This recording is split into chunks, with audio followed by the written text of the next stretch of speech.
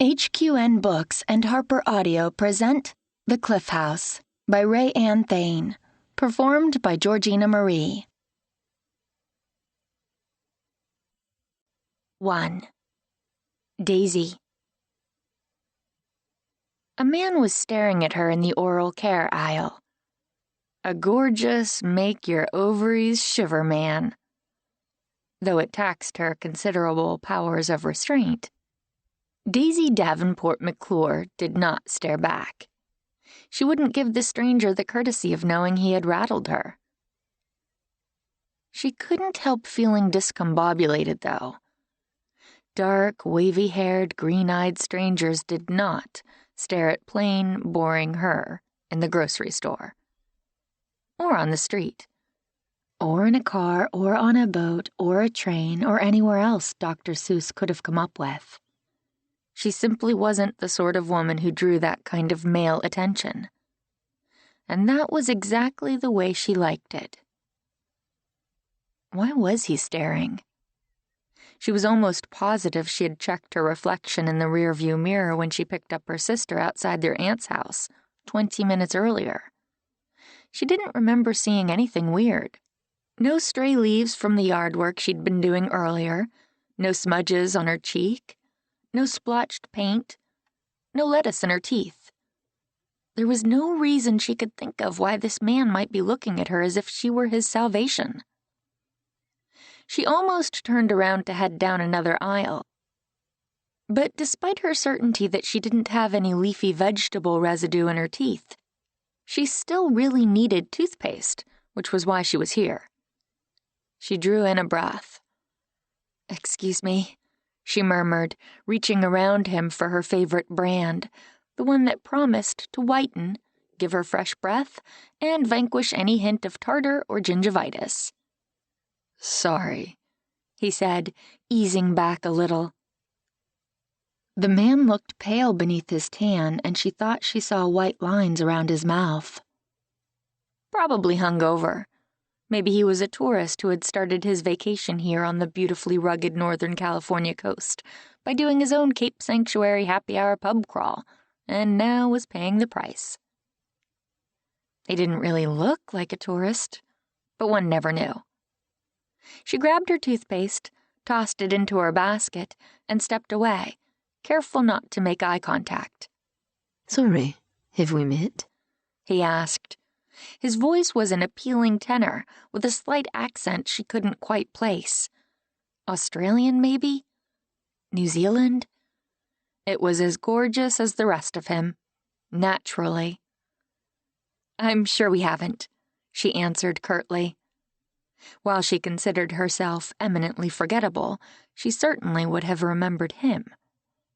"Sorry, it's odd. I feel as if I should know you somehow." "You don't," she assured him, then grabbed a box of dental floss she didn't really need and hurried out of the aisle. It was the kind of interaction strangers had all the time, banal, meaningless, but somehow the encounter left her rattled. He left her rattled. When was the last time she had noticed how long a man's eyelashes were, or the strong angle of his jaw, or the little indentation that hinted at a dimple?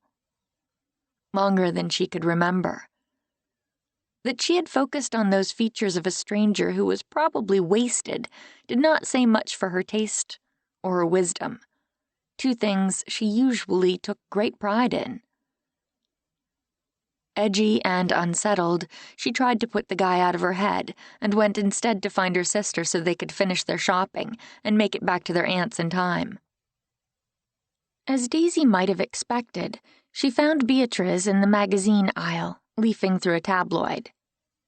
Her sister might be a 28-year-old divorced mother, but she was sometimes a teenage girl at heart. Now Bea was a woman that someone like the tipsy stranger in the toothpaste aisle would notice, with her dramatic dark curls, the little pierced diamond in her nose, her perfect makeup, though she wore it a little heavy to Daisy's taste. Everything about Bea drew attention, from her clothes to her hair to her wide, generous smile. Bee had been boho before boho was a thing, with her own unique style and the voluptuous body and serenely classic features to pull off whatever look she wanted. Daisy was only a little envious of her sister's style. They were half-sisters and didn't look much alike, except for the hazel eyes they had inherited from their mother. Daisy's stick-straight hair was lighter, a boring chestnut color, and she wore it in a shoulder-length classic bob, using hair bands or pulling it up into an updo to keep it out of her face while she worked. She looked down at her own respectable 3-year-old summer dress and matching sandals. She dressed for comfort and ease, not fashion, fully aware that she often looked like somebody's boring aunt, which she supposed she was, since Bee's daughter, Mari, was her niece. So why had the man with the delectable accent even noticed her, let alone stared at her like he was hungry? It didn't matter. She would likely never see him again. The tourist season on the Northern California coast never really ended, but August was particularly crowded. Tourists rarely stayed long. He would probably be gone by Monday. She didn't miss the fact that her sister's arms were empty and there was no cart in sight. You were supposed to be picking up the birthday cake and the candles. She had a sinking suspicion they were going to be late.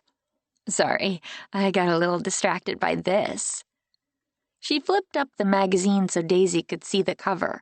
There, in vivid color, was a picture of one of the most famous men in the country, looking tortured and sexy.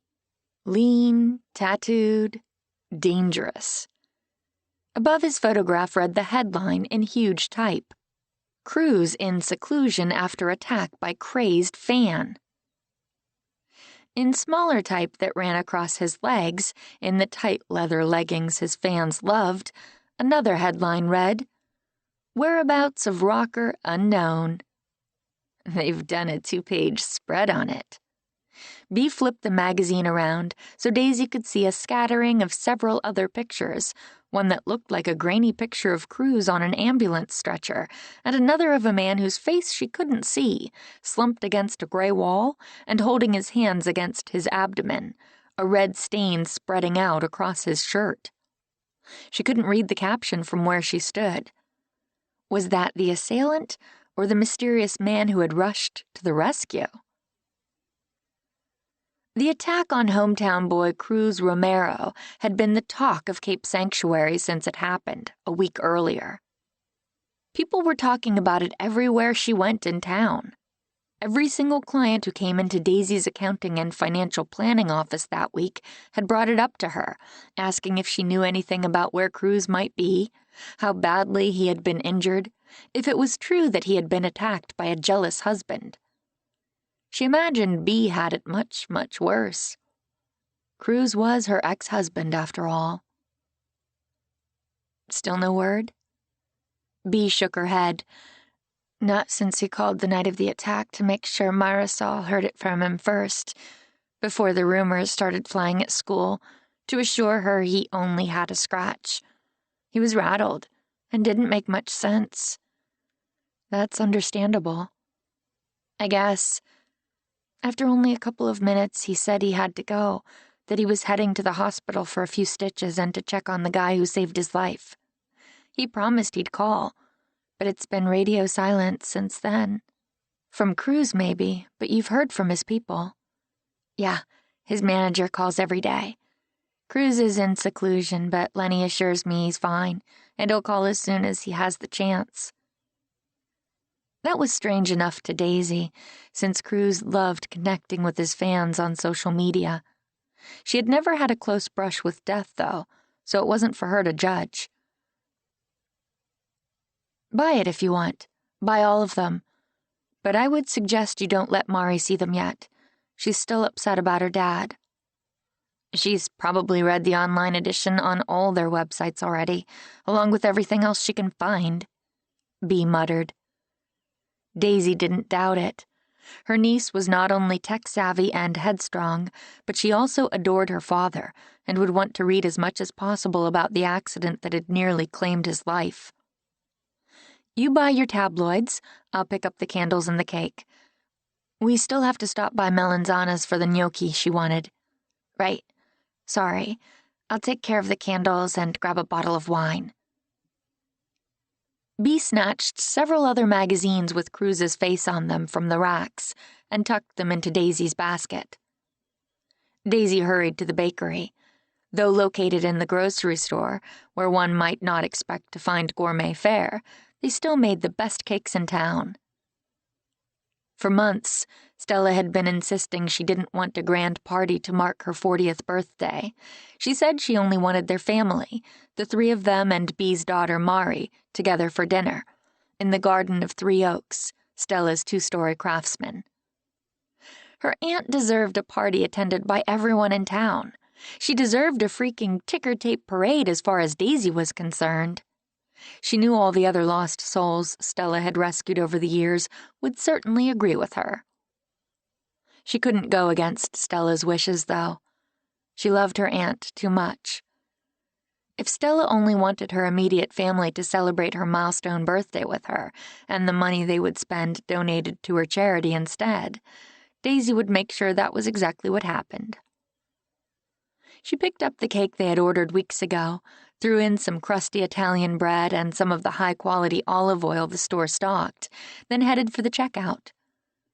The cashier in her line had worked at the grocery store as long as Daisy had lived in Cape Sanctuary, while the bagger was another of her aunt's rescues.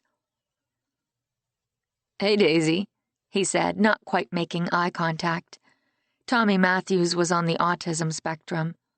When he had come to Stella, he had been considered unmanageable and difficult, close to being institutionalized after his mother died. He had lived with Stella for 2 years, from 17 to 19, and had thrived with her loving care before moving into his own apartment with 2 other young adults who had special needs. Now 20, Tommy had a steady job at the supermarket and was taking classes to earn an associate's degree at the community college in the next town over. He had come so far because of her aunt, whose circle of influence was legendary. "Hi, Tommy." She adored him and all the other young people who had come in and out of their lives since Stella began opening her home up to other foster children in the years since she and Bee had moved out. They were the first, she and Bee, Stella's nieces. Her aunt's influence started there and rippled out like concentric waves from a tiny pebble thrown into a pond. The tears suddenly burning behind her eyes took her completely by surprise. She usually kept much better control over her emotions. "Is that cake for Stella?" Tommy asked. "It's her birthday tomorrow." "I know. It's a big day, isn't it?" "She said she didn't want presents, but I have one for her anyway. I'm going to take it to her tomorrow." "Oh, that's so sweet of you." "It's a plant. The kind she likes, with pink flowers. I can get it for a discount from the floral department here. It was only $16.23 with tax, but don't tell her, okay?" "I won't say a word, Tommy. I know she'll love it." "Yeah, she will," he said with a confidence that made her smile. Stella had fostered about 20 other children, some with special needs like Tommy, and others just in need of a temporary home for a while, like Cruz Romero. So many lives, changed for the better because Stella was a generous, kind soul who loved to help people. Unlike Daisy, who hid away in her house on the cliff, afraid to even smile at men she didn't know who talked to her in the toothpaste aisle. The checker had rung up the last item when Bee hurried up, candles and a wine bottle in hand. "Sorry, took me a while to find them." "Hi, Janet. Hi, Tommy." "Daisy, put this on your check and we'll split the total." The cashier gave a rather sour smile as she ran the candles and the wine through and added them to Daisy's total. Her sister would pay her, Daisy knew, minus the cost of the toothpaste. These days, Bee was much more careful with her money. Though it had taken Daisy several years to convince her the healthy alimony and child support she received from Cruz wasn't exactly a blank check. Tommy looked happy to see her sister. "Hi, Bee," he said. "Tomorrow is Stella's birthday. She's going to be 40. "Isn't that great? I bought her a present from here, a plant with pink flowers. I get an employee discount." "Oh, she'll love that. Nice job, Tom." He beamed, as charmed by Bee as everyone else in the world. "See you later," Daisy said, used to being invisible around her more vivacious younger sister. He gave an almost smile as he handed her the cake. Bee reached in and grabbed the wine and the bag with the rest of the groceries. "Bye, Tom," Bee said. She stopped to give him a quick hug, which seemed to please him, though he didn't hug her back. As they walked out of the store, they had to pass a late-model luxury SUV limousine that was idling in the fire lane, one of Daisy's pet peeves. It wasn't just because of environmental reasons and the pollutants their idling vehicles were sending into the atmosphere. She hated the sense of entitlement when people thought they were so important they shouldn't have to walk 15 more feet to a parking space like the rest of the peons. A man was climbing into the back seat as they passed. He looked up, and for just an instant, their gazes met. She should have known. It was the gorgeous man with the sexy accent. He gave her a rueful sort of smile and a wave, which she pointedly ignored as she marched behind the vehicle toward her own 15-year-old BMW. "Who was that?" Bee stared after the limo. "No idea," Daisy mumbled. "He looked like he knew you. He doesn't." "Are you sure? He waved at you and everything. He looks familiar. Is he some kind of celebrity?" Maybe. Daisy didn't watch much television, and her knowledge of pop culture was non-existent. She couldn't even tell which Kardashian was which, and had no idea why she should care. "You're the one who reads all the tabloids. You tell me." "I don't know who he is. I only know I've never met him before in my life." Before she bumped into him 10 minutes earlier, anyway. "It doesn't matter," she said. "We've got to go or we'll be late." "Trust me, Stella won't notice. Mari's over there already, and the two of them are probably in the middle of a hot game of slapjack." She had to admit Bee was probably right. Stella hadn't wanted them to make a fuss over her birthday anyway, and wouldn't care if they were a few moments late. "Here, you hold the cake. I don't want to set it on the seat and risk it falling off." Bee made a face but held out her arms for the cake. After a quick stop at the Italian restaurant their aunt loved so they could grab the pre-ordered meal, Daisy drove to Three Oaks, the sturdy, graceful craftsman house Stella had purchased for a song when she brought the girls here to Cape Sanctuary all those years ago. It had been a mess when they first moved in, she remembered, with only one tiny working bathroom and 2 inhabitable bedrooms. She and Bee hadn't minded sharing, so grateful to be together again, and with their beloved aunt. The 3 of them had worked together to make this a home, learning to put up drywall, painting, sanding floors, refinishing woodwork.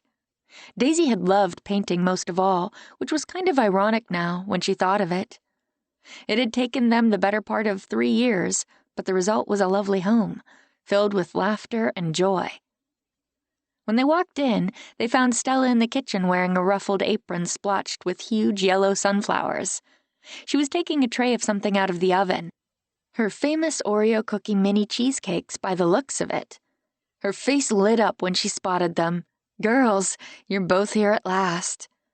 She set down the muffin tin on the stovetop, took off her oven mitts and rushed to kiss first Bee as soon as she'd set down the cake, then Daisy.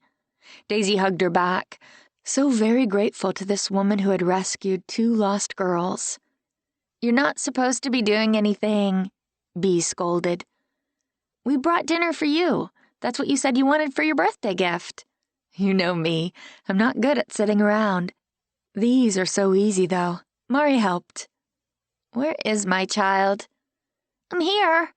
Mari called from the room off the kitchen that Stella had always called the library, which functioned as an office, homework station, and computer center. We were watching a YouTube video one of her friends posted on the computer when my timer went off, Stella explained as she set the cheesecake bites onto a rack to cool.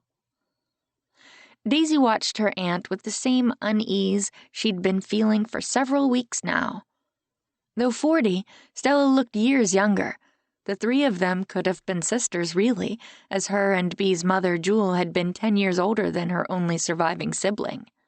Stella was only 10 years older than Daisy. Stella had elfin features, high cheekbones, and wide green eyes. She was petite, just over 5 feet 2 inches tall. Many of her middle school students topped her in height, something they all seemed to find hilarious. While Stella's features were familiar and beloved, when Daisy looked deeper, she saw that her aunt still had the guarded, closed, almost furtive look that Daisy had first noticed several weeks ago. Something was up. She didn't know what it was, she only knew Stella was keeping secrets. Her aunt was usually an open book, free and spontaneous. She had even been known to tell her life story to strangers she met at the diner in town. Since about Easter, that had begun to change. She would take phone calls in another room and would often beg off arranged meetings for mysterious reasons. Was it a new man in her life? About time, if it was.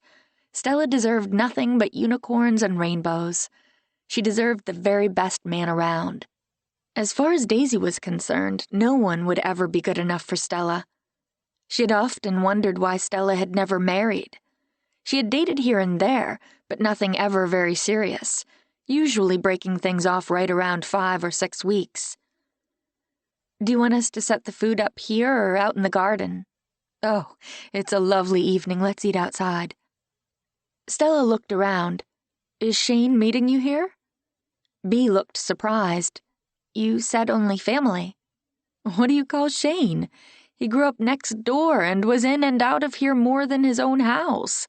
He lives with you, for heaven's sake. You should have invited him, poor man." "I think he has plans anyway," Bea said. If Daisy wasn't mistaken, her sister looked slightly put out by that, making her wonder what the man's plans were and why they bothered Bea. "Shane has plans a lot lately," Marisol, followed as usual by their little dog, Jojo, came in and swiped one of the cheesecake bites off the cooling rack. "We hung out with him more before he moved into the guest house. Hi, Aunt Daisy." "Hello, darling niece." Daisy hugged the girl she adored with all her heart.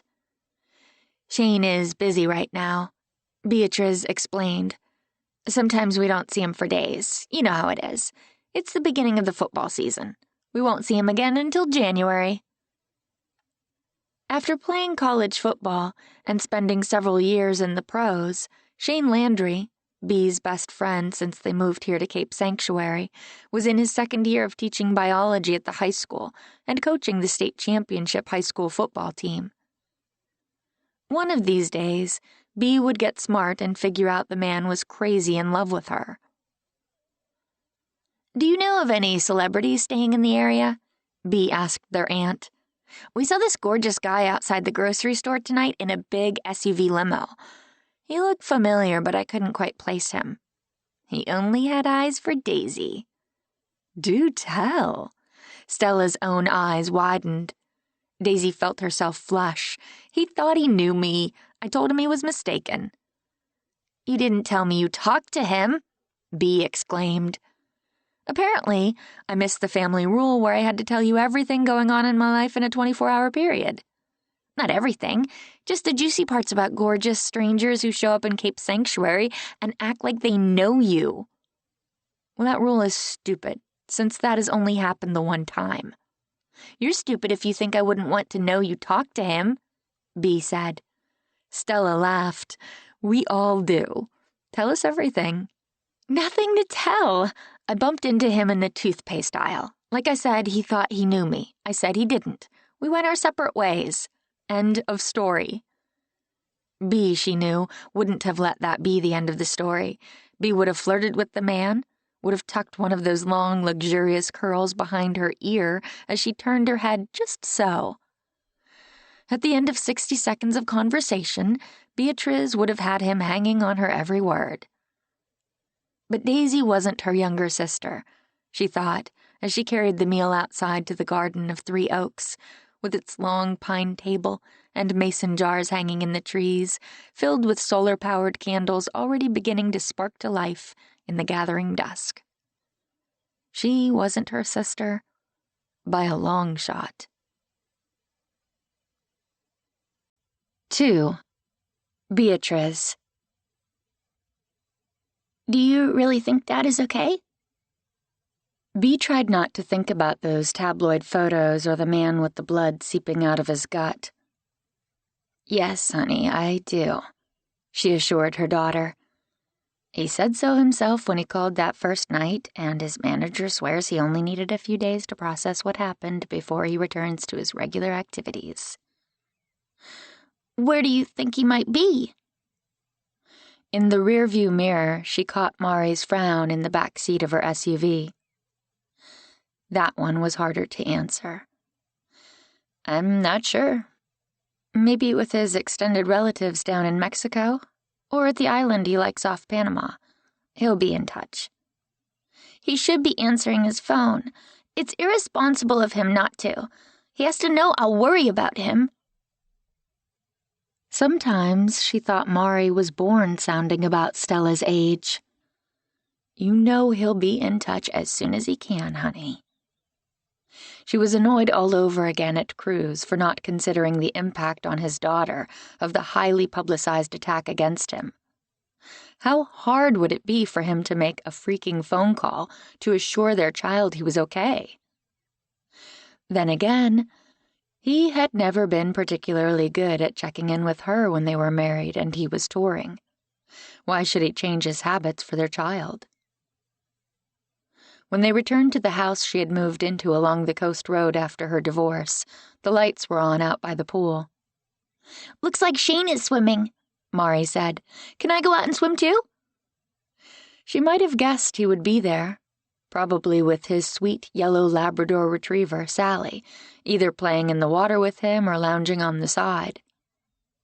Her elaborate pool with its secret grotto, waterfalls, and high-tech hot tub had become his favorite part of living in the guest house.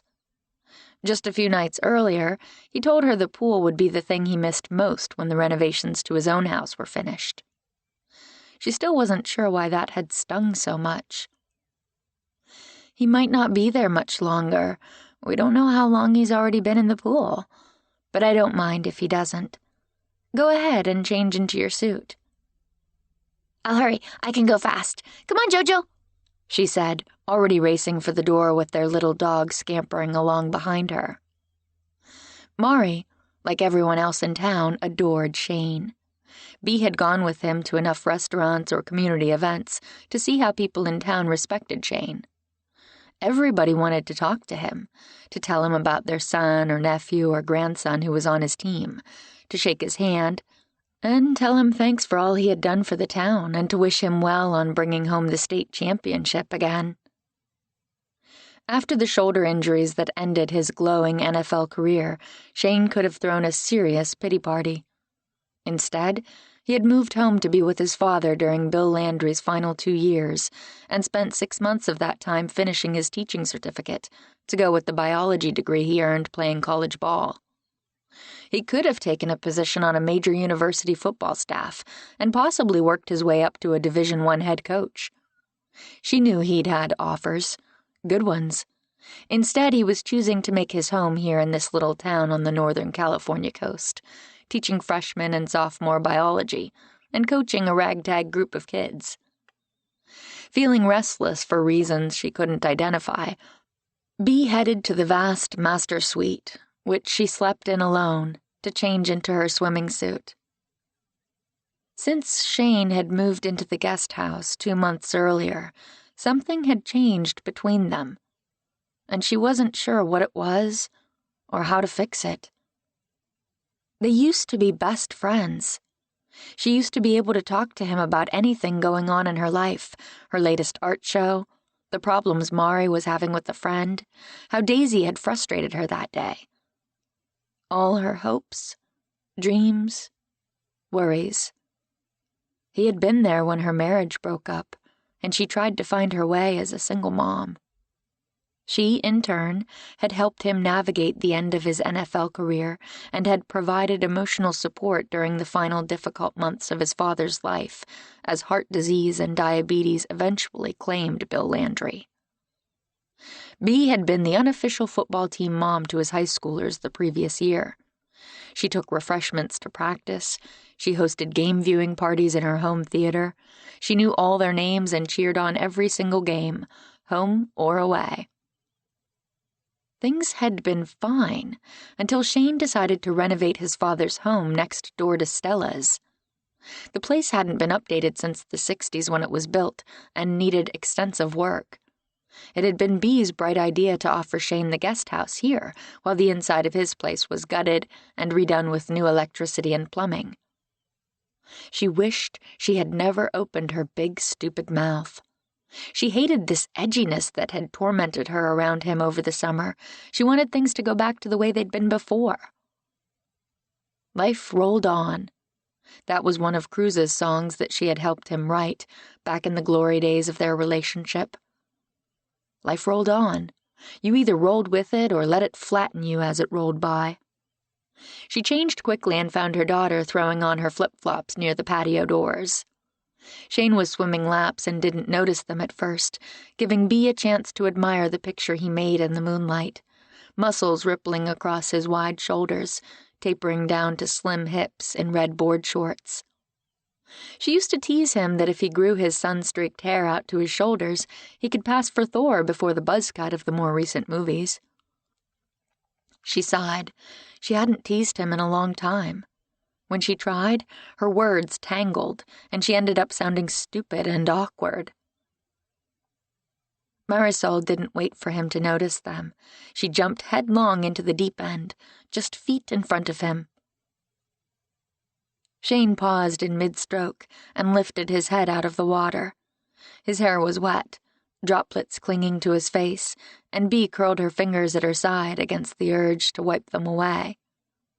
"Cut it out," she snapped at herself. He didn't see her that way. To Shane, she was like a kid sister, one he'd had to bail out of one too many scrapes. He smiled as Marisol swam toward him like the little fish she was. "Hey, sunshine." Mari grinned at the nickname he always called her, a play on the soul part of Marisol, which meant sun. "Hey, Shane, guess what? We went to Aunt Stella's birthday party tonight. She turned 40. Can you believe she's that old?" He sent an amused look toward Bea that made butterflies explode to life inside her. 40 is far from old, kiddo. And anyway, your Aunt Stella is the youngest 40-year-old I know. "I guess. Race to the other side. I'm gonna win this time." "Says who?" He took off after her, and the race was on. Bea contented herself with swimming laps, while the two of them were being silly, taking turns on the diving board with the most elaborate dive, then playing a hot game of one-on-one basketball with the freestanding hoop Shane had bought the previous summer. Bea swam into the grotto and watched them play through the waterfall. Jojo and Sally, the best of friends, had climbed out some time ago and were curled up together on the outdoor carpet that marked one of the seating areas around the pool. They loved the pool as much as their humans. Keeping it heated year-round was sheer indulgence, but Bea didn't care. Fortunately, Cape Sanctuary had a fairly temperate climate, and the thermometer rarely dipped below freezing. As she might have predicted, Mari started to tire after about an hour in the pool, especially as she'd already had a long day with friends earlier, then the excitement of Stella's party. After winning the basketball game by one layup, her daughter climbed out of the pool and started drying off, which seemed to signal to Shane it was time to do the same. After a moment, Bea dived through the waterfall so she could exit, embracing the cold drops on her back. She had left her towel on the chaise next to his, and she tried not to stare at his broad, muscled chest as they both dried off, or the network of ugly scars on his shoulder that had ended up changing his life. What would he do if she pressed her lips just there, to the biggest and ugliest of the scars? "How's Stella doing with her big birthday?" Shane asked, obviously oblivious to her turmoil. She swallowed, appalled at herself. "I don't know," she admitted. "She has been acting really strange lately. Daisy thinks she's hiding something from us." "It's not every day a person turns 40. Could be she's taking it harder than you might have expected." "Maybe." She suspected there was more to it than simply another cycle around the sun, but Stella could sometimes be an enigma. "She was mad at me for not taking you along to her party. Apparently you're as much a part of her tribe as me or Mari or Daisy." His mouth twisted into a smile as he pulled on a t-shirt from his NFL team, and she tried not to be too disappointed as he hid all those glorious muscles. "How was your day?" she asked abruptly. "Good. The bedrooms are all framed, and the drywall subcontractors are finally coming tomorrow." "That's terrific. That will make a big difference. The place is coming along." "Yeah. It's too bad we had so many delays with the plumbers and the electricians' schedules. I would have liked to be out of your hair before the football season started, but we should be back on track now.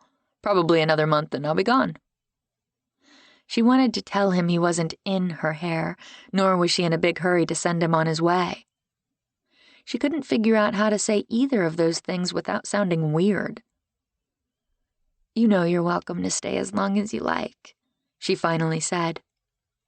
"I know, and I appreciate that, but friends try to be careful not to overstay their welcome." "I'm just saying, if you want to wait until the season is over and you have more time to move back, it's fine." "Thanks." He held her gaze long enough that she felt flustered and reached down to put on her flip-flop. Somehow, she stepped on an uneven paving stone on the pool decking and started to lose her balance. Shane, with the reflexes he'd always had as a wide receiver, reached in to catch her, like she had been thrown by Tom Brady himself. The heat and strength of him enveloped her, and she froze, his face inches from hers. His shirt was damp from where he'd thrown it over his wet muscles, and she wanted to stay right here forever. Her gaze drifted to his mouth, firm and well-shaped and beautifully familiar. She wanted to kiss him. Right now, even with Mari playing with the dogs on the stretch of grass outside the pool area. "Shane," she began, not at all sure what she wanted to say after that one word.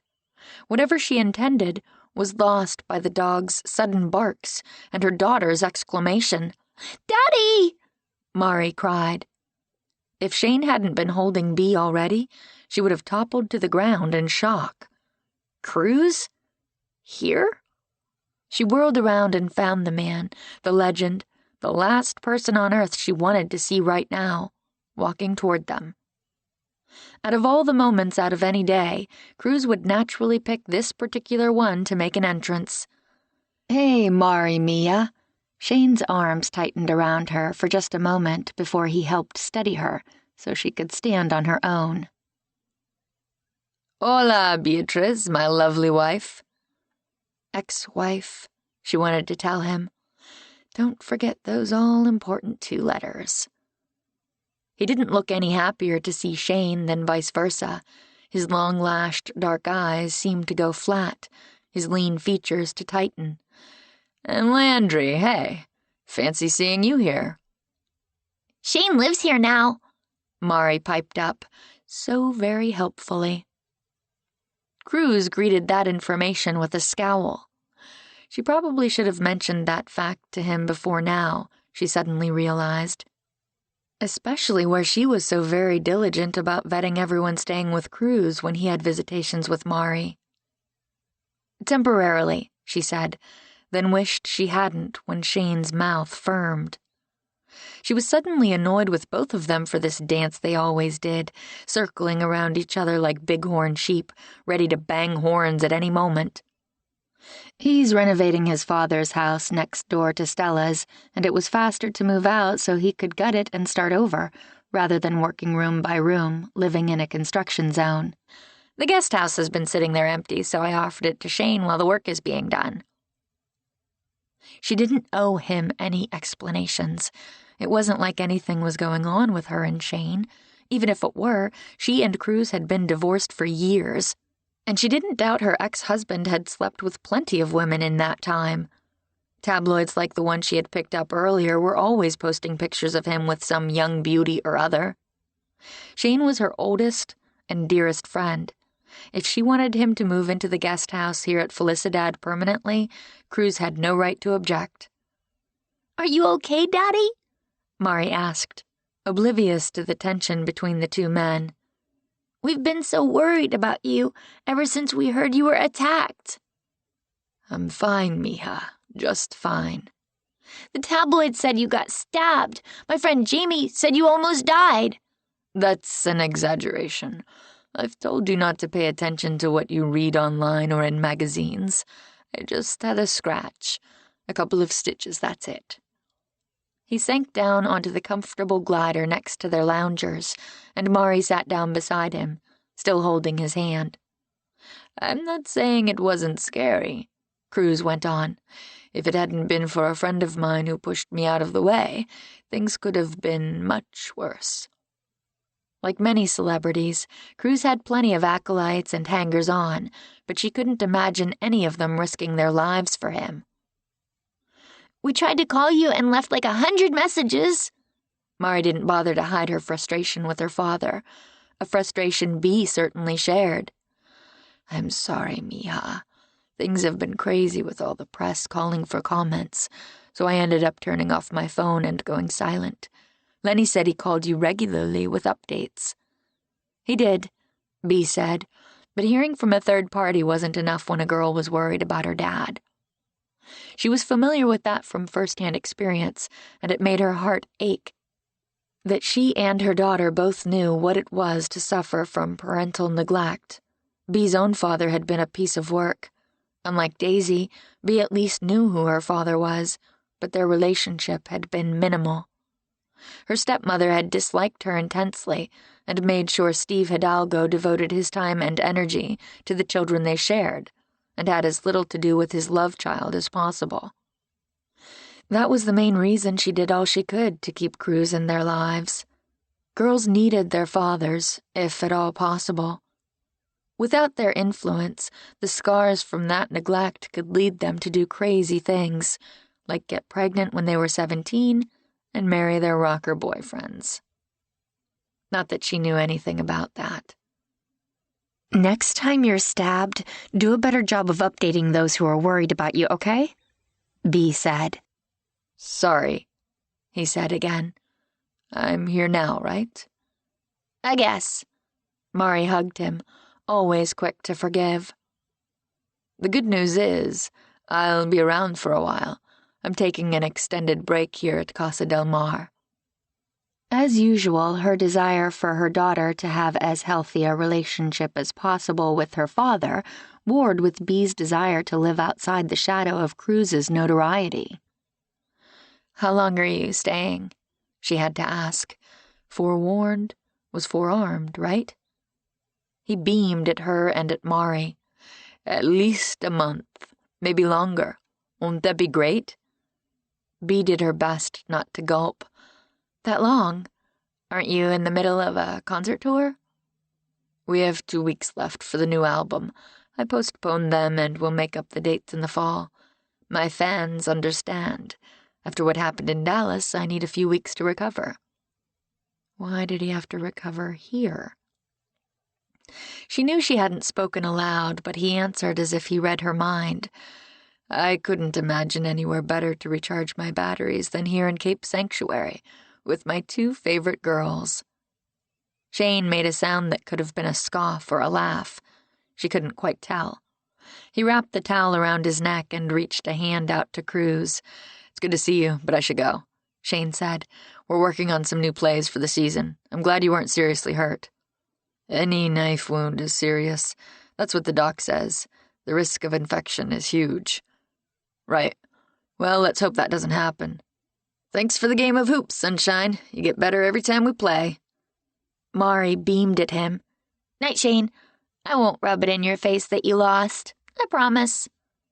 Thanks for sparing my feelings, he said with a grin. He kissed the top of her head, then leaned over to give Bea their usual hug. She could smell him, chlorine and shampoo and delicious mail. To her surprise, he didn't stop with a hug, but kissed her cheek. And she fought a powerful urge to lift her mouth to his. Where on earth were all these strange impulses coming from? "Good night," she murmured. "Night. Come on, Sal." He waved to them all, then headed to the guest house on the edge of her property with his yellow lab following after him. The place wasn't huge, a one-bedroom with a separate combined kitchen and living room and a decent-sized bathroom. But it was plenty big enough for one man and a dog, especially for only a few months. It had seemed a great idea a few months ago, the perfect solution when he needed somewhere to live during the renovation. In retrospect, she wished she'd never invited him to stay here at Felicidad. She wanted their friendship back. "I wish you'd told me he was living here," Cruz said when Shane went inside the guest house, and they in turn headed inside the main house. She sighed. "He's not living with me. He's living in the guest house, as you can clearly see, farther away than when he lived next door to Three Oaks." Even if Shane were living inside the main house in one of the 6 bedrooms, she had more than enough room. It was too much house for only her and Mari. She knew that, and some part of her wished she'd chosen differently when she was shopping for properties.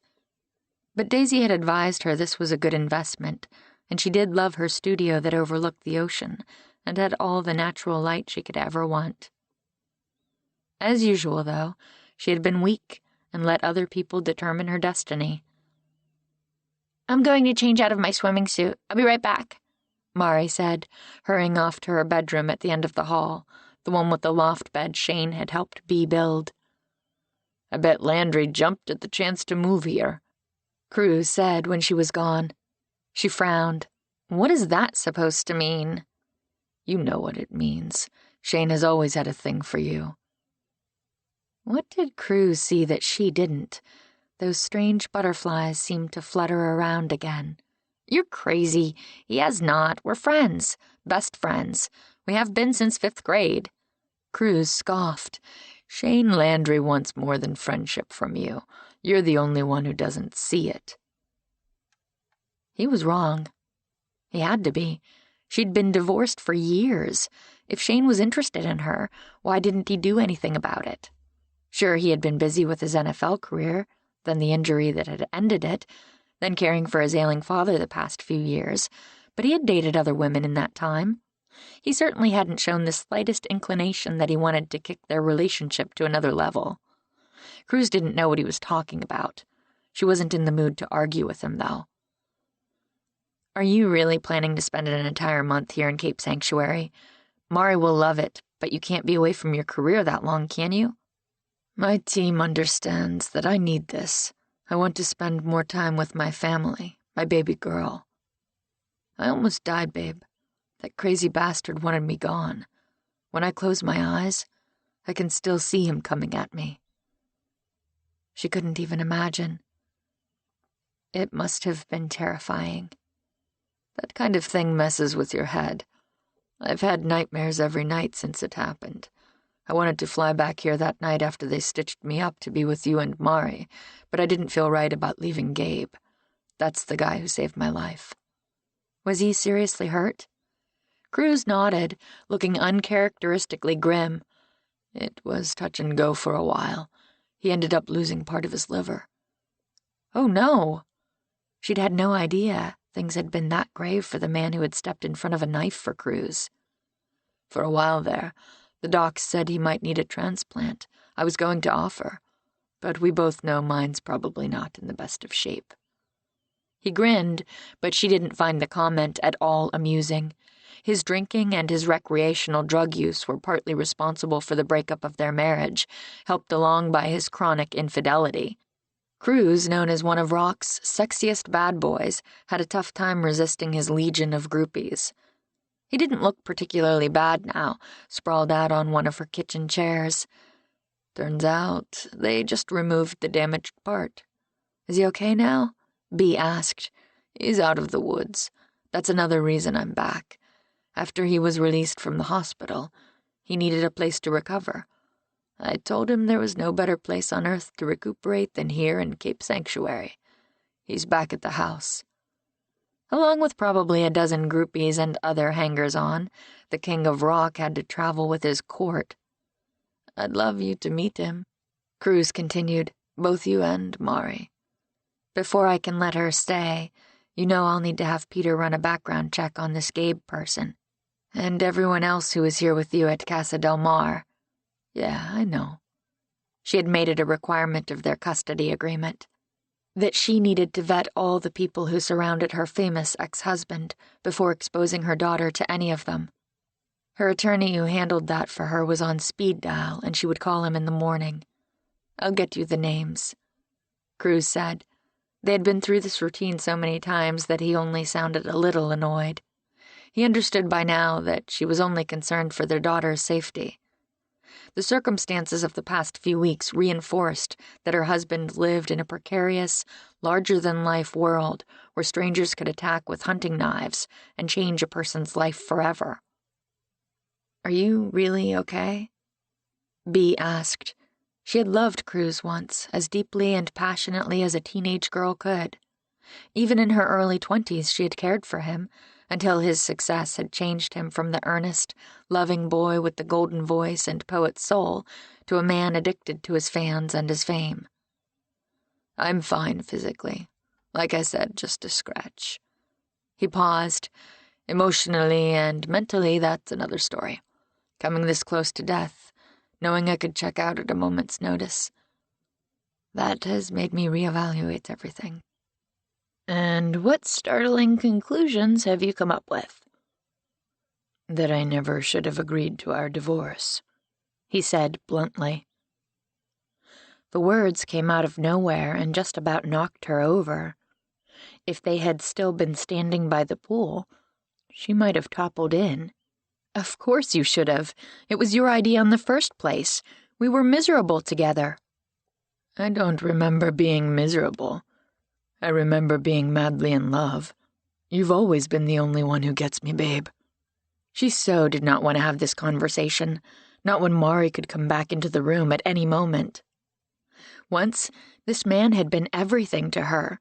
When she found out she was pregnant, she had been over the moon, couldn't wait to run away with him to Los Angeles so they could get married and he could become the big star they both seemed to know was his fate. She had sacrificed everything for his music career, even while pregnant, and in the months after having Mari, she had worked 3 jobs, checking in a supermarket in the mornings, delivering pizzas in the afternoon, and waiting tables at night. When his momentum started to build and he found representation that believed in their vision of him too, they thought all their dreams had come true. She and Cruz might have made it work.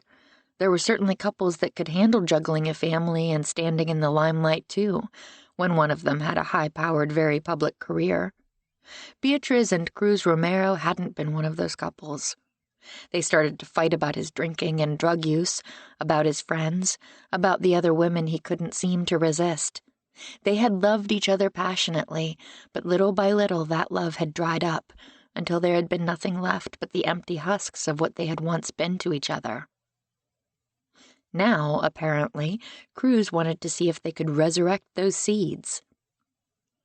I want you and Mari in my life again, he said with the same earnestness he brought to his ballads that made teenage girls everywhere go weak-kneed. Every day. The 3 of us against the world. I want the chance to prove to you I've changed. I'm a different man than the one who let you go.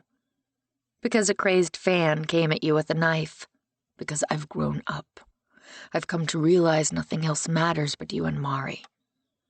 He reached for her hand, wrapping both of his around it. You were the best thing I ever had going for me, babe. I've always known that. I would never have come this far without you. She couldn't deny there was some truth to that. She had helped shape his early career, co-writing some of his early songs and laying the groundwork for the awards, sold-out tours, and multi-platinum record sales that would follow. She had walked away from that world, had devoted the past 5 years here in Cape Sanctuary to giving their child a normal life and rebuilding the jagged pieces of her heart. How could he simply stroll into her home, utter a few words, and think she would be willing to jump right back into the mess? She slipped her hand from his and moved to put a chair between them. Cruz noted her movement with a frown. You have that look on your face. What look? The Cruz is loco look. Of course I think you're crazy. I'm sorry, but you can't just walk in here after we've been happily divorced all these years and drop a bombshell like this on me without any warning. I'm laying my cards out on the table from the very start. I want another chance with you. You don't have to make any decisions right now. I knew it wouldn't be that easy. I betrayed your trust. Again, and again, and again, she pointed out. He stuck his lower lip out, looking remarkably like Mari used to as a toddler when she wanted a toy in the store. I know there's a price for my bad behavior, but I think I've been paying that all these years. Have you? I've been without you and my little girl. Isn't that enough of a price? I don't want to spend the rest of my life alone. I still care about you and want to see if we could rebuild something on the ashes of what we burned down. Let me guess. That's a new song you're working on. It should be, right? He grinned, teeth gleaming, and she could feel herself weaken. She was as susceptible to that famous Cruz Romero smile as the rest of the female population of the world. She couldn't deny.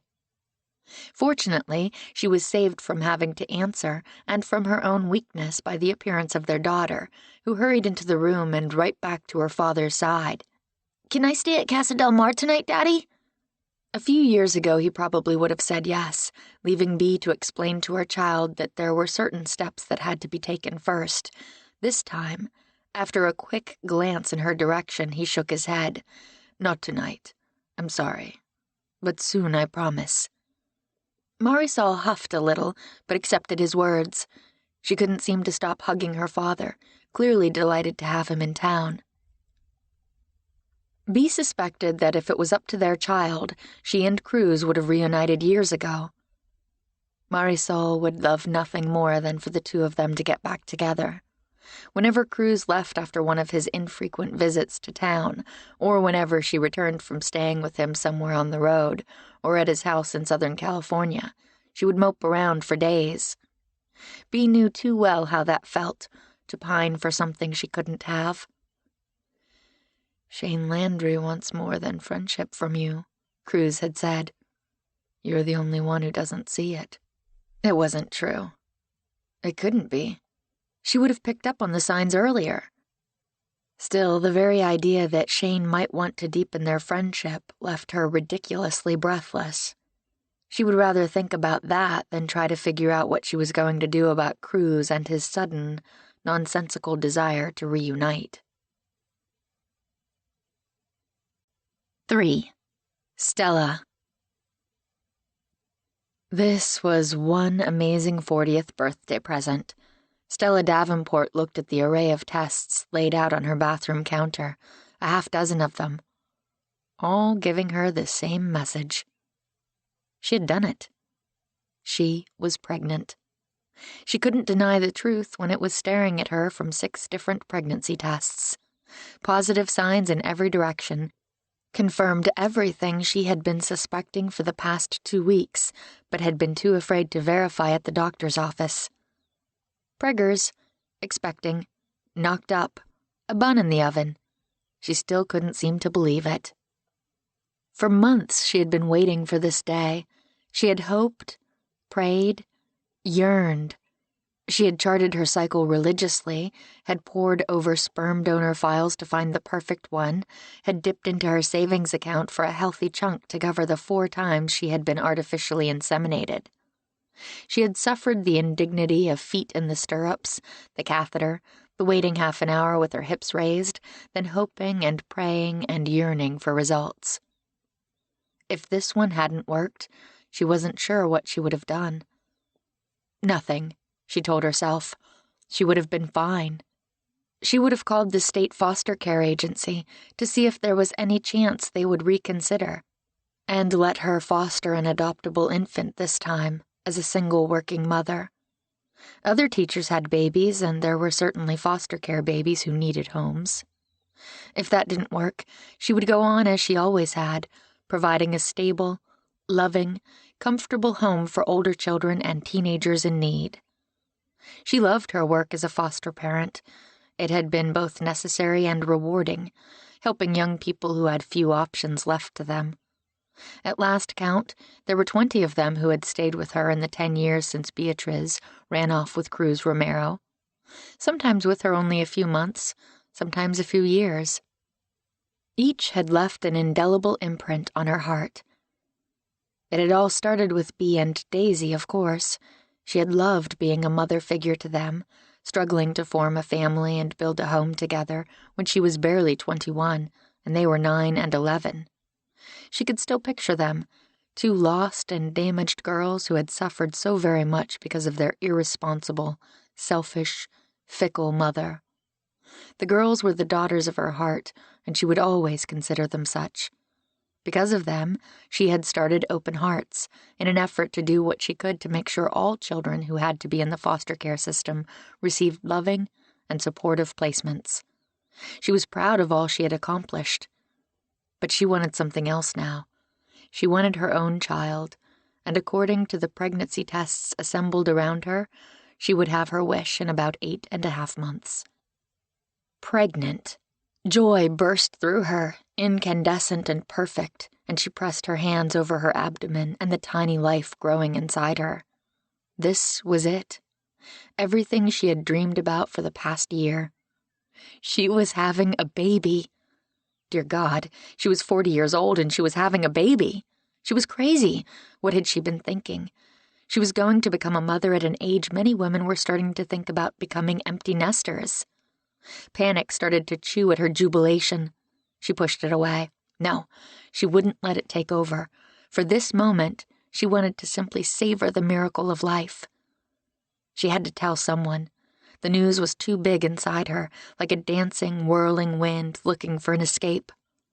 Fortunately, her best friend Cleo had texted an hour ago that she would stop by with a birthday present, despite Stella's insistence that she wanted nothing from her friends. She had the best gift of all. She touched her abdomen again. "Hello, little baby," she whispered. "I love you so much already." Her child would never spend a moment of his or her existence wondering what it felt like to be loved. The doorbell rang while she was whispering softly to her child, and she jumped up. Cleo. She was the perfect person to tell, had been supportive from the moment Stella told her this was something she wanted. She was the only one who knew about the past months of fertility treatments. How perfect that she was the only one who would know about the baby for now. She scooped up the closest pregnancy test and rushed to the front door, then yanked it open. "Look, just look, I did it. I'm pregnant!" As soon as she said the last word, a long, drawn-out affair that seemed to take about a dozen extra syllables, shock drenched her like a January rain. The person at her door wasn't her best friend, the woman she considered the closest thing she had to a sister. The person at her door was a man, lean and distinguished and gorgeous. A man she hadn't seen in nearly 20 years, and had tried her best to forget. All the blood seemed to leave her head to pool somewhere in the vicinity of her favorite pair of Birkenstocks, and she had to grip the door frame with her free hand to keep from toppling over. "Ed!" she exclaimed. Congratulations?" he said at the same moment, looking as bemused as any man would under the circumstances. She was still holding the pregnancy test, she realized on some appalled level, but she couldn't think about that now, not when Ed Clayton, The love of her life had suddenly appeared out of the freaking blue. "Ed," she said again. She couldn't seem to make her brain connect to her voice to say anything else. "Hello, Stella." This couldn't be real. Maybe this was all some kind of bizarre dream brought on by the Italian food she and the girls had had the night before. No, the pregnancy tests were certainly real. She couldn't seem to catch hold of her wildly scrambling thoughts. Was this the pregnancy brain she'd read about, where cheerful, perky bloggers nearly half her age warned that her synapses would turn into a jumbled mess? Or was this simply a normal reaction to the bizarre confluence of events, suddenly discovering the only man she had ever loved on her doorstep, the very moment she learned she was going to be a single mother in approximately 8 months and change? "May I come in?" He sounded real enough, with a wary hesitance in his voice. She couldn't really blame him for that. The last time she had spoken to the man, she had made it more than clear she had no use for him and never wanted to see him again. The blatant lie of her words couldn't be more obvious, as she all but drank in the sight of him.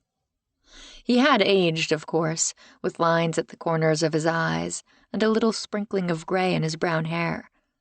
She found it totally unfair that those things only added to his appeal. "Ed, what are you doing here?" He gestured to the pregnancy stick in her hand. "I don't think I'm quite the person you were expecting."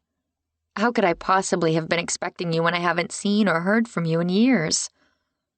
"I've obviously come at a bad time. I can come back later. You probably need to call someone else besides me to tell them the news. Your husband? Boyfriend? Significant other?"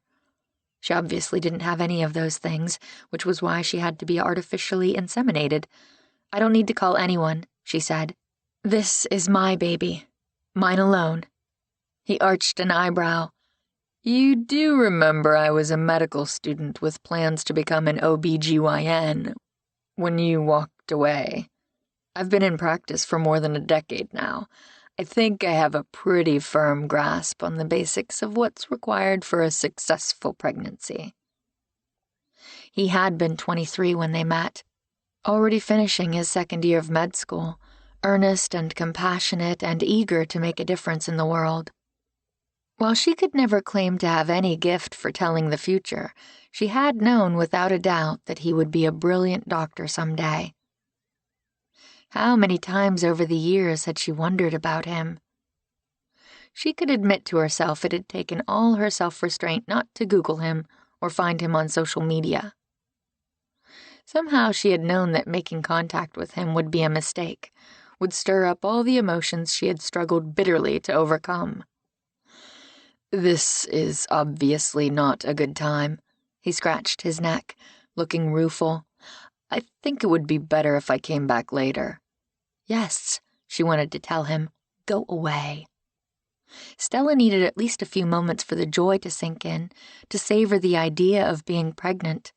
She wanted to imagine burying her face in her baby's neck, to inhale the intoxicating scent. To think about how wonderful it finally would be to cradle that sweet, warm weight against her after all these months of dreaming. She had no desire to traipse down memory lane with a man she had done her best to forget. She should invite him in, but she didn't want to. She wanted him to walk back out the way he had come, to go on and live his life without her, as she had forced him to do. Good manners wouldn't let her go quite that far. "You're here. You obviously have a reason for that. You might as well come in." She held the door open, and after an awkward moment, he moved past her.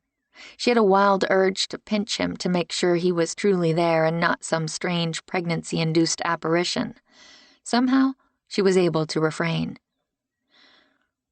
"I take it from what you said that you're not married. Does that mean you're planning to raise the baby by yourself?" She refused to let herself panic about how very daunting that task suddenly seemed. "Yes, I'm certainly not the only woman in the world who has ever done that." "True enough. And you raised the girls yourself, so you had plenty of practice, right?" "With preteens and teenagers, not with an infant." That panic flared again, and she stuffed it down. She was 40 years old, far more experienced than she'd been when she took custody of the girls. She could do it. "What are you doing here, Ed?" If she asked enough times, he would have to answer her, right? He again looked uncomfortable, his gaze shifting away from her. "It's a long story. The short answer is that I wanted to give you fair warning that I'm moving to Cape Sanctuary with my daughter." Moving? Here? Of all the places in this vast and beautiful country, he was moving here? She had spent 20 years trying to forget him. How on earth was she supposed to do that if he was living in Cape Sanctuary, a town of only 10,000 people? She couldn't wrap her head around that. Instead, she focused on what was probably the least earth-shaking part of his sentence. "You have a daughter." The somewhat harsh planes of his face softened with a tenderness that made her throat feel tight and achy. "Yes, Rowan. She's almost 12. Smart, funny, curious, amazing." As a middle school teacher, she couldn't help being touched by his words. She knew too many parents who came to parent-teacher conferences, armed with only criticism and frustration toward their child for not measuring up to expectations. How lovely. And her mother? His smile slipped. "She died 2 years ago," he said curtly. Oh, poor Ed, and poor Rowan. Compassion nudged its way past the shock. She knew what it was to lose her own mother at a young age, and how hard it had been on Bee and Daisy, too. She had so hoped that by leaving him after she took custody of the girls, by allowing him the freedom to pursue his dreams unencumbered by all her baggage, she was providing him the chance to find the happy ever after she had been incapable of providing him. After his own rough youth, largely putting his own life on hold from the age of 12 to help his single mother raise his own brother and sisters after his father walked out, she couldn't ask Ed to do the same thing all over again with 2 orphaned, needy girls. It hurt more than she might have expected to know her hopes for him to have a beautiful, happy life hadn't been realized. He had walked his own tough road. He had loved again, lost again, and was now a widower. "I'm so sorry." "Thank you. That's why I'm here, actually. Not here in your living room, but here in Cape Sanctuary. My daughter and I were in need of a fresh start, and a good friend from medical school told me her partner was retiring and asked if I wanted to go into practice with her. You might know her, Joanne Chen." Her stomach suddenly twisted with the vague nausea of the past few weeks that had been hinting at the truth she had been afraid to verify.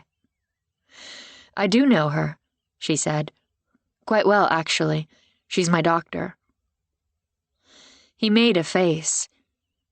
"When I saw you standing there with the pregnancy test, I feared as much. That's one of the reasons I looked you up and decided to stop by, so that neither one of us had any sudden shocks when we run into each other at the clinic or on the street somewhere."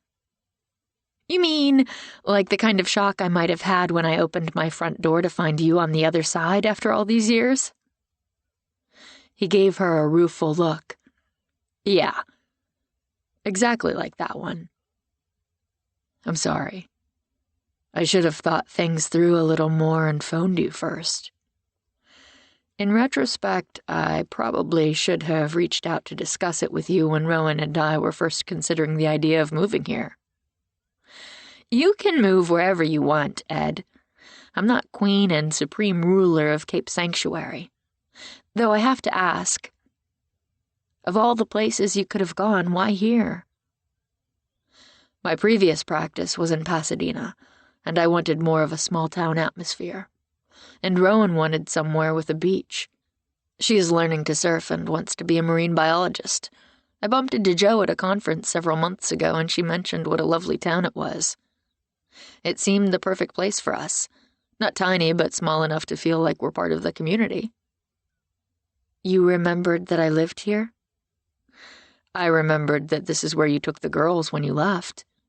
I remember you talking about how much you loved it here, how your time in foster care in Cape Sanctuary was the happiest of your life, when you felt the most safe. Had she said that? Probably. After their mother died when she was 8 and her only sister, Jewel, 10 years older, took off with the first of a long string of boyfriends, Stella spent 5 difficult years being bounced from foster home to foster home throughout Northern California. At 13, she finally landed in Cape Sanctuary with a wonderful, loving couple that showed her by example how a family should function. With mutual respect, with kindness, with compassion. Cape Sanctuary had become home. Naturally, this was also where she had been compelled to bring Daisy and Beatriz when she obtained custody of them after Jewel's lifestyle caught up with her. I guess maybe I was looking for some kind of peace for me and for Rowan. She's struggling a great deal over losing her mom. Holly's death was difficult. The idea of finding a sanctuary somewhere held a great deal of appeal. To be honest, I figured you probably weren't here anymore. I just assumed you would have married and moved away and had the 6 children you always talked about wanting. She hadn't. Just the girls and this tiny life growing inside her, though she wanted to think she had been a mother figure to all the foster children who had found temporary refuge here at 3 Oaks. I'm still here, she said, stating the obvious. Thank you for warning me. Now I guess I'll have no excuse to freak out if I see you in the street. He was quiet, those handsome features she had loved so much looking tense and uncomfortable. I want this move to work for my daughter, but not at the expense of you and your comfort here in town. It's fine. It doesn't bother me at all. She lied. You can move wherever you want, Ed. I hope that after all this time we can be friends. I would like that, he said softly. I've learned that true friends in this life are as rare as they are precious. He gave her a careful look. Now that we've cleared the air and gotten the initial shock of seeing each other again out of the way, tell me about this pregnancy. How far along do you think you might be? She knew exactly how far along she was. 5 weeks to the day since her last rendezvous with the doctor's turkey baster. She wasn't about to tell him that, though. About a month, she said. Joe is an excellent doctor. You're in good hands. Yes. She's been my OBGYN for years. Then you know her skills well. He cleared his throat. Thank you for being understanding. It's really great to see you, Stella. And congratulations again. Thank you. I guess I'll see you around. Not if I see you first, she wanted to say, but that would probably sound juvenile, coming from a 40-year-old school teacher who was about to become a mother. Right. To her astonished dismay, he leaned in and kissed her cheek, then turned around and walked through her door, leaving behind a little swirl of his distinctive scent that took her right back to those intense college days when she had been young and completely in love. Those heady months they had been together had seemed full of amazing possibilities. She had been close to graduating, in the middle of her last semester of coursework, before doing her student teaching. It had been an important time for her scholastically, but she had barely been able to keep her mind on her schoolwork that final semester, because she'd been in love for the first and only time. Stella sank into her favorite chair, the one she had saved and saved to buy, with its whimsical forest scene created by her favorite artist, the anonymously infamous Marguerite. The chair usually centered her. It was the one she meditated in, read in, sat in to write in her diary. This time she couldn't seem to find anything resembling peace as the memories crowded in. She had been so in love with the gorgeous medical student she'd met at the UCLA Student Health Clinic.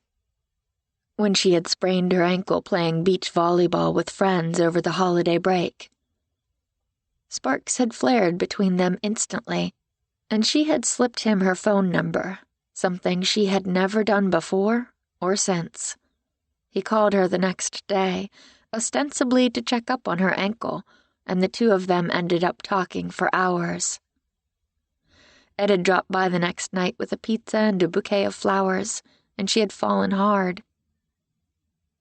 From that instant on, they spent every available moment together. They studied together, met up for meals on campus, spent all their free time hiking, riding bikes, or just taking a drive and talking. He had proposed after 2 months. It was entirely too early in their relationship, and they were both too young. Plus, he had years of med school, residency, and internship ahead of him. Both of them knew getting married had been a crazy idea, but things seemed so right and real and perfect. Ed had been old-fashioned, hadn't wanted to move in together without marrying her, and by that point neither of them could imagine being apart. She had known she wanted to build a life with him, so she had said yes. He was warm and loving, honorable and kind and amazing. She wasn't sure what he saw in her, a former foster child with an alcoholic mother and a deadbeat father who had disappeared long ago. But she didn't care. She had been lost in the wonder and magic of knowing he would be hers and they would build the family she had always wanted. And then she had found out purely by accident that her sister, Jewel, had died months earlier of a drug overdose, and Jewel's daughters, her nieces, had been put in separate foster homes. And that was that. In that single moment, her entire future had changed, and she had known exactly what she had to do. The girls needed her. She had broken things off with Ed. What choice did she have? She could never ask him to help her raise 2 troubled girls, not when he needed all his energy and focus to become the brilliant doctor she saw inside him. He would have done it. He would have put all his dreams on hold to help her obtain custody of the girls, and would probably have quit med school to help support them all. She couldn't let him. So she had just walked away. Eventually, she had told him she wasn't in love with him, that she was too young to be married. That part was probably truth. She told him she had an offer to do her student teaching in Cape Sanctuary, at the other end of the state and a world away, and she was taking it. She had cried herself to sleep the first 3 months she was away from him, and had tortured herself by keeping a picture of them on the beach in the drawer of her bedside table, until she had finally forced herself to put it away. And now he was here. What kind of weird wind had carried him back into her life now? And what was she going to do? She wiped at the tears she hadn't realized she still had inside her for Ed Clayton, and a love that seemed as real and strong now as it had then. It didn't matter. She touched her abdomen, to the tiny life growing there. She couldn't let it matter. She had more important things to worry about now, like how in the world she was going to raise this child by herself. 4. Daisy. She was late, and if there is one thing she hated more than last-minute tax filers, it was being late. Daisy pressed the buzzer at the wrought iron gates leading into her ex-brother-in-law's estate along the cliffs overlooking the Pacific. Casa del Mar was beautiful. It was by far the most luxurious and expensive house along this area of coastline. Built in the Spanish colonial style, it was massive, around 7,000 square feet, with a recording studio, huge swimming pool, tennis courts, and even a 2-lane bowling alley. Its biggest draw was the view, though, spectacular from just about every window. She lived in a house on the cliffs above the ocean as well, just a half-mile down the road, and had a stellar view herself, but the entirety of Pear Tree Cottage would probably fit inside Cruz's master suite. He could afford it. As one of his team of financial advisors, she had a full picture of just how successful Cape Sanctuary's hometown boy had become. The commission she earned handling his interests went a long way to helping her afford the property taxes for that house on the cliffs she loved. "Yes," a disembodied voice spoke out of the tastefully hidden speaker. She didn't recognize the greeter, which wasn't a big surprise. Cruz's staff rotated with dizzying frequency. "Daisy McClure. I have an appointment with Cruz." The voice went silent for a moment, then returned to the intercom. "Mr. Romero is busy right now. He's about to have a massage." She glanced at the clock on the dashboard of her BMW and frowned. She was 5 minutes late, granted, but she had a feeling the massage wasn't some not-so-subtle dig at her punctuality. She was fairly certain that Cruz had completely forgotten about their appointment. He had a bad habit of doing exactly that. "Tell Mr. Romero he's the one who called me to meet him at this time. He said it was important. This is the only time I'm free in several days. I'm here now. He can have his massage when we're done. If you'd like, I can tell him that myself." She spoke firmly, not worried about offending Cruz. She had known him since he was a kid living with his grandmother. She used to help him with his math homework after his grandmother had to go into assisted living, and he came to live with Stella. He knew she wouldn't take his crap, which might be why he entrusted a substantial share of his wealth to her keeping. "One moment." An instant later, the door glided open silently, and she drove up the long, winding driveway lined with cypress and pine. Here and there, she caught glimpses of blue as the ocean peeped through. When she pulled up to the house, she saw several luxury SUVs there, indicating he had guests. From here, she saw 2 people playing tennis, and was positive that if she walked around the house, she would find more in the pool. Where was Cruz, however? That was the question du jour. She rang the doorbell and waited 3 or 4 moments, then finally pushed her way inside. As she might have expected, no one was there to meet her in the huge entryway, with its soaring ceilings and the colorful tile-work staircase and wrought iron banister focal point. "Hello?" she called out. Silence echoed through the entryway in response. She frowned, annoyed all over again.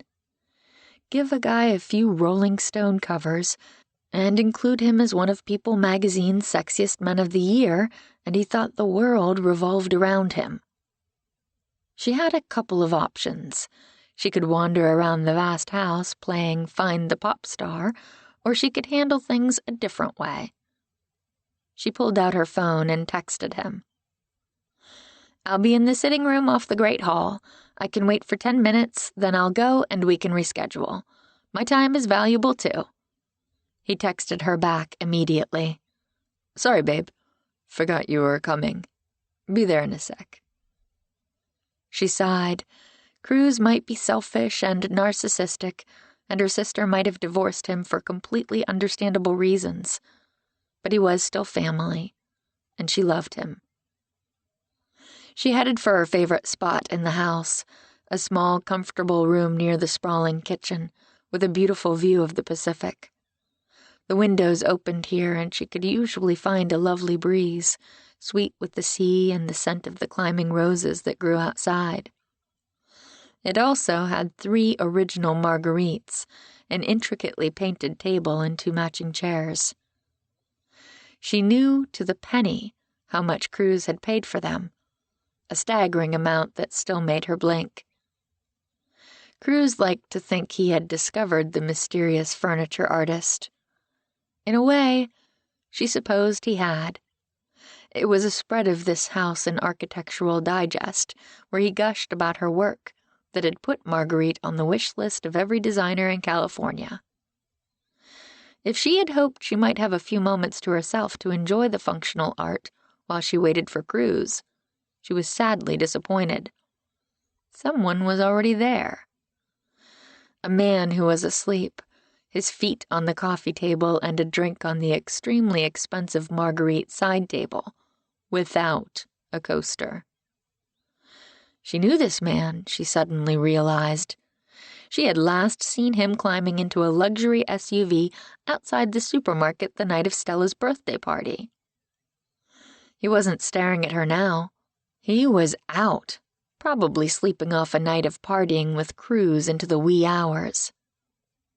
She was aware of the sting of disappointment at discovering the man she had thought about several times since their brief encounter was only another one of her ex-brother-in-law's sycophants and freeloaders. A gorgeous one, yes, but that didn't make up for being a slob. She grabbed a walnut and leather coaster off the little tray, they were right there for heaven's sake, and bent over to slide it under his drink. Well, that's a lovely thing to wake up to.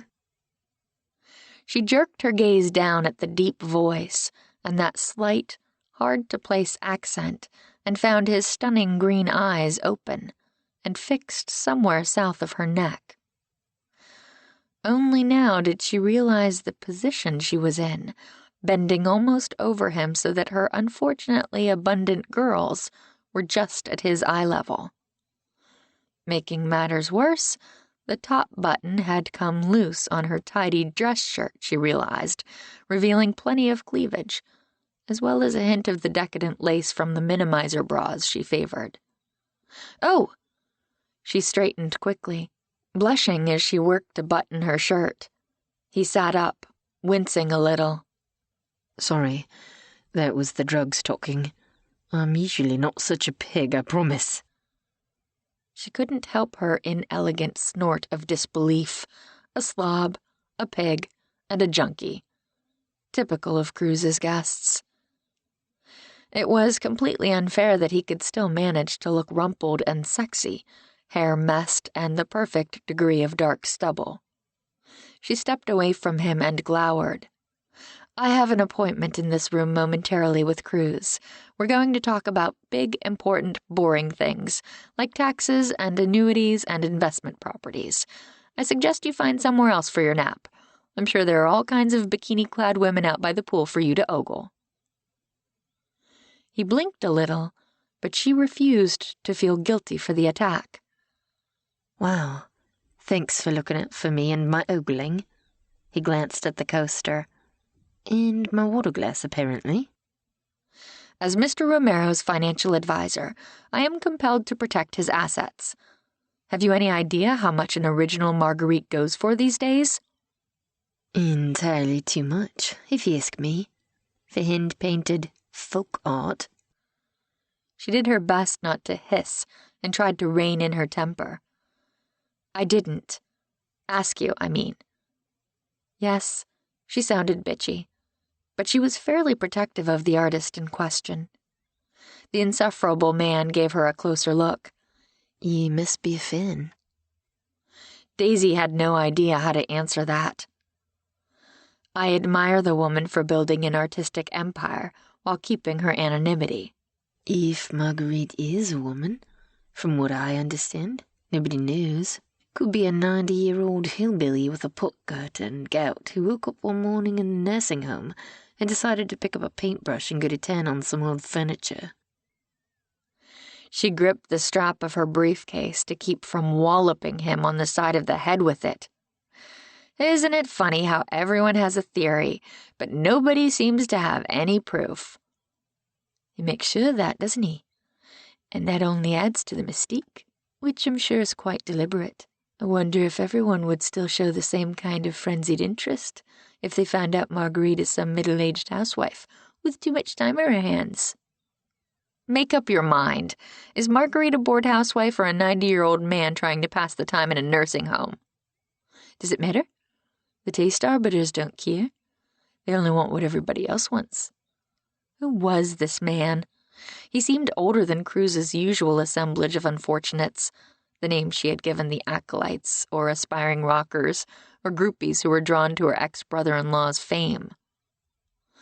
There was an intelligence in his eyes that seemed to glimmer through the bleariness of sleep and the haze of whatever drugs he was on.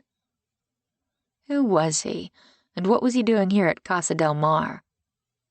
Do you see something wrong with that? No. I always find it fascinating when something takes hold of the public consciousness. You have to wonder why, right? What makes a musician like Cruz hit big? Talent is part of it, certainly. He's unquestionably talented. A brilliant songwriter with a decent voice and a strong stage presence. But so are hundreds, maybe thousands of others trying to make it big. There's something else, some hidden cultural zeitgeist. Cultural zeitgeist? Do you know that humans are among only a very few species in the animal kingdom who excel at passing on certain behaviors through imitation, not DNA? Some songbirds do, and great apes to a small extent. That's about it in the animal kingdom. What do songbirds and great apes have to do with Cruz Romero, or Marguerite for that matter? Look at the things we call fads. We want what someone else says we should want. Do you know that nobody cared about Vermeer until about 200 years after his death, when somebody decided he was a genius and the rest of the world jumped on board? I guess it's lucky Marguerite and Cruz didn't have to wait that long then, isn't it? She answered tartly. Lucky for them, anyway, he answered. I'm not so sure about the rest of us. Fortunately, her ex-brother-in-law wandered in before she could deck his guest.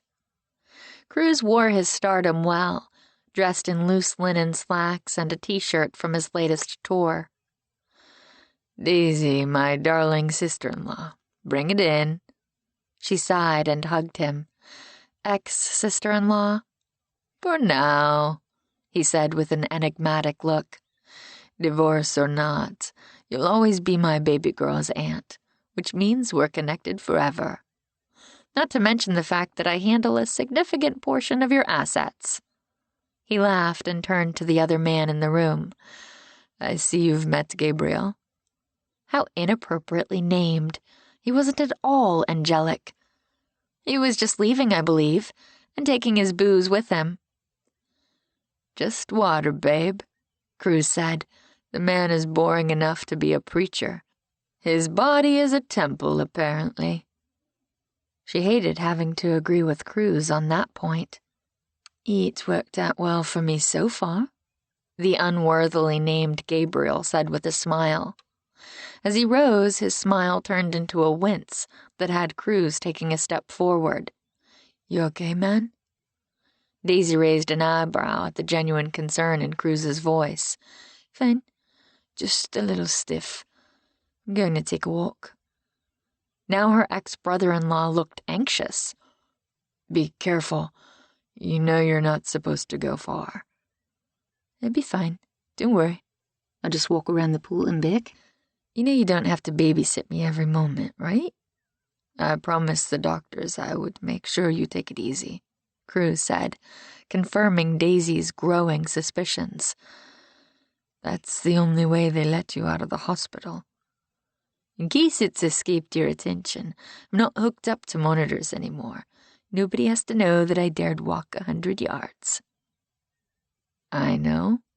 Now Daisy does too. You're a miserable patient, Ellison. Gabriel Ellison. She knew that name. She frowned, trying and failing to place exactly how. He wasn't a celebrity. She was sure of it. She was also sure that she owed this man an apology for her attitude toward him. Gabriel was the person she had seen in the grainy, out-of-focus picture in that tabloid, the one who had been slumped against a wall holding his hands to a knife wound.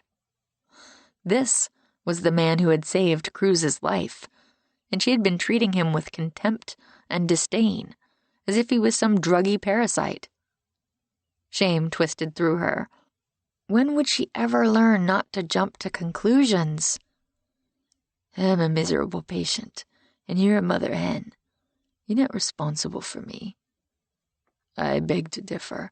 You lost half of your liver saving my sorry ass, which means I'm responsible for making sure you listen to the doctors. Gabriel Ellison made a face. Exaggerate much? It was a small section of my liver, barely even a few centimeters. That'd be perfectly fine once it heals. Now, if you'll excuse me, I'm going to take a walk and find another comfortable and quiet spot to read my book. He picked up the glass and the book she hadn't noticed before and moved past her. She had to say something before things became even more awkward between them. Daisy cleared her throat. I feel like I owe you an apology, Mr. Ellison. Why was that name so familiar? For what? Having a difference of opinion? I enjoyed the conversation. It was a pleasure meeting you, Daisy. He moved past her a little unsteadily. She frowned after him. Will he be okay on his own? Give me a minute, and I'll make sure my security people keep an eye on him. He called a number, spoke a few murmured words, then hung up. Now, tell me again how much money you've made for me while I've been gone. With a sigh, she turned her attention from the mystery of Gabriel Ellison to business, something she knew and understood. 5. Gabe.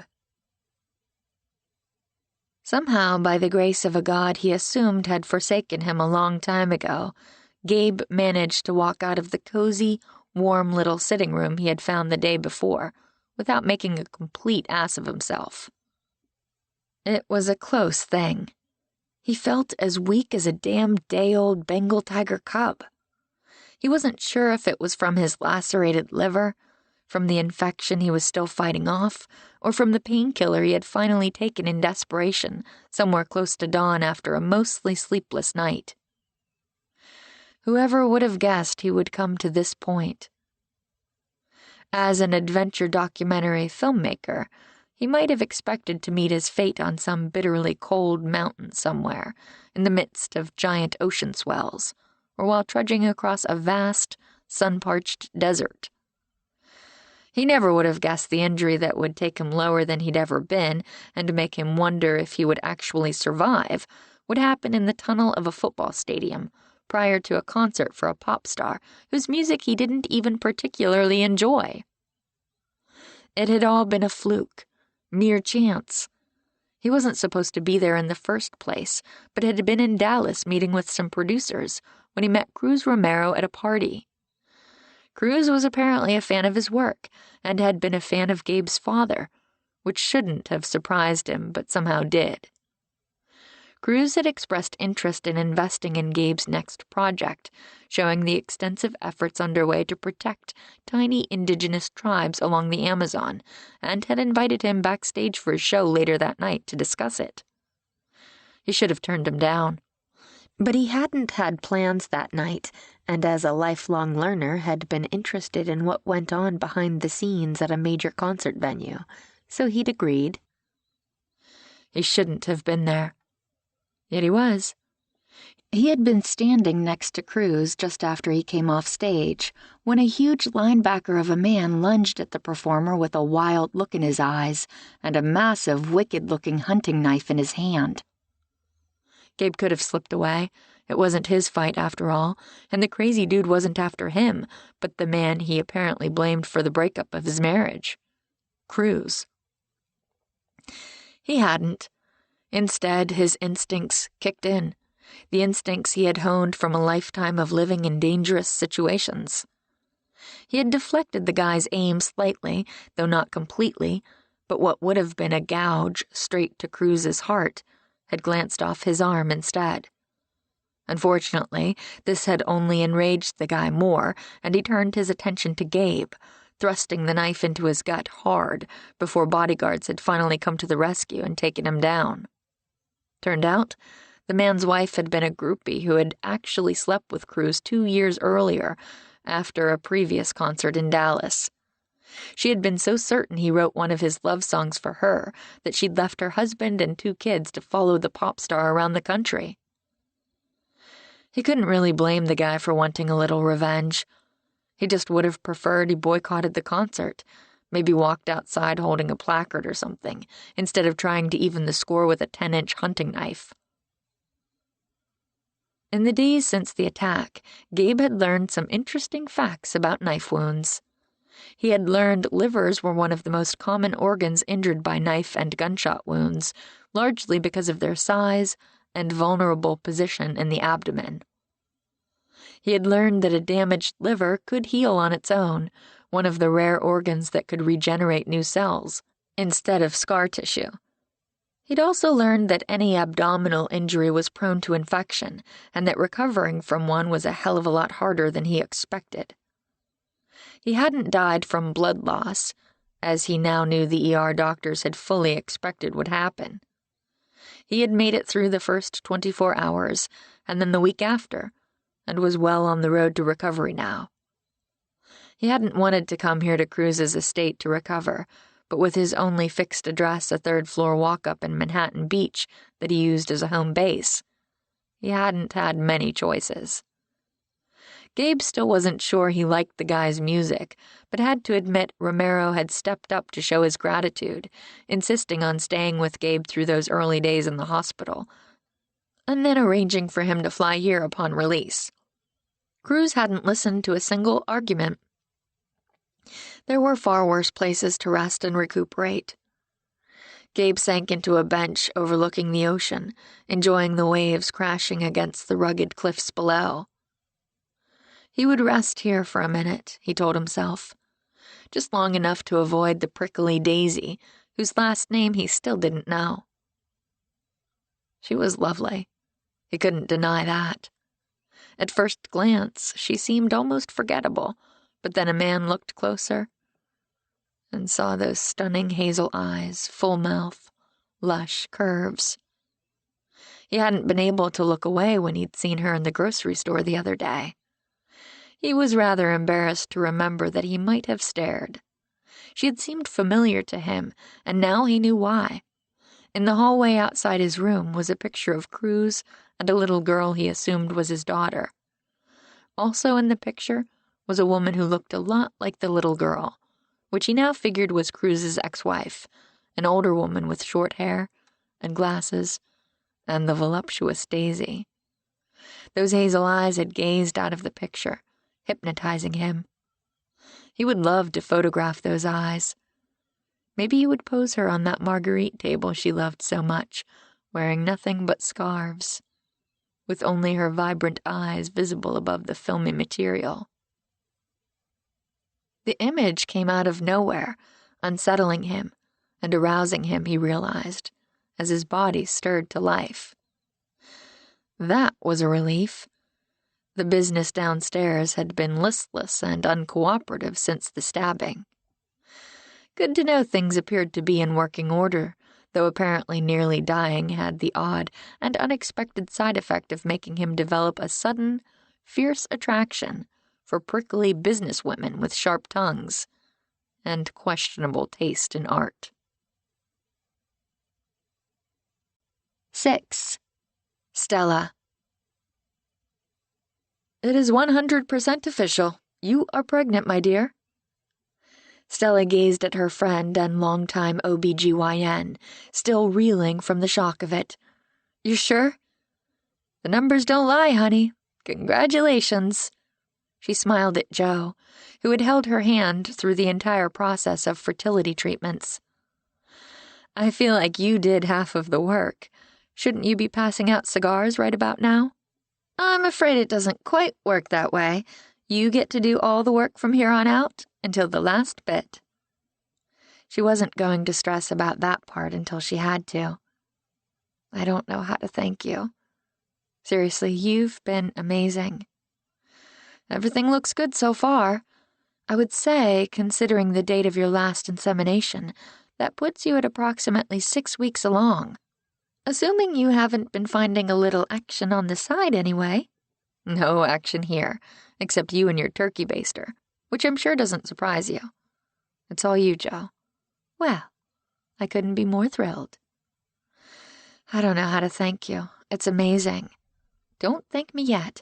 We have a few weeks to go. 6 weeks down, approximately 34 to go. She couldn't quite believe this was happening. She would be holding her own baby in just a little over 8 months. "Do you have any questions or concerns for me?" "That depends. How much time do you have?" Joe laughed. "I can give you another 15 minutes.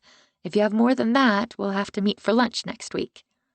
15 minutes will at least get us started. The truth was, Stella had been dreaming of this day for so long, visualizing what it would be like to be right here, finding out positive news from her doctor, that she had already researched everything she might have wanted to know. She had just about memorized the stages of fetal development, what symptoms she might be experiencing at each stage of the pregnancy, and any concerns she should be watching for. All that and much, much more was available with the click of a keyboard. Seriously, how had women survived all the questions of pregnancy before the internet? She knew the answer. They had a village. Mothers, sisters, grandmothers, friends. She had that too, and was deeply grateful.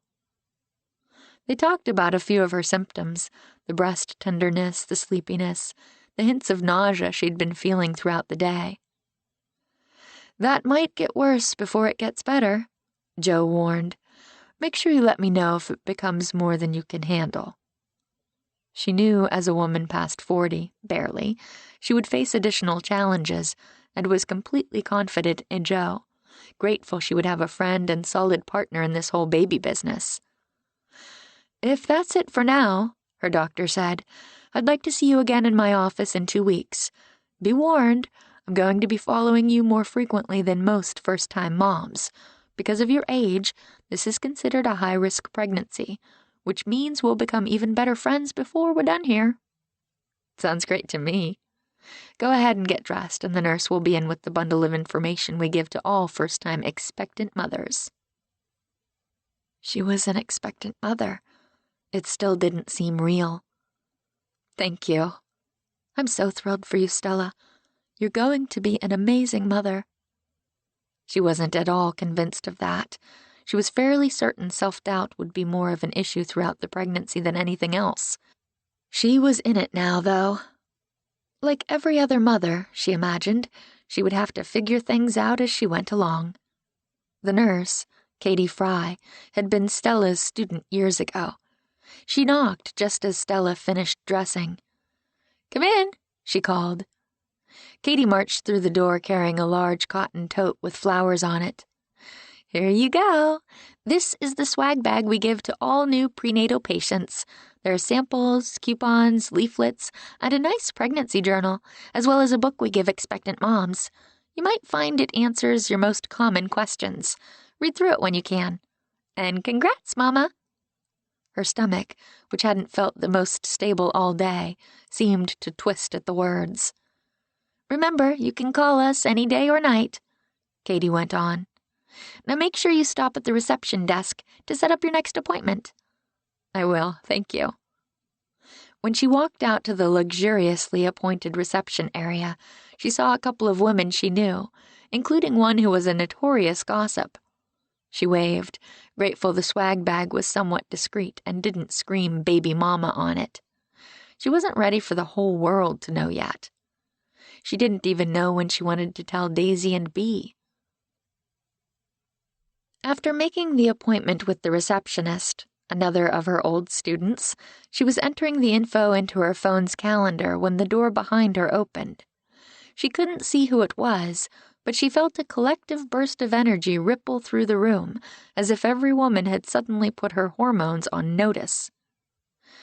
With a growing sense of dread, she turned around and, as she feared, discovered Dr. Ed Clayton walking through the front door, accompanied by a gamine young girl with brown hair and a sprinkle of freckles across her nose. His face lit up when he spotted her. "Stella, hi. I didn't expect to see you again so soon." Of all the OB/GYN offices in all the cities along the coast, he had to walk into hers. "I told you Joe was my doctor." She held up the bag of swag. "First appointment." How was it possible that Ed Clayton was the only other person besides Joe and Katie who knew about her pregnancy? That was just as unreal as the pregnancy itself. "I hope all went well." "So far, so good," she answered. "Glad to hear it. Actually, I'm happy we bumped into you. I wanted you to meet my daughter.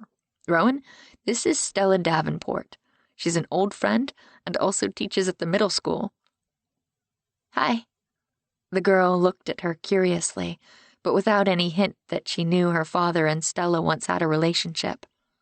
"Hi, Rowan. It's so nice to meet you. Are you in 6th grade or 7th? "Starting 6th. A hint of worry showed in the girl's eyes that were remarkably like her father's. "We just drove past the school and it's huge." Her previous school was a small private elementary not far from our house, Ed explained. "This is my first time in public school. I really hope I don't get lost." "It's not bad once you walk around a little. If you'd like, I can meet you there ahead of time and show you around. When you get your schedule, I can give you the tour and come up with a map to your classes." "That would be great. Thank you." Stella felt a pang of sympathy for the girl. She remembered that terrifying feeling of showing up to a new place when you didn't have friends, didn't know the routine, had no idea of the customs or cliques. How many times had she endured that through her childhood? Her past experience meant she had a special place in her heart for new students. She figured school was hard enough at this age without throwing in a complete change. It can be daunting to start at a new school, but I think you'll find plenty of friends. I actually have a great niece going into 6th grade, and all her friends are very nice girls." "That's good." She could almost guess what the girl was thinking. How lucky for your great niece. How is that going to help me? "You know, I'm sure Mari would love to meet you before school starts. Would you be interested if I could arrange for the two of you to hang out? Maybe she could invite some of her other friends to a little pool party at her house, just to make sure you have a few familiar faces on the first day." This stirred Rowan's interest. She gave Stella a look that seemed both wary and eager. "That would be really nice. Thanks." "I'll call her. I'm sure she would love to meet you. And if you have any questions about Cape Sanctuary, or the things young people your age like to do around here, I would be happy to answer them or direct you to someone else who can." "Thanks, Stella," Ed said. He glanced at the reception desk. "I'm here to drop off some forms they need before I start working next week. But if you're free, would you be interested in going to lunch with us to maybe give us some of those pointers?" She gazed at him, clutching her baby swag bag. "Lunch," he smiled. "Yes. You've heard of it, I'm sure. The meal between breakfast and dinner?" She wanted to say no. A few days ago, she thought she had put Ed Clayton firmly in her past. It may have taken years of effort, but she had almost managed to forget him. She could do nothing about his decision to move here to Cape Sanctuary, but that didn't mean she had to willingly sign up to entangle their lives together again. She was about to refuse, but then she saw the eager expression on Rowan's face and couldn't do it. For his daughter's sake, she could handle a little thing like lunch. "Did you have somewhere in mind?" "You tell us. We don't know restaurants in the area. That's one of the areas where I could use help." "I like the Ocean Club. It's on Seaview Drive, near the Pine intersection, just a block from here." Do you want to walk? She needed to stay active during her pregnancy, for the baby's health and her own. Sure. Give me a few minutes to take care of the reason I came here. He handed the receptionist some signed forms. Here you go. I think that's everything you needed from me, but let me know if I left anything off. The receptionist apparently was not immune to the gorgeousness that was Ed Clayton. She tucked a strand of hair behind her ear and smiled at him. Thank you so much, Dr. Clayton. We can't wait for you to start. Stella had a feeling that as soon as word trickled out about the sexy new doctor, the women of Cape Sanctuary would be lining up for appointments. Stella felt extremely conspicuous as she walked into the Ocean Club with Ed and his daughter. She had taught all 3 of the owner's children and also knew several of the patrons eating at the comfortable cafe. The place was frequented by both locals and tourists alike, known for its excellent and extensive menu and spectacular view of Sea Glass Beach. She waved to Elena, the owner, who raised her eyebrows in Ed's direction, all but wiggling them, Groucho Marx style. She frowned at her friend, hoping Ed didn't notice. "Elena Jimenez? This is Ed Clayton, and his daughter Rowan. They've just moved to town. Ed is a doctor joining Joe Chen's practice." "Nice to meet you, Ed." "Hi, Rowan." Elena gave them both a friendly smile. "Welcome to Cape Sanctuary." "Thanks. Do you want to sit outside on the patio? It's a beautiful day." "That sounds great. Thanks." "Go ahead and sit where you want," Elena said. "I'll send Leilani out in a minute to take your order." Stella was nervous as she led them to a lovely spot near the patio edge, with a striking view of the curving beach below and the dramatic rock formations offshore. "This is nice," Rowan said. She smiled at the girl. "The food is good, too, and reasonably priced." They spent a moment going over the menu, then gave their order to Elena's sweet daughter, who helped her mother out at the restaurant. "So, do you have a place to live yet?" she asked after the server left. "We opted for a short-term lease our first few months, to give us time to figure out what neighborhood we want to settle in for the long haul," Ed answered. "For now, we're in the Surfside condos." Surfside was a lovely development not far from Three Oaks. You'll like it there. It's a nice area. Plus, they have that great pool complex. It's got a good view of the ocean. That was my only requirement. "You're not far from the middle school there, only a few blocks," she said to Rowan. "You should be able to walk or ride a bike." "Or my longboard," Rowan said. "That would work too." She knew many students rode longboards to school and stored them in their lockers. "You know, we have a really great skate park north of Dragonfly Park. That's about 3 blocks from your condo." She knew all about the skate park since she had been on the committee that persuaded the city council to build it. Several of her foster children had been into skateboarding, and the park provided a safe place to do it, where they didn't annoy business owners. "I hear from those who've used it that it's pretty boss."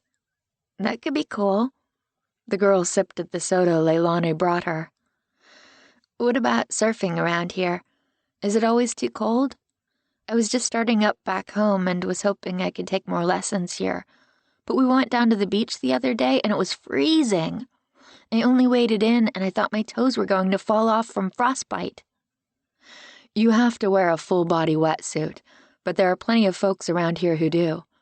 There's a nice surf breakup, a little north of town at Hidden Beach. I'm not an expert, I'm afraid. Surfing's not my thing, but you can talk to the couple that runs the surf and bike rental shop down the street, and they can give you all the info you need." "I will, thanks." "So," Ed said when the conversation lagged, "tell me what you've been doing the past 20 years. "Missing you." She cleared her throat. "Teaching, raising the girls." "You have daughters?" Rowan asked. "How old are they?" "Nieces, actually, and they're grown now. Daisy's turned 30 this year and Bea is 28. "Do they live around here?" "Yes. Daisy is an accountant and financial planner in town, and Bea is an artist. As a matter of fact, she has some lovely pieces in the gallery next door." "We'll have to check it out," Ed said. "It's her daughter who is around your age," she told Rowan. "Marisol is a very funny, creative kind girl. I think you'll like her." "Maybe." Stella didn't miss the hint of wariness in the girl's voice, as if she was afraid to get her hopes up.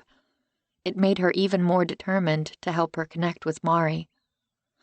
"I'll talk to her mother and see what we can arrange before school starts." That might mean she had to spend more time with Ed, but for the girl's sake, she was willing to make a sacrifice. "What other sorts of things besides longboarding and surfing did you like to do back in Pasadena?" Rowan fiddled with her silverware. "I don't know, just stuff. Ride my scooter, watch movies, listen to music." She wondered if Rowan liked Cruz Romero's music, but decided not to blow her mind by telling her the pop icon was her niece's father. Sounds like the same stuff Mari likes. I'll call her mom as soon as we finish lunch. Leilani brought their food a moment later, and while they ate, they spoke of Rowan's previous school and Ed's practice, their dog Boomer, and a trip the two of them were planning over Christmas break to Hawaii. She would be done with the first trimester by then, she thought, and into the second, with a nice baby bump. The meal was much more pleasant than she might have expected. She was aware of the currents simmering between them, all the unanswered questions about why she had walked away, and their difficult last meeting so long ago. But Ed seemed willing to put that aside. Wouldn't it be lovely if they could build a friendship after all these years? He insisted on paying for lunch as recompense for all her advice about the community. By the time she finished eating, she was exhausted and wanted to find a nice corner of the restaurant to curl up in and take a nap. She had a feeling that getting through the school day while fighting this fatigue was going to be one of the hardest parts of the pregnancy. "Thank you," she said after they rose to leave the restaurant. "This was a great place. I appreciate you directing us to it." It would probably be tough to have a friendship with him when his smile still made her insides shiver. "You're welcome. If you want, I can give you a list of some of my favorite restaurants in town, or you can just explore. Trial and error is good for finding your own favorites." "I would appreciate a starting point. Thanks." She forced a smile as they walked out of the restaurant. Since both of their vehicles were still parked back at the women's clinic, they started in that direction when the door to the art gallery next door opened, and she spotted a familiar person coming out. Bea looked lovely in a flowery, flowing sundress and a floppy hat. "Hey, Aunt Stella." Oh, dear. She didn't want either of the girls to see her with Ed and get the wrong idea about them. It was too late to worry about that now. The damage was done. "Bea, darling, we were just speaking about you." "Were you?" "About Mari, actually. I suppose I should introduce you. Bea, this is Ed Clayton and his daughter Rowan. They've just moved to Cape Sanctuary. Dr. Clayton is going into partnership with Joe Chen." "Oh, welcome, both of you." Bea gave them a wide smile, making Stella grateful for her kind nature. Though she had been a bit of a wild, rebellious girl once upon a time, motherhood had settled Bea a great deal. "Thank you," Ed replied. Was Stella the only one who found the way he smiled with his eyes enormously sexy? "I was telling Rowan here how amazing my great-niece Mari is, and how I'm sure they would love each other if they met. They're both a little too old for playdates at this age, so I was thinking we could set something else up. Maybe a swim party or something with some of Mari's other friends, just so Rowan can meet some other girls her age before school starts in a few weeks." "What a great idea. Mari would love that. I'll talk to her and see what we can figure out." "Thank you, dear." Bea's gaze was fixed on Ed, a slight frown furrowing her forehead. "Ed, you seem familiar somehow. I'm sorry. Have we met?" Stella froze. She could only think of one reason Bea might recognize Ed. The girl had once stumbled onto a picture of the two of them together, one Stella couldn't bear to throw away. "Ed and I are old friends, tracing all the way back to our university days at UCLA, she said quickly. "He's moving up from Southern California." She still had the picture. She kept it in a little carved box of papers and receipts, and the few photographs she had of her and Jewel when they were young. Once in a while, she stumbled onto it. Seeing Ed's face always seemed to knock the wind out of her. "I'm actually glad I bumped into you." Bea changed the subject, much to Stella's relief. "Oh?" "I wanted to give you a heads up, if you haven't already heard. Cruz is in town, staying at Casa del Mar. So far, the paparazzi haven't found him, but that could change at any moment. You might want to avoid that section of Seaview Drive until he's gone again." The curving tight road could be dangerous under the best of circumstances. Sometimes when Cruz was in the middle of some scandal or other and came back to town, the paparazzi's vehicles could block the entire road. Thank you for letting me know. I'll be careful. How is he? Though she could never quite forgive him for getting Bea pregnant when she was barely 17 and taking her away from them before she could graduate from high school, she would always have a soft spot in her heart for Cruz. He had been her student first, with a poet's soul she had recognized early, then had lived with her after the grandmother who had been raising him had to go into a nursing home.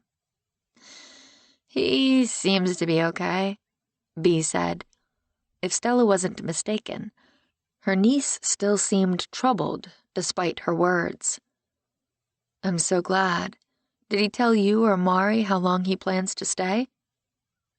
Bea's mouth tightened, confirming Stella's suspicions that she wasn't particularly happy with her ex-husband right now. A month. That's what he said anyway. That means he'll be here for the Arts and Hearts on the Cape Festival. Probably. The huge festival in September had become the signature fundraiser for Open Hearts. Maybe he would agree to attend one of the events. Imagine how the attendance might soar if people knew Cruz Romero was attending. Cruz Romero? You know Cruz Romero? Rowan's eyes were huge. You could say that, Bea muttered. Cruz and my niece here were married once. He is Mari's father. Really? He has a house here in Cape Sanctuary. You might have seen it. A really big, sprawling Spanish colonial just on the edge of town, overlooking the water. Remember that big house we saw the other night? The one you said looked like a hotel? Ed said. That's the one, Bea said grimly. Go ahead and ask him about the festival. You know he can never say no to you. Meanwhile, I'll talk to Mari about the pool party and let you know. Thanks, honey. Stella kissed her niece on the cheek, and Bea waved and headed on the way. But not until she gave Ed another searching look, as if still trying to place him. Thank you again for having lunch with us, Ed said as they neared the clinic. I enjoyed it, she answered, and was surprised to find it was true. What are your plans for the rest of the day? I thought we would walk around downtown a little more, just to get the feel of things. She was reluctant to leave them suddenly. Her fatigue seemed to have disappeared as quickly as it appeared. Have you been to the library yet? In my opinion, you don't truly belong to a community until you have a library card. We have an excellent library here in Cape Sanctuary. We have not made that stop yet. It's right across the street on the corner, and across the next street from that is the local historical museum, where I am a docent a few times a month. I can show you that, too. It will give you a nice overview of Cape Sanctuary. That would be great, Rowan said, obviously still dazed at discovering Cruz Romero lived close by. As Stella led the way, she told herself she was only being friendly to two people moving to the town she loved. Her offer to show them around had nothing to do with any desire on her part to spend more time with the man whose memory she had cherished for nearly 2 decades. 7. Beatrice. After Bea left her aunt outside the Ocean Club, she crossed the road and, on impulse, went inside the building and climbed the stairs to Daisy's second-floor office. From the landing outside Daisy's office, she had a clear view down the street and could see her aunt walking with Ed Clayton and his daughter. As she watched, she saw her aunt lightly touch the man's arm and point to something in the window of the bookstore where Stella attended her monthly book club meeting. He looked down at her, just so, and bells started clanging in her memory. Suddenly, she knew exactly where she'd seen Ed Clayton before. She shoved open Daisy's office door and waved to her receptionist and friend, Donna Cook. "Is she free?" she asked urgently. "For a few moments," Donna said, looking concerned as Bea rushed to Daisy's door, knocked, and pushed it open without waiting for an answer. Daisy was working on something at her desk. Bea had no idea exactly what her sister did, other than it involved numbers and money, two things that intimidated the hell out of her. She looked up at Bea's entrance. "Come here, quick," Bea ordered as she raced to the window, which afforded the same view she had seen from the landing. "Nice to see you, too," Daisy said. "Why, no, I'm not in the middle of anything important. Why would I be? I'm happy to drop everything to go look out the window and snoop on some unsuspecting soul." Bea didn't have time for Daisy's sarcasm. "Hurry, before they're gone." Daisy sighed as if she were 100 years old and rose from her computer, moving to the window with all the speed of a turtle on crutches. "What do you see?" Bea demanded, fighting the urge to shake her sister and remind her she was only 30 freaking years old and didn't need to be so measured all the time like some senior citizen whose bones could barely hold her up. A few clouds, the ocean, a slow, beautiful August afternoon. What am I supposed to be looking at?" She ground her back teeth. "Down there. Can't you see Stella? She's walking with a guy and his daughter." Daisy's gaze followed her pointing finger, but she appeared singularly unimpressed with the sight. "Okay, and?" "It's him. It's the guy in the picture." "What picture?" Ugh, Daisy didn't have a romantic bone in her body. She never had. She'd married a dying man 25 years her senior, for heaven's sake. If that didn't tell a person all they needed to know about the stick she had up her butt, nothing else would. "You remember? Come on, think. She used to keep it in a drawer by her bed. I know I showed it to you once. It was a picture of a young version of Aunt Stella, looking up at a guy with so much emotion on her face it made my heart hurt. He was looking right down at her the same way." She could still remember how sad the picture made her, and how curious. What had happened to that man? Why hadn't they ended up together? She had never found the courage to ask her aunt. Once, she found me looking through her drawer and got so mad at me. She was probably worried you'd find her vibrator. Ew. Okay, their aunt was still young, too, only 10 years older than Daisy, but Bea really didn't want to think about Stella and vibrator in the same sentence. No, it was the picture. I'm sure of it. She snatched it away from me and put it away somewhere, and I never saw it there again. Exactly how often did you go snooping through the drawers of Stella's bedside table? Not often. Never after that, she remembered. She had been so struck by the pain in Stella's eyes, she hadn't dared. That picture meant something to her. He meant something to her, or she wouldn't have kept it and wouldn't have been so upset at me for looking at it. The man in the picture is Ed Clayton, and he's just moved to Cape Sanctuary with his daughter. How can you be sure? I just am. I think they loved each other passionately. I can remember how it dripped from the photograph. They must have loved each other once, and something must have gone horribly wrong. You don't know that. How hard must it be to exist inside her sister's skin, always closed off to the joy and magic of life? Bea didn't even like imagining it. I think this Ed Clayton is the reason she never married. Daisy frowned. We were the reason she never married. She was too busy rescuing us. Were they the reason Stella and Ed Clayton hadn't made a go of things? They owed Stella so much. Everything, really. She had rescued them from a future of foster care and group homes. Bea might not always understand her sister, but she loved her. That year they had been separated after their mother died had been the worst she could remember of her childhood. She suspected things had been harder for Daisy. Her sister had always been the more serious of the two of them, probably because Jewel relied on her for everything. She had taken care of everything, from babysitting Beatriz to fixing meals while their mother went out with men, or painted, or sat in an arts festival stall somewhere, selling her wares. She had always been more serious than Bea, but Daisy had come out of foster care different. Not cold exactly, just controlled. Bea had always idolized and adored her older sister, but their relationship had never quite mended from that year they spent apart. I hope it's not true that she didn't ever marry because she was busy taking care of us, but if it is, We have to do something to help her get back together with the man she used to love. Slow down, Daisy began. She didn't let her finish. I won't slow down. For once, will you listen to me? She has done so much for us. We need to give her this chance to finally be happy. You think she can't be happy unless she has a man?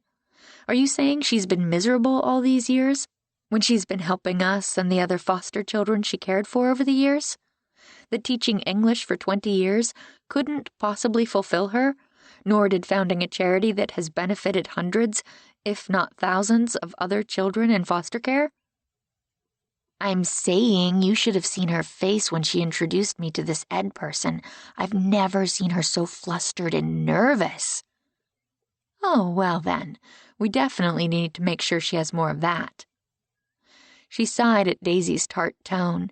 Bea loved her, but really wished sometimes she had an ounce of whimsy in her, instead of always coming across as a stuffy, prickly old lady. Don't you want her to be happy? Don't you want her to find what she gave up all those years ago when she took us in? You don't know that she gave up anything. We don't even know this man. For all we know, he could be nothing but trouble. What if he's married? She didn't think so. Stella had said that Ed and his daughter were moving to Cape Sanctuary. She hadn't said anything about a wife. What if he's the love of her life? She countered. We have to make sure she doesn't lose the chance to be with him again. Daisy sighed. As usual, your heart is in the right place, but this time maybe you need to let your head do the thinking. You would be best to mind your own business and let Stella figure things out on her own. She won't appreciate you meddling in her life. That might very well be true, knowing Stella, but Bea didn't care. Every time she thought about that picture of Stella and this Ed Clayton, her heart ached. Maybe Bea hadn't made the best choices in the romance department, with a teenage pregnancy and subsequent divorce behind her. That didn't mean she couldn't wish for a happy ever after for a woman who deserved that and more. Does that mean you won't help me play matchmaker? That means I'm going to stay out of it, and I suggest you do the same. Fine. You can be that way. But I love Stella enough that I want her to be happy, and I think this Ed Clayton and his daughter are just what she needs to shake her out of the weird mood she's been in the past few months. She was going to do anything she could to push them together, no matter what her sober, starchy, fuddy-duddy sister had to say about it. 8. Gabe. He would say this much for the coastline here in Northern California. The sunsets were nothing short of spectacular. Gabe stood at an overlook along Seaview Drive, watching the sun hovering on the horizon. Huge and orange.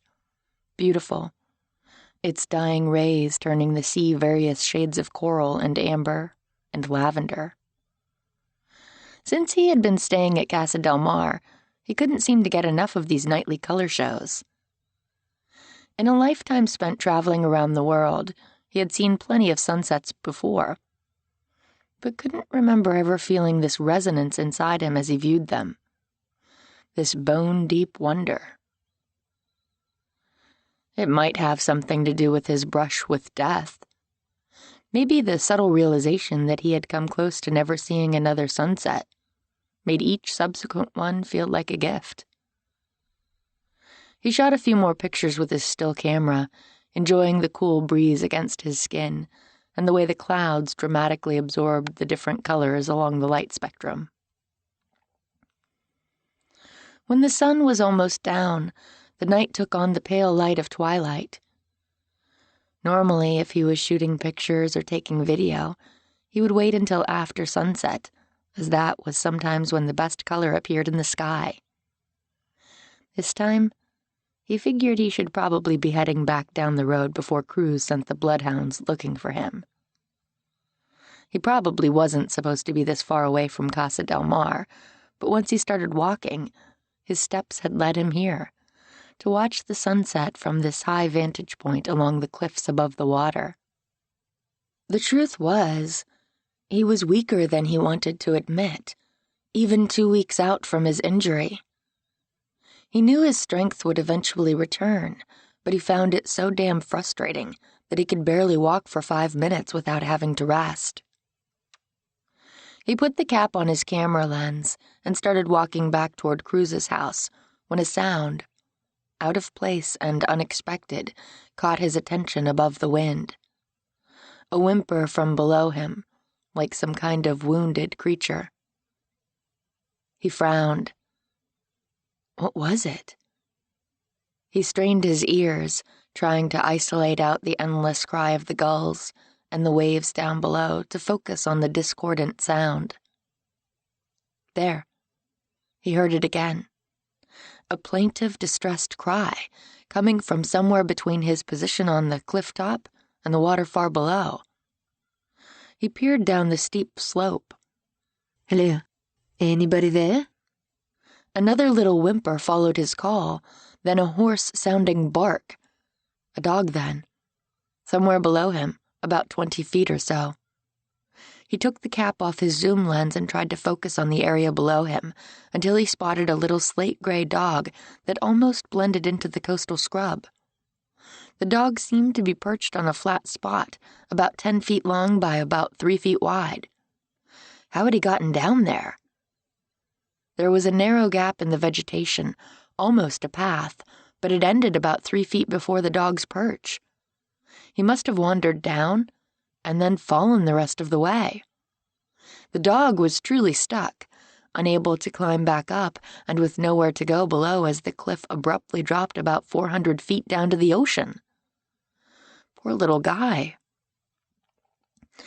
The dog's tail wagged when he spotted Gabe or smelled him, and he barked again, a hoarse rasp that made Gabe wonder how long the dog had been there without food or water.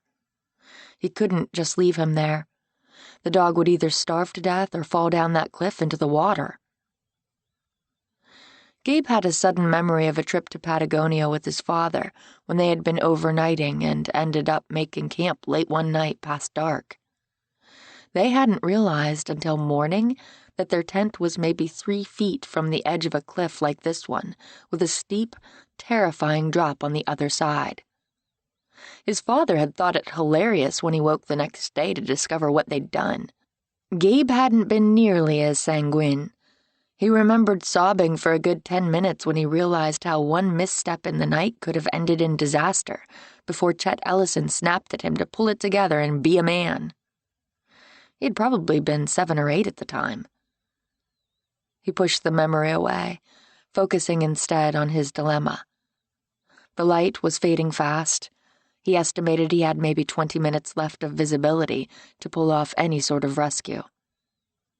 He found the idea of making his way down that steep trail with nothing on the other side but air every bit as terrifying as waking up on the edge of a cliff had been to his 7-year-old self. He would have to switch back his way down to the narrow cut in the shrubs, then figure out how to get the dog up the remaining 5 or 6 feet. He was in no shape for a technical descent, especially not with the stitches still holding his gut together. A smart man would find somebody to help him. But who? Someone back at Cruz Romero's house? There wasn't time to walk to Casa del Mar, round up help, and be back here before dark. Anyway, he had a strong suspicion none of the indolent cabal around the pop star would be willing to risk their lives for a little gray mutt. It was insane. His doctors would kill him for even considering it. He was going to do it anyway. He couldn't leave the creature here alone overnight. Gabe set his camera body on a rock and pulled everything out of his backpack except for his flashlight. At least if he went over the side, somebody might see his gear and know where to look for his broken body. He didn't really find that amusing, especially not under the circumstances, when he had cheated death just days earlier. Once upon a time, he had no fear. Like many young men, he had believed himself immortal and would have treated this situation like a big joke. He didn't find it funny now. He hadn't been so nonchalant about the gift of life in a long time. He huffed out a few breaths, shook his hands out, then started making his way down the foot-wide path in the scrub, grabbing hold of whatever sturdy branch or rock he could on his way down. He imagined the trail was probably made by erosion rather than any living creature stupid enough to go this way on purpose. The little dog seemed to know Gabe was on his way. He barked that hoarse, raspy sound again, like a sick sea lion, which made Gabe wonder again how long he had been stranded. "Hang on, buddy, I'm coming," he said. By necessity, his progress was slow and painstaking, and by the time he reached the area just above the drop-off to the ledge, sweat was dripping off him, and his knees felt weak. Now, how the hell was he going to pick the dog up from here? Again, he wished for a rope. Since he didn't have that, he made his slow way to the edge of the cut that sloped upward, narrowing the drop to about 4 feet. With effort, Gabe grabbed hold of a sturdy chaparral branch and slid down until his feet hit the ledge. The little dog, he could see now it wasn't a mutt but a far more regal French bulldog, whimpered and barked, wriggling in excitement. He was on the small side, weighing only about 10 or 12 pounds. "Easy now, you knock us both over," Gabe warned. "Sit." The dog obeyed instantly, though he was matted and dirty. He had big ears, blue eyes, slate-gray fur, and a distinctive white streak from his chin all the way between his legs and across his stomach. "What are you doing out here, huh, buddy? You're lucky a hawk didn't decide you would make a good afternoon snack." He petted the dog, who licked him eagerly. He obviously needed water, but that would have to wait until they made their way back up to the road.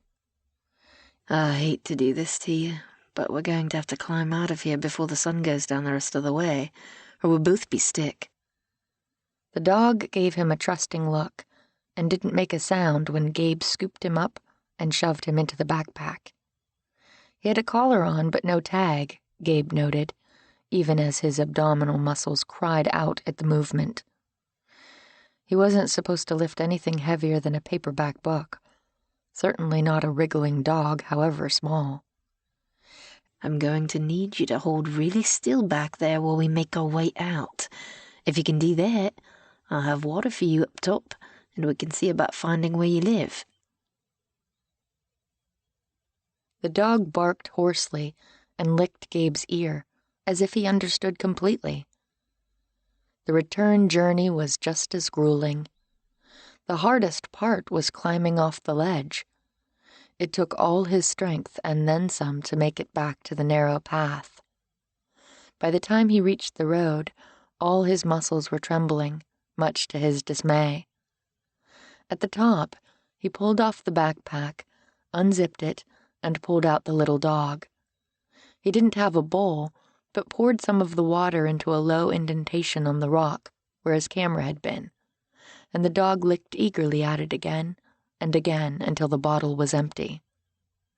He also gave the Frenchie a power bar he had in his bag, hoping it wasn't bad for dogs. It was peanut butter, which he knew dogs liked. He'd never had a dog, though he'd adopted a few strays here and there in his travels for the week or so he was in their territory, until he had to move on again. "There you go. Drink the last of the water. Then we really do need to find your home." He felt a ridiculous sense of accomplishment at saving the dog. Technically, this was the second time in a month he had saved a life. Somehow rescuing the dog seemed much more of an accomplishment than jumping in front of a knife to rescue Cruz Romero. The dog wasn't a stray. The collar was proof of that. Did he belong to one of the houses here along the cliff? Probably. Where else? Gabe looked up and down at the handful of residences perched along the road, high above the water. Most of them were fancy-schmancy places like Cruz's sprawling Spanish colonial. He sat for a moment, still catching his breath, settling his adrenaline, and trying to figure out what to do. He didn't want to take the little dog back to Casa del Mar. It would be best to reunite him with people who were probably looking for him. "Come on, bud. Let's try to find your people," he said, and headed for the nearest house. 9. Daisy. That was an evening well spent. She loved these rare moments when she was all caught up and didn't have any impending tasks hanging over her head. Daisy finished cleaning up her workspace with the satisfaction of knowing she had worked hard for hours to tick off several items on her to-do list. Now she had several pieces ready to ship off to eager buyers. She stretched her muscles, tight from several hours in front of her computer at the office in town, then several more out here in her secret, private haven. Whenever she spent time here, she felt a deep, aching pang, missing James and his quiet support and friendship more than she ever imagined. She owed her late husband so very much, especially for this haven that had become so precious to her. The pang of grief in her chest was as much a part of her by now as the pale freckles she did her best to hide, though it had begun to fade after 2 years. She would always miss him, and was so very grateful for his support and encouragement. She knew he would have been happy with the way she was using this old storage building. A song came on the radio, one of Cruz's that she had always particularly liked. In Your Arms. It had a slow, sexy beat, one she could never resist.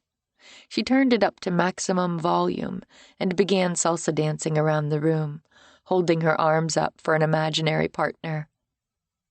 Before the illness began to take away everything he loved, James had adored dancing. He had dragged her to a place the next town over that held salsa dancing evenings every week.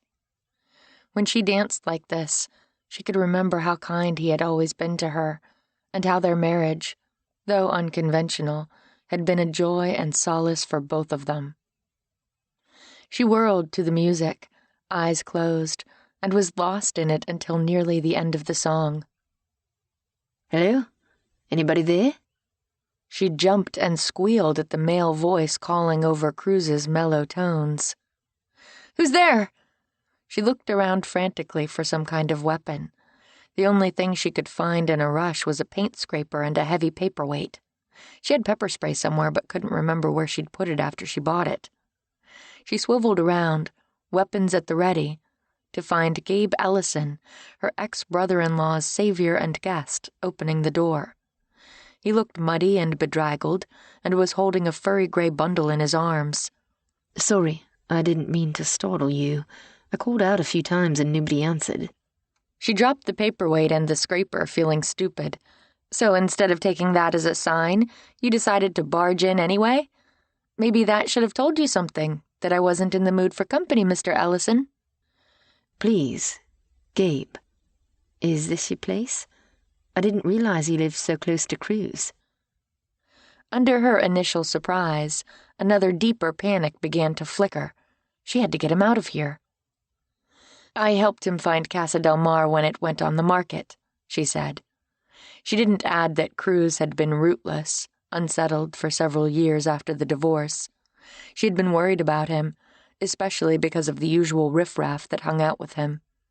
As his financial advisor, she had suggested real estate was always a good idea, and having a permanent place to stay when he came to visit Mari could only make visitations easier on both of them.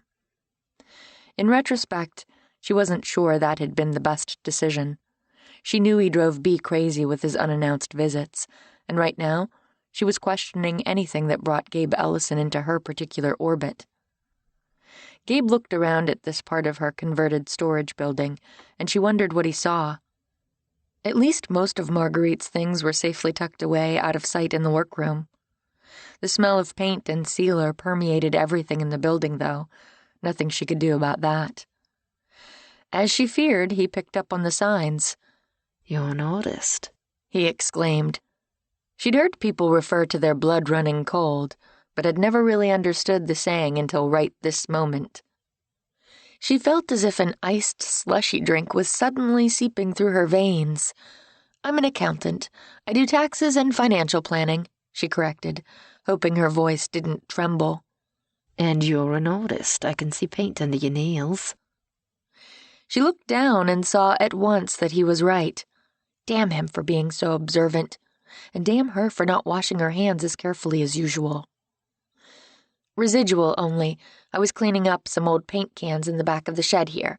I'm afraid I spilled some. He gazed around at the space, and she knew immediately when he picked up on the large boxes, ready for delivery and adorned with the distinctive floral label. He walked over to them and stared. Marguerite? These have a return address for Marguerite. The very same Marguerite we were discussing the other day. He shifted his stare to her. You? Are you Marguerite? The ice spread out to her fingertips. She forced a laugh. Me? Marguerite? If my sister heard you say that, she would bust a gut laughing. I'm the most unartistic person in the world. Ask Cruz. Ask B. Ask anyone. Then why do you have a stack of boxes with Marguerite's label on them? Why hadn't she locked the outside door? She always did. It was her protection from the world. Of all the people who might have stumbled onto an open door of her workshop, why did it have to be him? Gabe Ellison. After that encounter at Cruz's, she had Googled him. Now she knew exactly who he was, why his name had seemed so very familiar. Gabriel Ellison was no ordinary backstage lingerer who had somehow been in the right place at the right time to save Cruz's life. He was an award-winning documentary filmmaker. According to the information she had found, he had started young, filming the exploits of his own adventuring father as Chet Ellison climbed mountains, surfed remote waves, trekked through deep jungles. After his father's death, Gabriel had become renowned in his own right and had been nominated twice for an Academy Award. And he was here, asking questions about Marguerite. She had a contingency plan, the one she had practiced for this very possibility. She sighed. I really wish you had knocked, Mr. Ellison. Gabe. And I didn't. Cat's out of the bag now, Marguerite. She forced a laugh. You guessed part of the truth. I am connected to Marguerite in a way. I represent her. It's a very closely guarded secret, but I'm her agent with the outside world. I handle deliveries for her, receipts, contact with galleries. She prefers to remain anonymous, but somebody has to handle the business side of things. We have a complicated arrangement. In order to maintain the secrecy she needs for her creative muse, she needs someone to connect with the outside. In exchange, I take 20% of her considerable profits. It's a win-win for everyone. By his narrowed gaze, she couldn't tell whether he believed her or not. Her business manager? Yes. He didn't look convinced. So, is she someone in this area? I can't tell you that. In fact, it would be better if we stopped talking about this altogether.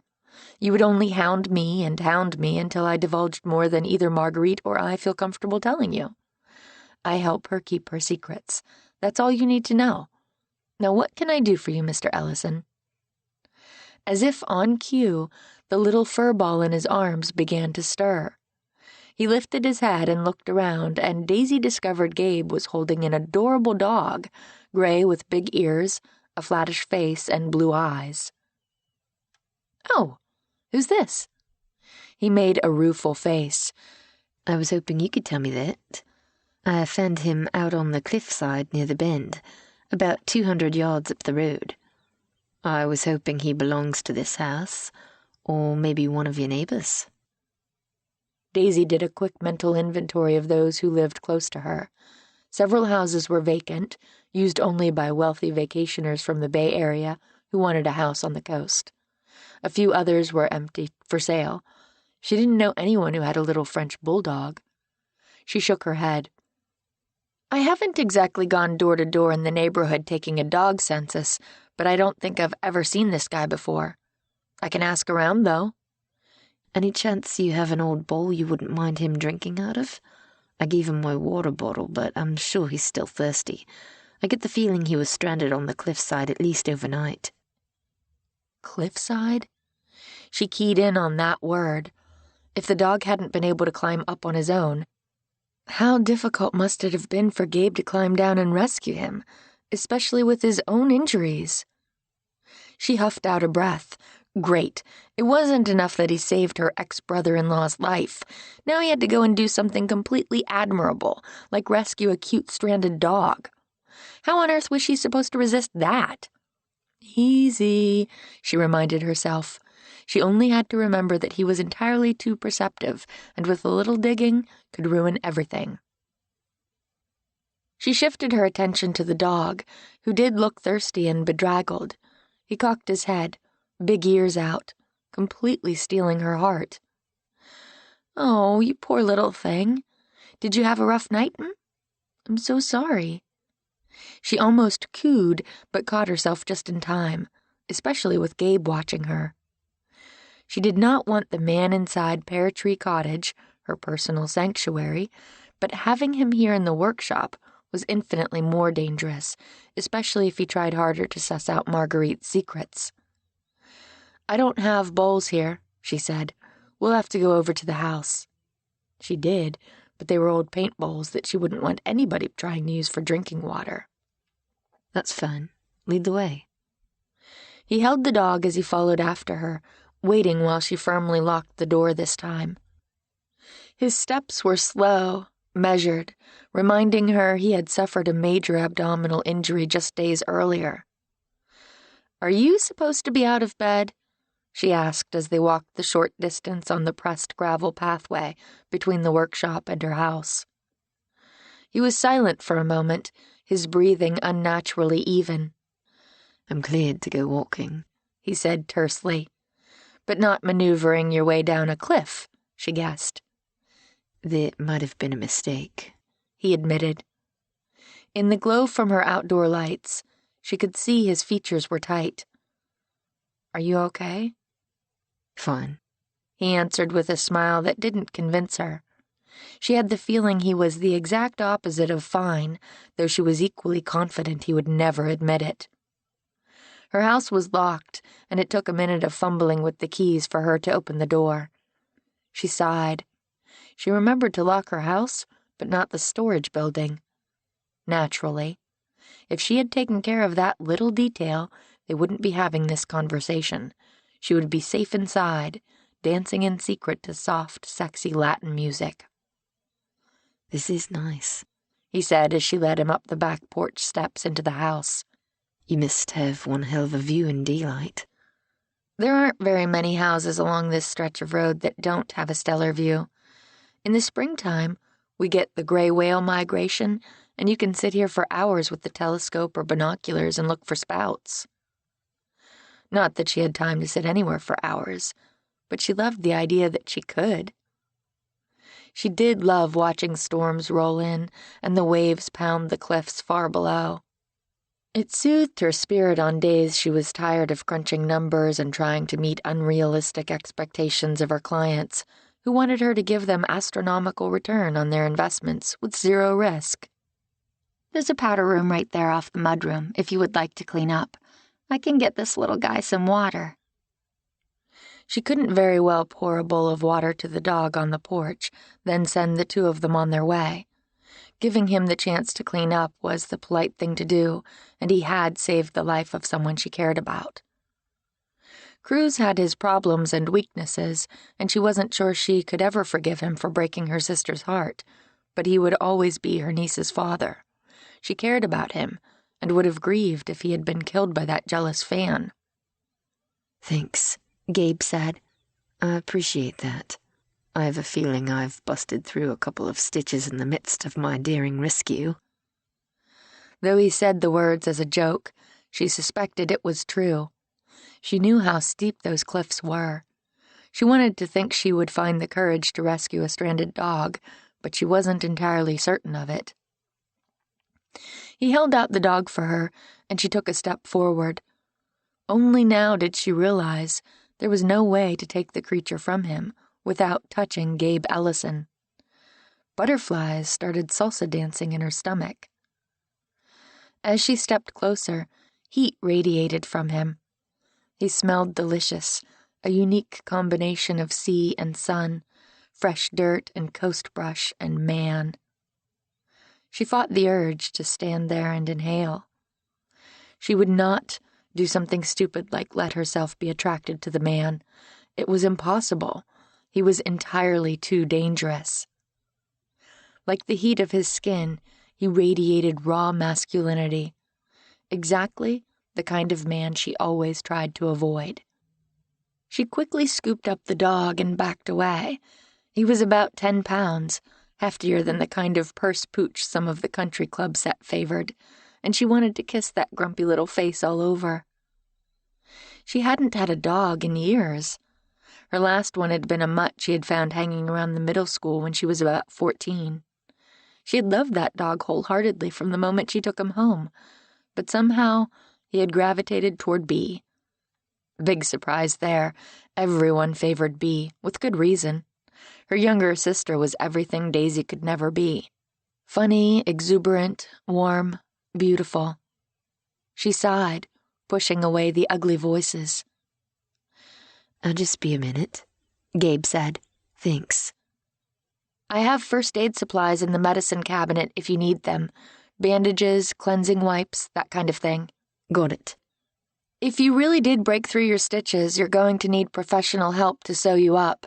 Don't ask me. I faint at the sight of blood." She didn't. In fact, she was usually the calm, level-headed one in a crisis, but she wasn't sure she trusted herself to get anywhere close to Gabe and his injuries. "Good to know," he answered, then headed toward her guest bathroom. When she heard the door close, she lifted up the little dog and planted a quick kiss on the top of his head that smelled like sun and fear. "I'm sorry you've been through a rough time, buddy. That must have been so scary for you. You're safe now. We'll get you sorted and find your owners." In response, the little bulldog wagged his stump of a tail and tried to lick her, and she fell completely in love. "Let's get you some water, bud." She quickly pulled a bowl from the cabinet and filled it with cool water, setting the water and the dog on the ground. He lapped it eagerly until the bowl was empty, so she filled it again for him, then went to the refrigerator to see if she had anything that might be dog-suitable. She unearthed some chicken and a hard-boiled egg and gave him both to tide him over. She was running a bath in the sink to wash off some of that mud when Gabe returned. "Looks like you have things under control here." Pain lines branched out around his mouth, and she had to fight the urge to take care of him as well. He just needed a little food and water. I figured a quick bath wouldn't hurt. "Good idea." She sighed. "Sit down, Mr. Ellison. You look pale, like you're going to fall over." "Gabe," he insisted, but to her relief he pulled out one of her kitchen chairs and lowered himself into it. She didn't know what she would do if he passed out. "Did you break through your stitches?" "Not the stitches on the outside, anyway," he answered. She poured a glass of ice water for him, too, and he drank thirstily, making her feel guilty for not doing that earlier. "Thank you. Here's a little word of advice. Never take a hunting knife to the liver, if you can help it." "I'll do my best," she answered. "Can I get you anything? I have more chicken. I can make a sandwich or salad." "The water is great, thank you." He sipped at it again, and she had to fight not to stare at him as she tried to remember when she last had a man in the kitchen. He's a cute little guy, isn't he? Adorable. "Yes. How do you think he ended up on the cliffside?" Good question. There was a little trail through the brush. I wonder if he just wandered down and then couldn't figure out how to get back up. "Lucky you found him." She paused. "What's your plan with him? Are you going to call a shelter or take him back to Cruz's house while you look for his owners?" I don't really like either of those options. I'm a guest at Casa del Mar, and don't think I can suddenly show up at Cruz's mansion, lugging a stray that might or might not be house-trained, especially not with those big Dobermans he has. Cruz's guard dogs were well-trained, she knew, and would probably leave this little guy alone, but their presence might scare him. I also don't want to take him to a shelter. While they do good work, I think he would be better in a home. I've always felt that dogs, like children, deserve to be in a place where they can be loved. Despite her best efforts to resist him, Daisy could feel warmth seeping through her at his words. Considering her own experience she didn't like to think about, she would completely agree. Stella would love him for that sentiment if she was here. It was the entire reason she had taken in foster children for years. Do you know if there's any kind of foster dog organization in town? Somewhere he can stay until we can find his owner? No, she told herself. Absolutely not. Forget it. You have too much going on. The last thing you need is the complication of a foster dog. The Frenchie toddled over to her and rubbed his head against her leg, more like a cat than a dog, and she was lost. I guess he could stay here, she said, ignoring the voice of reason. Gabe looked startled, as if he never would have expected her to offer. She felt vaguely insulted by his surprise. Are you sure? It's a big commitment. The urge to blurt out that she had changed her mind, that she had spoken without thinking, was almost overwhelming. Even suggesting it was crazy. She had so much on her plate right now, between her day job, Open Hearts, the festival coming up in a few short weeks, and everything else. The last thing she needed was the stress and obligation of caring for a dog. But she looked into that adorably ugly little face and knew she had made the right call. It should only be for a day or two, right? I imagine his owners are looking for him. He's got a collar, which means he has a home. From what I understand, French bulldogs are quite highly prized and don't come cheaply. He might even have an ID chip. I can take him to the vet tomorrow to check, she said. Good idea. I would offer to come with you, but unfortunately, I'm not cleared to drive yet. She heard the frustration in his voice and could only imagine how difficult that must be to a man who had spent most of his life traveling the world. I can take care of it. She would have to take the dog to the office with her during the day. That wouldn't be a problem. Her assistant would love the chance to help her care for him. Gabe crouched down so he could scoop up the dog. She didn't miss his wince when he stood up. Again, she had the urge to take care of him and quashed it. He was a grown man. He didn't need her help. He petted the Frenchie's big ears. We'll have to insist on visitation privileges. I saved his life, which means we're bonded now. Does the same hold true for Cruz? He laughed roughly, a low, sexy sound that sent a shiver rippling down her spine. Not if I can help it. She did her best to ignore her reaction. I'll have to run to the grocery store to pick up something for him to eat. I can drop you off at Cruz's place while I'm out. I'll pay for any supplies. She opened her mouth to argue, but closed it again at his firm look. More risky, more responsibility. I can't physically take care of him unless I go check into a hotel somewhere, but I insist on paying for his supplies. We can split the cost. He shook his head. You're a stubborn woman, Daisy McClure. I'm not the one who climbed down a cliff to rescue a strange dog when I am still recovering from a knife to the liver. Good point. He smiled at her, and Daisy felt everything inside her sigh. The man was entirely too gorgeous for her peace of mind, but somehow she would have to find a way to resist him. 10. Gabe. You really didn't have to come along. I would have been happy to drop you off at Cruz's place and simply bill you for your half of the dog's supplies, Daisy said yet again as they drove along the cliffs and down toward town.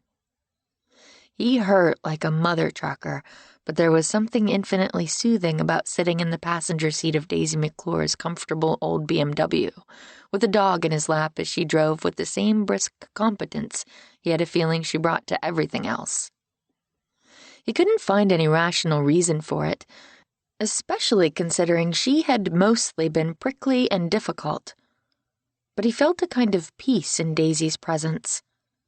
There was something calming about her, maybe because he knew instinctively she was someone he could trust in his corner.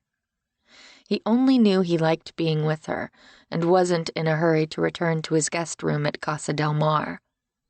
He would rather hurt with her than be more comfortable at home. So, Daisy, tell me about yourself. She shifted her gaze from the road only for an instant, then turned back to focus on driving. Not much to tell. I'm an accountant and financial planner. I guess you already know that, considering I had an appointment the other day with Cruz to talk about his investments. How long have you lived in Keep Sanctuary? She looked for a moment as if she didn't want to answer him, but she finally spoke. My sister Beatriz, Cruz's ex-wife, and I moved here with her Aunt Stella when I was 11 and Bea was 9. I've been here ever since. There had to be more to that particular story. What happened to your parents? She glared at him. I agreed to watch your dog, not tell you my life story. You have to admit, it was the logical next question. It was his job as a documentary filmmaker to dig into people's lives, to probe and observe until he reached the heart of them. People and their stories fascinated him. It was one of the reasons he had agreed to come to Casa del Mar to recover. Cruz interested him, not the man himself necessarily, but the almost cult-like obsession of his fans. Now he found his interests shifting to Daisy McClure, who seemed to have layers of secrets. Our mother was a bit of a free spirit, I guess you could say, she finally answered, just when he thought she would ignore his question. She was an artist, like Bea, and traveled around the country to art shows and different art colonies. And your dad? Her mouth tightened, giving him the impression this was an old wound that ached when pressed. I never knew him, and Jewel, my mother, didn't talk about him. He was someone she knew once. That's all she would say. Bea and I have different fathers. She knew hers, but he wasn't really in her life. It's a long story, but most of our childhood he was married to a woman who didn't want the burden of a wild stepdaughter. He chose his wife over his child and didn't have much to do with Bea. The random trip to the beach or to Disneyland, that was about it. Gabe could certainly relate to that. His own mother had done the same, chosen to leave him and his father for a man who could provide her with the comforts she thought she deserved. Most of the time, he didn't think about her. As far as Gabe was concerned, she had lost the right to be called his mother when she handed a 5-year-old boy over to his wild, irresponsible father. It must have been tough on her. Which was harder, never knowing your father like Daisy, or having one who wouldn't fight for you? He wasn't sure he could answer that.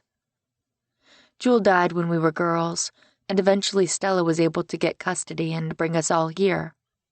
He knew there had to be more than that to the story, but she didn't seem inclined to discuss her childhood. He couldn't really blame her, as he didn't like thinking about his own. After you stopped by Casa del Mar the other day, Cruz told me you were married and your husband died a couple of years ago. I'm sorry. For just an instant, he saw raw pain flash across her features before she once again composed herself. Thank you.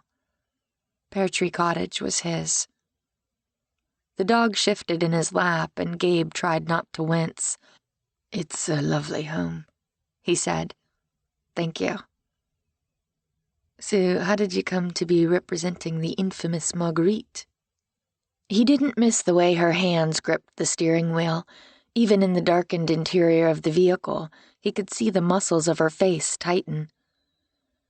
I told you, I can't talk about it.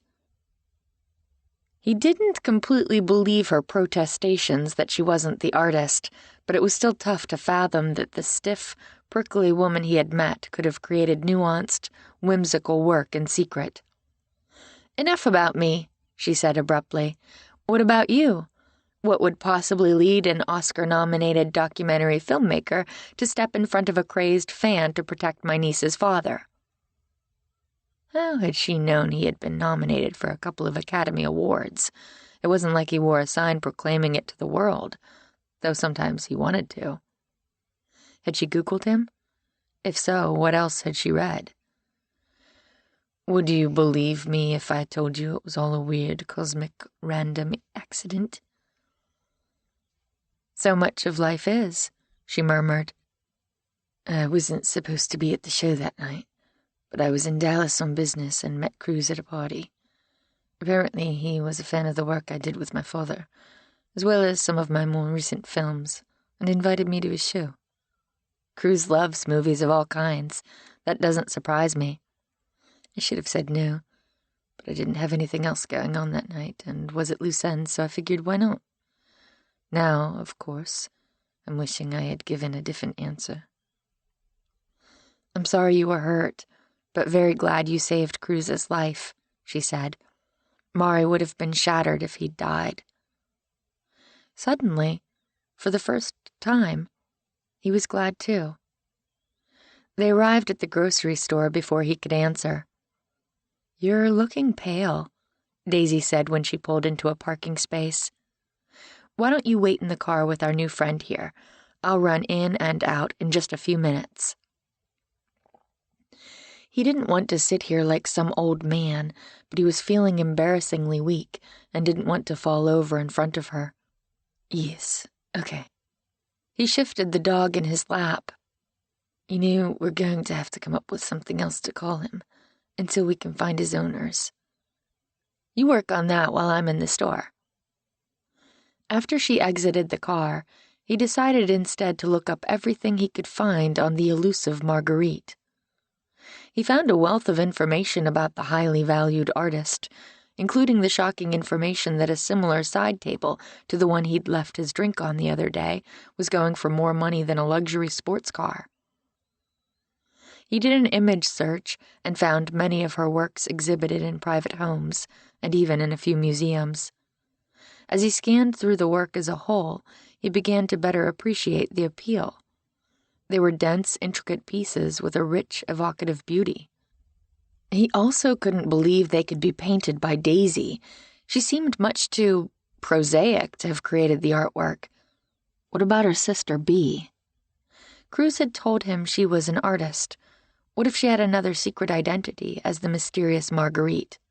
Or this Aunt Stella that Daisy had talked about? She could be the one. He was so busy looking at the images online that he didn't realize she had returned until the dog on his lap lifted his head at the same moment the rear door opened, and she deposited a bag of dog food and another bag that looked like it held dog accessories. He fumbled with his phone, embarrassed that she'd caught him digging deeper into the mystery. "Looking at porn?" she asked when she slid behind the wheel, surprising a laugh out of him. "I'm not quite desperate enough to wank off in a supermarket parking lot, thanks." On a hunch, he decided to tell her the truth. "I was doing a web search on the famous Marguerite." She visibly tensed, then seemed to force herself to relax. "You won't let it go, will you?" "It's you, isn't it? You don't have to lie to me, Daisy. Why keep it such a big secret? Is the anonymity simply to increase the mystique about your work?" "You don't know what you're talking about," she snapped. "Please drop this subject right now." He should respect her wishes. She obviously didn't want to discuss it. But somehow, he couldn't let it go. "Tell me," he said softly. She glared at him. "Let it go," she repeated. "Why would I tell you anything? I don't even know you." "That rhetorical question seems to suggest you have something you'd like to tell me." She shook her head with an exasperated look. "You're crazy. The reason I don't want to tell you anything is simply because there's nothing to tell. Now drop it, unless you want to find your own ride back to Casa del Mar." She had a stubborn set to her jaw that convinced him she wasn't going to bend. "Fine. Keep your secrets. You know I won't stop digging, right?" Unease flashed across her gaze, making him a little sorry for his words, but more convinced than ever that she wasn't being truthful with him. In response, she chose to start the car and change the subject. "You were supposed to come up with a name for the dog. Did you have any luck?" He had been too busy looking at painted furniture. "No, nothing. What about you?" She looked at the dog in his lap, then back at the road. "Well, he's a French bulldog. What about Pierre or Gaston or Jean-Michel?" "He doesn't look like any of those. How about Archie? Or Otis?" He went through a few more names as she drove through the night back to Casa del Mar. "What about Louis? Gabe suggested after about 100 other ideas. That's French, sort of. King Louis XIV was kind of a big deal over there. The dog's ears perked up, and he gave a low bark as if in agreement. Daisy made a face. He doesn't exactly look like a Sun King or anyone else who should be hanging out at Versailles, for that matter, but that seems to be a winner. All right, Louis it is. A few moments later, she pulled up to the gates of Casa del Mar, and Gabe used the remote Cruz had given him to slide them open. You don't have to drive all the way in, he said. You can let me off here. She ignored him and drove through the gates, for which he was secretly grateful. Much to his chagrin, he was hurting more than he wanted to admit. She pulled up in front of the main house, and he climbed out of the car and set Louis on the seat, trying not to wince like a big crybaby as pain clutched at his gut. Gabe rubbed the dog's head to distract himself, and the dog whined a little, obviously sensing he was leaving. You'll be okay. Daisy here will take great care of you, he assured him. He couldn't have said how he knew that, but he didn't have a doubt. He was surprised at how sad he felt at leaving the dog behind. He had always thought he wasn't a pet person, mostly because the wandering lifestyle he and his father had shared hadn't been very conducive to taking along a dog or a cat. Thank you for watching over him, he said again to Daisy after he had pulled his backpack and camera gear out of the back seat. You're welcome, she said with a hint of hesitancy in her voice that made him suspect she was regretting her offer to take the dog. I'd like to stop by tomorrow to walk Louis here. Is there a time you'll be home? I'll be there in the afternoon, but you don't have to walk him. I'm planning to take him into work with me. Between my assistant and me, I am sure we can find plenty of exercise for him. Humor me. I need to walk and also want to feel like I'm doing my part to care for him. I told you I wanted visitation rights. She paused, clearly torn. Was it because she didn't want to see him again? If so, he only had himself to blame for pushing her so hard about Marguerite. He should have kept his mouth shut. He wanted to promise he wouldn't ask her about the artist again, but he was afraid that wasn't a vow he would be able to keep. To his relief, she finally nodded. That's fine. I'll be home after 4. You can walk him then, assuming the vet doesn't find a chip and he's not home with his owners by then. He wanted the dog to be reunited with his family, but was also happy he now had a good excuse to see the dog again. Not to mention the intriguing Daisy McClure. 11. Beatrice. Please, Mom, can we go, please? Bea gazed at Cruz and their child, frustration simmering through her like an old forgotten song she now couldn't shake. You don't have other plans, do you? Cruz asked.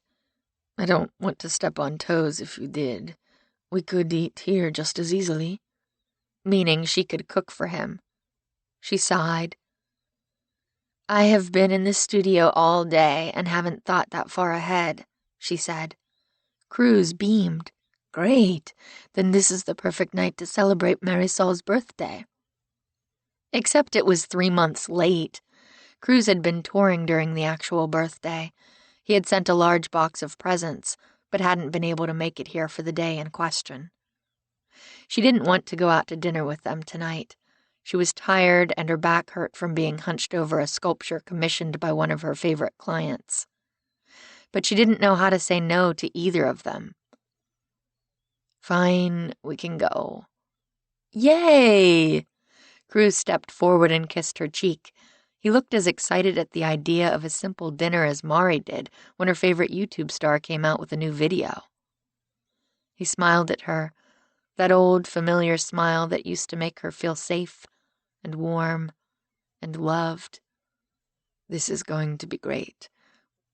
We'll be all together as a family again, just like old times. I just need to fix my hair again, then I'll be ready. Your hair looks beautiful, as always, Cruz said, that warm light in his eyes that used to make her glow for days. It had taken 4 years of marriage for her to figure out he used it on everyone. 5 minutes, she promised.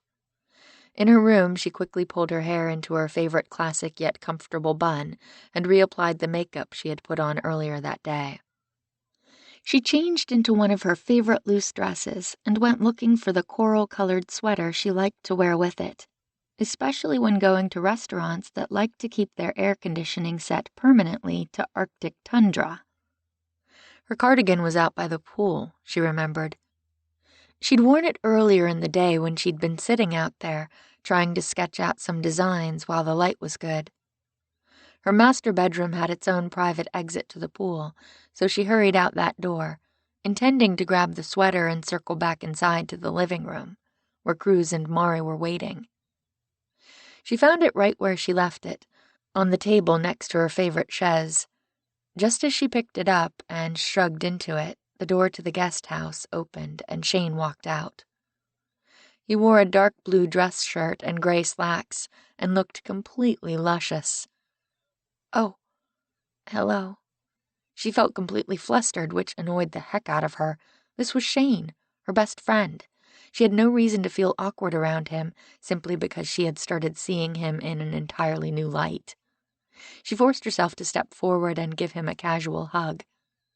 He smelled delicious, too, with just a hint of some sporty, sexy aftershave she had only known him to wear a few times. "You look nice," he said when she stepped away. "Thanks. I was going to say the same thing to you. Are you heading to a football thing?" The high school team he coached hadn't opened its season yet, but she knew Shane often got together socially with his staff. He shifted. "No, actually, I've got a date." A date? The news seemed to wallop her from out of nowhere, as if he'd picked up one of Mari's boogie boards from the pool storage and whacked her over the head with it. He dated. She knew he did. She had even tried to set him up with friends of hers with little success. Since he'd moved into the guest house, though, she hadn't been aware of him going out. She should have expected it, though. She did her best to try for a casual tone. "Oh, with whom?" "The new French teacher at the high school, Mademoiselle Martin."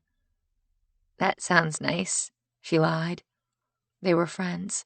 She should be happy for him, not feeling suddenly sick at the images suddenly flashing through her head of him sharing croissants with an elegantly dressed, perfectly made-up woman. The woman taught French. She wasn't necessarily French herself. The reminder didn't help. "What about you? Where are you off to?" She didn't want to tell him, suddenly.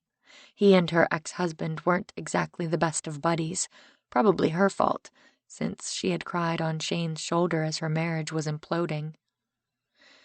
"Cruz is taking us to dinner to celebrate Mari's birthday." He raised an eyebrow. "You mean the birthday she had months ago?" He was on tour in Europe at the time and couldn't arrange to make it back in time. Cruz could easily have flown Mari to Italy to meet him, but he hadn't suggested it, and she hadn't either. She'd been selfishly glad. She liked having her daughter to herself on Mari's birthday. "So, a make-up birthday dinner?" "Yes." "Sounds like fun. Have a good evening," he said. "Same to you. Say bonjour to the new French teacher." His mouth worked into what might have been a smile as he turned away, but she couldn't quite tell. She waved him off, then let her hand flop back to her side when he was out of sight. Well, that answered that. He couldn't have made it more plain that he didn't care about her spending time with Cruz. She had obviously imagined this new dynamic to their relationship, the awareness simmering between them. And Cruz had obviously been imagining things when he hinted Shane was interested in being more than friends. He was dating other women and hadn't blinked when she told him she was spending time with her ex-husband. She needed to accept that she and Shane were friends. It was unfair of her to suddenly change the rules and want more. When she walked into the kitchen, she found Mari and Cruz watching a video featuring people lip-syncing one of his songs. They were laughing uproariously at some of the garbled lyrics. She had to admit, it was pretty funny how people could get the words so wrong. Who was she to laugh at anyone else when she was getting everything wrong in her life right about now? "Okay, I'm ready," she said as soon as the clip ended, before Mari could find another one. "Sorry to keep you waiting." Cruz flicked the remote to turn off the small wall-mounted TV. "You were worth the wait, babe. You look great."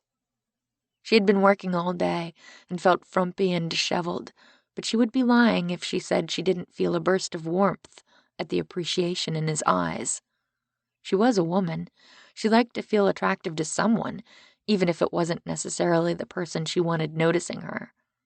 "Thanks," she answered. When they walked outside to the circular driveway, she found one of Cruz's shiny black luxury Cadillac SUVs. He probably had a half-dozen of them. He held the passenger door open for her, props to him for that, and helped Mari into the back seat. "No driver tonight?" Cruz usually didn't go anywhere without Diego, who was both bodyguard and chauffeur. "No need. I'm with my family in Cape Sanctuary. Nothing will happen here." She doubted he had expected anything to happen to him that night in Dallas either, she wanted to point out. In the interest of getting along, she held her tongue. "Dad," Mari said as soon as Cruz pulled out of the driveway, "did I tell you about the new friend I made? Aunt Stella introduced me to her the other day. She just moved here from Pasadena." "Oh, yeah?" "Her name is RaeAnne. She's a year older than me, and she's super nice. Aunt Stella took us shopping for swimsuits because RaeAnne is going to come over the day after tomorrow to hang out and meet some of my other friends." "That should be fun." "Aunt Stella thought she should make new friends before school starts." "I still can't believe you're going to middle school." "I know, right?" While Cruz drove faster than Bea necessarily liked, Mari regaled her father all the way to the restaurant with a long story about the classes she was taking and where her locker was and how she hoped it would be close to her new friend Rowan's. He found a decent parking space outside the Fishwife, Mari's favorite. As usual, when they walked inside, people did a double-take as they spotted Cruz Romero. Bea could see the whispered conversations begin. The townspeople of Cape Sanctuary usually left their hometown boy alone, but the tourist season was still in full swing for another month or so, and she could sense heads begin to swivel in their direction. Oh yeah, now she remembered why she disliked going out in public with him. Her ex-husband commanded attention wherever he went. The hostess was leading them out to the patio, at Cruz's request, to the prime seats in the house near the railing that looked over the bay, when they passed a familiar figure. Bea stumbled a little. Seriously, there were at least a dozen nice restaurants in Cape Sanctuary. With all those options, why did Shane have to choose this one? Mari, of course, lit up when she spotted her buddy. "Hey, Shane!" she exclaimed as they were led past the table where he sat with his very pretty French teacher, who was in fact wearing an elaborately twisted silk scarf in a very continental style, as Bea might have predicted. Shane didn't look nearly as thrilled to see the three of them. He glowered for a moment, which actually made Bea's spirits brighten. Was it possible he wasn't as sanguine about her being with Cruz as he had appeared earlier? "Hi, Mari, Bea, Cruz." Cruz put his arms around both her and Mari, clearly staking his territory. "Landry, fancy meeting you here." "We're celebrating my birthday again," Mari chirped. "I might even get birthday cake." "That's what I hear. Happy birthday. Again." The woman with him was giving Cruz a star-struck look, one Bea had seen countless times before. She made a slight sound, halfway between a gurgle and a sigh, which compelled Shane to make the introduction. "Vanessa Martin, this is my, friend and landlady, Beatriz Romero, her daughter Mari, and her ex-husband Cruz. Everyone, this is Vanessa. She's a new teacher at the high school, just moved here from Bakersfield." Bea wanted to dislike the woman, but she had such a soft spot for teachers after seeing all the hard work her Aunt Stella put in to do her best for her students. "Hi, Vanessa. Nice to meet you." Thanks." The woman managed to shift her gaze from Cruz long enough to give Bea a tentative smile before she looked back at him with a dazzled expression. Mr. Romero, she said breathlessly. I'm a huge fan. My students turned me on to your music, and I just love it so much. I have you in my head all the time when I'm running. Naturally, she would be a runner, thin and graceful and lovely. Bea was lucky if she could walk down the sidewalk without tripping over a crack. Cruz gave her his most charming smile. Is that right? I hope I'm good company. The best, she gushed. You keep me running for miles. My Cruz playlist is my very favorite. If I had you on vinyl, that track would be worn down.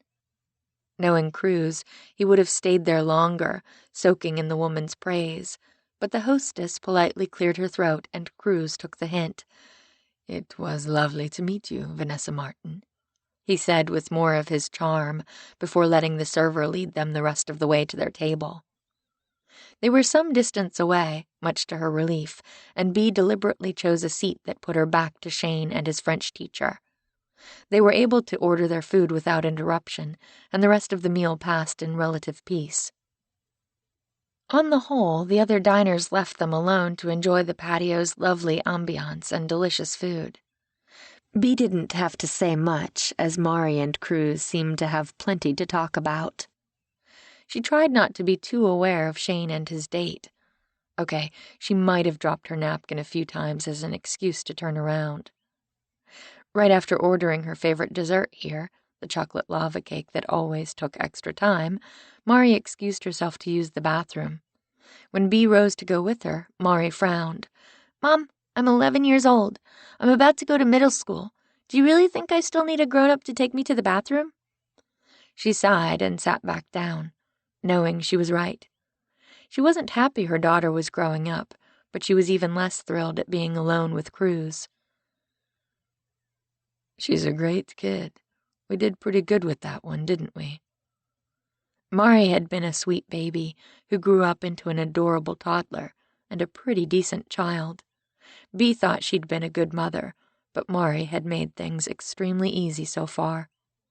Every moment of every day, she was grateful for their child.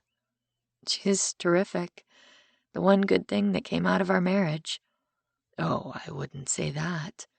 Cruz picked up her fingers and played with her rings idly. Though she couldn't see them from her vantage point, she was keenly aware of Shane and his date, some distance behind them.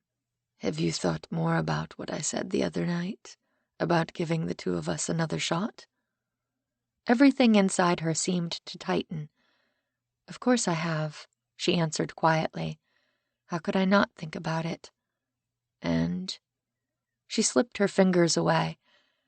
We're different people than we were 12 years ago when we ran away together.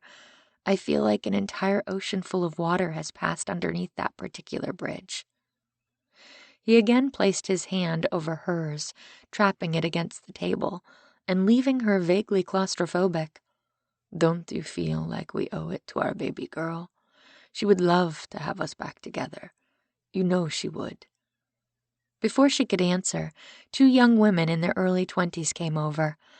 Sorry to bother you, Cruz, but we just love you and wonder if we could take a selfie with you. Some celebrities would have told them no, that selfies could wait until this important conversation with his ex-wife was done.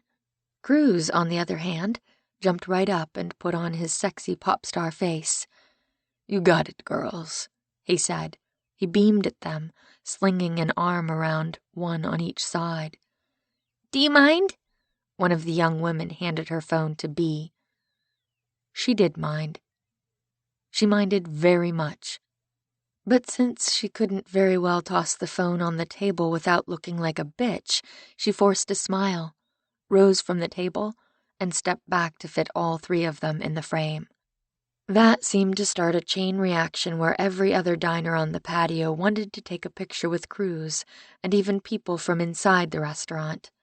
All of them handed their phones to Bea, barely acknowledging her. Mari came back into the middle of the chaos. Their child rolled her eyes at the people making a fuss over her dad and started working on her chocolate lava cake. After a few more moments, the maitre d' finally stepped forward and asked the other diners to return to their meals and allow Mr. Romero's table a little bit of peace to finish their desserts. She sat back down but had lost her appetite for the fresh fruit tart she usually loved here. The interruptions provided a stark reminder to Bea of one of the key reasons her marriage hadn't survived after Cruz found sudden fame with his first album. He was always there for his fans. It was in his nature. He couldn't say no to anyone, no matter the circumstances or the venue. She certainly understood that he was a public person and had to be responsive to those who basically paid his salary, but the result was that she tended to disappear, and she hated it. She hated the resentment, she hated the frustration, she hated always knowing she and Marisol would never be first in his world. "You were gone a long time," she said now to her daughter. "Is everything okay?" "Yes. I stopped to talk to Shane about our Pinewood Derby car." "What Pinewood Derby car?" Cruz asked. Mari immediately looked as if she regretted opening her mouth. Bea didn't blame her. Cruz would posture and strut and claim he could make a far better car than anyone else. "Oh, nothing. Just a little project we're working on," Mari said. For what? There was no avoiding it. They would have to tell him. She and her daughter exchanged looks, Mari's pleading with Bea to help her through the awkwardness. She finally spoke. "Mari's Girl Scout troop is having a daddy-daughter event the same weekend as the festival. They're having a Pinewood Derby and watching the fireworks together. Mari asked Shane to help her." "I talked to you about a month ago and you said you would be on tour, remember? When you said you couldn't come? I asked Shane." "Plans change. I'll be here the rest of the month, so you can just tell Shane you don't need his help anymore." "But I already invited him. We already started working on my car." Mari looked distressed.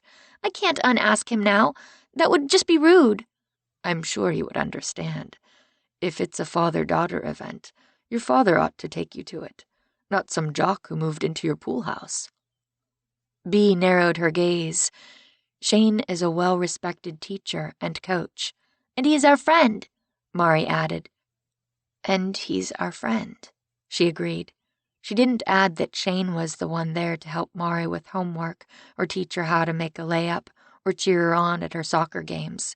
Cruz seemed to suddenly realize their discussion was drawing attention from nearby tables. He immediately tempered his stormy expression. That was another thing she had despised about being married to a celebrity.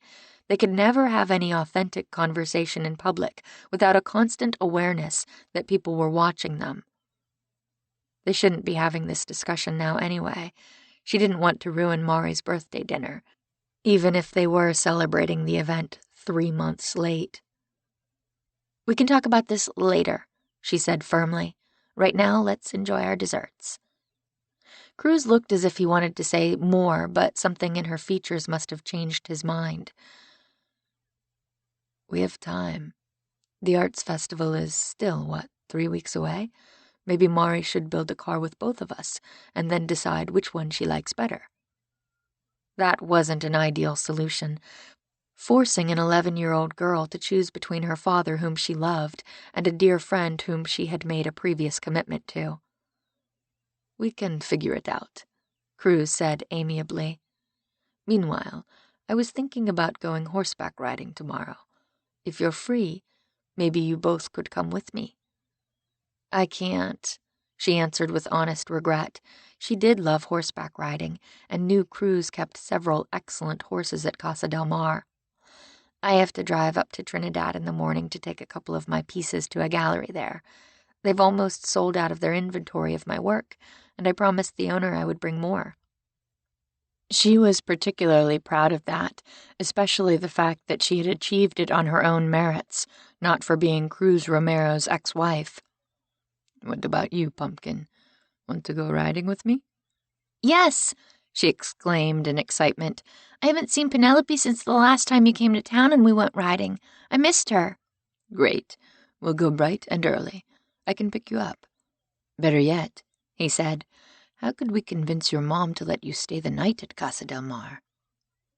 She finished as much as she could of her own tart and set her fork down beside her plate.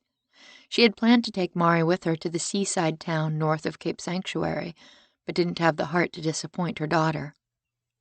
I had the background checks from Peter and everything checks out with your guests. I was going to tell you that at dinner so we could work out a custody schedule while you're in town, but your fan club kind of interrupted things. You know how annoying they can be, he said, but she was quite certain he looked smug rather than annoyed. She saw Mari wave and turned around to see Shane helping his date out of her chair, their meal apparently finished. He caught her gaze, and the expression in his blue eyes, complex and unidentifiable, left her restless and achy and ready for her own evening to be done. Back at her house, after Mari gathered pajamas and clothes she could wear riding the next day, the two of them took off for his house down the road. Bea watched them go, her mind spinning. Cruz made it clear several times over the course of the evening that he wanted to get back together with her. How could she possibly do it, step back into that world that left her so anxious and uncomfortable? She didn't want to, but would Mari be happier if her mother and father were together so she didn't have to split her attention between them? She couldn't answer that question tonight, but also sensed she wouldn't be able to sleep for some time, so she opted to take Jojo to her studio to get things ready for her trip the next day. Once at work, surrounded by clay and paints and watercolors she used in her mixed media canvases, she felt the tension leave her shoulders. Here she felt like herself, as if the rest of the time she was only pretending. She picked up a new canvas and began an idea that had been kicking around in her head, and before she realized it, an hour had passed, and she had done the preliminary outline for a new painting. "What do you think, Jojo?" she said to Mari's little dog. "Is it working for you?" The dog cocked his head, as if actually studying the painting of Sanctuary Head, where crazy kids dived into the water during high tide. She decided to celebrate her progress by sitting in the hot tub for a few moments to work out the kinks in her shoulders. She changed quickly into her favorite comfortable one-piece swimming suit, shoved her feet into flip-flops, and headed out her master bedroom door to the pool. A figure was swimming laps there while a big yellow lab watched from the pool deck, and she wondered if this was what had led her outside. Her mouth went dry, and for a moment she stood frozen, not knowing what to do. The coward in her told her to go back inside, but she hesitated. It was her house, she reminded herself, her pool, and Shane was her friend. She needed to regain that friendship somehow. After a moment, she made her way stealthily behind him. This was the sort of thing they used to do all the time, tease each other, laugh, dunk each other in the pool. She wanted that back desperately. He didn't seem to notice she was there, or Jojo joining up with Sally. Or maybe he did and was simply ignoring her. She pushed away that worry and focused instead on regaining the fun and spontaneity of their prior relationship. Feeling mischievous and playful, she swam quietly behind him, and just before he made the turn, she reached out and grabbed his leg. Surprising him was a grave mistake. She knew it instantly. "Hey!" he kicked out, catching her right in the stomach. Her breath tangled somewhere in her chest, and she clutched her stomach as her vision grayed a little. He looked horrified when he realized what he had done, and swam toward her. "I'm so sorry, Bea. Are you okay? I'm an idiot. You startled me and I acted without thinking." "My fault," she managed to gasp out when she could draw air into her lungs again. "I was just teasing you. I thought maybe you knew I was there. I was focused on the workout, I guess. Are you okay?" "I will be when my lungs kick in again." She sucked in a breath, and then another until the tightness in her solar plexus eased. "I really am sorry." She shook her head. "Don't be. I should know better than to interrupt you when you're in the groove." She paused, taking another breath, then asked a question she wasn't entirely sure she wanted to know the answer to. "How was your date?" He treaded water for a moment, then flopped onto his back and floated beside her. The night was lush with stars and the quiet murmur of the ocean below them. It was nice. She seems great. Will you see her again? Probably. If she was a true friend, she would be thrilled he had found someone he liked with potential. She would want him to be happy. He was a good man who deserved someone wonderful. She didn't want to feel this jealousy that pinched at her like a snotty girl in gym class. "How about yours?" he asked. "Cruise drew quite a crowd, as usual." "The food is always good at the Fishwife. You know I love their halibut." "I'm glad." They floated for a moment beside each other as the waterfall rippled and the moon crested the mountains east of Cape Sanctuary. She was intensely aware of him beside her, athletic and graceful and gorgeous. She hadn't realized she'd made a sound until he splashed her a little. "That was a big sigh. What's wrong?" She couldn't find the words to tell him about these feelings she was beginning to realize had been growing inside her for a long time. What if he laughed at her?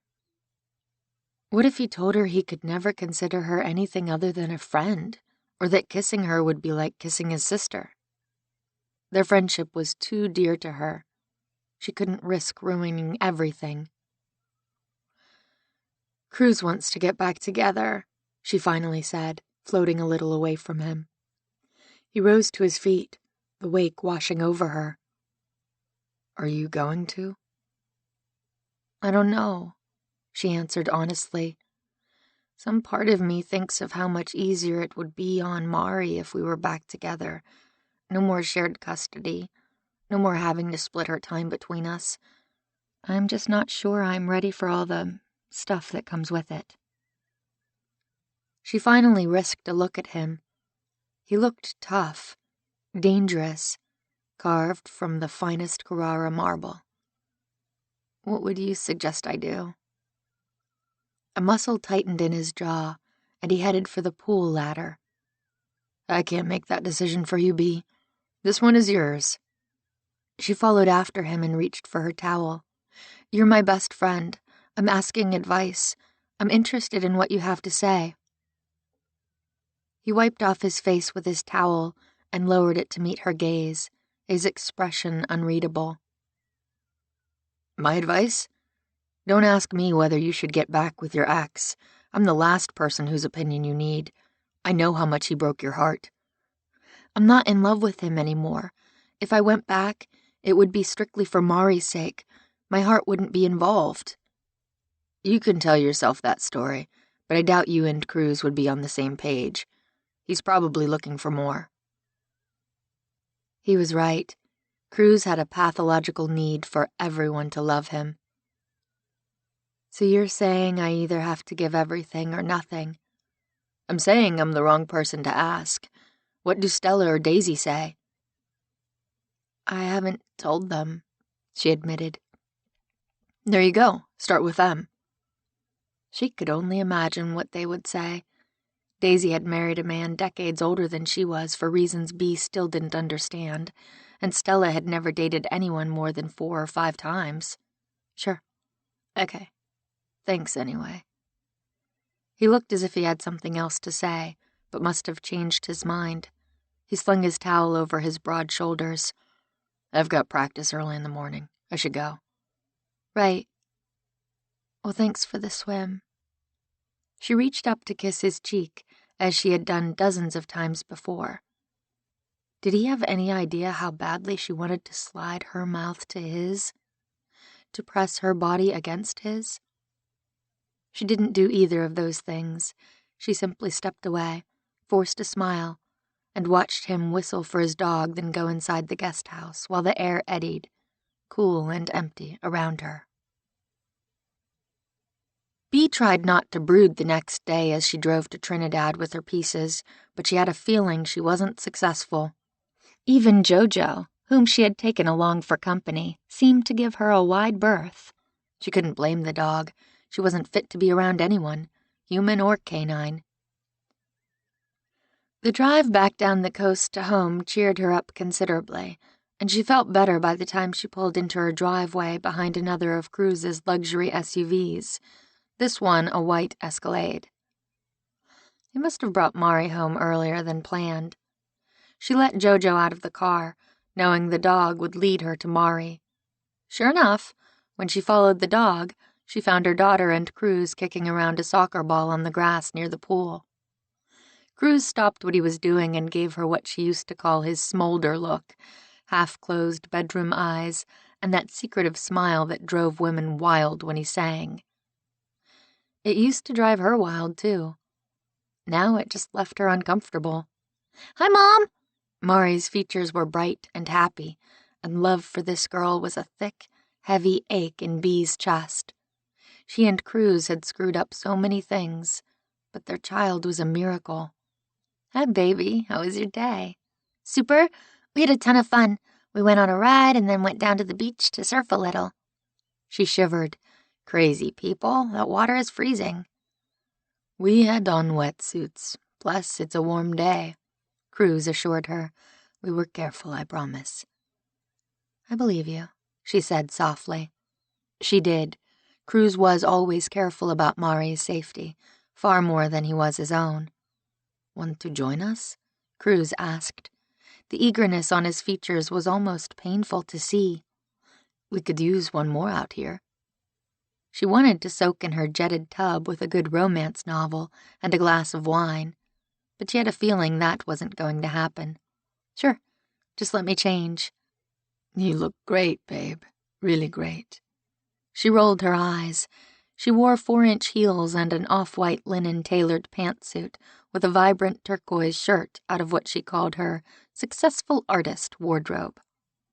Sometimes she had to dress the part of a fashionable creative, especially when dealing with gallery owners.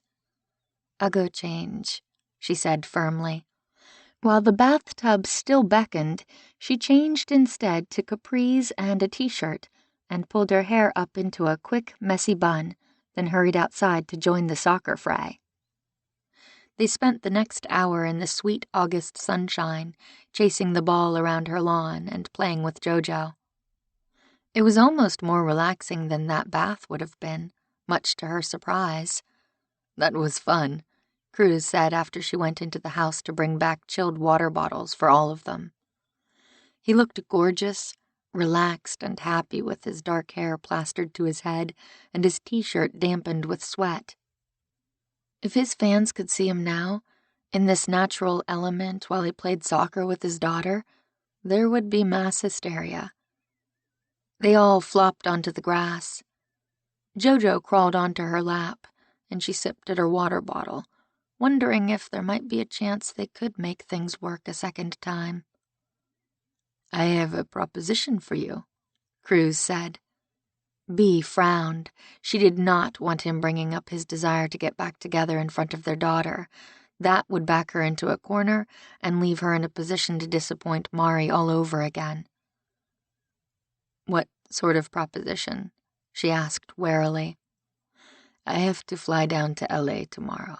Since I canceled the next few weeks of the tour, I've had a last-minute request from some rich foreign businessman to play at his daughter's 16th birthday party.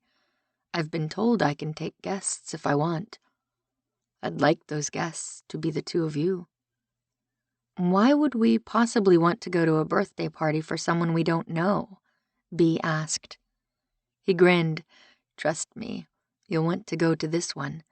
It's an after-hours private event at Universal Studios. The park will be closed to everyone but the few hundred guests of this birthday party and any guests I bring along." The sheer decadence of closing down an entire amusement park for a private party astonished her, though she knew it shouldn't. "Wow, are you serious?" Mari's face lit up. "That would be so awesome. Can we go, Mom? You were saying the other day that we should plan a trip down there to see Hogwarts." "What about Rowan? I thought she was coming over tomorrow to hang out with you." "You can invite her, too," Cruz said. "There's plenty of room on the plane." If they invited Rowan, they would likely have to invite her father, whom Bea had only met once. On the other hand, she could invite Stella along too and work on matchmaking. "I suppose we could do that," she said slowly. "I'll have to talk to Rowan's father. It could be your one big fun event before school starts again." Mari's face lit up. "Yes, thank you!" She ran to her father and hugged him tightly. Cruz grinned. Years ago, that smile would have sent Bea's insides spinning. Now she felt nothing. "What time do you want to leave?" "The party doesn't start until 8, and I don't perform until 10. What if we left at 2 p.m.? That would give us time to fly down and have an early dinner in the city first." "All right. I'll make some phone calls and see what I can arrange with Stella and Dr. Clayton, Rowan's father. Invite Daisy along, too, if you want." She would extend an invitation, but was almost positive her sister would have some excuse for why she couldn't come. Sometimes she felt an almost physical ache, missing the fun, mischievous sister she remembered from her girlhood. Other times she wondered if she had imagined her. "What about Shane?" Mari asked. "Can he come? He loves roller coasters." Cruz didn't look thrilled with that idea, and Bea quickly stepped in. "It's a busy time of year for Shane. He probably wouldn't be able to make it anyway." Mari looked disappointed. "That's too bad. Maybe we can take him next time."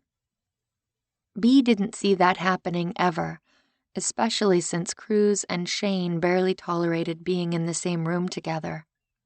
She didn't even want to imagine the chaos that might occur on a small, private airplane. 12. Daisy. "You want me to what?" Daisy stared, speechless at her sister's face on her phone screen. "We're flying to Los Angeles tomorrow afternoon with Cruz and going to Universal Studios, where he's performing at a private event. The park will be closed, just for a small group. No lines, no crowds. Just us and a few hundred strangers celebrating some girl's 16th birthday. Doesn't that sound fun?" It did, actually, but Daisy couldn't possibly drop everything and leave right now.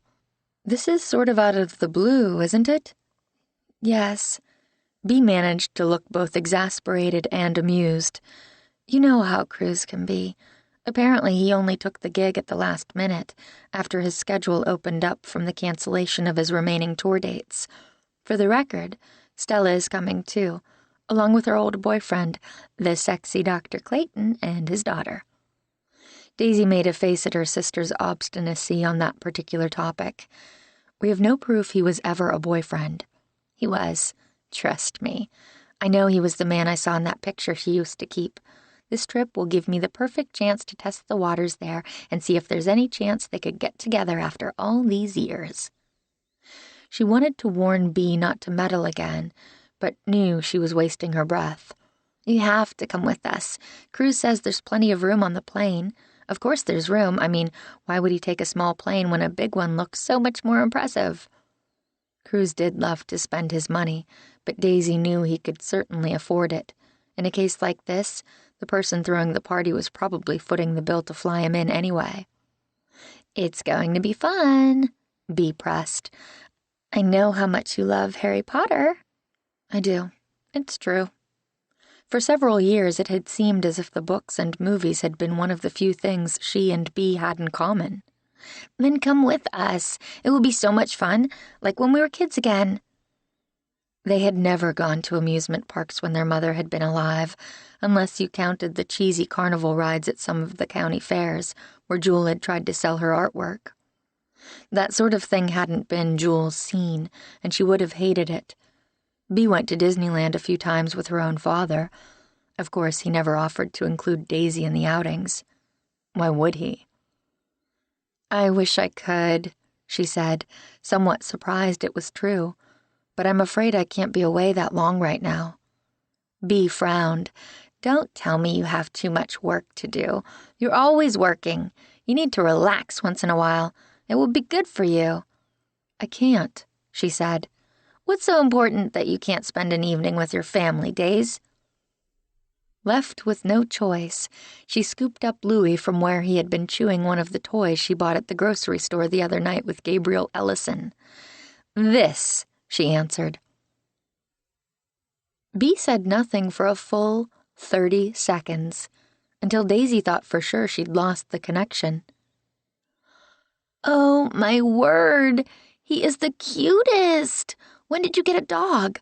I can't believe you didn't tell me. You need to bring him over to make friends with Jojo and Sally. They will love him." "He's not mine," she said quickly, though she was beginning to wish with all her heart he was. "He's a rescue, and we're trying to find his owners." "We?" The person who found him on the cliffside. You don't know anyone who might be missing a little French bulldog, do you?" Belatedly, it occurred to her she should have asked Bea right away. Her sister and her aunt knew everyone and everything that went on in Cape Sanctuary. "I haven't heard of anyone, but I can ask around." "Oh, he's so cute. I can't believe you're fostering a dog. You're the one who's always telling me you don't have time to take care of a pet." She didn't, but in this case, Louis needed her. "How did this all come about?" Bea asked. "It's a long story. I'll tell you when you get back. I don't feel good about leaving him with a stranger right now. He's barely getting used to me, so I'd better not go with you to LA. It sounds fun, though. I'm sure you'll have a great time. Enjoy some frozen butterbeer for me." "I will. If you change your mind between now and when we leave tomorrow, just let me know." Bea hung up a few moments later, but Daisy didn't want to move from her spot looking out at the ocean, especially not when she realized Louis had fallen asleep on her lap. The dog had slept beside her bed since Gabe found him. Every morning he awakened her with a little friendly lick on her cheek that completely stole her heart. She had it bad for this little creature. She and Gabe had done their best to find the owner. She had contacted all the vet clinics and shelters in the region and had put notices all over town. Maybe no one would come forward, but she couldn't imagine there wasn't someone out there missing him. He was the sweetest dog, content to sit at her feet while she worked at her day job and then entertain himself in her studio at night. She sat for a few more moments, enjoying the calm, and may have drifted off like the dog. The doorbell jolted both of them awake. "Are you expecting anyone?" she asked Louis. He hopped down from her lap and raced to the door, plopping expectantly next to it until she headed over and looked through the peephole. Butterflies suddenly started twirling around inside her stomach when she found Gabe on the other side. How had she managed to forget how gorgeous he was? How he made everything inside her sigh? For just a moment, she was tempted to ignore the doorbell and pretend she wasn't home. But Louis barked a greeting, one of the few times she'd heard him bark at anything. "Thanks for nothing," she muttered and unlocked the door. "Hi," she said, hating her voice for trembling a little. "I was out for my walk, and I figured I would stop by and see how our little guy is doing." "Louis is good, aren't you, buddy?" The little dog wagged his tail so hard it made his giant ears quiver. "You still haven't come up with another name?" She shrugged. "That's the one he answers to. I don't know if that's really his name, but it works. You like it, don't you, Louis?" The dog barked and licked her hand. Gabe unexpectedly smiled, and she ordered herself not to stare. "Louis it is, I guess," he said. "Any news on his owners?" she asked, suddenly afraid that was why he had come. "No. I had a phone call today and one yesterday from people claiming he belonged to them. They couldn't describe him or identify the pattern on his collar, though, so I knew they were just trying to get a free French bulldog." Gabe had been deliberately vague in his description of the dog to avoid sleazy people coming forward to claim him when Louis didn't belong to them. "I told you I wanted visitation," he went on. "I came over to see if I could take him for a walk." "Are you up for that? Did you have to have those stitches repaired?"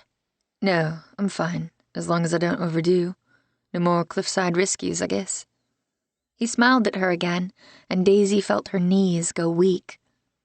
She was an idiot. She steeled herself against him. "The leash I bought is in the kitchen. I'll go grab it for you. Better yet, why don't you come with us? You want me to go on a walk with you? Sure, why not? She did not want to do that.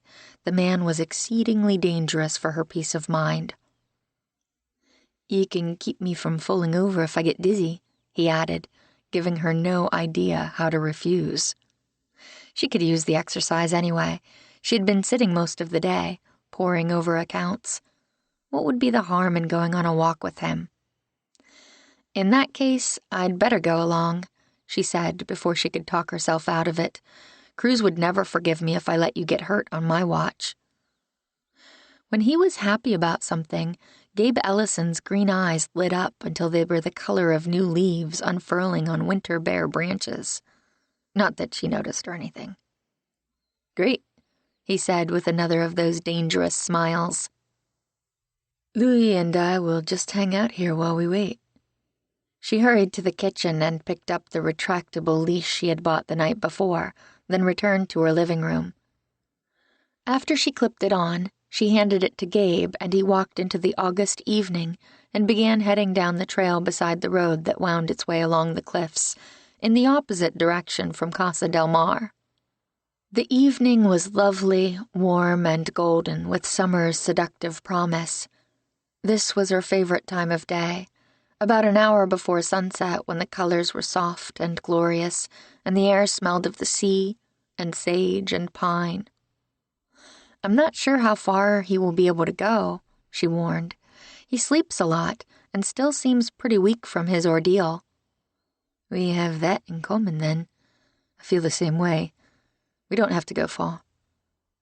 Poor man. She could imagine how hard being temporarily sidelined must feel to someone who had led such an active, adventurous life. How are you feeling, really? He was silent for several more steps, then answered her with what she guessed was more honesty than he gave most people who asked. Mostly fine. It hurts, but a little less every day. At this point, I'm just frustrated at how weak I still feel. I don't make a very good patient, apparently. Funny the things you learn about yourself when you need medical treatment. This can't be the first serious injury you've ever had, not when your whole life has been based on risk. I suppose I've been lucky up to now. I broke my arm when I was a kid, but I don't remember much about it. We were living in Africa in a little village. The healer for the tribe just washed it in sacred water, and then used a couple of sticks for a splint. For a cast, they used leaves and rope. His life and the experiences he'd had were completely beyond her comprehension. She would not have been able to survive that kind of chaos. Bad enough that Jewel moved her and Beatriz from hotel to hotel, trailer park to crappy apartment to homeless shelter. At least they had always had running water, electricity, and access to Western medicine, as far as she could remember anyway. You look shocked, he observed. A little, she admitted. It probably seemed perfectly normal to you, growing up in such unique circumstances, I mean. I wouldn't say normal, and unique is one way of putting it. Others would call it primitive or dangerous or crazy. They did call it that. My mother, for instance. But it was the life I knew, at least from about 5 or 6. What about before that? The question seemed intrusive, and she wanted to immediately call it back, but Gabe didn't seem to mind. The first 5 years were pretty normal, if that is the word you want to use. What most people would consider normal, anyway. We lived outside Wellington, New Zealand.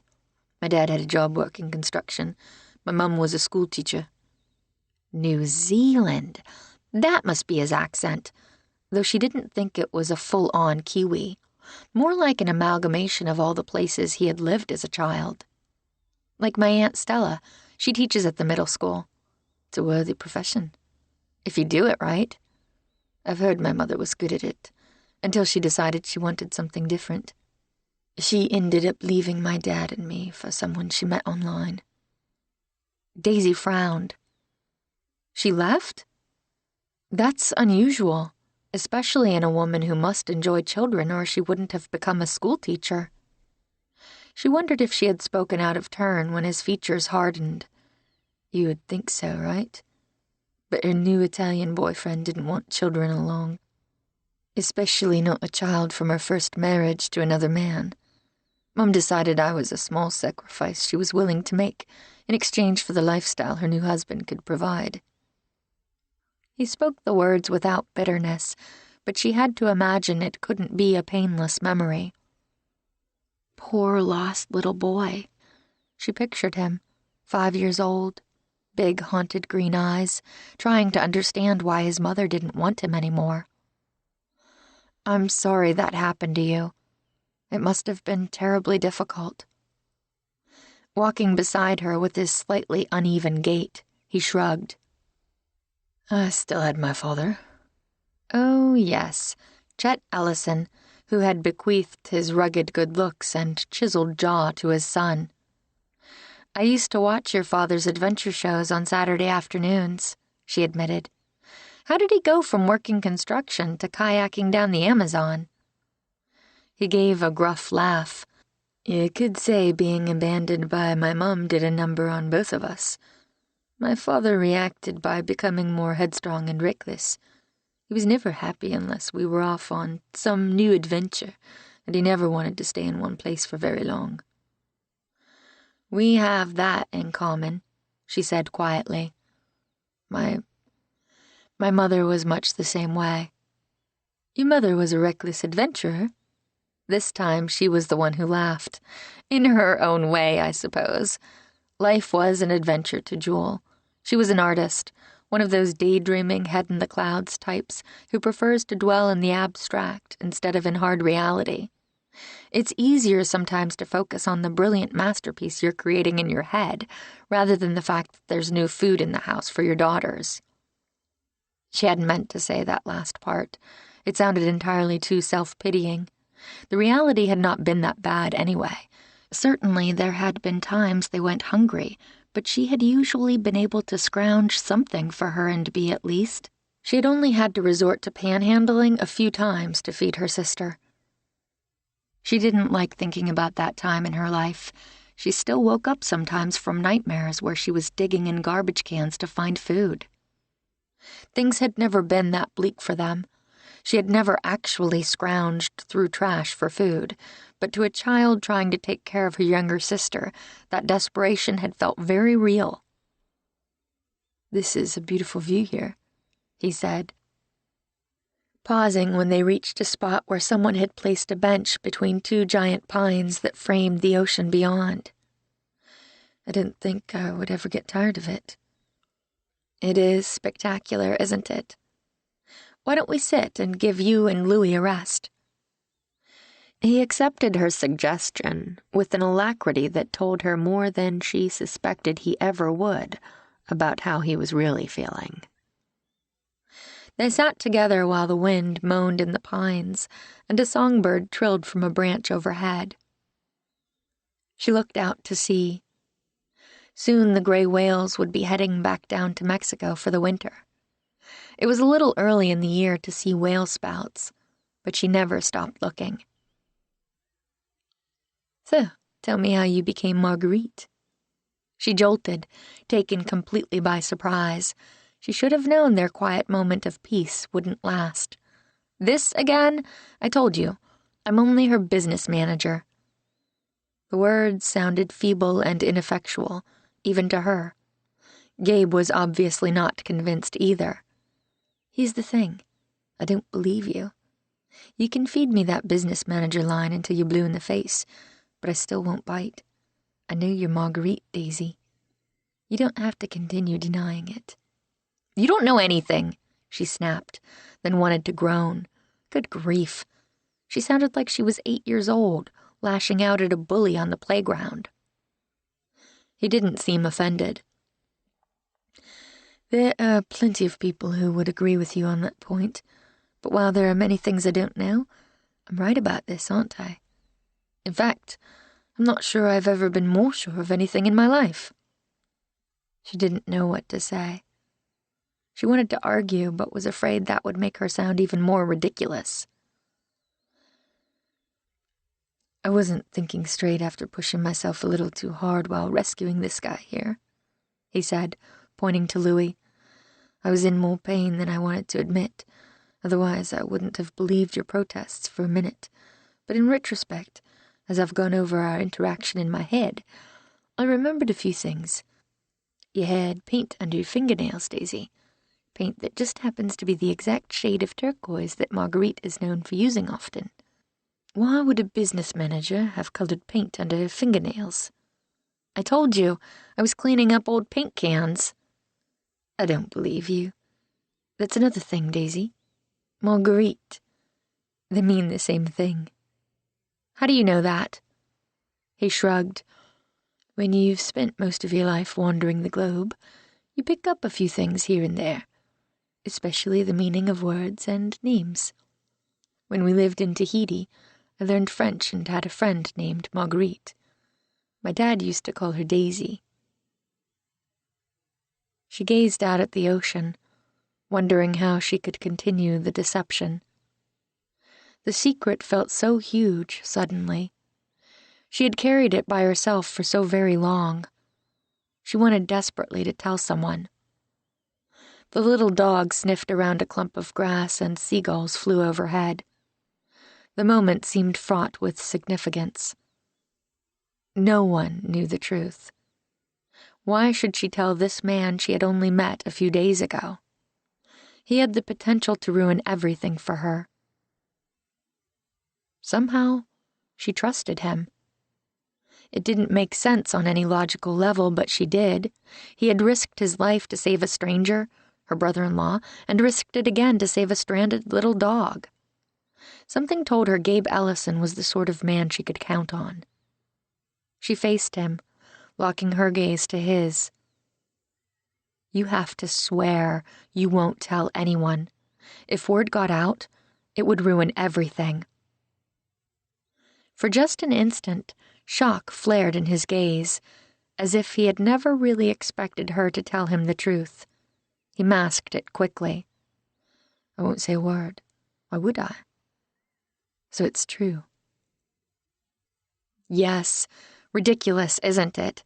The most mysterious artist around these days has a secret identity as a boring accountant in a quiet Northern California beach town. I wouldn't say ridiculous. Fascinating is the word that comes to mind. Why the big veil of secrecy? How did she answer that without going into the entire story? She couldn't, she realized. It wasn't enough to tell him she was Marguerite. She had to tell him all of it. You have to understand, I never wanted to be an artist. That's why I became a CPA. To me, that world of my childhood represented chaos and uncertainty, and I hate chaos and uncertainty. I need structure and stability. Order.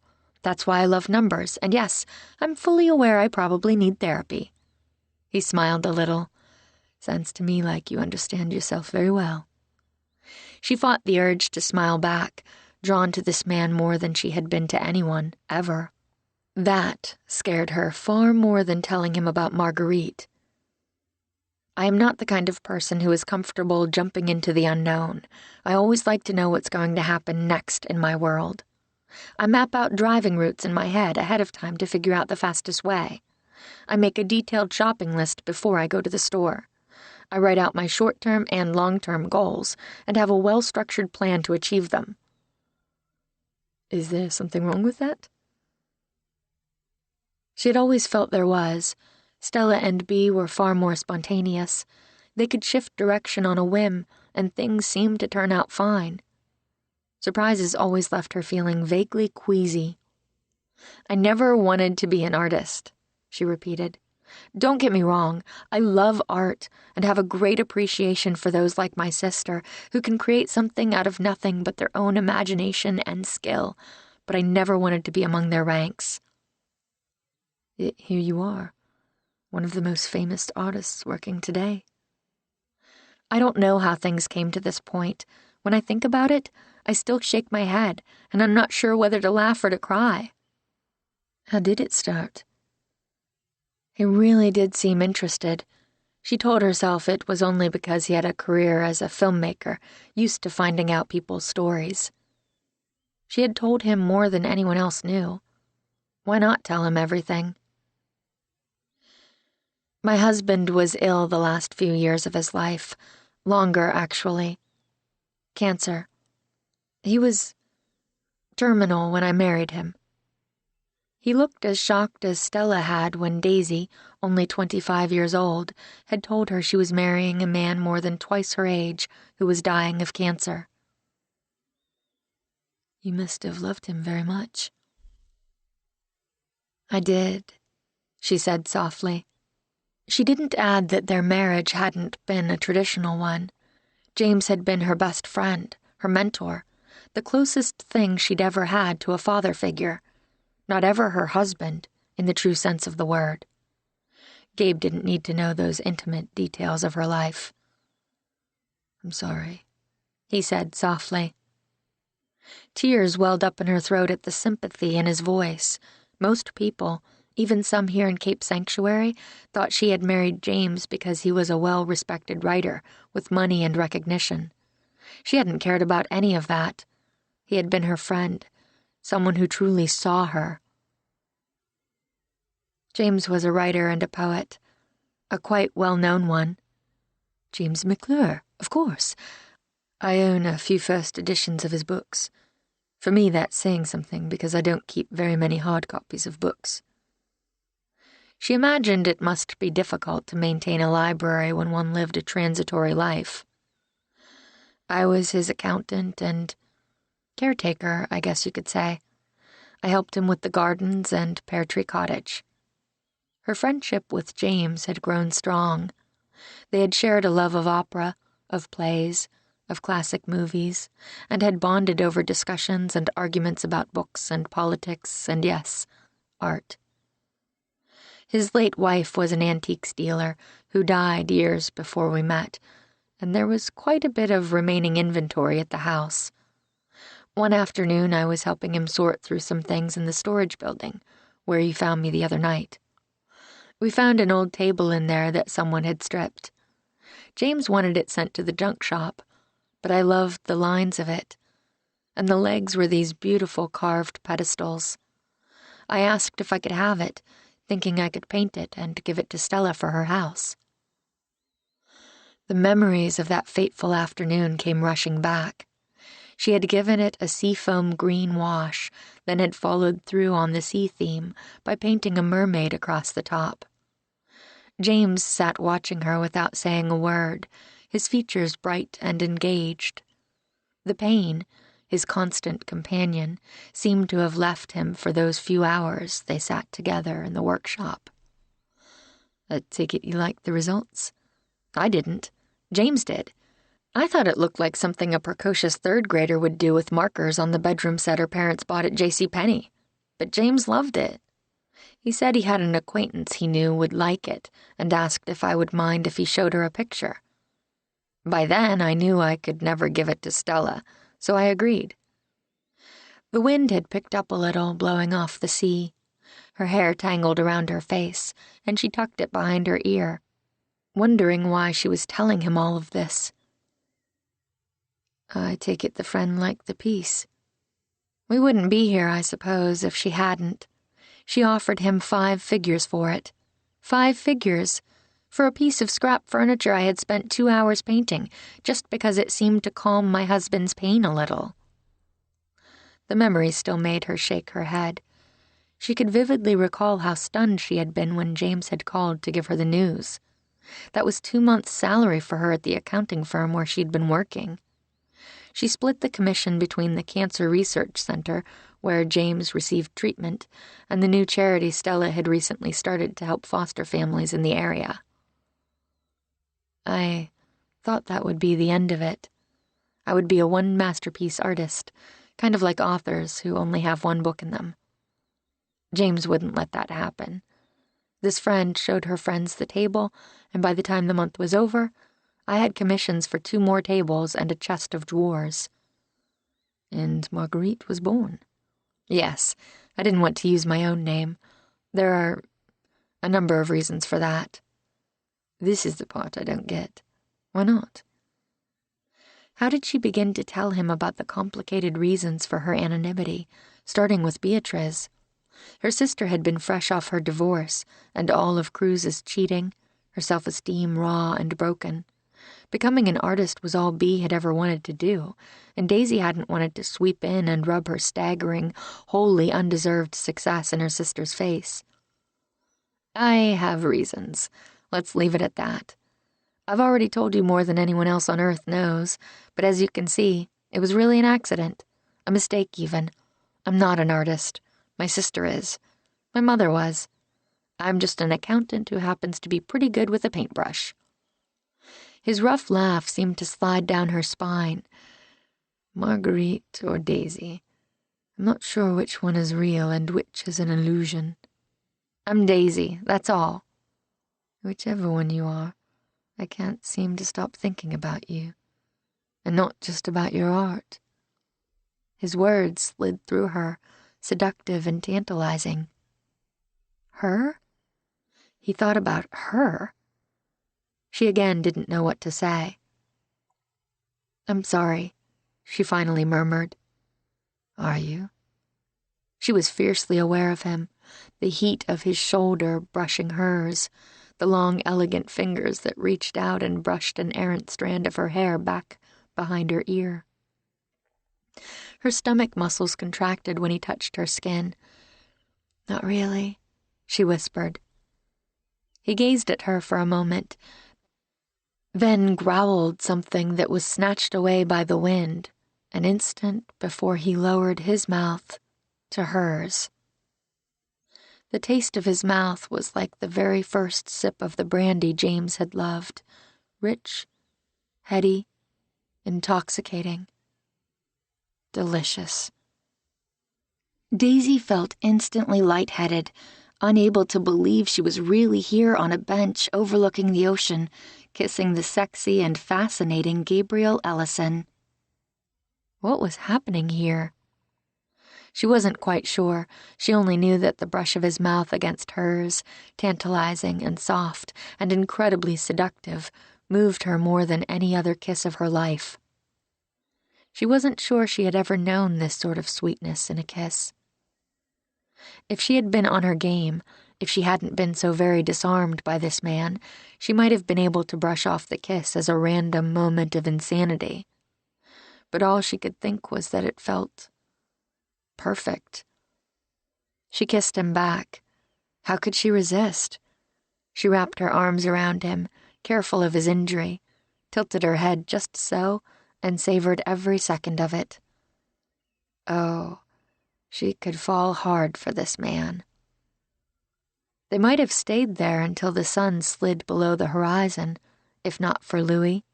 He barked suddenly, startling both of them, almost as if trying to protect her from the consequences of her foolishness, to keep her from making things worse. Daisy drew away, feeling more flustered than she remembered being in a very long time.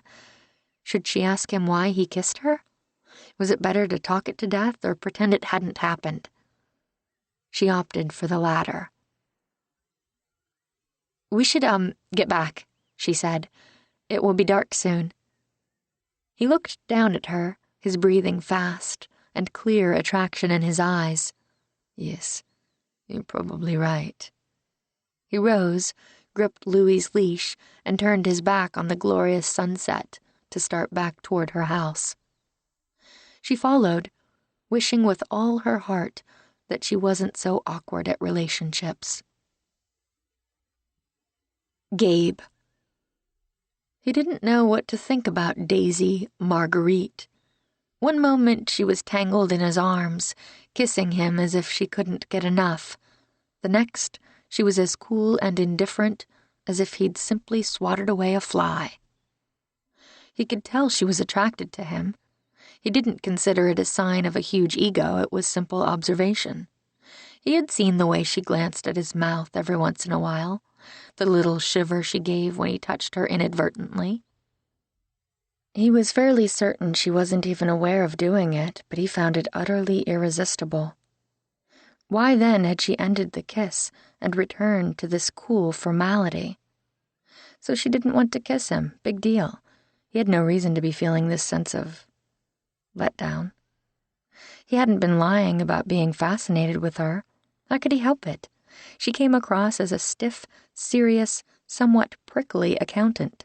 She wore plain, drab clothing, almost as if she wanted to disappear. Yet somewhere inside her was a woman who danced alone to sexy salsa music and hid behind the passion and color and joy of Marguerite. She was a study in contrasts, which made her infinitely captivating. He had felt honored that she had told him the truth, but Gabe had a rather grim suspicion that he would now have an even harder time shaking this fascination with her, especially now that he had tasted her mouth, heard the seductive little sounds she made when he kissed her, felt the heat and wonder of those artists' hands against his skin. If he had his way, his next documentary would be the Marguerite story. He could see it now, filming her at work while the sun poured in through the skylight of her rustic studio. Or maybe in the beautiful wild English cottage-style garden of her house overlooking the vast Pacific. He couldn't do it. He wouldn't be filming a moment of her daily life. Daisy was an intensely private person. She obviously had powerful reasons for keeping her identity as Marguerite a secret, even if she hadn't shared those with him. He had to respect those reasons, even if he didn't understand them. 13. Stella. This had been a crazy idea. Stella gripped the armrests of her comfortable, oversized chair, hoping against hope that she didn't puke all over this sleek, private jet. She had been feeling good all day long. All week, really. After her initial bout of morning sickness right after her pregnancy had been confirmed, she had felt fantastic. Better than she had in a long time, actually, now that she no longer was anxious about the fertility treatments. She had carried the secret of her pregnancy close to her heart for days, like a precious little painting only she could see. She didn't want to tell anyone. She wanted to have this time to cherish her secret, her child. She had been feeling strong and healthy, empowered with the miracle growing inside her. All that had changed over the past 20 minutes as they made the short flight from LA back to the small airport outside Cape Sanctuary. She wasn't sure if it was the 6 hours they had just spent at an amusement park, the shift in equilibrium she always got when she traveled, or the hormones playing havoc with her body. Either way, slick, greasy nausea seemed to have settled in her stomach and showed no sign of leaving anytime soon. "How are you holding up?" Ed asked quietly from beside her. There was something else she couldn't quite believe. She felt like she was the recipient of two amazing events. One was this pregnancy that still didn't feel quite real. The other was the fact that Ed Clayton had returned to her world. He was the only one besides her OBGYN who knew her secret. Was that the reason he had been incredibly sweet all afternoon and evening? She wasn't sure. She only knew he had watched over her with careful concern, as they enjoyed the rare outing Cruz had provided them all. "Can I get you some water or something?" he asked. She was afraid to answer him for fear that the delicious grilled chicken kebab she had enjoyed in the park would make a disgusting reappearance. Instead, she pointed to her stomach, made a face, and said nothing. "Let me guess," he murmured. "Morning sickness?" "Something like that." Even the small effort of speaking was enough to send the contents of her stomach sloshing around. She had to get up, now, before it was too late. He must have seen the distress on her features.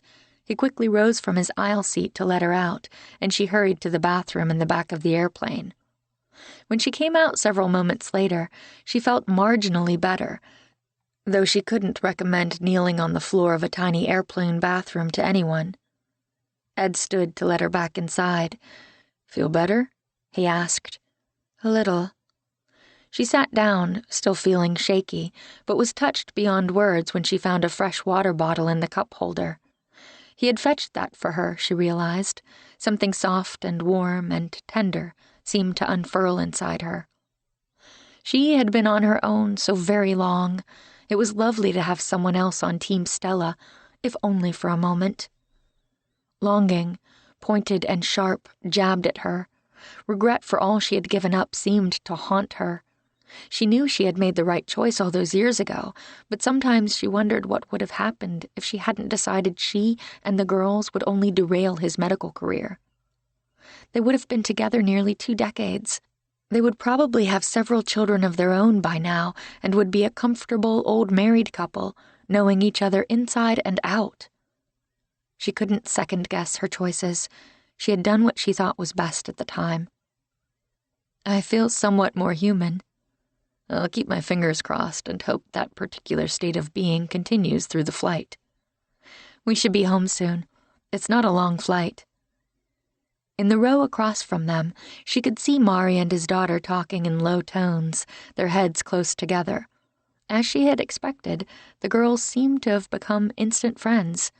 They had gone on every single ride in the park that had been opened for the private party, many of them multiple times. They seemed to be getting along, she said, gesturing to the girls. They've had a great time. Ro will be talking about this for months. She loved everything about it. Thank you for inviting us. You seem to be enjoying yourself, too.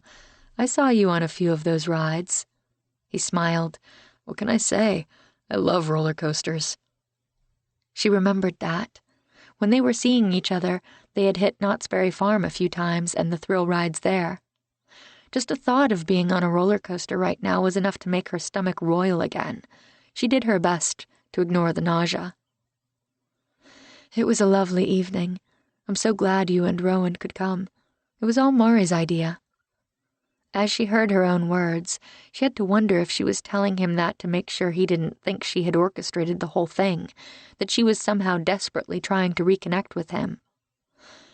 She seems like a very sweet girl. She is quite remarkable. It can be tough having a celebrity for a father, but Mari seems to keep everything in perspective. You're very close to the girls, aren't you? Daisy and Beatrice, I mean. Yes, we're family. They're like my own daughters. I know that probably doesn't make sense, but that's how I feel. She had sacrificed everything for them.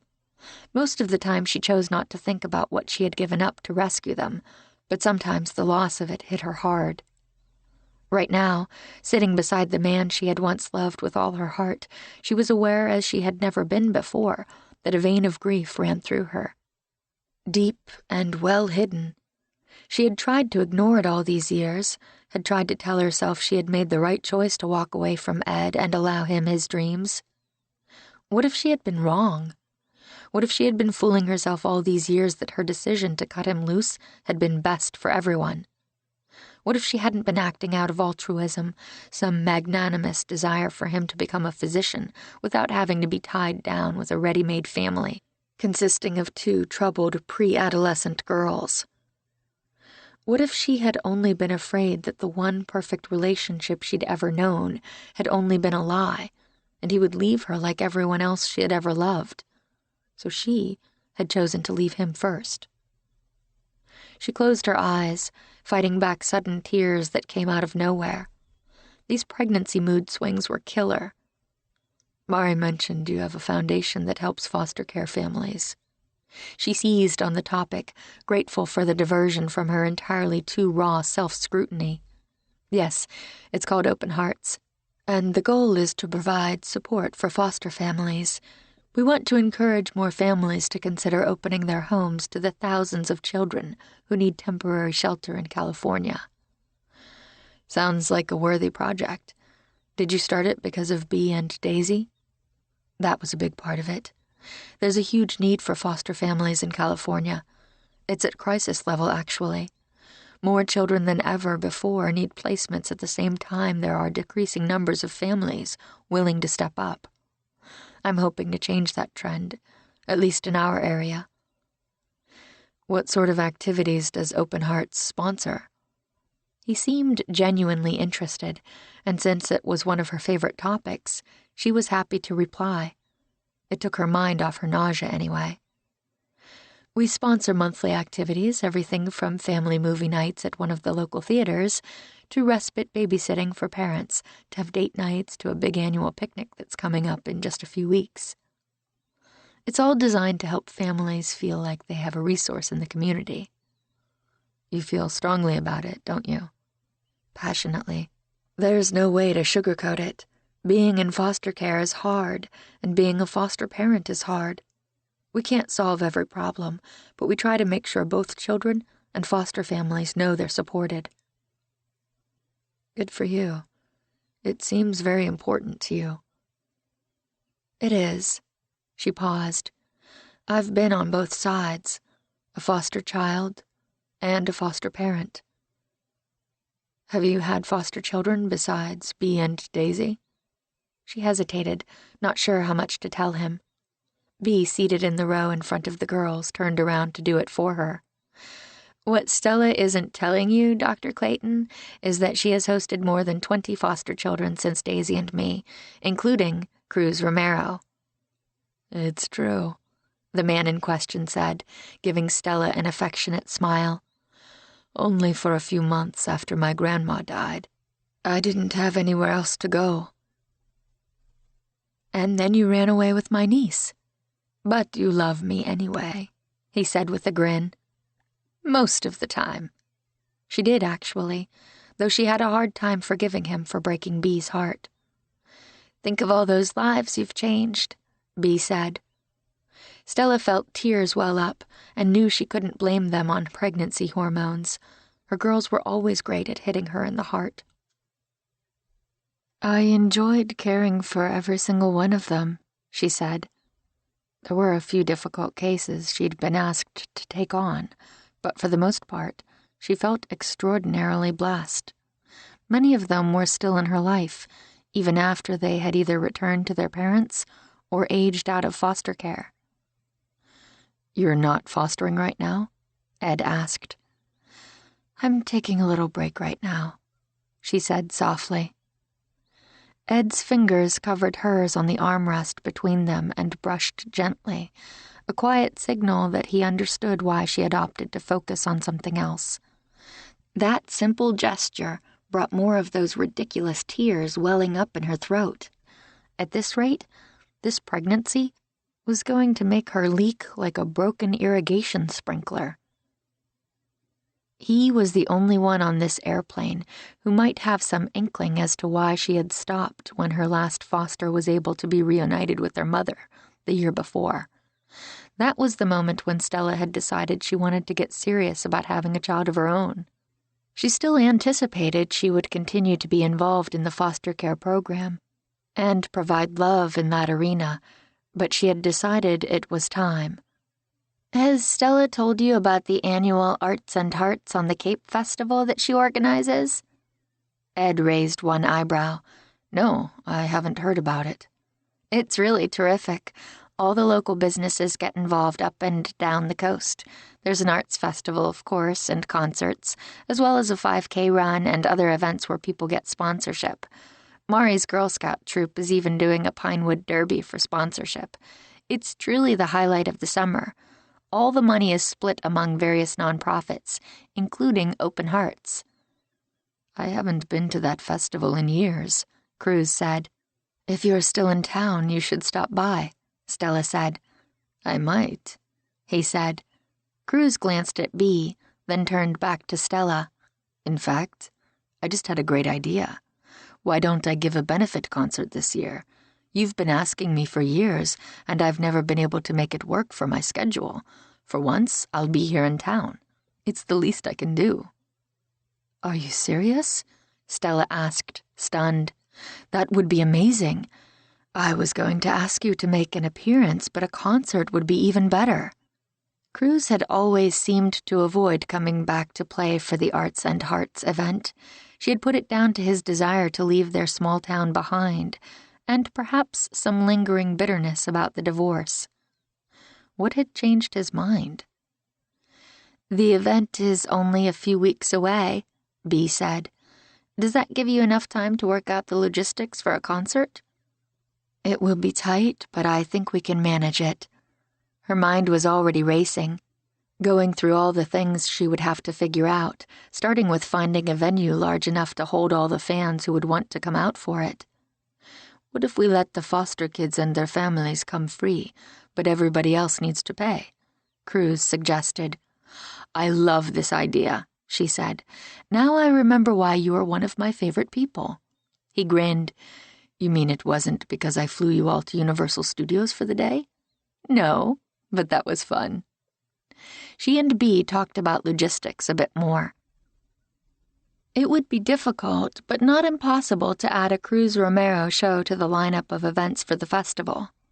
She would need to throw an emergency board meeting and talk to the people who had already printed the posters about a new one, and try to change her ads on the local radio stations. The list was endless and suddenly overwhelming. As the plane started to land, Stella leaned back in her chair and closed her eyes. When she opened them, she saw Ed watching her with concern in his eyes. Are you sure you're going to be able to handle the details involved in this? It seems like a great deal of work. She was warmed by his concern, but knew she couldn't let herself depend on it too much. I'll be fine. It's for a good cause. I'll figure out how to make it work. He lowered his voice so the others couldn't hear. I'm sure Joe has mentioned to you that you'll want to take things easy, at least these first few months when your body is trying to adjust to growing a new life. I tell all mothers to slow down a little and nap when your body demands it, but that advice is especially relevant to older mothers. Oh, she really needed him reminding her that she was 40. Again, she wondered where they might have been if she had made different choices nearly 2 decades ago, but pushed away the regret. She had done what she thought was best at the time. There was no room in her life to dwell on what might have been. I'll be fine, she repeated. She crossed her fingers at her side, hoping she was right. 14. B. It was close to midnight when she pulled into her driveway after making the trip from the small Cape Sanctuary airport to her house. She was alone, as Mari had asked if she could sleep over at Cruz's house so they could go horseback riding again the next morning. While she was happy her daughter was spending more time with her father, Bea had to admit that she would be somewhat relieved when Cruz finally got tired of his R&R and this misguided effort to get back together. This extended downtime on his part had disrupted their entire schedule. She also worried it gave Mari the skewed idea that life was all about having fun, going horseback riding and playing soccer with her dad, and taking wild, extravagant trips by private jet to an amusement park. Mari had a good head on her shoulders. She knew that. Thus far, her daughter had been great about keeping things in perspective. But she was only 11, and her personality was still developing. When she called for Jojo inside the house, the dog didn't come running. She walked through looking for her little dog. Outside, she could see the pool lights and opened the curtains to find Shane working at one of the patio tables, while Sally and Jojo lay curled up together on their favorite spot, the outdoor rug. Her heart softened at the sight. Her little dog was going to miss her best friend so much when Sally moved out again. Not as much as Bea was going to miss the retriever's owner. The truth was like a fierce, heavy ache in her heart. She was in love with her best friend and had no idea if she could find the courage to try taking things to the next level. She was tired from the long day and knew she would be wise to simply open the door and call to Jojo and wave goodnight to Shane. She couldn't do it. With butterflies dancing through her, she opened the patio door and walked outside. He looked up, and his smile of welcome seemed to settle every nerve. "Hi," she said softly. "Thanks for keeping an eye on Jojo." He had a key to the house and often let the dog out when she wasn't home. "No problem. We enjoyed his company, didn't we, Sal?" His Labrador lifted her head and almost seemed to nod in agreement. "The two of them have a funny relationship, don't they?" she said, sliding into the chair next to him. "They're buds. Nothing wrong with that." "I always wonder what they're talking about to each other." "They're dogs. They're probably sharing stories of the bone that got away." She gestured to his tablet, which looked like a big, complicated game of tic-tac-toe. "You're working late?" "It was nice out here, with that lovely breeze and the water and the full moon. I'm figuring out a couple of new plays we're going to try before our first scrimmage next week." "Oh, man, I can't believe football season is here already. Where did this summer go?" "Tell me about it. Fall will be here before we know it." She wanted to savor August and the last few days Mari would be home from school, but she imagined her daughter would spend most of that time with Cruz. "Is Mari with her dad?" "Yes. She wanted to stay over. We were with him all evening, actually." He set his tablet down. "Oh?" She found herself strangely reluctant to share the details of the day with him. "It was kind of a crazy night. We went to Universal Studios." Shane raised an eyebrow. "The one in Hollywood?" "Yes. Orlando would be a little far to fly down and back in a day." It was no less crazy that they had flown to LA and back, which was usually about an 8-hour drive from here. Cruz was performing for a private party there and was allowed to take some guests. He wanted Mari to go, and she wanted one of her new friends to come. Before we knew it, we were on a plane with Cruz, Stella, Mari, Stella's old boyfriend, and his daughter. "I didn't know Stella had an old boyfriend. Sounds like there's a story there." "I'm so glad you agree with me. Daisy thinks I'm crazy, but I know there's something going on between them. He's a doctor going into practice with Joe Chen. Apparently, he's an old friend of Stella's from college." "And do you think they're seeing each other now?" "I don't know what to think. Daisy tells me I'm imagining things, but I've seen the way she is around him. Tonight, seeing them together confirmed it." "Why's that?" "He was such a good listener. That was one of the many things she loved about him. Shane always made her feel like what she had to say mattered." "I watched them all evening at the amusement park, and they were so sweet together. He watched over her, not in a creepy, stalky way, just solicitous. Like whatever he was doing, he had to check to make sure she was okay. And Stella was glowing. I wish you could have seen her." "She's a great lady. She deserves someone to watch over her." Bea completely agreed. Her aunt had sacrificed entirely too much in order to care for her and for Daisy. Her entire young adult life had been spent raising two girls who had been too busy being teenagers to show much gratitude. She, for one, had put Stella through hell. She had started drinking early, used to sneak out of the house to meet up with Cruz, and ran with a fast, wild crowd. She didn't even know why, really. She hadn't even enjoyed the party life, but Daisy had been controlled, organized, the ideal student. And Bea had somehow felt obligated to rebel a little against all that perfection. As a result, she had ended up pregnant at 17 and had run away with Cruz to LA. For months, she hadn't even let Stella know where she was. It had been childish and irresponsible. When she looked back, she cringed at what she had done to her aunt. "Do you ever wish you could go back to your teenage self and have a do-over?" His features looked harsh, though she knew it was only a trick of the moonlight. He was a kind, good man, a hard-working coach, an excellent schoolteacher. "All the time." "What would you change if you could go back?" He was quiet for a long time, so long she thought he wasn't going to continue. The moment dripped past, like water from a leaky spigot. "I regret not asking you out in high school." The words shivered between them. She stared at him, not sure how to answer. He had never acted like he wanted to ask her out. Why hadn't he? In an instant, she was 16 again, best friends with the cute jock who lived by her. All the other girls had crushes on Shane. His locker had been close to hers as well, she remembered, and girls were forever slipping notes in it. Shane hardly seemed to notice, focused on school and sports and his family.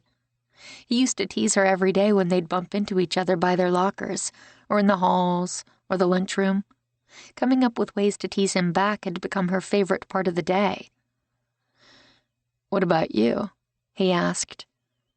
"What would you change?" It was hard to pick. She had so many regrets. But every choice had led her right here. If she hadn't dated Cruz, she wouldn't have Mari, and she would never, ever change that. He was waiting for an answer. She had to say something. "Too many to count," she finally answered, which was a cop-out. What she wanted to say was that she regretted never telling him that she wanted him to ask her out. "I'm in love with you, you big idiot," she wanted to say, but the words caught somewhere between her throat and her mouth, and she couldn't get them out. "So Cruz, how's that going?" He asked so casually she was deeply grateful she hadn't said anything about her feelings. "It's not. I can't seem to convince him there's no chance for us. We have too much baggage between us, mountains of it. I don't see how to get past it." "Are you willing to try?" "No." "You say no, but you don't sound very decisive.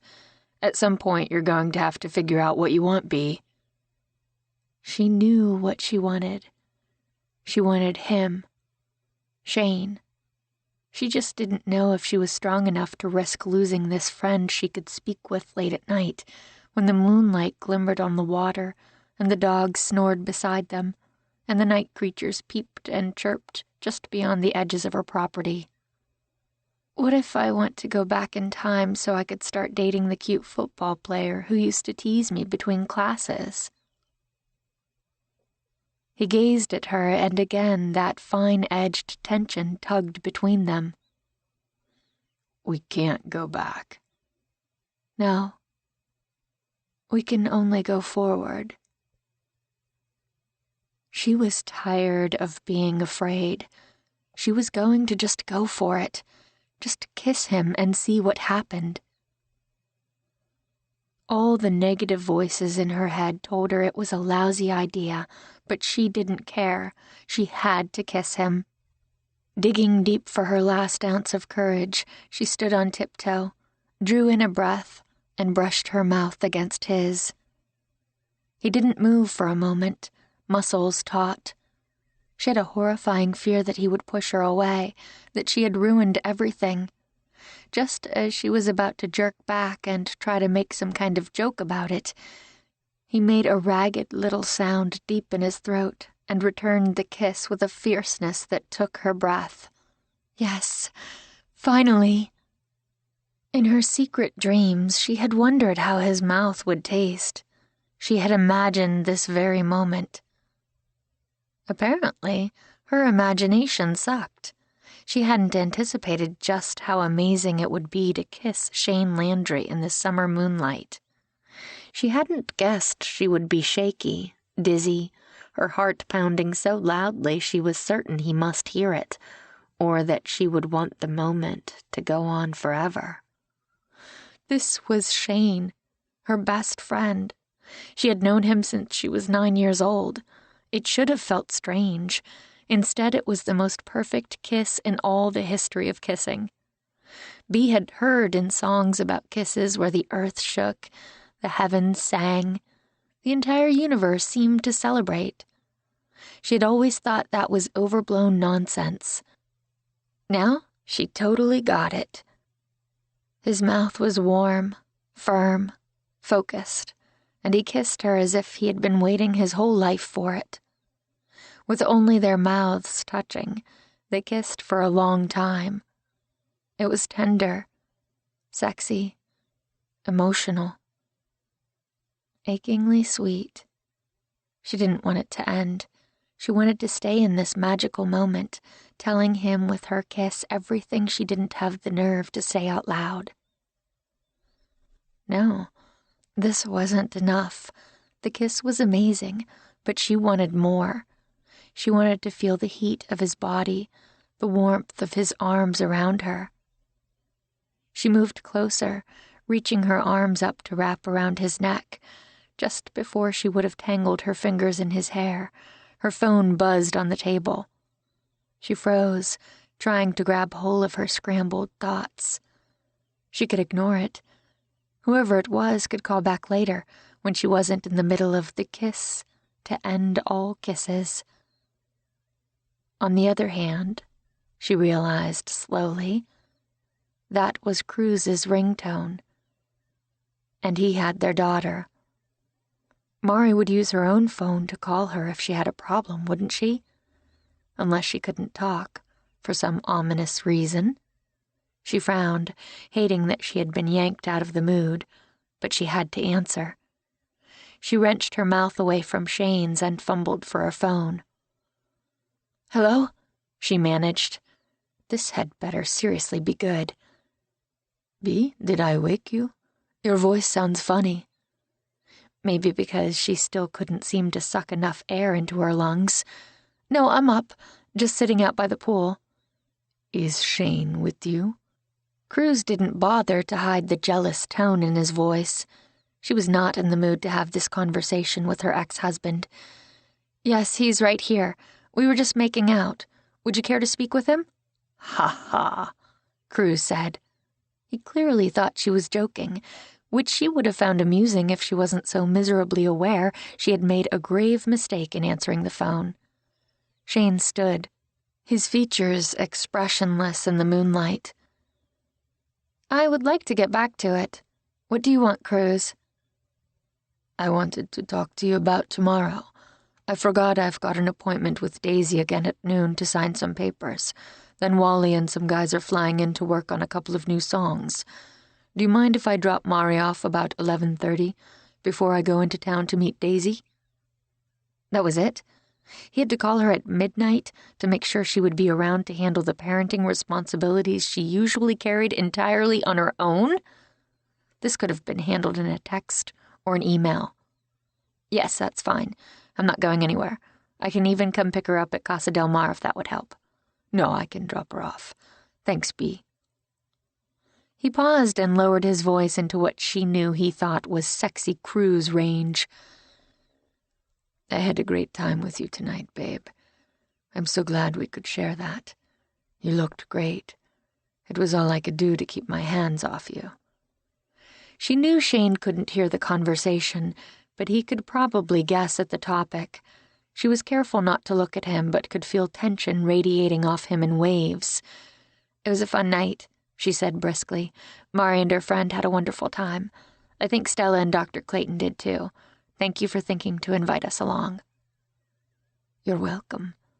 I'm glad they had fun, but I did it for you, to show you how perfect we still are together. I need you along with me."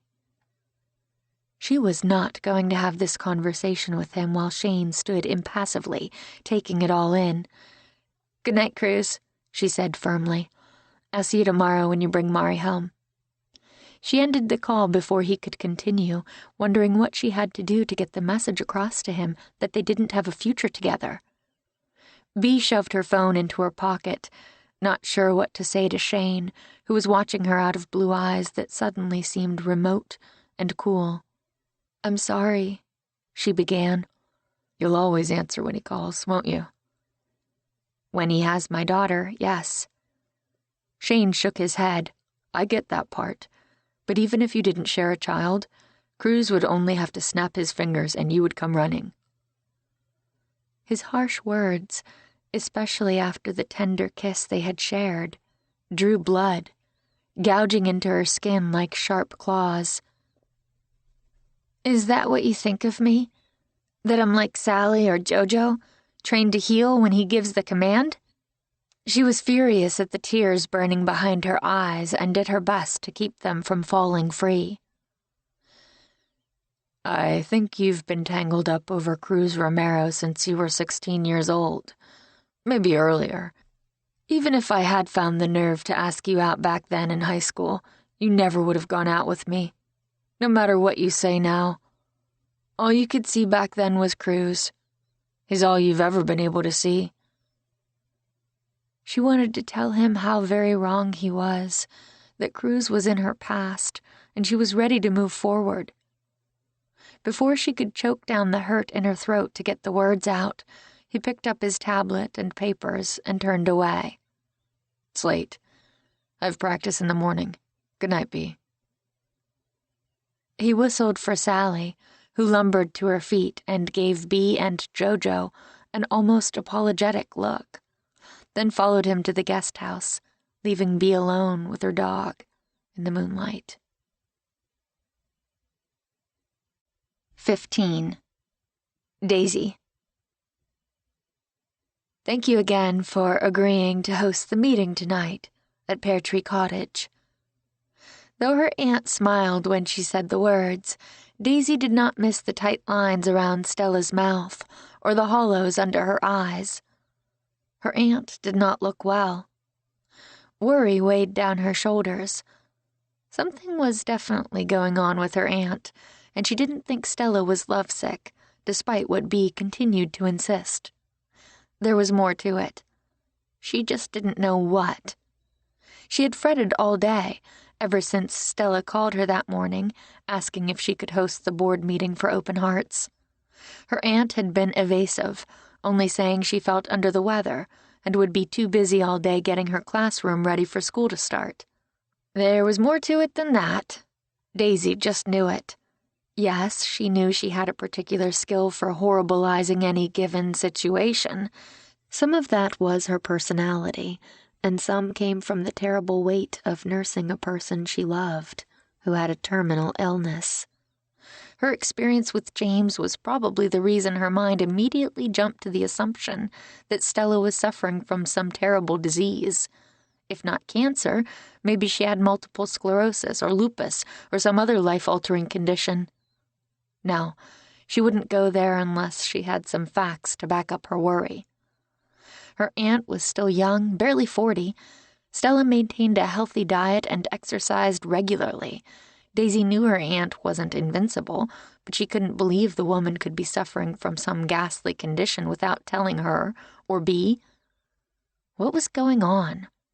She wanted to take her aunt's hands in hers, sit down beside her on the sofa, and interrogate her until Stella shared the truth.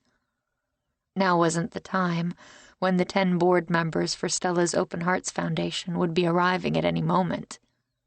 She forced herself to smile. I'm happy to do it. I'm only sorry you weren't feeling up to it. I'll be fine. I'm only tired and a little, queasy. It must have been something I ate. Will you excuse me for a minute? Stella hurried to the bathroom without waiting for Daisy to answer. Daisy stood uncertainly outside the bathroom, listening to the unmistakable sound of retching from within. Stella should have just rescheduled the meeting when she was feeling better. She wanted to storm in and tell her aunt that, but the doorbell rang with the first arrivals to the meeting. Louis hurried to the door first and gave one well-behaved bark. With a look back at the closed bathroom door, Daisy sighed and went to answer the doorbell. When this meeting was over, she intended to force the truth out of her aunt. The members of the Open Hearts Board were all prompt, and several had ridden together to her house. Within 10 minutes, everyone was there, mingling in her kitchen and snacking on the vegetable plate, and cookies from the Sweet Spot bakery in town. "Where's Stella?" Bea asked a few moments after she arrived. Daisy frowned. She didn't need someone else to worry about. Bea looked her usual self, wearing a perfectly fashionable tunic and leggings with her hair curled and wild over her shoulders, and chunky charm bracelets on each wrist. But she had dark smudges under her eyes. "In the bathroom," she said in an undertone. "She said she doesn't feel well." Worry clouded her sister's eyes. Should we cancel the meeting? Let's give her a minute. You know, she spent a lot of time in the bathroom when we were on our little adventure to Southern California the other day. She said she thought she was a little bit motion sick. Do you think that's all it is? What else could it be? Bee asked. Before Daisy could go into the whole grim litany of possibilities, Stella came into the kitchen with a bright smile for the other members of the committee. "Hello, everyone," Stella said. "Thank you so much for coming. I see Daisy has fed you all. That's the important thing. We have a lot on our agenda with the picnic this week and the festival a few weeks after that, plus our exciting new headliner concert. Shall we get started?" If Stella wasn't feeling well, Daisy had to admire her strength. It wasn't easy to be bright and bubbly when a person felt terrible. She had watched the heartbreaking efforts of James as he tried to keep up a positive attitude in those last months of his life, until the strain became too great for him. Determined to ask her aunt later, Daisy turned her attention to the board meeting. She took her job as controller and treasurer of Open Hearts very seriously.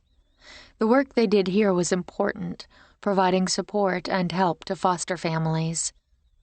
At last count, Stella's contacts at the State Child Welfare Agency estimated an additional 500 children had been placed in foster homes because of Open Hearts, instead of being housed in temporary shelters. She found fierce satisfaction in that, for purely personal reasons. She didn't like thinking about her own experience in foster care or the scars that time had undoubtedly left on her psyche. She had been powerless and afraid then, but she wasn't now. She had skills and connections and wasn't afraid to use them to help children who often felt as if they had no one else on their side. They were about halfway through Stella's agenda when Daisy's doorbell rang again. Bee looked around the living room at the 8 women and 2 men. "Are we expecting anyone else?" Stella shook her head. "Everyone's here who said they could make it. Maybe Carol was able to find someone else to babysit her grandchildren, or maybe her daughter didn't need her after all." Daisy rose and went to the door. Everyone had a clear view, and she could feel the attention on her. When she opened it and discovered Gabriel Ellison on the other side, Daisy could swear she felt an electric current rush around the room, at least among the women. She couldn't blame them. He looked gorgeous with that dark, wavy hair, piercing green eyes, and sexy stubble. Louis rushed to Gabe immediately and started dancing around as if he hadn't seen him in days, instead of the day before when his rescuer had come to walk him. Gabe came every day around this time. She had been so worried about Stella all day, she had totally forgotten to give him a call and tell him she would be occupied today. "Is this a bad time?" Yes, the worst. She could see the curious looks being sent her way from every direction. "No, it's fine. My aunt runs a charity to encourage foster families. I think I may have mentioned it to you. We have a couple of events coming up, so we're working out last-minute details." "I'm sorry to interrupt. We can skip the walk today." Louis heard the magic W word, and that only made him more excited. How could she disappoint the dog by depriving him of his favorite part of the day? "No, it's fine. Go ahead." Gabe knew right where to find Louis's leash, hanging next to the door. He couldn't have made it more clear this wasn't his first time here if he'd walked into the kitchen and helped himself to a glass of water. She didn't dare look at Bee or Stella, knowing their speculative looks would be the hardest to avoid. Gabe clipped the leash on the dog, then gave a collective smile and wave to the room. "Sorry again to interrupt. You're doing good work here." "Thanks." As soon as she closed the door behind the 2 of them, Daisy returned to her spot and picked up her pen. "Okay, where were we?" "Oh, no, you don't," Bee said, eyes wide. "Do you know who that was?" "Yes." "I don't, but I'd like to." Stella's best friend, Cleo Tenaglia, grinned and Daisy could feel herself flush. "That's Gabriel Ellison," Stella said. "The documentary guy?" John Piercy, the retired elementary school principal, looked stunned. "That's the one," Bee said. "He's staying with Cruz right now." "Oh, is he the one who saved Cruz's life? You never told me that was Gabe Ellison." "I used to love watching his dad's adventures." Gib Lyman, the other man on their committee, looked nostalgic. "Man, that guy knew how to live." "Wow, I wonder if we could talk him into filming some kind of promotional spot for us," Nancy, John's wife, suggested. "That's a terrific idea," Stella exclaimed. "He would do a marvelous job." "Daisy should ask him," her friend Paula suggested. "They're obviously friends." Paula looked a little put out that Daisy hadn't told her she knew Gabe. How was she supposed to have done that? Just drop into casual conversation the fact that a gorgeous man knew all her secrets and had kissed her until she couldn't see straight, then acted like nothing happened? "He's staying at Casa Del Mar while he recovers from his injuries. It doesn't really seem appropriate to enlist him to make a promotional video while he's on a medical break." "It doesn't hurt to ask," Cleo said. She was quickly losing control of the conversation. "That's not really why we're here today, right? We still have a lot to do. Can we get back to the agenda?" "You're right," Stella said. "I know you all have other things to do today. Let's hurry through the rest of the agenda so you can be on your way." Daisy breathed a sigh of relief as her aunt turned the discussion back to the picnic the following weekend and the fundraising events planned during the festival. Gabe still had not returned an hour later. By the time they wrapped up the meeting, Daisy suspected a few of the others, like Paula and Cleo specifically, were lingering in hopes of seeing him again. She really hoped he was okay. The man was still recovering from his injuries. He had no business traipsing around all hours of the day and night with a mischievous little dog who had an unfortunate tendency to fall down cliffs. Finally, she was able to push the last board members out the door until only Stella and Bee remained. "That was a good meeting," Stella said. "Thank you for keeping us on track." She wanted to think her aunt looked better. Still, Daisy couldn't ignore the pinched lines around Stella's mouth or the fatigue in her eyes. She needed to get to the bottom of things. "Stella, honey, what's going on? Are you sure you're feeling all right?" Stella's eyes widened. "Why do you ask?" "Because you threw up in my bathroom before the meeting." "And you spent a lot of time in the bathroom when we went to L.A., Bee added. Stella busied herself organizing the papers in front of her. "I am just fine. Stop worrying about me."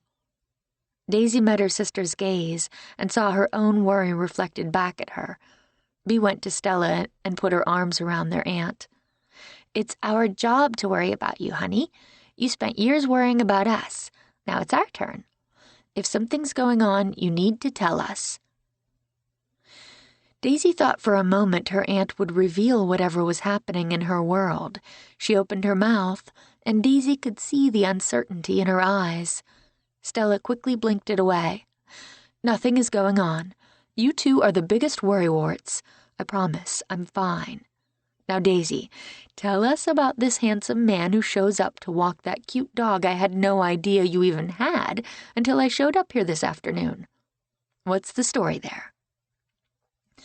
Stella was obviously trying to distract them.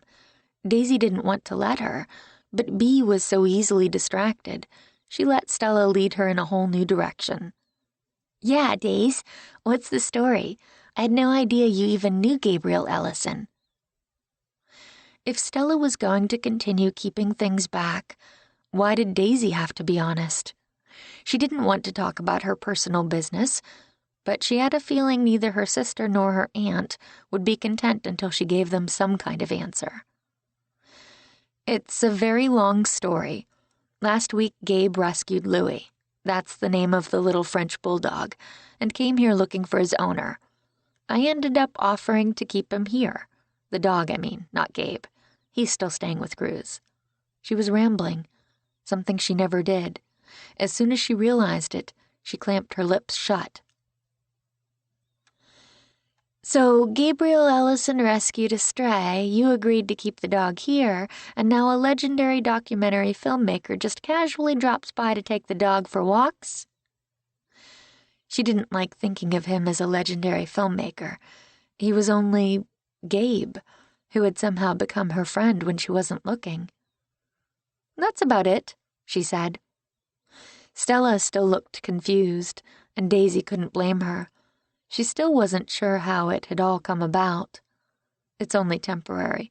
I'm sure we'll find his family soon. Are you going to be able to give him back when that happens? Bea asked. Sure, why wouldn't I? I know I would have a hard time with it. He's just so cute. It's hard to give up something you've handed your heart to. I'm sure it will be fine, she said.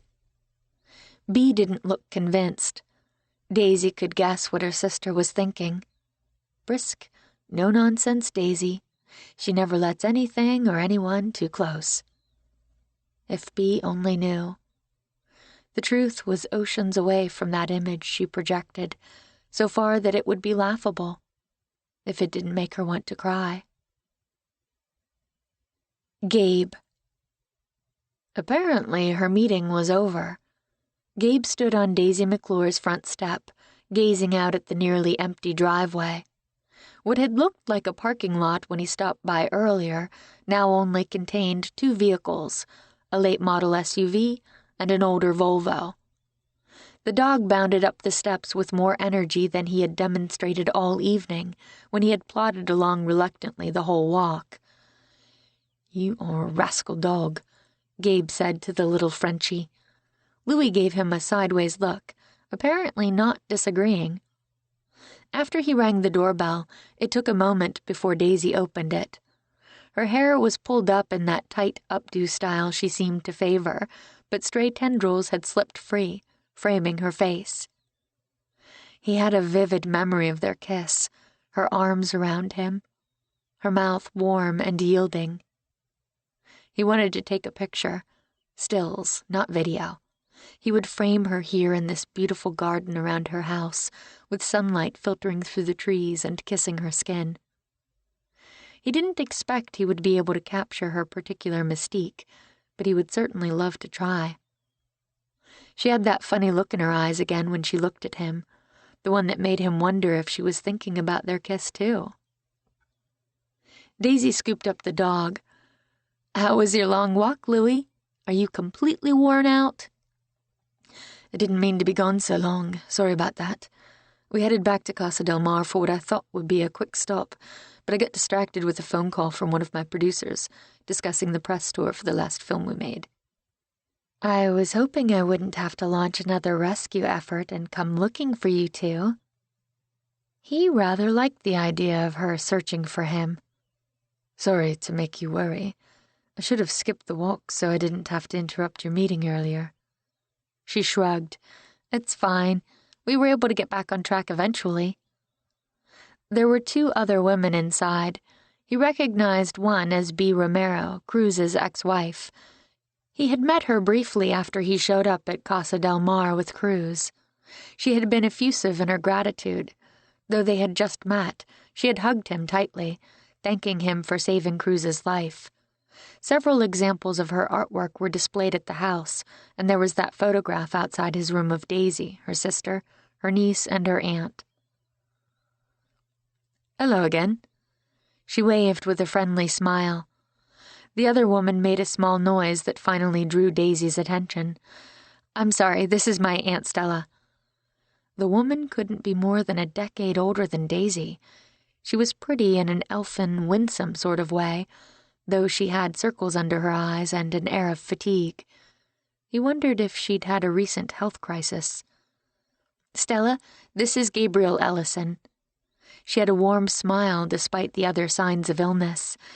Gabriel, how wonderful to meet you. Gabe, please.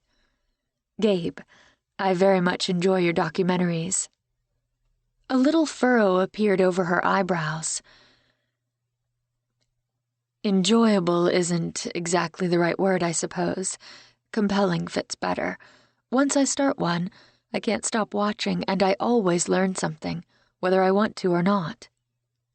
Thank you. He still found it surprising when people knew of his work. Most of the time, he felt like he worked in obscurity. Are you working on anything now? Daisy's aunt asked in what sounded like a deceptively innocent voice. Stella? Daisy said her aunt's name like a warning. What? I was just asking. I'm actually considering a couple of projects. I'm suddenly interested in the artist Marguerite. It was a calculated risk and not very nice of him. He saw panic flicker momentarily in Daisy's eyes and tension steal over her features, but no hint of reaction other than polite interest in the expression of her aunt or sister. As he suspected, they didn't know Daisy's secret identity. Oh, that would be fascinating. I would love to find out who it is. My theory is Marguerite is a man, Bea said. An old guy. Really? Stella looked disbelieving. I can't believe that. With her sensitivity and elegance, it's definitely a woman. Do you have any leads into who it might be? Daisy looked trapped suddenly, like a tiny mouse cornered against a kitchen baseboard by a giant wielding a broom and a dustpan. Regret swamped him. He had vowed to keep her secret, and the first thing he did was bring it up with her family members. He was about to change the subject, but she beat him to it. My aunt and sister were actually wondering if you might be interested in filming a short commercial promo for the fundraiser we're doing at the end of the month, she blurted out. We are hoping to generate more interest and awareness in open hearts throughout Northern California, both from potential donors and from the population we're trying to serve. The moment she said the words, he could tell she didn't want to, especially when Bea and Stella both looked at her in shock and surprise. No doubt she was only using the topic as a diversion, to keep her aunt and her sister from finding out the truth about Marguerite. Again, he had to wonder why she was guarding that secret like it was a stolen masterpiece. What was she so afraid of? They seemed like very nice people. Did Daisy really think they would shun her for finding incredible success as an artist? He felt guilty enough about bringing up the topic she so desperately wanted to avoid that he was compelled to make amends. Sounds intriguing, especially as the foster care crisis is a cause close to my heart. I might be interested. He saw the three women exchange glances. Really? Stella asked, eyes wide. It wasn't usually the sort of thing he did, but he might be willing to make an exception in this case, especially if it would help further his own cause, finding out more about the intriguing Daisy McClure. Sure, I would love to help out. I would have to set one condition, though. Again, the women exchanged glances. What would that be? Daisy asked, a subtle thread of apprehension twining through her voice. She thought he was going to blurt out her secret. He probably deserved her suspicion, considering he had brought up the topic in the first place, but it still hurt a little that she didn't trust him to protect her. None of my regular crew is around, so I'm going to need an assistant. Daisy, how about it? She looked shocked. I don't know anything about making a documentary. But you know about open hearts. The money side of things, that's it. Nobody wants to see that kind of boring information. Stella frowned. Why do you always underestimate your contribution? We would truly be lost without you keeping us on track. Stella would be the best one to help you, Daisy insisted. She's the founder and organizer of the charity and does most of the nitty-gritty work. The very reason I can't have her working as my assistant on a promotional shoot, Gabe said. She'd be one of the sources. No, it definitely has to be you. She glared at him, her usual calm reserve nowhere in evidence. He had to admit he loved breaking through her composed veneer and drawing a reaction out of her. You have to help him, Daisy, her sister urged. This is an opportunity we can't turn down. Think of how wonderful it would be if we had a promotional spot created by none other than Gabe Ellison himself. The publicity alone surrounding the promotion would be fantastic. You can't say no." Daisy frowned at all of them, but especially at him. "What if I don't have time right now?" Bea scoffed. "You're always saying how busy you are. I don't get why. You should have more time than any of us. You work a job with regular hours that you can walk away from at the end of the day. You don't have kids, and you don't have a husband or an ex-husband to deal with." "Bea?" Her aunt's voice was full of censure. "Well, she doesn't. Daisy uses her packed schedule as an excuse for everything. She never has time for lunch. She's busy in the evenings when we want to go to dinner, and heaven forbid we want to do something on a weekend. I'm so over it. This is a big deal. Gabriel Ellison agreeing to produce a promotional shot for us is a big deal." "I know that," Daisy said stiffly.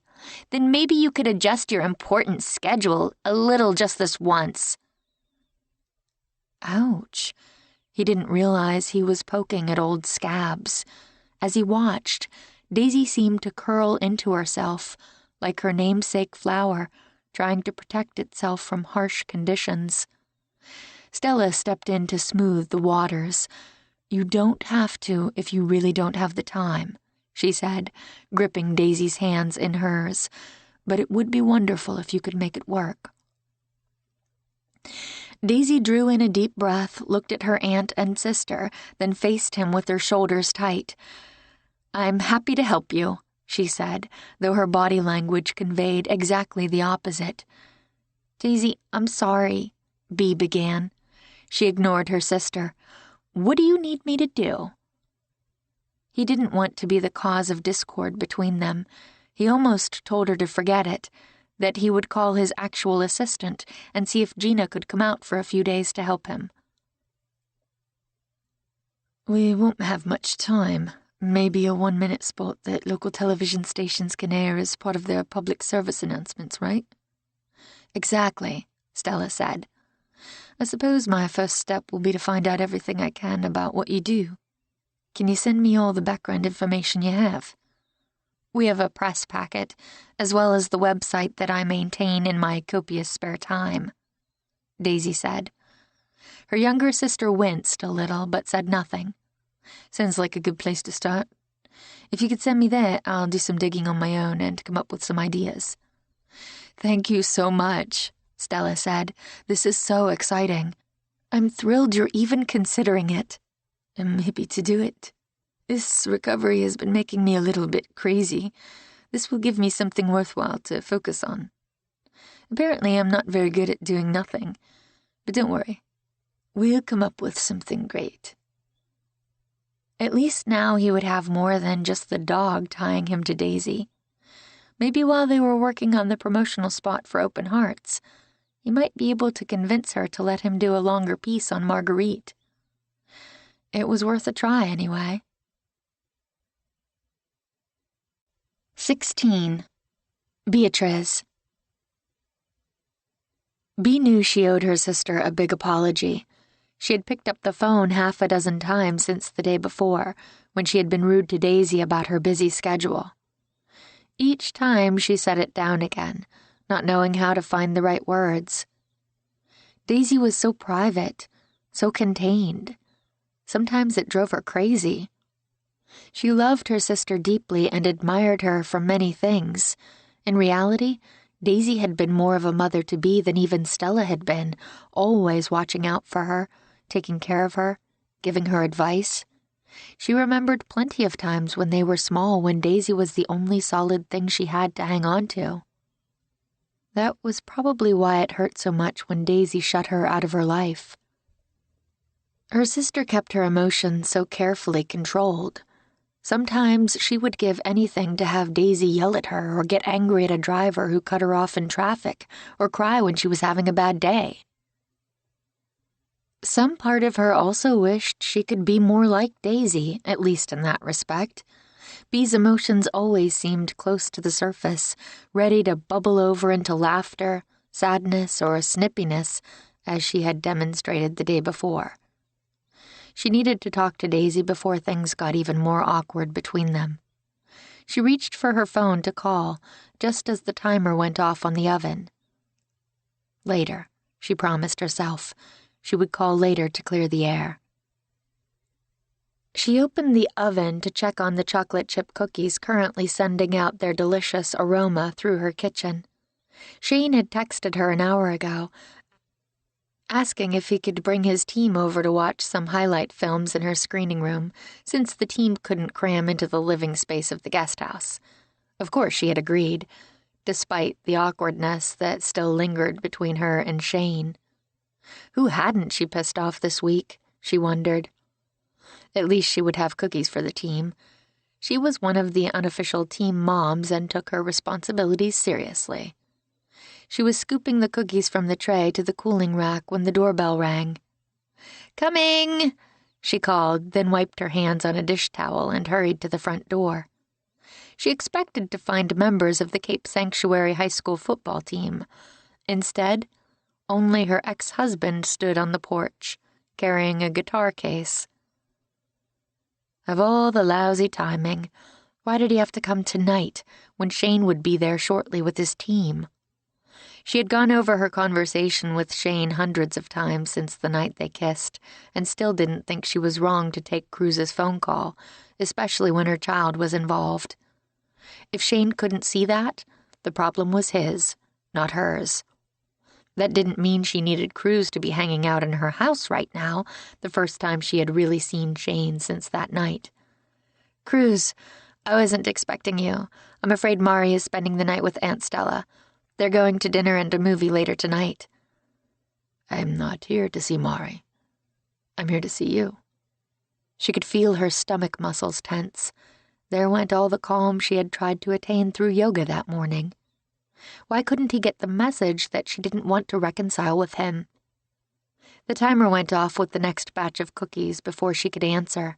She looked back at the kitchen, and Cruz gestured with the hand not holding the guitar. "Go ahead, take care of that. Whatever you're cooking smells delicious."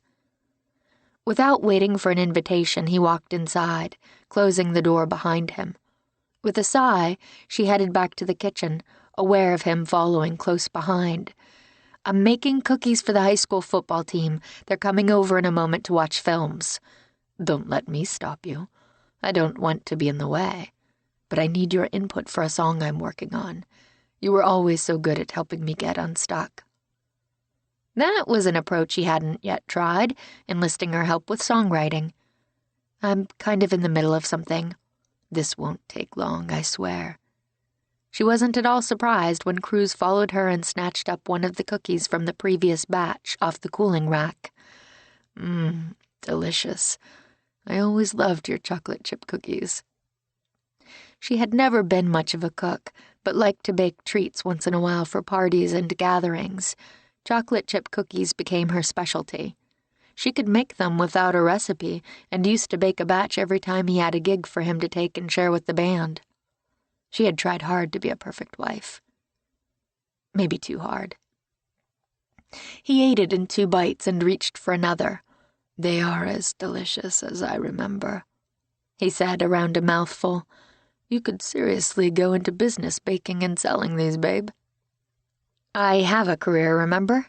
I'm just saying, if you get tired of the art thing, this would be a good fallback." The art thing was her passion and her soul.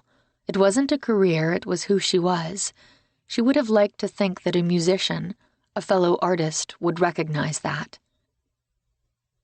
She would like to think a lot of things about Cruz Romero, but reality had taught her not to be surprised by anything. "The team is going to be here within the next half hour. I can give you that much time, but that's it. What do you need?" He sat on one of the bar stools and watched while she spooned cookie dough onto a cookie sheet, lined with parchment paper for the next batch. "I've hit a wall. To be honest, I'm stuck. Haven't been this stuck in a long time." She knew that feeling well in her art. The hardest part for her was facing a blank canvas and trying to grab hold of only one of the thousands of ideas tumbling through her head. "Why do you think you're having trouble?" "I've been messed up since that idiot came at me with a knife, Every time I pick up my guitar to work on a song, I keep going over and over in my head that moment when I thought I was a goner. Compassion replaced some of her annoyance. He could have died. She didn't like thinking about how close he'd come. It was only natural for an experience like that to mess with his head. Maybe you should give yourself a little more time. There's no rush to come up with a new album, is there? Your last one only came out 4 months ago. You know how it is. I always want to be working on the fresh stuff. Yes, she did know how it was, especially with Cruz. The grass was always greener for him in many other arenas of his life besides his songwriting. I don't know how you think I can help you. You were always so good at talking me over the hump when I was stuck. Remember how hard you worked with me on Baby Don't Go? That had been early in her marriage, when he had listened to her opinions. It had also been one of his biggest hits. Not that she was petty about it or anything. Let's hear what you have so far. Cruz played a few bars. The song was a ballad, lyrical and sweet, about love and pain and loss. It hit a little too close to home for her. Sing it again, she said. He did, and she thought again how evocative his voice had always been. He could wring emotions out of a marble statue. He was a good songwriter, but had a few consistent weaknesses. She came around and looked at the scribbled music he'd set on the kitchen breakfast bar. I think you need a different bridge here, she said, pointing to the sheet music. What if you went... She sang a couple of lines a little differently, changing a couple of words to tweak the emphasis. His eyes immediately lit up. You mean like this? He followed her example, adding his own unique style and flavor. She could sense the magic in the song. This one was going to be another hit. She could tell right away. Yes, and instead of going down in the last bar of the chorus, what if the notes went up? It puts more of a positive spin on it. He tested it out, and she knew even before she saw his sudden grin that she was right. That is actually perfect, he exclaimed. Just what I needed. How do you always get to the heart of things so quickly? She would be lying if she said she wasn't flattered by his approval. Once, it had been the most important thing in her world. I don't know, she admitted. It's only your songs. I doubt I could help anyone else. I guess I know your voice so well, I know what works for you and what doesn't. I have missed this. I can't tell you how much. We always made a great team when it came to the music. Too bad life had been far more than just making music. Too bad they'd had to deal with her immaturity and his infidelities and substance abuse. That's exactly what I needed. I'm going to give you credit on the song. That's silly. I helped you for 10 minutes. I don't exactly deserve co-writer status. He grinned. You do if I say you do. Seriously, thanks, babe. He reached in to kiss her before she could move away. She turned her head, and at that moment... Of course, Shane walked in. He stood in the doorway, gazing at the scene with an expression she couldn't read. She immediately stepped away from Cruz, then hated herself for feeling flustered. Damn it, she hadn't done anything wrong. Anyway, if Shane wanted more from her than friendship, why hadn't he done something about it before now? Hi, she said, trying for a cheerful tone. Is the rest of the team with you? He inclined his head behind him, where several burly young men came in behind him. Hey, Mrs. R., said Travis Taylor. He was one of her favorites, the starting quarterback for the year who was only a junior. Hi, Travis. Hey, everybody. In moments, her kitchen was filled with teenage football players, a good 25 of them. They were larger than the average high school student, but still so young it made her heart ache. What did life have in store for these boys?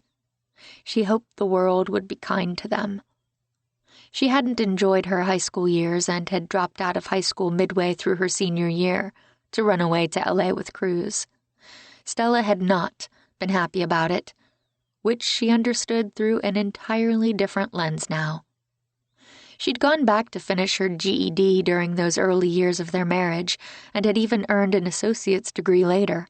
Still, sometimes she regretted not taking the traditional route. "Kickies!" one of the football players exclaimed. "Can we have one, Ms. Romero?" Tony Fiola eyed the entire tray with a ravenous eye. "Guys, you can at least say hello to Bea first before you start pigging out on the snacks she didn't have to make," Shane said sternly. He was very good at making sure his team was courteous. As a coach, Shane didn't tolerate disrespect or slovenly behavior. His players were expected to live up to a high standard and set an example to all other students at Cape Sanctuary High, not just athletes. A chorus of hellos greeted her at that, which made her smile. She gave a general wave. "Hey, everyone. You can have a couple of cookies each. There should be enough. I made popcorn also. It's already waiting in the viewing room." "You're the best, Mrs. R," Travis said with his charming smile.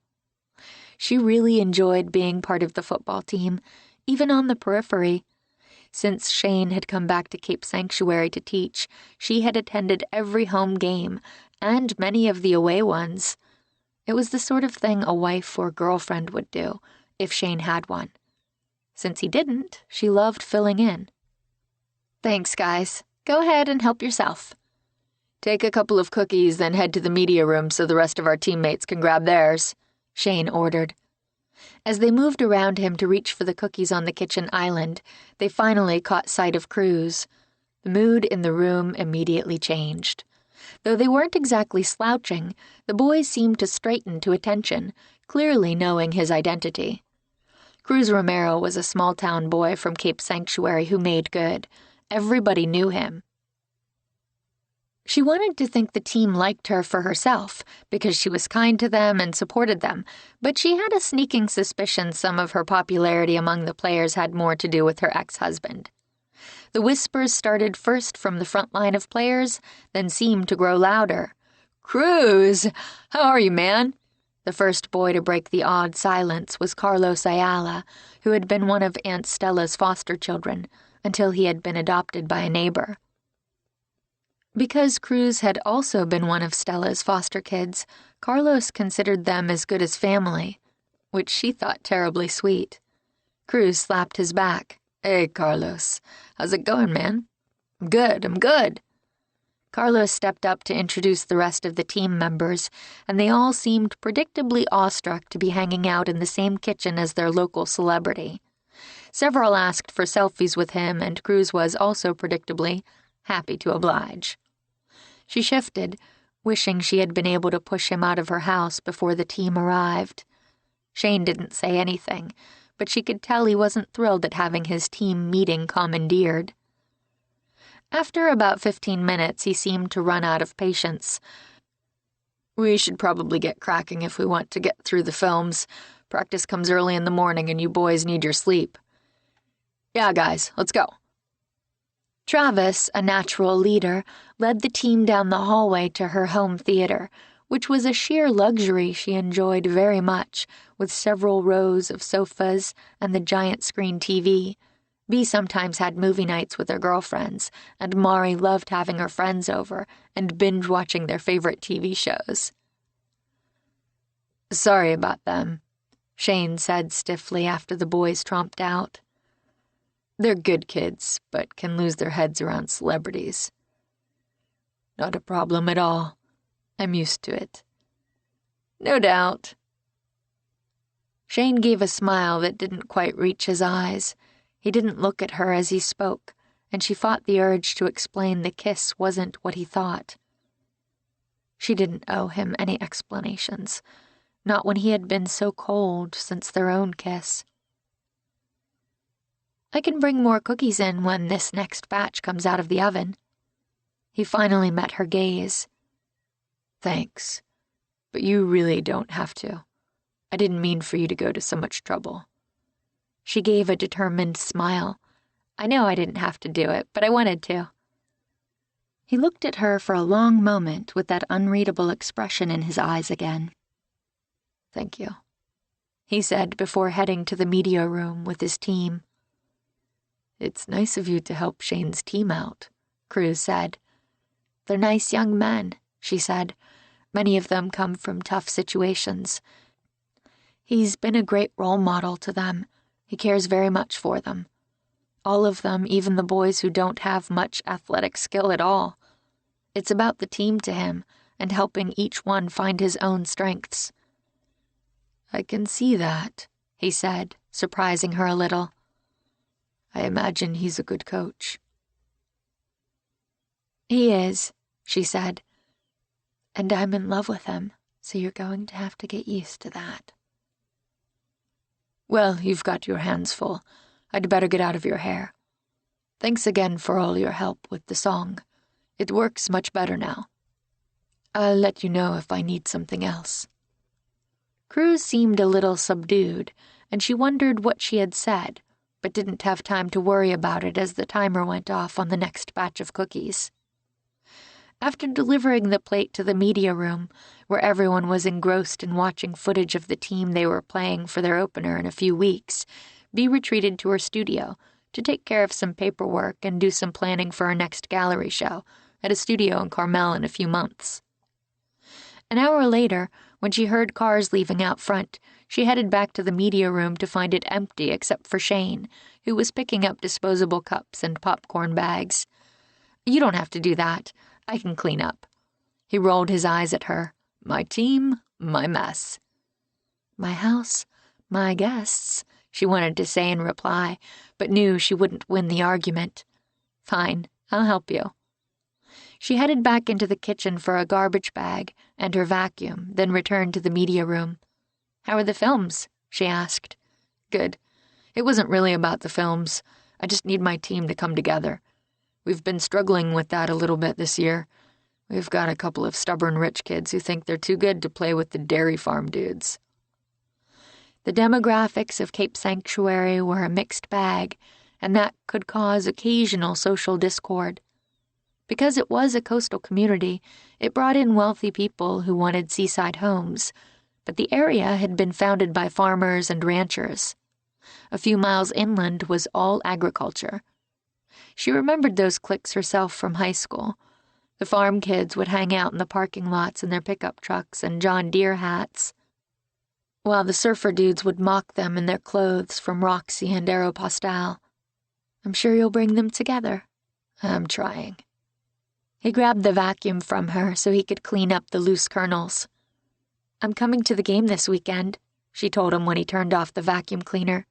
"Is there anything I can bring? Gatorade? Orange slices? More chocolate chip cookies?" "I think we're good," he said as he wound the cord.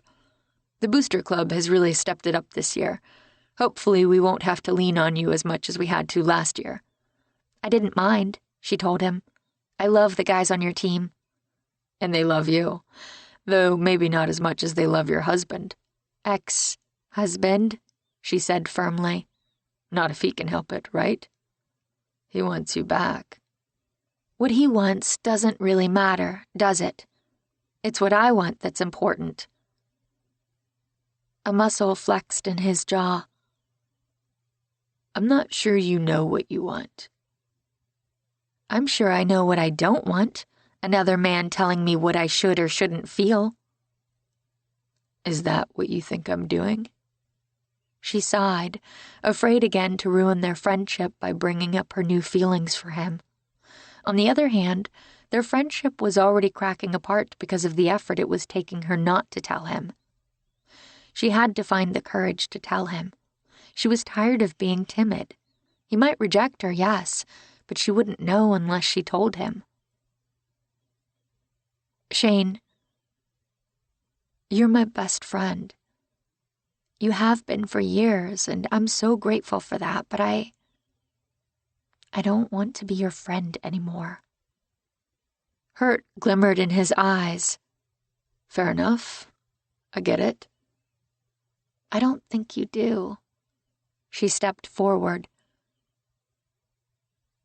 "I want to be more than friends. I've wanted that for a while now. Am I wrong, or do you Do you want that too? He gazed down at her. What about Cruz? He has nothing to do with this. With us. That's where you're wrong, Bea. He has always been there between us. An hour ago, you were kissing him. He was kissing me. There's a big difference. Have you told him that you're not getting back with him? Just came out and said it? I've tried. You know how he is. He hears what he wants to hear. You asked my opinion. Here it is. If you have any feelings left for Cruz, I think you owe it to your child to try. You came from a screwed-up home life, and I did too. Always split between the people we loved. Divorce is tough on kids, no matter how amicable it is. I love that kid and want the best for her. If there is any chance a reconciliation with Cruz is better for her, I can't stand in the way. She didn't know what to think. Yes, what he said was rational, but every part of her cried out in protest. You sound like you've given the matter some thought. He gave her a look filled with raw emotion. Of course I have. I care about you, Bea. You're my oldest and dearest friend. I'll always be grateful for what we shared, but lately I've come to accept it's not enough for me anymore. She felt the first struggling seedlings of hope. Then we're on the same page. It's not enough for me either. That kiss the other night made it clear, I think, that we both want to take the next step in our relationship. And what? You juggle me and Cruz until you decide what's best for Mari? No, I can't do that. I'm at a place in my life where I'm ready to find someone and settle down. Losing my dad this year was a wake-up call. My life is finite. I want to fill what's left of it with kids of my own and a woman who is completely free to love me. I don't think I can find what I need while I'm living in your guest house. Those tendrils of hope withered and died at the finality in his voice. Your house isn't ready yet. You can wait until it's done, can't you? No. I think it's better if I move out sooner. My new assistant coach, Marcus, just leased a house on the other side of town with a fenced backyard for Sal. He's offered to let me crash there for another few weeks. What's wrong with the guest house? Nothing is wrong with it. I've enjoyed being close, hanging out with Mar and with you. But by staying here with you, I think I'm making it harder for you to figure out what you really want. I know what I want. I want you, Shane. I've loved you as a friend since I was a girl, and now I'm coming to see there's more to it. If you feel the same, I'm not sure where the problem is. A muscle flexed in his jaw. Cruz.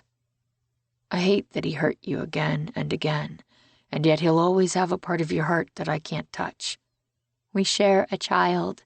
At this point, that's the full extent of our relationship. If that was all, you would tell him it's time for him to move on too, that you're never getting back together with him. You haven't done that, though, which makes me think some part of you is still wondering if it's possible for a reconciliation. What do you want me to do? Take out a newspaper ad?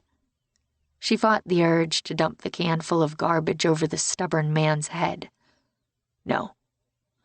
I only want you to be clear about what you want, and I don't think that can happen while I'm here. I'll move my things over to Marcus's place this weekend. He didn't give her a chance to argue, just picked up the bag of trash and walked out, leaving her angry and hurt and fearful that she had just lost her best friend. 17. Stella. Inviting her niece to spend the night at this particular stage of her pregnancy may not have been Stella's greatest idea. Are you sure you're okay? The worry in Mari's voice coming from outside the bathroom door broke her heart. I'm fine, honey, she lied, just as what was left of her stomach lining insisted on coming back out. I don't think you're fine at all, Mari said. You've been puking for like 20 minutes straight." Oh, she hated this stupid morning sickness. Whoever named it that was obviously a man who didn't understand it could hit at any moment. She had been nauseated on and off for days now, and had spent entirely too much time bent over a commode. "Just give me a minute," she managed. "It's probably something I ate." "That's what you said when we went to Universal," Mari said. "You must be eating some bad stuff." She was going to have to tell someone. She had carried this alone for too long. She had done her best to keep her pregnancy a secret, but her severe morning sickness was interfering in her life. "Give me a few more minutes, then I'll drive you back home." She threw up one last time and was wiping her mouth and brushing her teeth, grateful she had taken to keeping dental hygiene supplies in every bathroom, when she heard the doorbell ring. Oh, great. She was not in the mood for company right now. "Whoever that is, tell them I'm not home," she said weakly. She didn't think Mari was still outside the bathroom door, but it was worth a try. She opened the door, only to find Ed Clayton walking toward her with a very worried-looking Mari. "It's too late for that," he said. Of all the people she did not want seeing her like this, Ed was right at the top of the list. She knew she looked like death warmed over, with messy hair, pale skin, deep hollows under her eyes. It was the very reason she had been avoiding everyone as much as possible. "Oh, Stell, how long has this been going on?" She wanted so desperately to fall into his arms and weep. "It feels like decades," she admitted. "I'm pretty sure it's only been a few weeks. The past 5 or 6 days have been the worst. I thought today was better, but it hit me hard about an hour ago." If she hadn't already made plans several weeks earlier to take Mari to the movie premiere of one of her favorite continuing sagas, she never would have invited her to spend the night. "How did you know I was sick?" she asked. "Me?" Mari said, chin jutted in defiance. "I texted RaeAnne and told her to tell her dad that you fainted after dinner and that you've been throwing up ever since you woke up. I know you must be really, really sick. Are you dying, Aunt Stella?" No, honey." She closed her eyes, trying to find the energy to explain in a way Mari could understand. "You did the right thing, calling for help," Ed told her great niece. "Stella is not dying. I suspect your aunt is dehydrated. She's going to have to go to the ER for some IV fluids." "Can't you do that?" Stella asked him hopefully. She didn't want the fuss and bother of going into the hospital, where everyone would have to find out about her pregnancy. "You don't want me giving you an IV, I promise. The ER nurses are much better at that than I could ever be. Has Joe given you a prescription for anti-nausea medicine? There are certain things you can take that are completely safe for you and the—" He glanced over at Mari and RaeAnne, who had followed her father into the house. "For everyone," he amended quickly, avoiding mention of the word baby that seemed to hover over them. She was grateful for his discretion. "Come on," he said. "Let's get you to the ER." She didn't want to go, but knew he was right. She hadn't kept anything down, even water, in days. She and her baby needed fluids. School was starting soon, and she would need all her strength to take on a new year and new students. "What about Mari and RaeAnne?" "I already texted my mom," Mari said. "She's coming to pick me up. If it's okay with my mom and with Dr. Clayton, RaeAnne can hang out at my house while he takes you to the hospital." She was going to have to tell both Bea and Daisy. It was past time. She should have done it earlier. She should have told them after the Open Hearts board meeting. Keeping the secret had been selfish, her wish to keep the knowledge of her child growing inside her close to her heart a little longer. "I need to call her," Stella said. "I need to call Beatriz and Daisy both." "I don't think you're going to have to do that," Ed predicted. She wasn't sure how he knew, but he was right. A moment later, the door burst open and Bea rushed through. She looked distraught, almost haggard. Was that only from worry about her? Stella couldn't be sure. "What is going on, Aunt Stella?" she demanded. "Mari texted me that you've been sick all evening and that you even passed out for a minute." Mari was a little snitch, but Stella couldn't blame her. "It's nothing. Ed thinks I need to go to the ER for some fluids.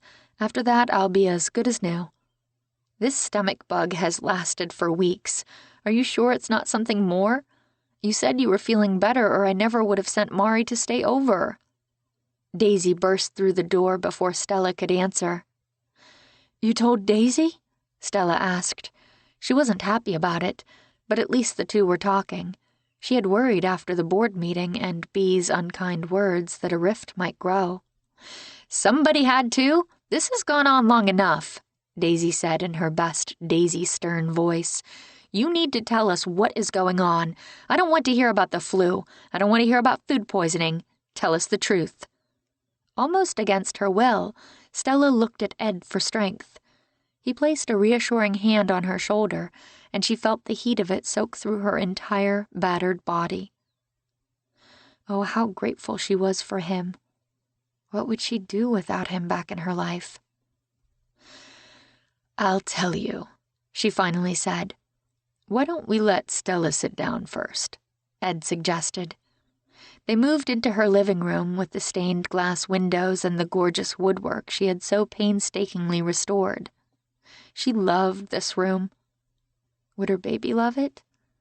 She would definitely have to do some baby-proofing before she delivered. "Mari, Rowan, why don't you go pack up Mari's things and take them out to my car?" Bee suggested. The girls looked disappointed at not being privy to the big reveal, but she had a feeling Bee would tell her daughter anyway, and Mari in turn would tell her friend. It didn't matter. The whole world could know now. "I'm not sick," she began.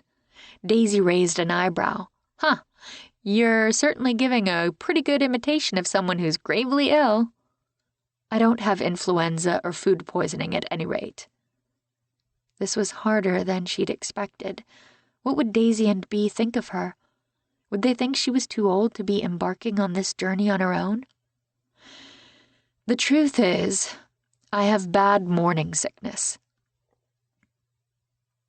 For about 30 seconds, nothing but silence met her announcement. She saw the shock in both Bee's and Daisy's expressions. Daisy was the first to speak. You're pregnant?" "Pregnant?" Bee turned to Ed, much to Stella's mortification. "Are you the father?" "No," she said sharply. "I hadn't spoken to Ed in years when I got pregnant. He has nothing to do with this." Why did his jaw tighten when she said that? What had she said to annoy him? She couldn't worry about that now. She had to explain to her nieces. "The baby is mine. I got pregnant through a sperm donor and artificial insemination. It's something I've been wanting for a long time, a decision I thought long and hard about. I'm having a baby." "Wow, that's a big step. I can't believe you didn't discuss it with us," Daisy said. "What wonderful news!" Bee exclaimed. "I'm so happy for you." She jumped up and hugged Stella. After a moment, Daisy did the same, though she still looked worried. "I loved the chance I had to raise you both, as well as all the foster children who have come through those doors. But I wanted a child of my own, someone who wouldn't leave." She hadn't meant to say that last bit. It slipped out before she could clamp her lips down and hold it back. Ed's jaw tightened again, and she could see he had plenty of things he wanted to say to her. He hadn't left. She had left him. She knew exactly what was running through his mind, and she had no defense against the truth. "I think it's terrific," Bee said stoutly. "You're a wonderful, nurturing woman with so much love to give. I'm thrilled for you." "If this is what you truly want, I'm happy for you too," Daisy said. Despite her words, Daisy still looked stunned and worried. Stella could relate. She hadn't yet found her happy place with the whole idea yet either. "Thank you, my darling girls." She hugged them both, then had to sit down, afraid she would pass out again. "She's dehydrated because she hasn't been keeping anything down in days," Ed said. "Right now, the important thing is to get her to the ER for IV fluids as soon as possible." "I'll take you," Daisy said promptly. She dearly loved her niece, but right now, for 100 different reasons, she wanted Ed. "I would rather have Dr. Clayton, honey." She didn't want to look at him to see his reaction, though she sensed his surprise. "Do you mind?" she asked. "As long as Bee is okay with Rowan hanging out with Mari for a while." "Of course I don't mind. She can stay over and you can get her in the morning." "Dr. Clayton is right. The important thing now is for you to take care of yourself," Daisy said. "You and the baby," Bee added. "I'm trying." She was grateful beyond words for these girls who had added so much joy and laughter and life to her world. Yes, she had sacrificed a great deal to take care of them.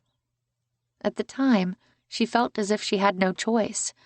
They had been so very needy, lost and alone, separated by the foster care system. She wasn't sure exactly what had happened to them in the year they were in the system, before she found out Jewel had died. What little she did know broke her heart. Daisy, at least, had suffered things she didn't want to think about. Her oldest niece had gone from a bright, happy, passionately loyal girl to a child who had been withdrawn, silent, careful not to show any emotion.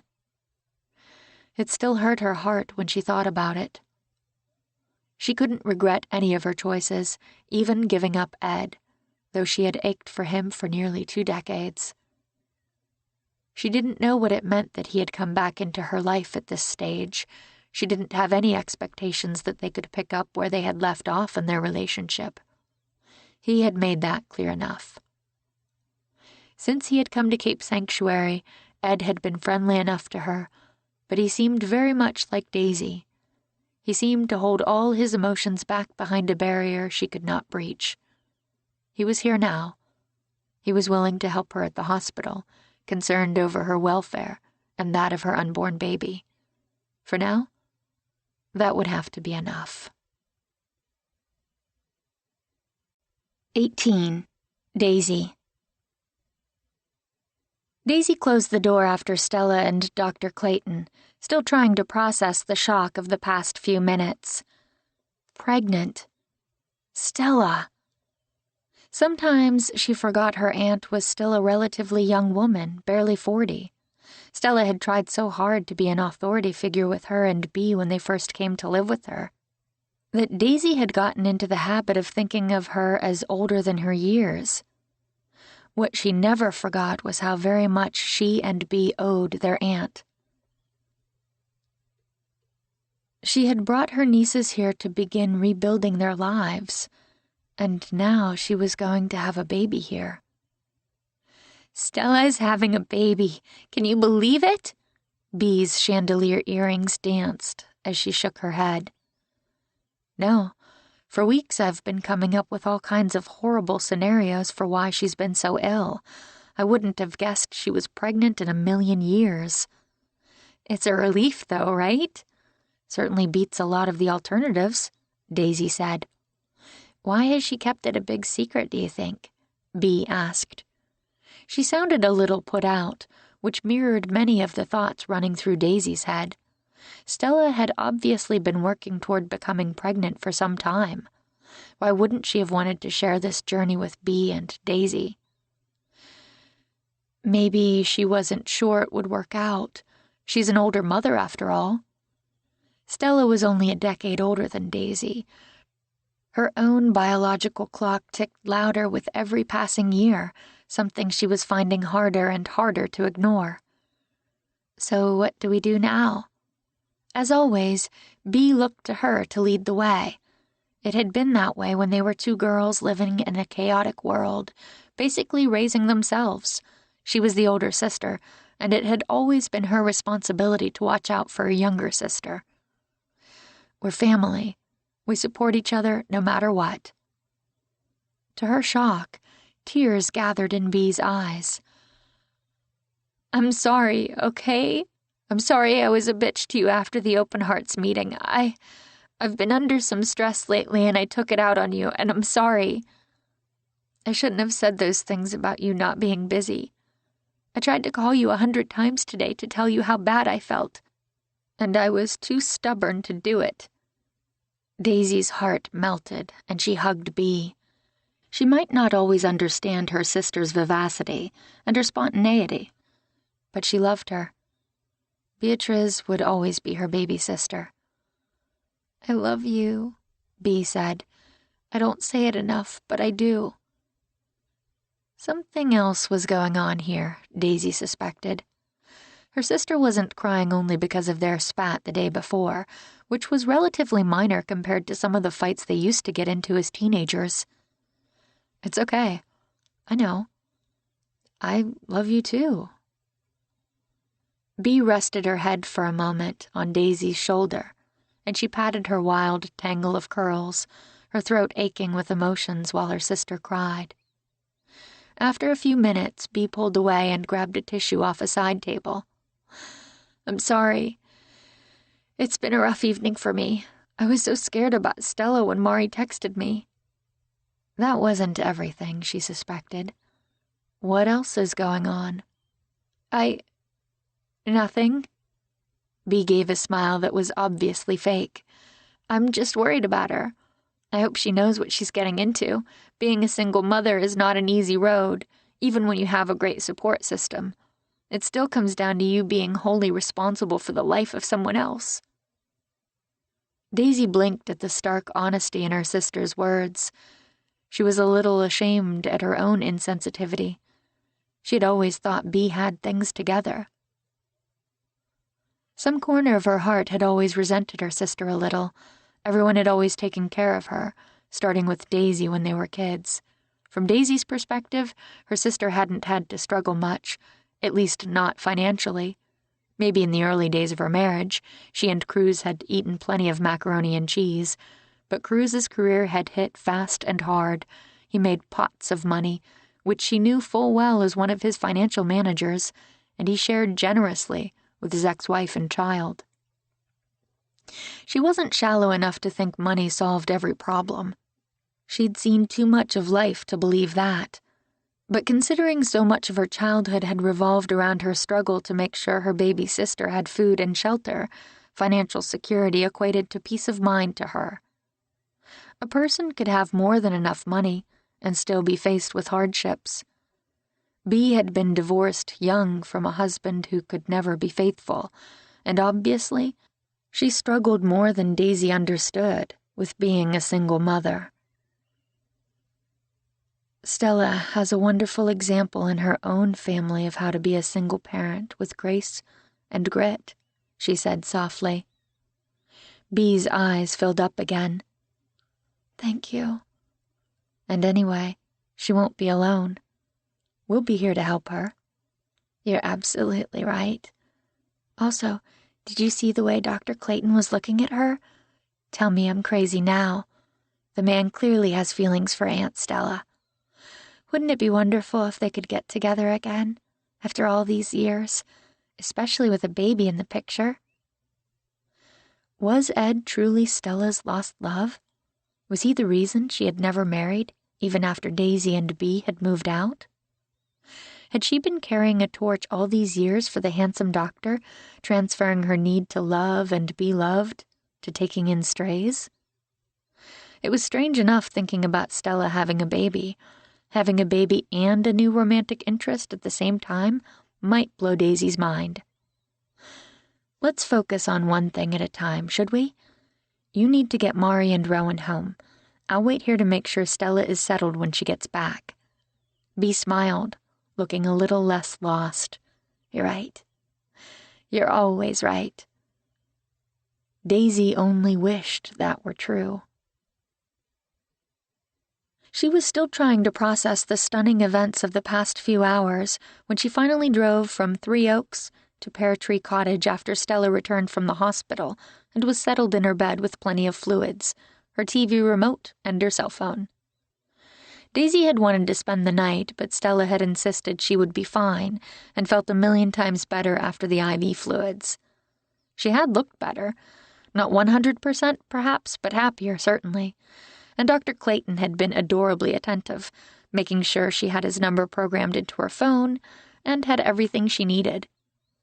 He said he would stay until she was asleep, since his daughter was spending the night with Mari. Was there something between them?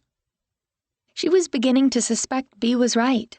Stella certainly seemed to rely on the man. What had broken them up in the first place? She knew Stella had just graduated from UCLA when she was able to finally get custody of her and Bea. If they'd known each other in college, was it possible Stella had broken things off with them because of them? It would be just like Stella to sacrifice her own chance at happiness for her nieces. If that was the case, maybe Bea was right. Maybe they did need to step in and try to push the two of them back together. She was trying to figure out ways to do that when she pulled into her driveway, feeling the sense of homecoming she always did here at Pear Tree Cottage. She loved this house, not only because it provided financial stability, but also because for the first time in her life, she had something of her own. The moment she opened the door, Louis came running out to greet her, his stump tail wagging and his grumpy little face looking so adorable she had to scoop him up. "How's my good boy? Did you miss me?"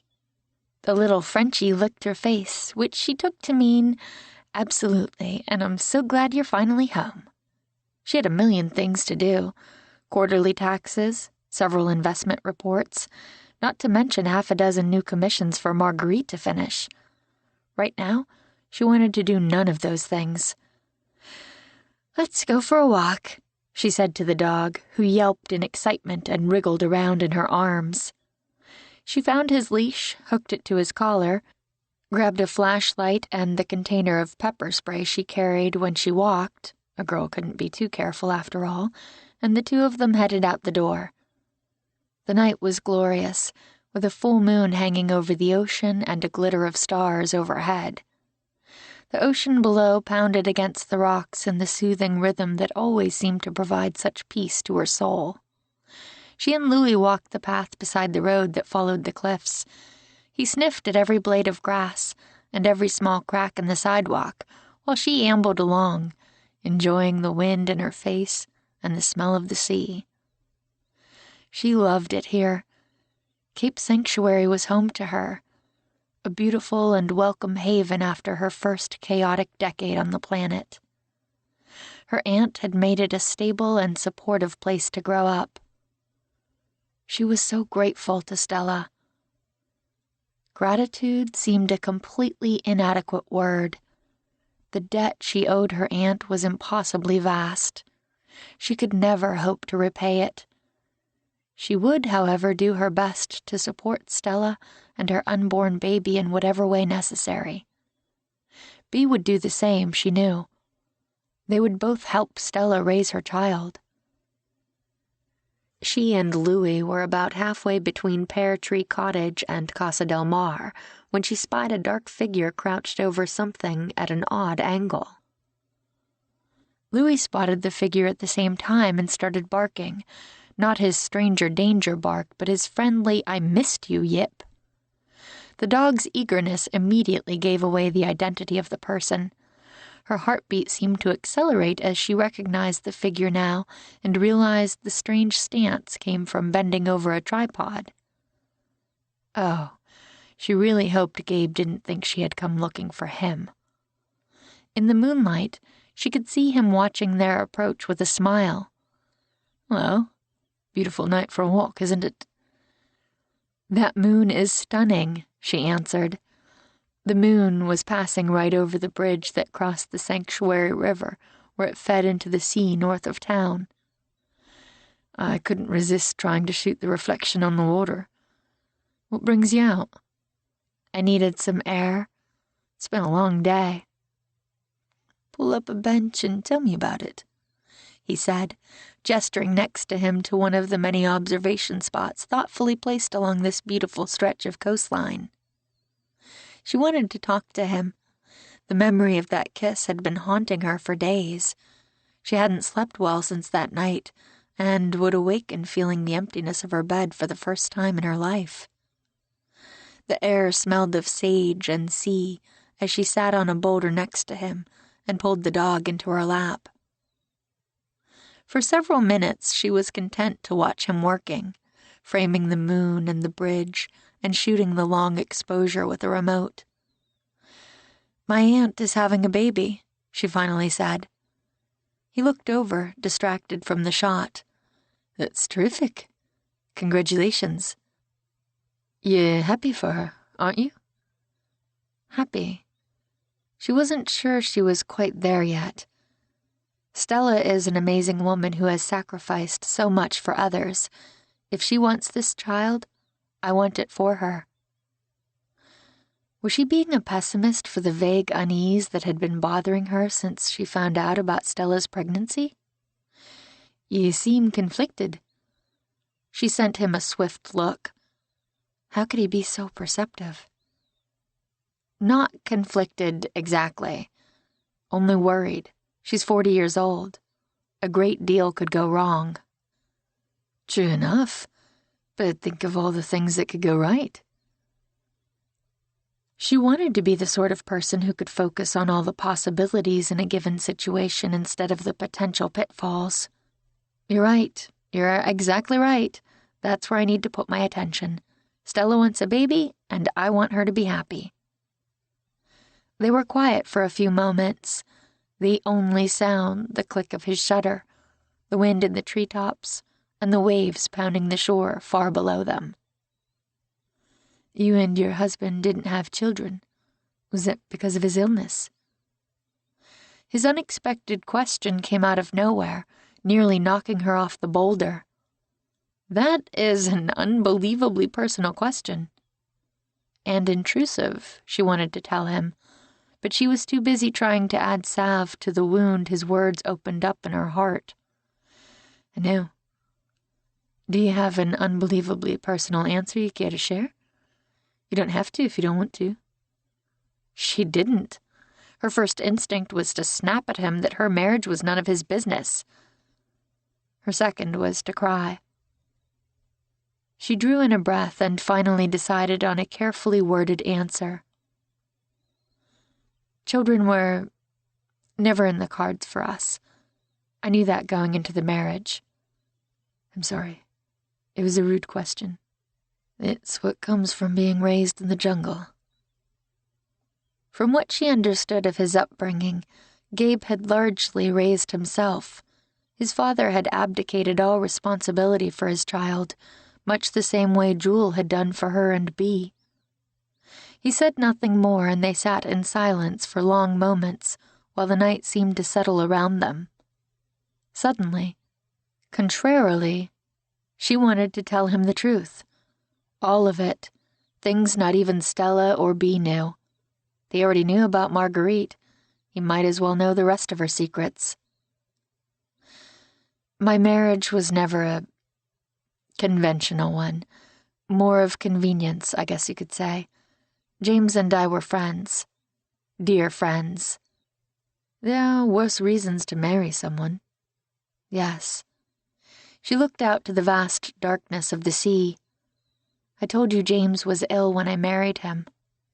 Dying. His wife had died 3 years before we married, and he was terribly lonely. Ill and lonely. I couldn't bear the idea of him living here by himself in his last months." "So you married him?" She sighed. "I didn't want to. I offered to stay without marrying him, but James insisted that was the only way." He had been so traditional in some ways. Frances was the love of his life. He told me once he felt as if his heart had been cremated and scattered in the ocean along with her, and he had been a shell ever since. She'd wondered what it would be like to have that kind of passion for someone, to give your heart so fully. It had seemed a completely foreign concept to someone as careful and guarded as her. James and I were friends, and it was a mutually beneficial partnership. He needed my help, and I guess I needed to be needed. He shifted from his camera to study her, and she was grateful for the darkness, so he couldn't see her blush at all those words probably revealed about her. He didn't have a good relationship with his family, she went on quickly. He had a brother and sister-in-law he loathed, realtors in Eureka. They were his last living heirs, and were desperate to get their hands on Pear Tree Cottage. James wanted to prevent them from buying the house and tearing it down for development. He felt like the best way to prevent that was to leave it to someone he trusted. You? Yes, I didn't want it. I told him he should leave it to his favorite charity, but he said houses were meant to be lived in. He was afraid if he left it to any organization, they would only turn around and sell it to developers. The house has a rich history of artists and writers. He wanted someone he cared about to live in it and preserve the legacy of the house and of his career. You agreed. She remembered the arguments she and James had about it. Gradually, he had worn down her resistance, and she had agreed to be the executor of his literary trust, as well as his house. All the proceeds from that trust went to those charities he had supported, mostly environmental and social equity groups. The house was hers, though. She hated that there were probably some people, his family among them, who thought she was a gold digger who had only married a lonely, dying man for his house and the cachet of being married to a respected author. They were so wrong. Their relationship had been so much more than that. He was only supposed to live another 6 months after we got married, but we were fortunate enough to have 2 great years together. He finished a book and a collection of short stories in that time, and considered them his finest work. If I hadn't been here, I'm not sure he would have made it even another month. He was a very dear friend. You still miss him. Every day. I'm sorry for your loss, he said softly. His words were genuine and made tears burn behind her eyes. Families came in different shapes and sizes. Hers hadn't been a conventional marriage, but she had come out of it a much better person. She would never regret those years she had cared for James. After a few moments more, he began disassembling his camera setup and returning the lens and camera body to his bag. Did you get some nice shots? Hard to tell. I won't really know until I get home and look at them on my computer, where I can do some initial editing. I hope so. She set Louis down on the ground and rose from her bench. Thank you for letting me watch you in action. It's very interesting to see how you frame the image. You're welcome. I enjoyed the company. So did I, she said softly. It was the truth. She liked Gabe Ellison. Entirely too much. Have a good evening, she said, then turned to walk toward her house. To her surprise, he turned and walked along beside her, in the opposite direction of Casa del Mar. She paused and gave him a look. You know Cruz's house is that way, right? I do know, thanks. I'm actually quite good at navigating. I guess that comes from living most of your life out of a duffel bag. I'll walk you home. I want to be sure you make it safely. She gripped Louis's leash, shocked and a little flustered. Most people assumed she could take care of herself. She could take care of herself. She had that pepper spray, after all, which she had found the very night he showed up in her studio. It's not necessary, but I would enjoy the company.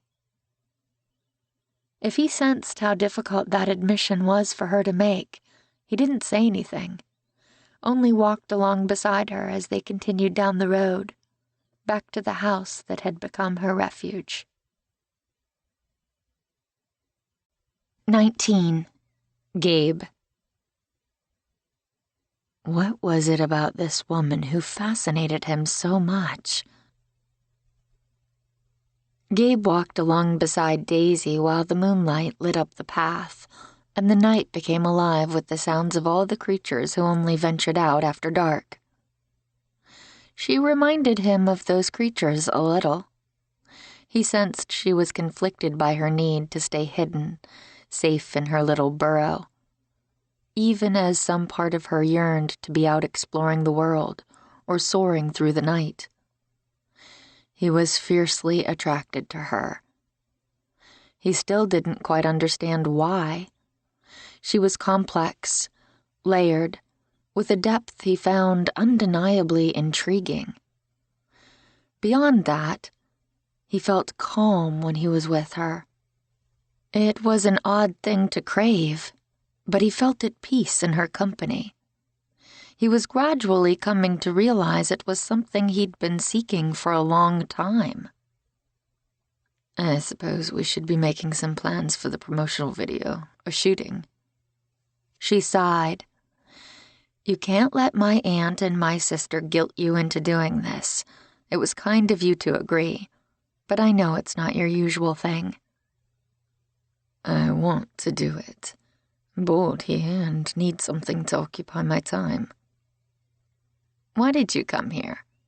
To Casa del Mar, I mean. I can't imagine it's the most relaxing place to recover from your injuries. Don't get me wrong. I love Cruz, but he's not the easiest person to hang out with. I swear his mind goes 1,000,000 miles a minute. He actually liked Cruz more than he'd expected. The guy bordered on a narcissist. But Gabe had met many people in the public arena who were the same. I didn't know that he gave me much choice, to be honest. My doctor said I couldn't be alone right after the surgery and needed to be surrounded by people. He also didn't want me checking into a hotel, so Cruz insisted on bringing me here. Don't you have a home somewhere, with friends or neighbors who could have kept an eye on you? I've spent most of my adult life on the go, traveling around to other countries while I'm filming. I have an apartment in Manhattan Beach, close to LAX, that I pay the lease on for a home base, but I'm hardly ever there. I actually have to keep the address in a memo on my phone because I keep forgetting it. I don't really know any of my neighbors. Did that make him sound pathetic? Probably. He wasn't. He had good friends all over the world. Give him a country and he could name a close connection there. Unfortunately, his doctor hadn't wanted him to fly overseas because of potential complications. He could have stayed with someone else in the States. Several friends had offered. But with Cruz insisting he come here to Casa del Mar, Gabe hadn't had the energy to argue at the time.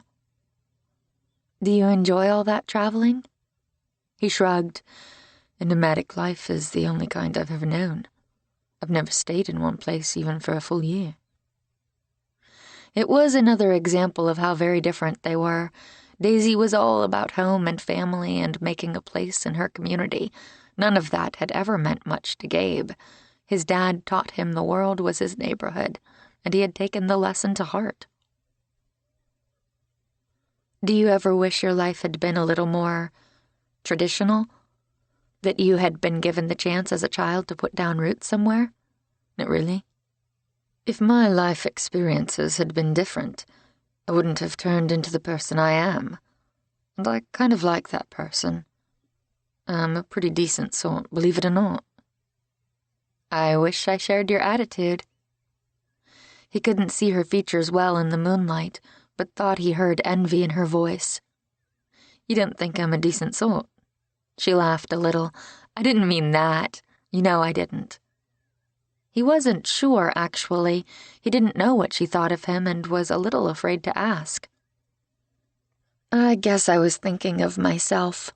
I hated being on the go all the time.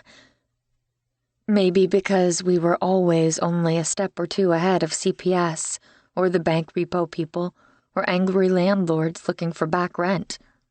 I hated it. I wanted to just once finish a school year in the same place where I started. She had told him her childhood was chaotic, but he hadn't realized the extent of it. I suppose it's no wonder you paint furniture then. What is more permanent than a massive dining table? Right? Especially when it's decorated with bunnies and chipmunks. He had to smile at her self-deprecating tone. Yeah, he was completely intrigued with Daisy McClure. The things she had confided in him that evening only seemed to intensify his fascination. Before he realized it, they reached her charming little house, with its wild garden, unique angles, spectacular views. He didn't want the evening to end. He wanted to stand here with the sweet sea breeze and talk to her for hours. What happened to your mom? She looked surprised by the question. Why do you ask? I just wondered how you came to be living here with Stella. She died when I was 10 and Bea was 8. He listened for pain in her voice, but heard only a matter-of-fact tone that he sensed hid oceans of emotion. Oh, Daisy, that must have been tough. I'm sorry. She shrugged. She overdosed. It was only a matter of time. She lived a crazy life and felt as if she could only truly be creative when she was high. Unfortunately, she was beautiful and fun and found a steady stream of men willing to provide that high. And if she got tired of one, she would move on and find another one.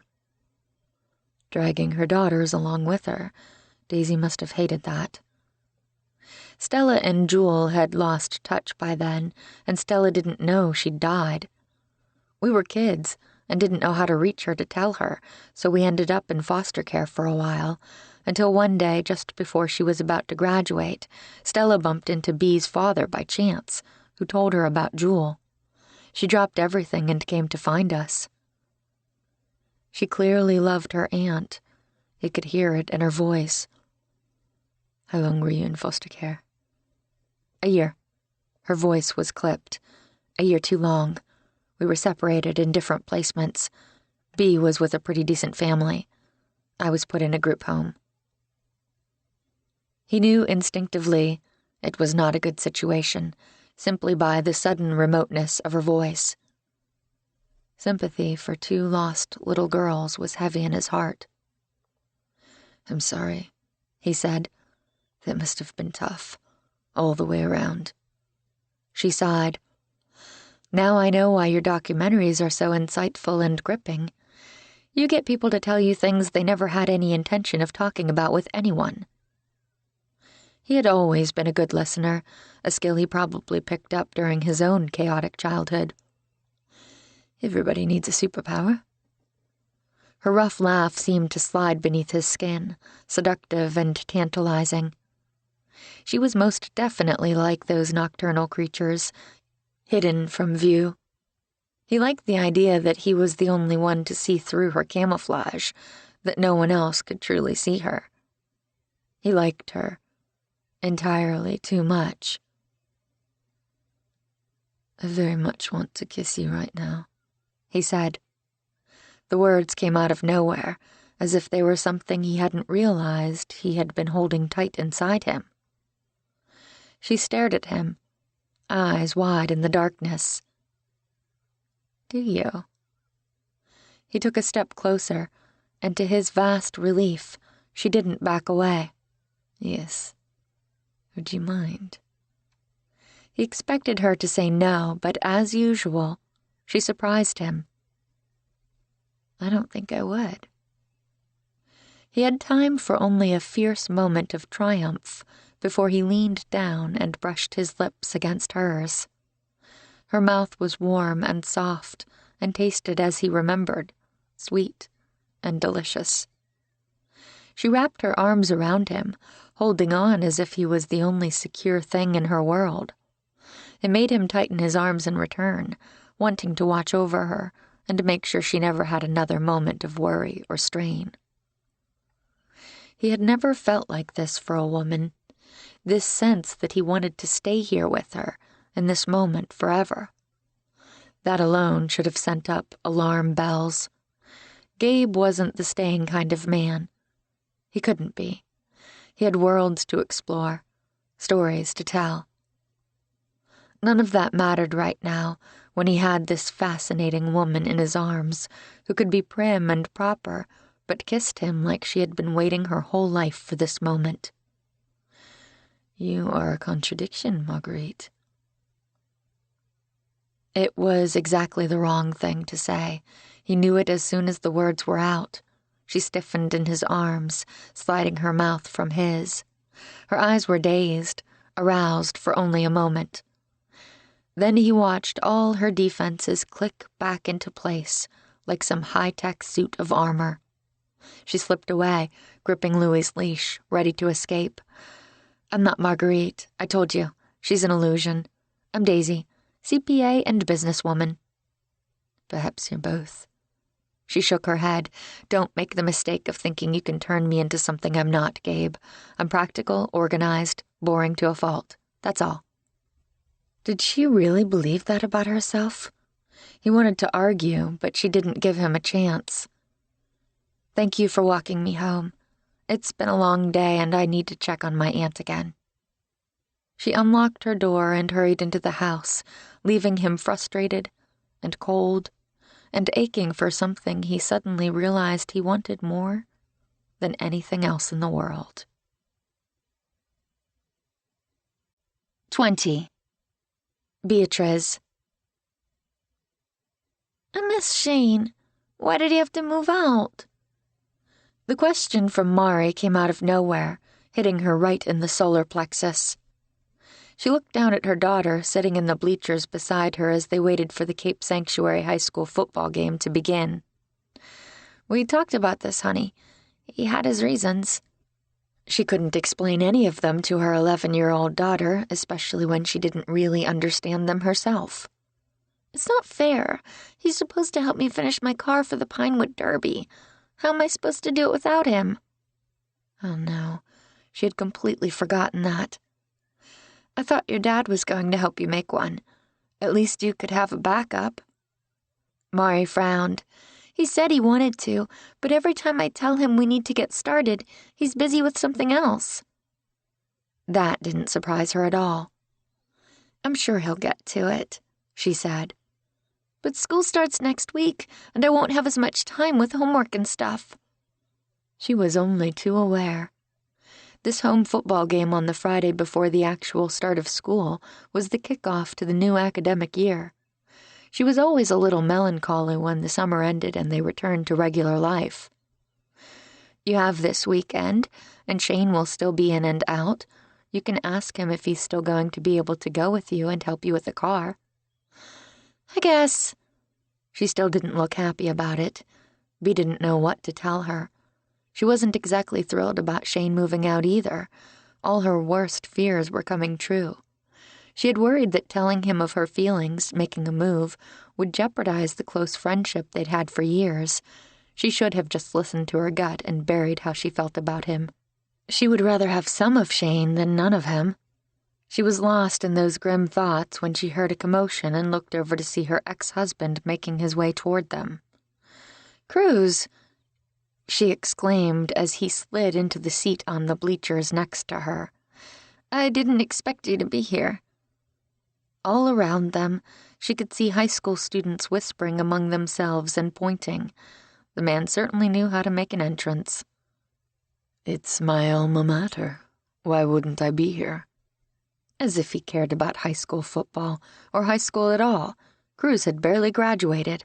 He had certainly never been very interested in athletics in any form. "Hi, Daddy." Mari beamed at him, showing none of the resentment over the broken Pinewood Derby promises. One of the joys of being a single mother. Bea got the fun of trying to comfort her child through all those disappointments, while Cruz only got the best of their daughter. "Hi, Pumpkin." He smiled right back, and Bea tried to swallow her annoyance. Cruz loved Mari and wanted to spend time with her, which was a good thing and more than Bea's own father had ever wanted. She tried to turn her attention to the game and not spend too much of it staring at Shane's back as he walked back and forth on the sidelines. It was quickly obvious that the smaller Cape Sanctuary team was no match for the football players put up by the larger school. They were scrappy, certainly, but the other school had bigger, obviously more experienced players. By halftime, Cape Sanctuary was behind 2 touchdowns. Last year, Stella had come with her to all the home games. Even Daisy had come to a few, when she could tear herself away from her paperwork and her numbers. It had become something of a tradition among the three of them, something she had come to cherish. They would eat popcorn and talk to neighbors and cheer on their local boys. But when she stopped to check on Stella earlier in the day to remind her this was the opening game, her aunt had said she wasn't quite up for it and probably should stay home to rest. Bea couldn't blame her, especially not with school starting the next week. While the ER visit and the subsequent anti-nausea medication she had been prescribed seemed to have helped with the effects of her acute morning sickness, it was obvious Stella was struggling with her energy level. She was still worried about her aunt, though Stella seemed to be slowly regaining her strength. Bea could only hope Stella knew what she was doing and would be able to handle the responsibility of having an infant, along with teaching full-time. Daisy had turned down her invitation too, citing work obligations. She missed both of them, especially since that meant Cruz thought he could have her whole attention. He was very solicitous. She would give him that. When she shivered, he took off his own jacket and put it on her shoulders. He slid down a little so she could see the action better. He offered to get drinks or popcorn refills. While the halftime entertainment was going on, she finally excused herself to go to the restroom and headed down the bleacher steps. What was she going to do about him? The man was driving her crazy. After she fixed the lipstick she had chewed off watching the first half, she returned to the field in time to see the Cape Sanctuary team returning, followed by their handsome coach. The lights gleamed in his blonde hair, and he looked so tough and gorgeous as he followed his boys that everything inside her sighed. As she watched, the lovely new French teacher, Vanessa Martin, wearing a Cape Sanctuary high hoodie, hurried to the sidelines and handed him a water bottle. He smiled down at the woman, and Bea stopped in her tracks, her heart pounding and her chest achy. She had waited too long to let him know how she felt. It was obvious that Shane was moving toward a relationship with the teacher. Bea hated this jealousy inside her. It made her feel small and selfish and insecure. She ought to be happy for her friend that he had found someone who interested him.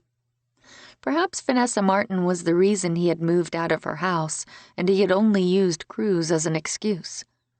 Maybe it was too awkward to be dating someone else seriously now that Shane knew Bea's feelings for him went beyond friendship. She should never have told him. She should have kept things casual and fun between them. Maybe then she wouldn't be feeling as if somebody had just ripped out her heart and kicked it through the goalposts. In the end, Shane's team pulled out an amazing victory, coming from 3 touchdowns behind to move the ball fast in the last quarter and win by a 30-yard field goal. Beatrice screamed so loud she lost her voice, and she left Mari with her father so she could rush the field along with the rest of the fans in the stands to hug the football players she considered her boys. She hugged everyone in sight, and before she quite realized it, the crowd pushed her toward Shane and he was in front of her. "Congratulations!" She had to yell to be heard above the sound of the crowd. "Thanks," he shouted back. His voice sounded hoarse. She hoped wherever he was living, he could get some tea with honey in it when he went home. She was just about to hug him when the French teacher stepped forward and wrapped her arms around him.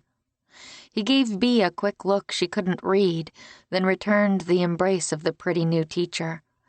She was obviously angling for a kiss, lifting her mouth up to his, but Shane only pecked her cheek and released her. Bea forced a smile, waved at both of them, then turned away to hug Tony Fiola's mother. She needed to figure out a way to get over him.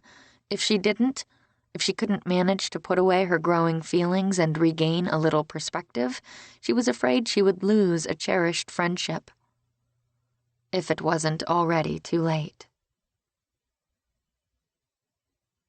21. Stella. Usually the Open Heart's annual picnic was the highlight of her year, but right now Stella wanted to curl up on the grass under a tree at Driftwood Park and take a long, glorious nap. She had never expected being pregnant to make her feel like she was 80 years old. The anti-nausea medication she had been given for morning sickness was doing an excellent job of keeping her from feeling sick every moment of the day, but a side effect was sheer exhaustion. Considering she was basically a senior citizen mother at 40 and was still in the first trimester of the pregnancy, where fatigue was a common thing anyway, she hoped it was normal that she wanted to spend all day in bed. She couldn't, of course. She had people who counted on her, so she would persevere. She couldn't wait until she started having energy again. As soon as she had the thought, she pushed it away. She had made a vow to herself that she wouldn't wish away any part of the pregnancy, good or bad. More than likely, this would be her only chance to give birth, and she wanted to savor every moment of it, even the fatigue that left her feeling like a piece of seaweed that had been dashed against the rocks for a few weeks. Clipboard in hand, Daisy approached where Stella was sitting on a lawn chair she'd brought along. "The caterers say everything is ready." "That's good. As soon as a few more families show up, we can start." Stella tried not to feel guilty about having the event catered this year. Usually they grilled brats and burgers and spent several days ahead of the picnic making salads and slicing fruit. After a surprise donation to the foundation a few days after Stella's trip to the ER earmarked specifically for the picnic food, Daisy had wisely suggested they cater it this year. Daisy had done all the work, arranging for one of Stella's favorite restaurants, a local Mexican cafe, to provide all the fixing for street tacos, elote, Mexican grilled corn, and various salads. It all smelled delicious, and Stella was grateful her appetite was beginning to return a little. Around her, she could see families from throughout the region arriving and greeting each other with hugs and exclamations of delight. This picnic was more like a family reunion, a beloved tradition among foster families in the area and among children who had graduated from foster care and were now young adults. Some even brought their own families now. "It will be perfect, thank you, darling," Stella said to her niece. "Weren't we fortunate to get that last-minute donation? It was almost as if someone knew I would be too tired to handle the food preparation this year." "It's like a picnic miracle," Daisy said, her voice so bland, Stella couldn't tell if she was being sarcastic. She didn't care. She was just so grateful to Daisy for stepping up and handling the last-minute details. The cute little dog Daisy was fostering was attached by his leash to Stella's chair, so he didn't run away. He sat up on his hind legs, and Daisy reached down to pet his head with an affectionate look. The dog had been good for her, Stella thought. Daisy needed something to remind her life was more than to-do lists. She adored Daisy, but worried her niece hid so much of herself behind her need for order and control. Mari and Ed's daughter, Rowan, who had become fast friends since their trip to Universal Studios, came over to her, arm in arm. "Our game is all ready, Aunt Stella," Mari said. "Which one are you doing again?" Every year they hosted a mini carnival for the kids, which was always a highlight. "We're doing the fishing game. And we have tons of prizes for the kids." "That will be so wonderful." "Is there something else we can do to help?" Mari asked Daisy. "You can check to be sure there are enough paper products near the food table. If you want to set out more plates, they're under the table." "Okay." The girls ran off, chattering with each other. Rowan was a sweet girl, and Stella was grateful she and Mari had hit it off so well. It would make things much easier for Rowan to have a friend at school. "Is Gabe coming?" she asked Daisy. A strange expression crossed the other woman's features, something secretive and feminine. Stella was interested to see color seep across Daisy's normally composed features. "He said he was. He's planning to videotape the picnic and the games, as well as talk to some of the families. I'll make sure we have releases from everyone." "Oh, lovely. He seems like a very nice man." "Yes," Daisy said. "He does." She still didn't quite understand how Daisy had become friendly with him, but she wasn't going to look a gift horse in the mouth. And didn't Bea do a good job with the decorations? The large covered picnic area at the park had been transformed into a carnival tent, with red and white streamers billowing down from a center spot in the ceiling and strings of lights completing the effect. "She's amazing," Daisy said. Stella gave her a careful look, wondering if the two had managed to make up after their little argument the other day at the board meeting. A few more families started to arrive, and Stella was busy talking to a friend from farther north in the state who had adopted two of her foster children when she sensed, rather than saw, Ed's arrival. She had been wondering if he would make it as he'd said he would, but had felt weird asking Rowan. He went straight to his daughter at their swimming pool fishing pond. Rowan hugged him and spoke animatedly, pointing to the pool and obviously explaining how it worked, as if people hadn't been doing fishing ponds at kids' carnivals since carnivals were a thing. Sunlight picked up golden highlights in his brown hair as he listened carefully to his daughter, asking questions and having her demonstrate how a child would throw the pole over the curtain and come back with a prize attached to it by Mari and Rowan on the other side. They were so close it warmed her heart. He was a wonderful father to Rowan, just as he would have been a wonderful father to Daisy and Bee, if Stella had given him the chance. Everything inside her seemed to soften. Oh, how she had missed him over the years. She thought she was doing so well, going on to have a good life without him. Since he had been back in Cape Sanctuary, she realized how she was fooling herself. He had slipped past her defenses somehow and become once more vital to her existence. He and Rowan stopped by almost every day after school, bringing dinner most nights, but sometimes just coming to hang out and make sure she was all right. She tried so very hard not to need him, but it was becoming more impossible by the day. She was more in love with him today than she had been when she was 21, and thought her heart would break apart at having to walk away from him. How would her life have been different if she had made other choices back then? She couldn't think that way. She had done what she thought was right at the time. How could he have handled being an instant father to two needy pre-adolescents while going to medical school at the same time? He had spent his own childhood raising his siblings while his single mother worked multiple jobs, and she knew she couldn't have burdened him with her nieces. After he left Rowan to help another child at the fishing pond, he looked around the busy park until his gaze landed on her. Was she imagining the way his eyes lit up? Her heart seemed to pound faster as he made a beeline to her. "Hi," he said with a bright smile. "Hi," she said, wondering where this sudden shyness came from. He leaned in to kiss her cheek, and she wanted to inhale the scent of him into her being, cedar and musk and some sort of citrusy base. "Sorry I'm late. I got held up at the hospital. One of my patients had twins." "Are they all right?" She would have asked that question anyway, but it seemed more significant than ever, now that she was pregnant. "Everyone's doing fine. Except the dad, anyway, who passed out right around the time the second twin was making an appearance." This made her smile, even as she was aware of a little pang in her heart that her child wouldn't have a father who would pass out during its birth, and she wouldn't have a partner to share all her joys and fears with. She had made the choice to go through this alone.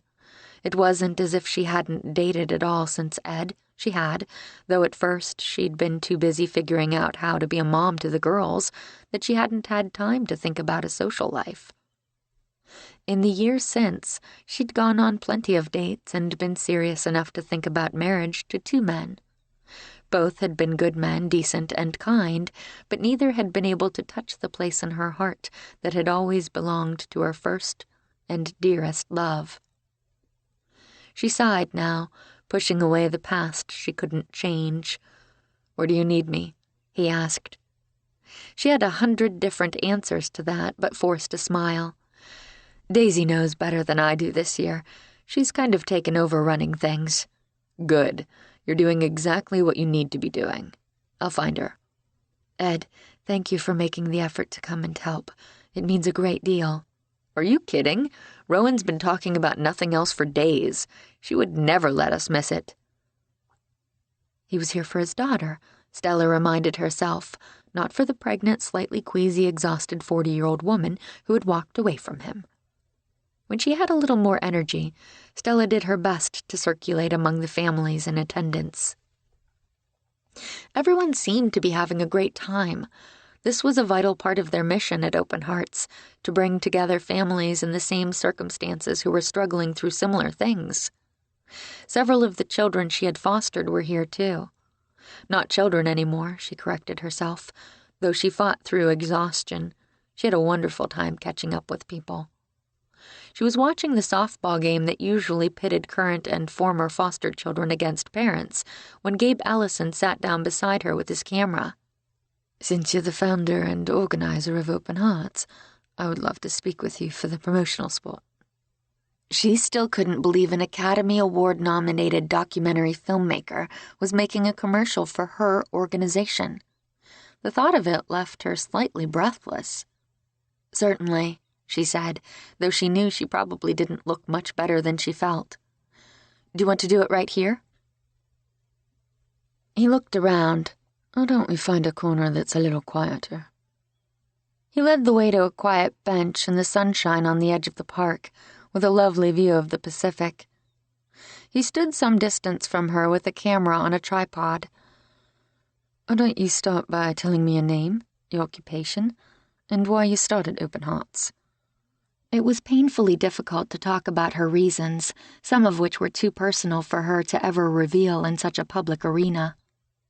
She rubbed her hands on her jeans, then folded them together in her lap. "My name is Stella Davenport," she began, "and I am a middle school English teacher.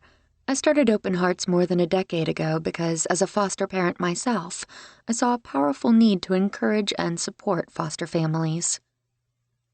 She went on to outline the group's mission and some of the successes she felt most strongly about.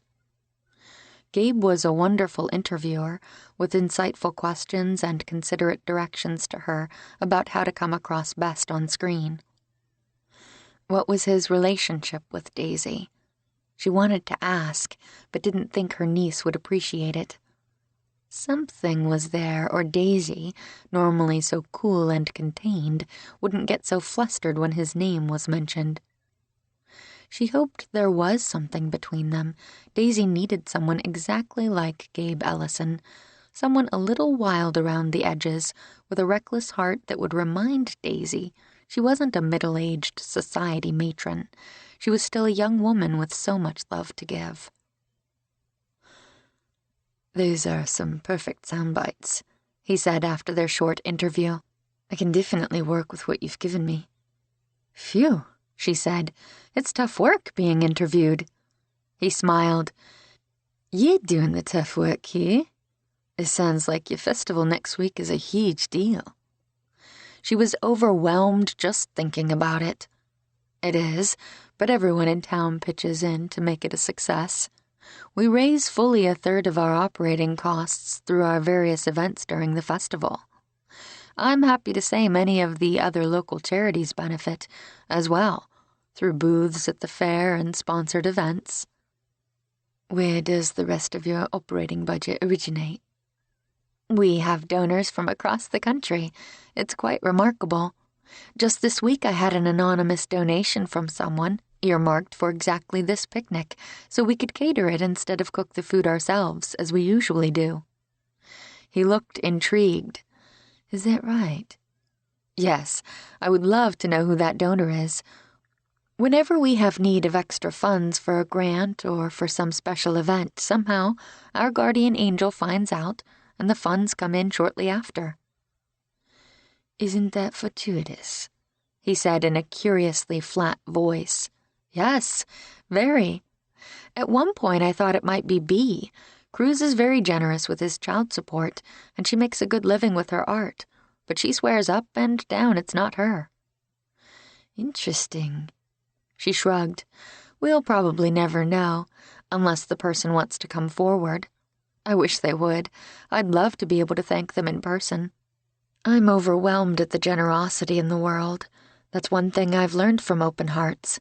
People are generally good and want to help. Have you seen that in other places as you've traveled throughout the world? Yes, he said, with an odd look she didn't understand. Some of the most generous people are those who have little themselves. 22. Gabe. Gabe had a fairly concrete idea of the identity of the mysterious Open Hearts benefactor. How convenient that whenever Stella's organization had a need, someone stepped up, instinctively knowing how to help. Someone with inside information about the group's finances would be in the perfect position to step in when the need arose. Someone like, the treasurer and controller of the organization, who also happened to be a brilliant artist with a worldwide following. He shouldn't be surprised that Daisy was generous with her money, donating to Open Hearts when necessary. She might give the appearance of a stiff, somewhat stuffy accountant, but there was so much more to the woman. He wanted to say something. The words hovered on his tongue, but he swallowed them back. None of Daisy's many secrets were his to reveal. If she wanted her aunt to know about her secret identity, and about the donations he was certain she was making, Daisy could tell Stella herself. Was it any wonder he was utterly fascinated with her, though? He looked through the crowd and spotted Daisy sitting in the stands and watching the softball game. Bea was right in the middle of the action, laughing as she took a wild swing and missed the pitch completely, but Daisy seemed content to sit on the sidelines. Why? Why not be right there with her sister, hitting grounders past the shortstop, then running with crazy abandon to first base?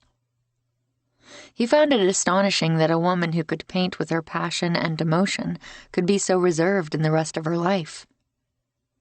His Marguerite. The thought came out of nowhere, and he was glad he was holding on to his camera so he didn't drop it into the grass. Where did that come from? She was not his anything. Sure, they had kissed a few times. Sure, she fascinated him more than any woman in a long time. Maybe ever. That didn't make her his. She was quite plain about that. He had to stop thinking about her and focus on the interview so he could let Stella return to the party. He shifted his gaze back to the woman and found Daisy's aunt watching him with a curious expression. Had she noticed where he was looking? Her next words seemed to confirm it. "I worry about Daisy," she said quietly. To his embarrassment, Gabe felt his face heat. When was the last time he'd blushed? He couldn't remember. He had to hope she didn't notice. He studied Stella, who looked much younger than 40 with her stylish glasses and trendy haircut. She certainly looked too young to have raised her nieces when she wasn't much older than they had been. The concern in her expression instantly set him on edge. "Why, is she all right?" Stella looked over at the baseball field and Daisy. "You're not taping now, right?" "No." To prove it, he turned the whole thing off and put the cap on the lens. It was the small, lightweight film camera he favored for location and action shots. "We're done as far as I am concerned. Now, tell me why you're worried about Daisy." She narrowed her gaze at him. "Am I wrong to think you care about my niece?" Was she asking his intentions? He could feel himself flush again, not sure quite how to respond. He finally settled on the truth. "Yes, I care about your niece. She's a remarkable woman." Stella smiled a little, though the worry didn't leave her eyes. "I think so, too. It's hard for some people to see past the walls she likes to put up. They're not just walls. They're walls covered in razor blades and concertina wire and guarded by wolverines with machine guns." She laughed softly, then grew serious again. "If you want the full, honest truth, Daisy is the reason I started Open Hearts." "She is?" She chewed her bottom lip a little, as if not sure whether she should expand on that startling statement. "She wouldn't be happy with me for telling you this," she finally said. "But I trust you, Gabriel. I can't explain it, but I do. I hope that trust isn't misplaced." He sat beside her on the bench, not sure he wanted to know what she was about to tell him. Daisy McClure had already crept her way beneath his defenses. He didn't need more reasons to be drawn to her. Daisy and Bea were in foster care for a year before I could arrange to take legal custody after my sister died. Daisy told me that. Stella's eyes widened. She told you she was in foster care? Yes. She said you didn't know about your sister's death until months later, and then it took you time to make the legal arrangements to take custody. I can't believe she told you that. She never talks about it. He was honored that she had confided in him, though he still wasn't sure why she had. What else did she tell you? That she and Bea were separated? Yes, I can't imagine how hard that would have been on two girls who had never spent a night apart. Bea landed in a fairly good foster home, fortunately. Daisy, though. She hesitated, her features troubled. Daisy was put in a group home because that's all that was available for her, and she was not treated well there. He closed his eyes, not wanting to hear this. Damn, he didn't want to hear it. Children deserved love and care, to feel safe and protected. He wanted to tell Stella to stop, but knew he couldn't do that. She wanted to tell him for reasons he didn't fully understand, and some part of him felt like he needed to know. She was abused by one of the older boys in the group home. He was 17 and she was 11. His swearing was fierce and raw and vicious. Exactly. I don't know how far things went, but any amount is too much for a vulnerable child. She didn't tell me for years.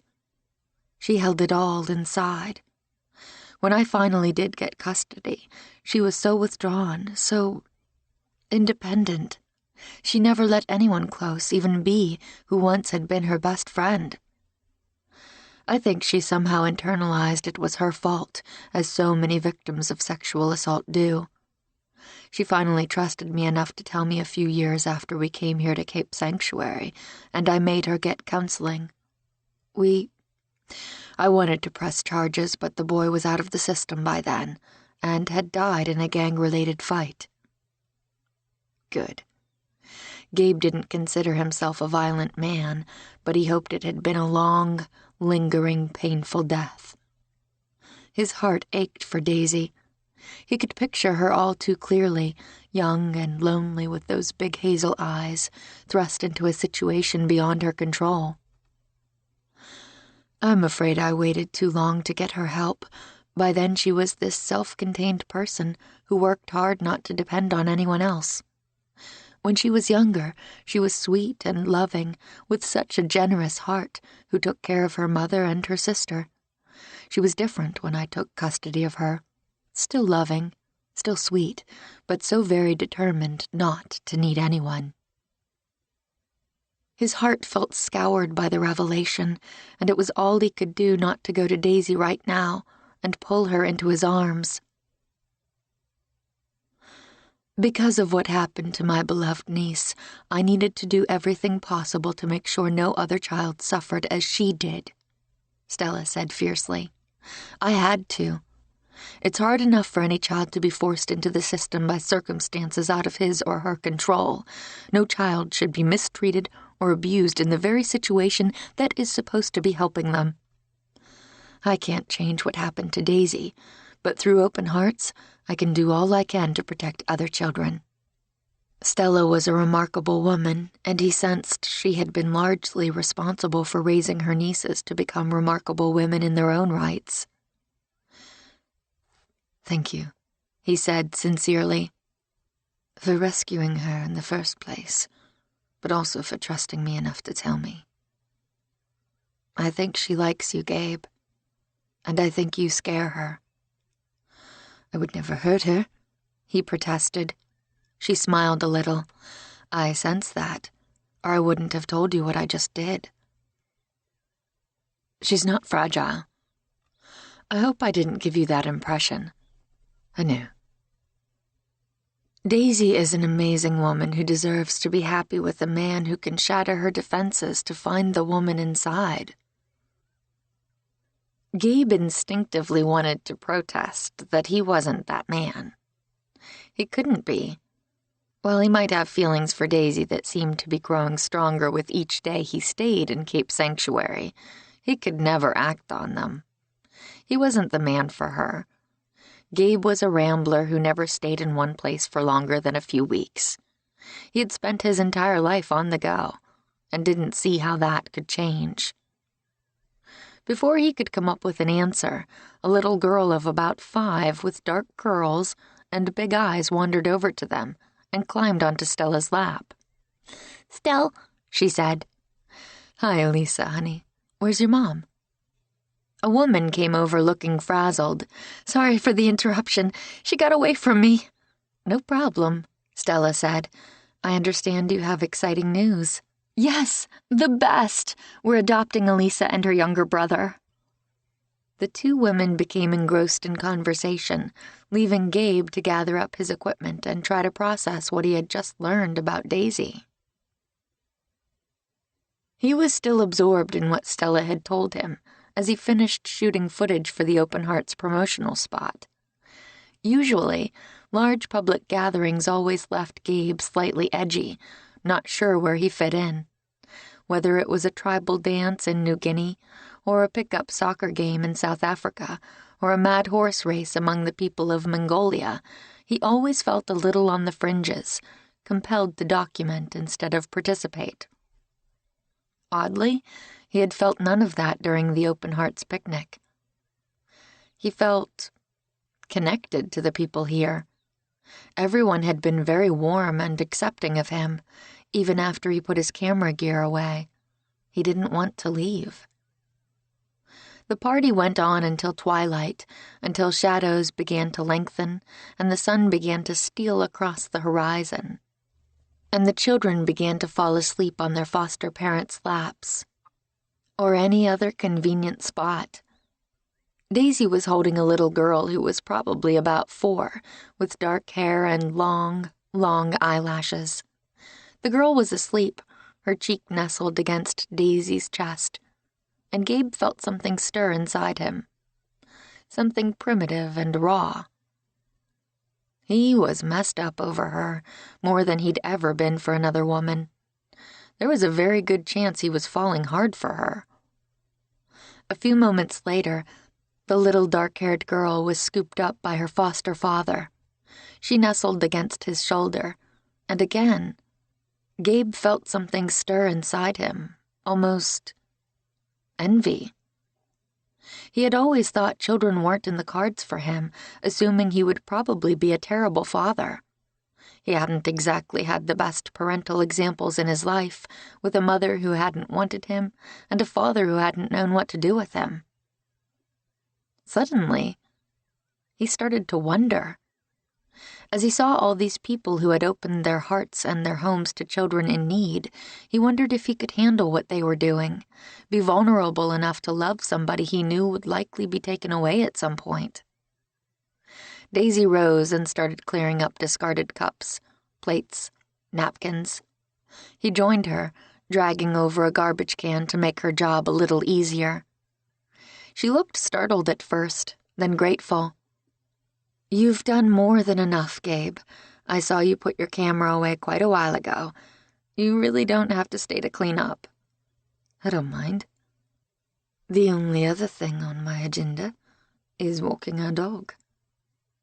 He hadn't meant to use the plural possessive, but it somehow seemed to fit. He had come to adore little Louie, as he sensed she did as well. "I'm not sure he's going to need any more exercise. He's been chasing after kids all day." True enough.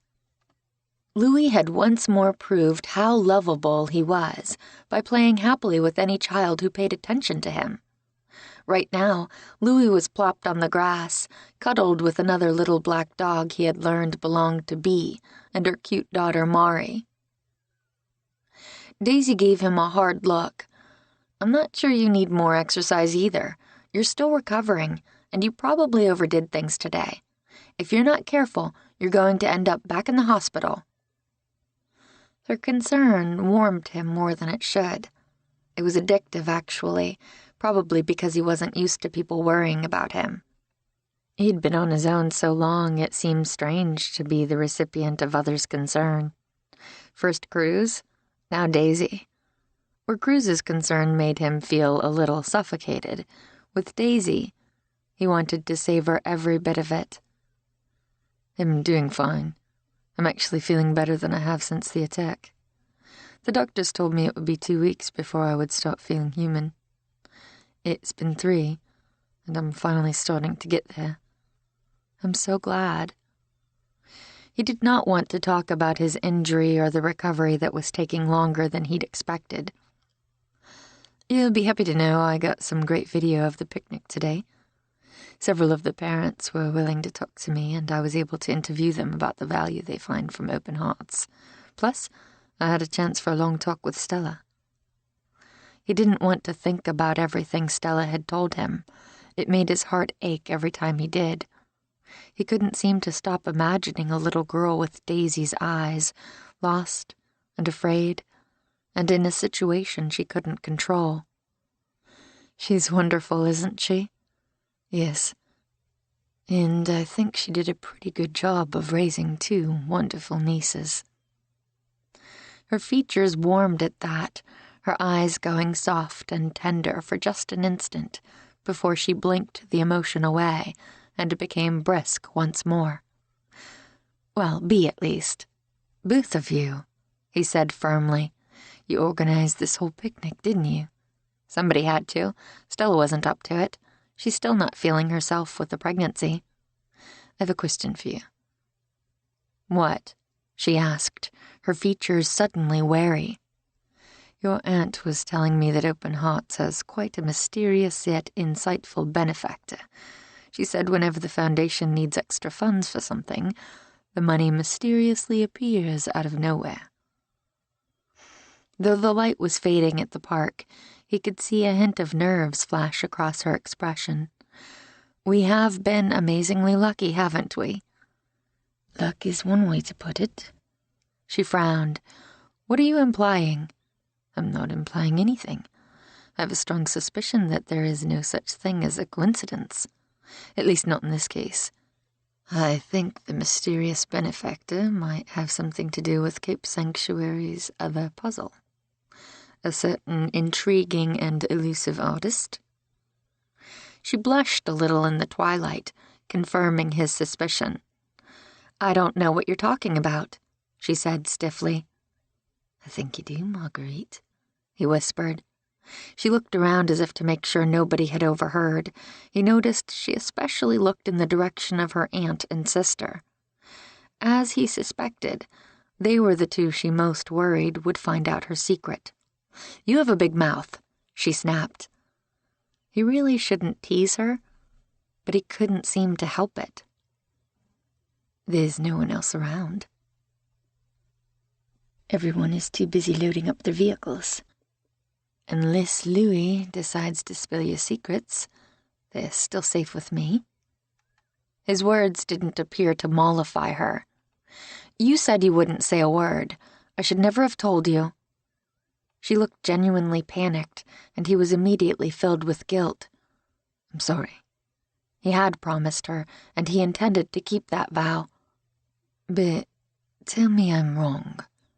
Does Marguerite channel a large portion of her income into Open Hearts?" "If she does, so what? It's her income. Her completely unexpected income. She can do what she wants with it." His chest seemed tight suddenly. A tenderness he didn't know what to do with seeping through him. He thought of everything she had been through, how it must have shaped her, the demons she may still wrestle. She could have become bitter and angry, a victim.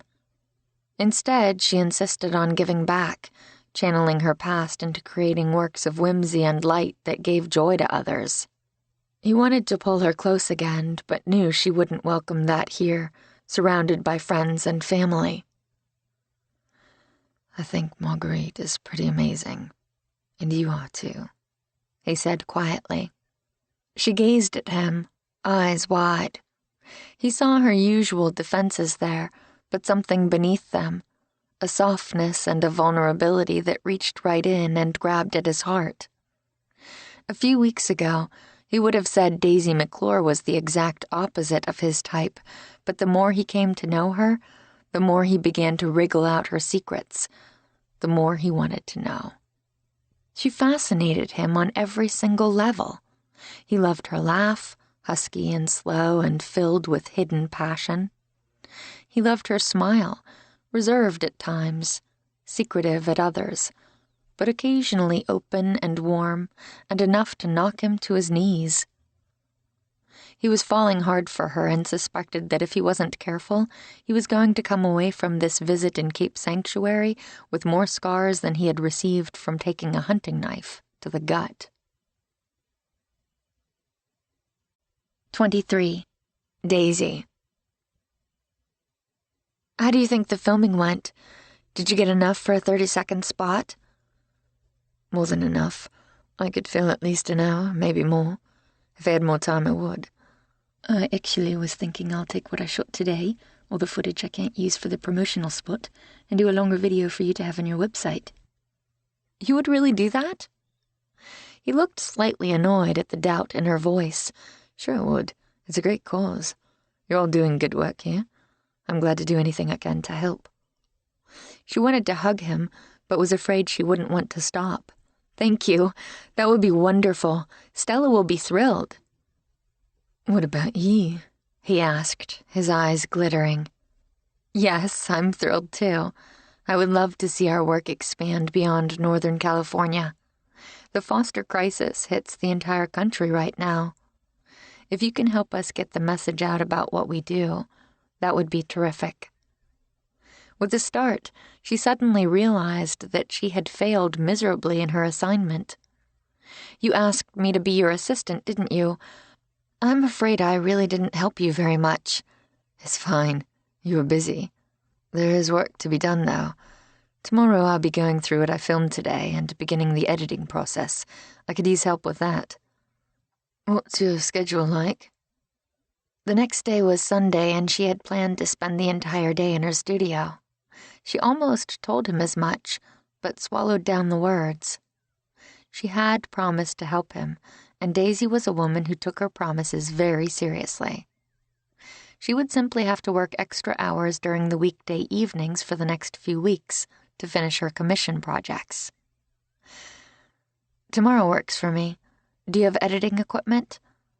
These days I can do most of what I need on my laptop, especially for a spot that will only be a minute long.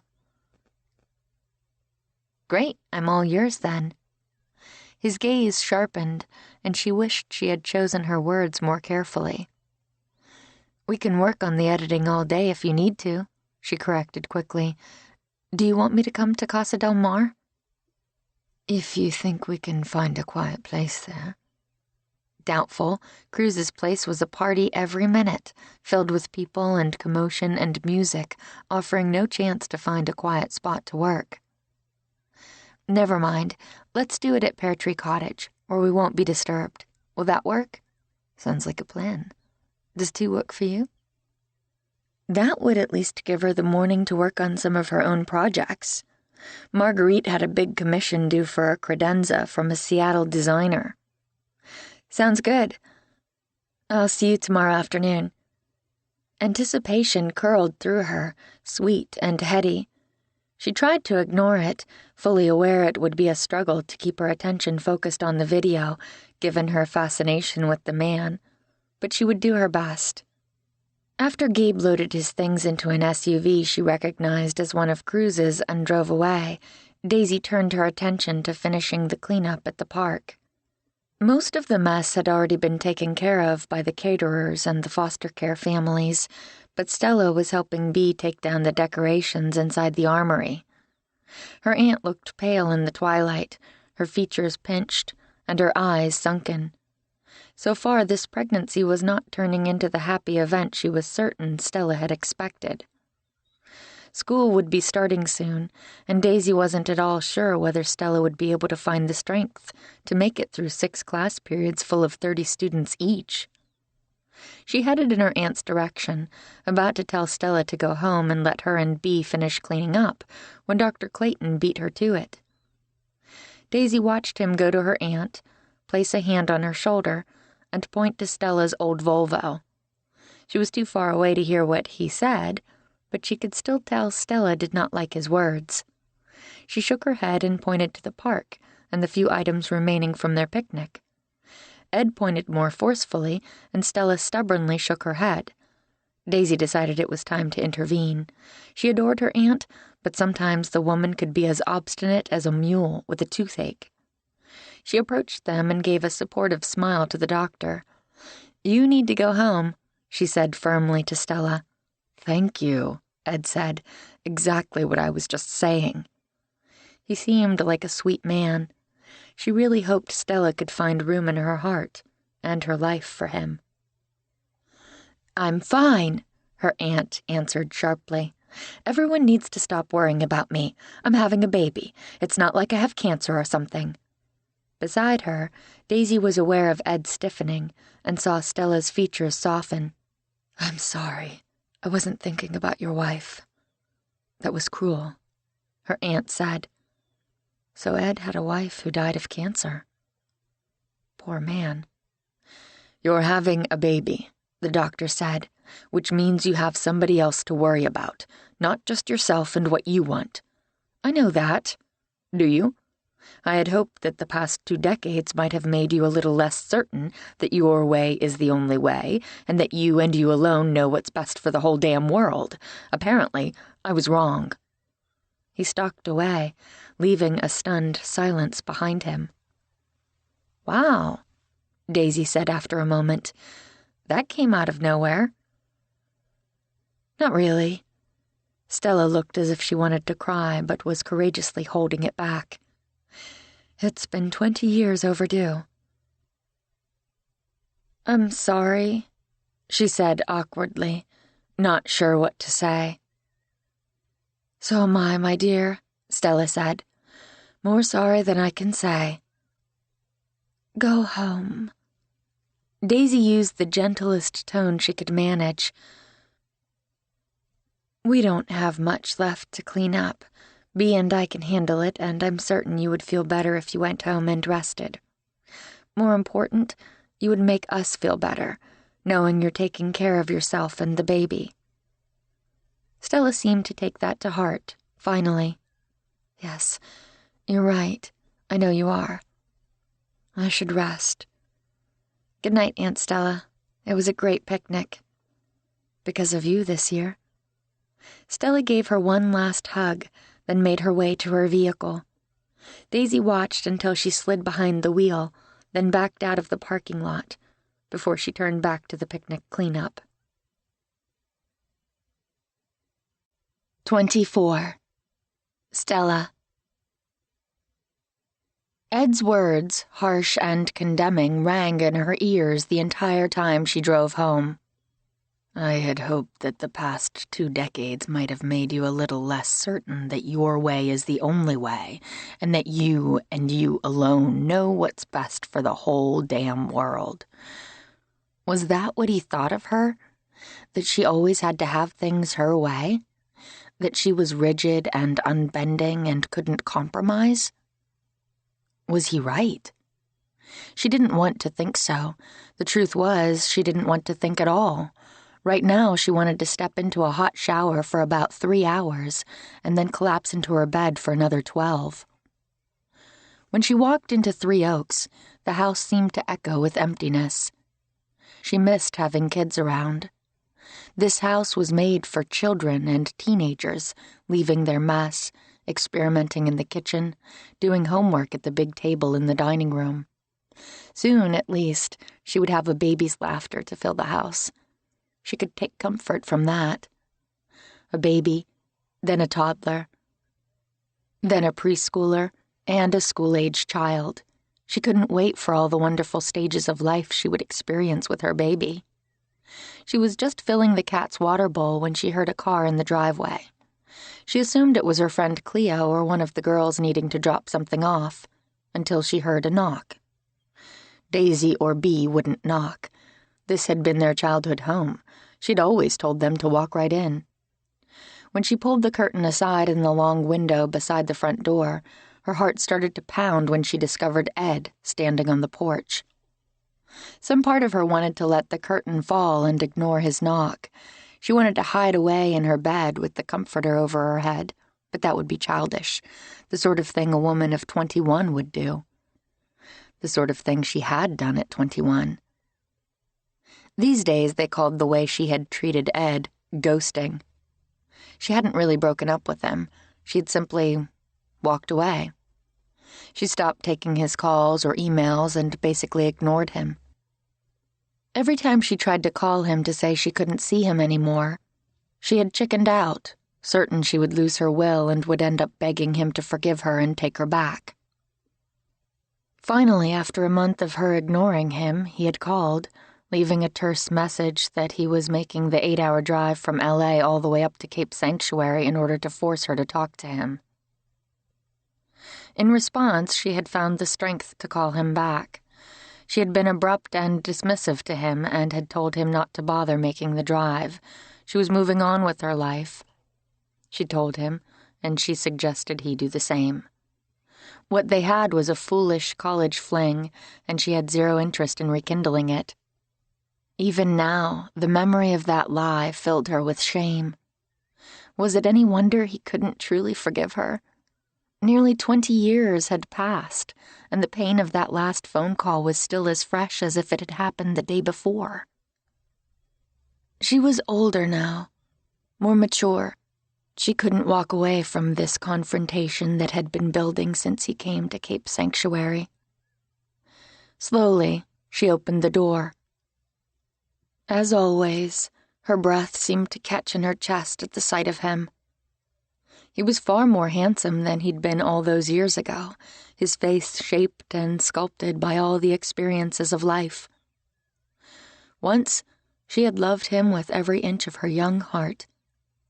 She still did. It was a startling revelation, so startling it stopped her in her tracks.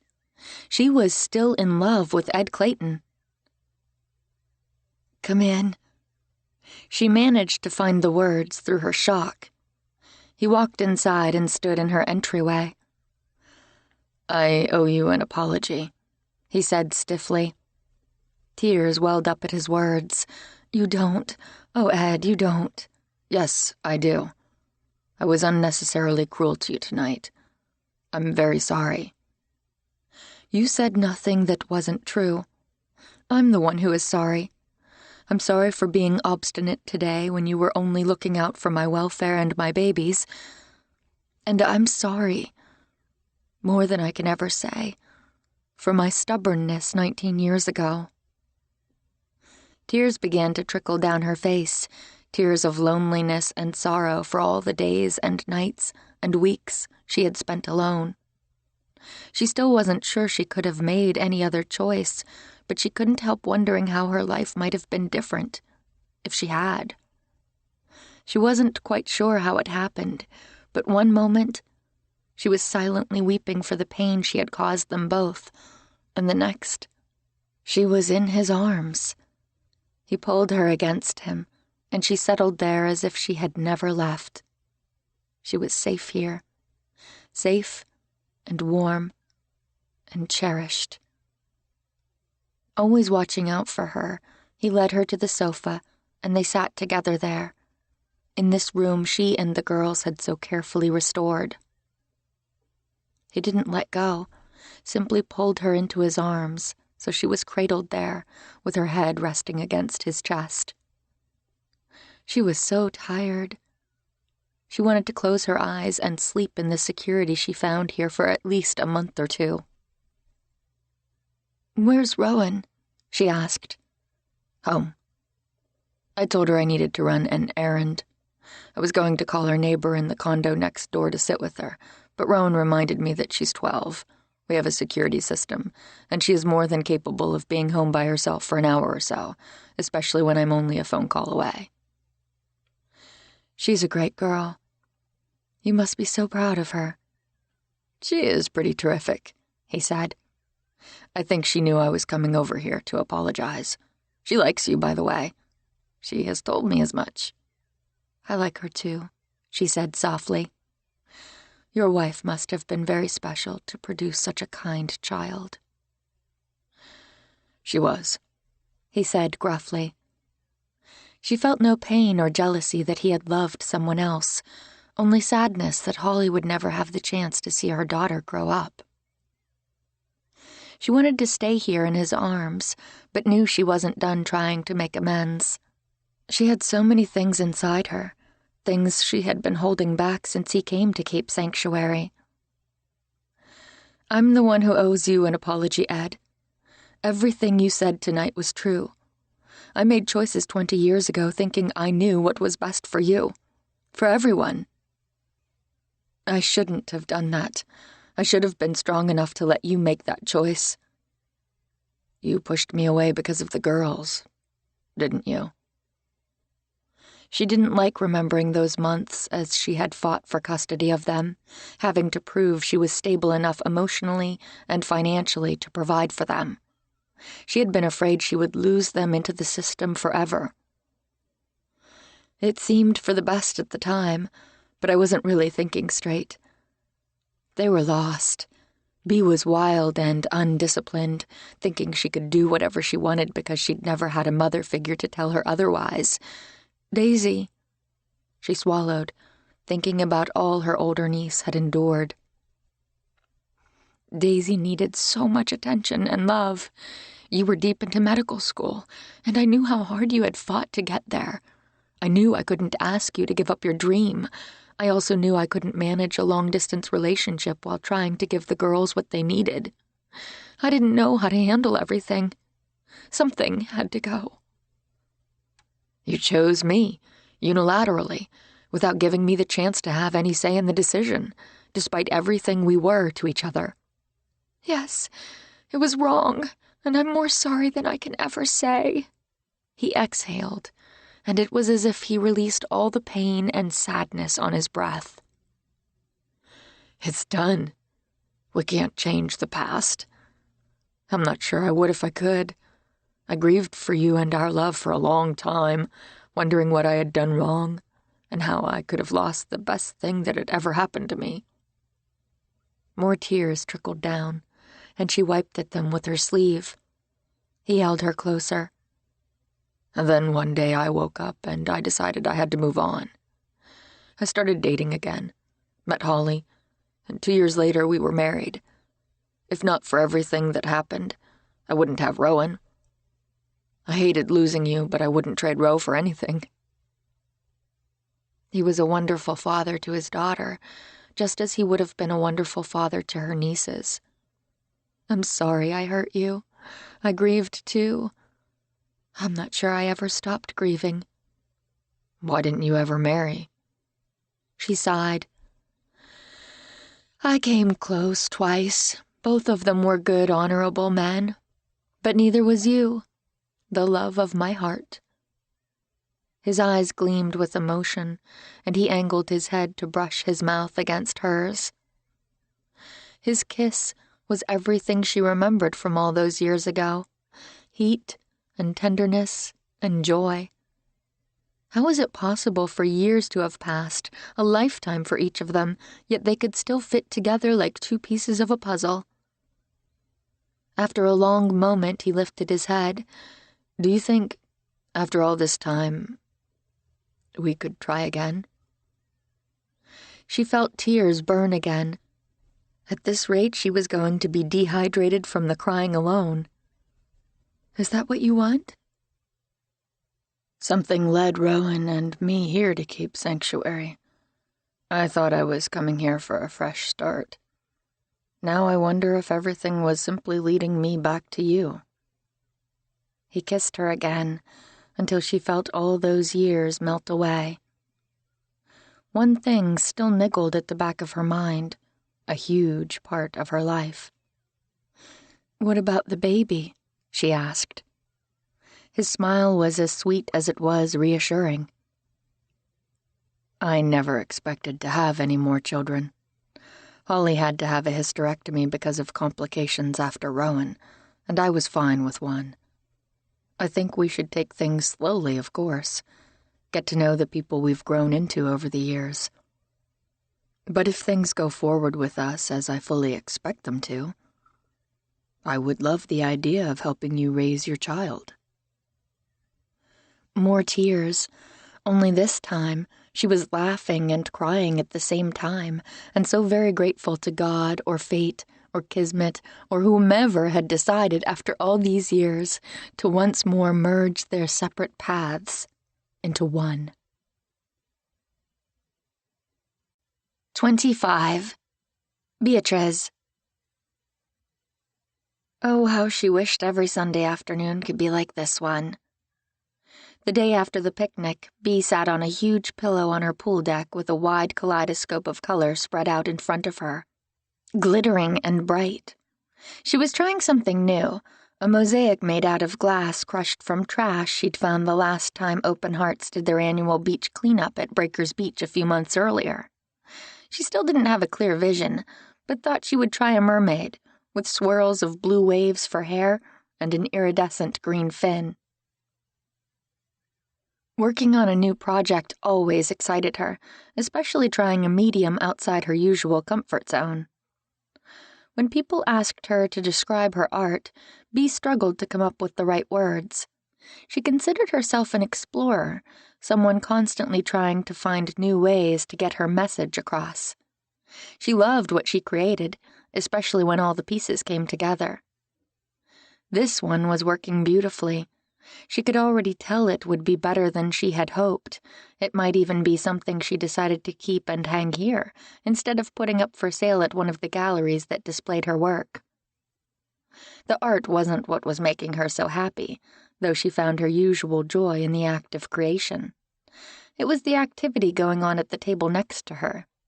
For the past 2 hours, Shane and Mari had been busy working on Mari's car for the Pinewood Derby. It was truly destined to be epic.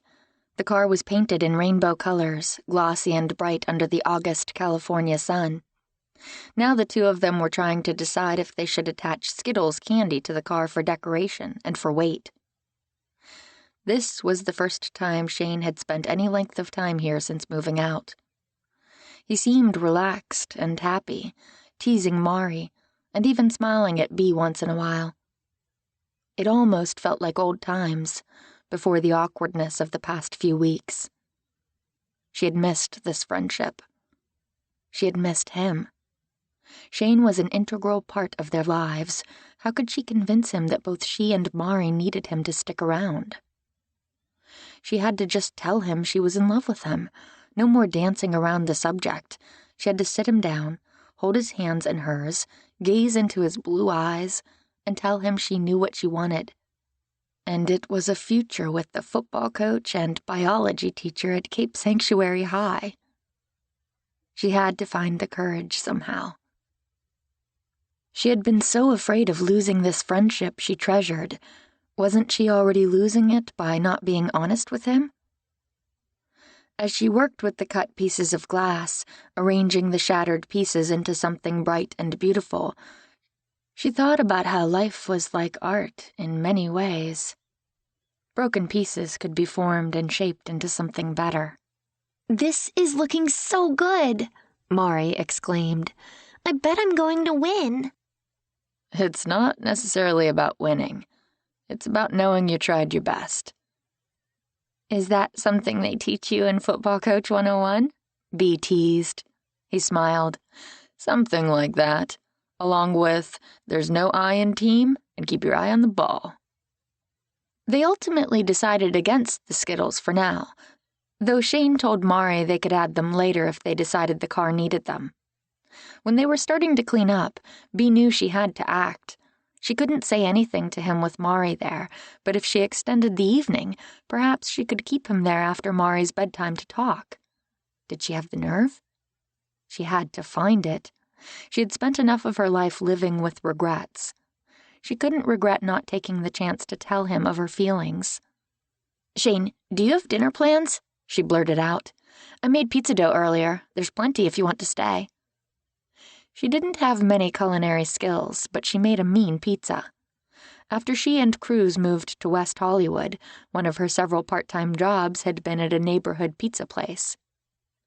The owner, Mr. D'Angelo, had been kind to her, showing her how to prep the dough, flip it, spread it into a circle, and even how to shake it off the pizza peel into the wood-fired oven. She had hated leaving after she found a much more lucrative job waitressing at a fancy sit-down restaurant, where she could make more in tips on one busy Friday night than she could in a week of working afternoons at D'Angelo's. I do love your pizza, Shane said, but I'm afraid I can't tonight. Why not? Mari pouted. I have plans already. Sorry. Is it a date? Mari teased. None of your business, sunshine, he said, though he looked uncomfortable at the question, which Bea took as confirmation. He had a date. He was leaving her and Mari to go out with someone else. Was it with the French teacher? The woman was obviously interested in him. That had been clear enough at the football game when she had seen them together. Shane must feel the same. He had someone else. She had waited too long to act. The knowledge took all the joy out of her afternoon. She looked down at her mosaic, at all the broken shards of glass that now only looked like a hodgepodge of mismatched trash. What time do you want to go next week? Mari asked him as Shane was preparing to take off. Your invitation said dinner is at 7. I'll pick you up about 6:30. He paused. Are you sure you don't want to go with your dad since he's in town? The other girls will have their fathers. Mari shook her head. I already gave you the invitation. It would be rude. I would certainly understand, sunshine. It won't hurt my feelings. She shook her head again. I want you to be my date, unless you don't want to come with me. That's not it. You're my favorite 11-year-old in the whole world, you know that. But I don't want you to miss a chance to hang out with your dad. I've been with him like every day since he's been here. I already told him I was going with you. He knows. In that case, I'll see you Saturday night for sure. Bye, Shane.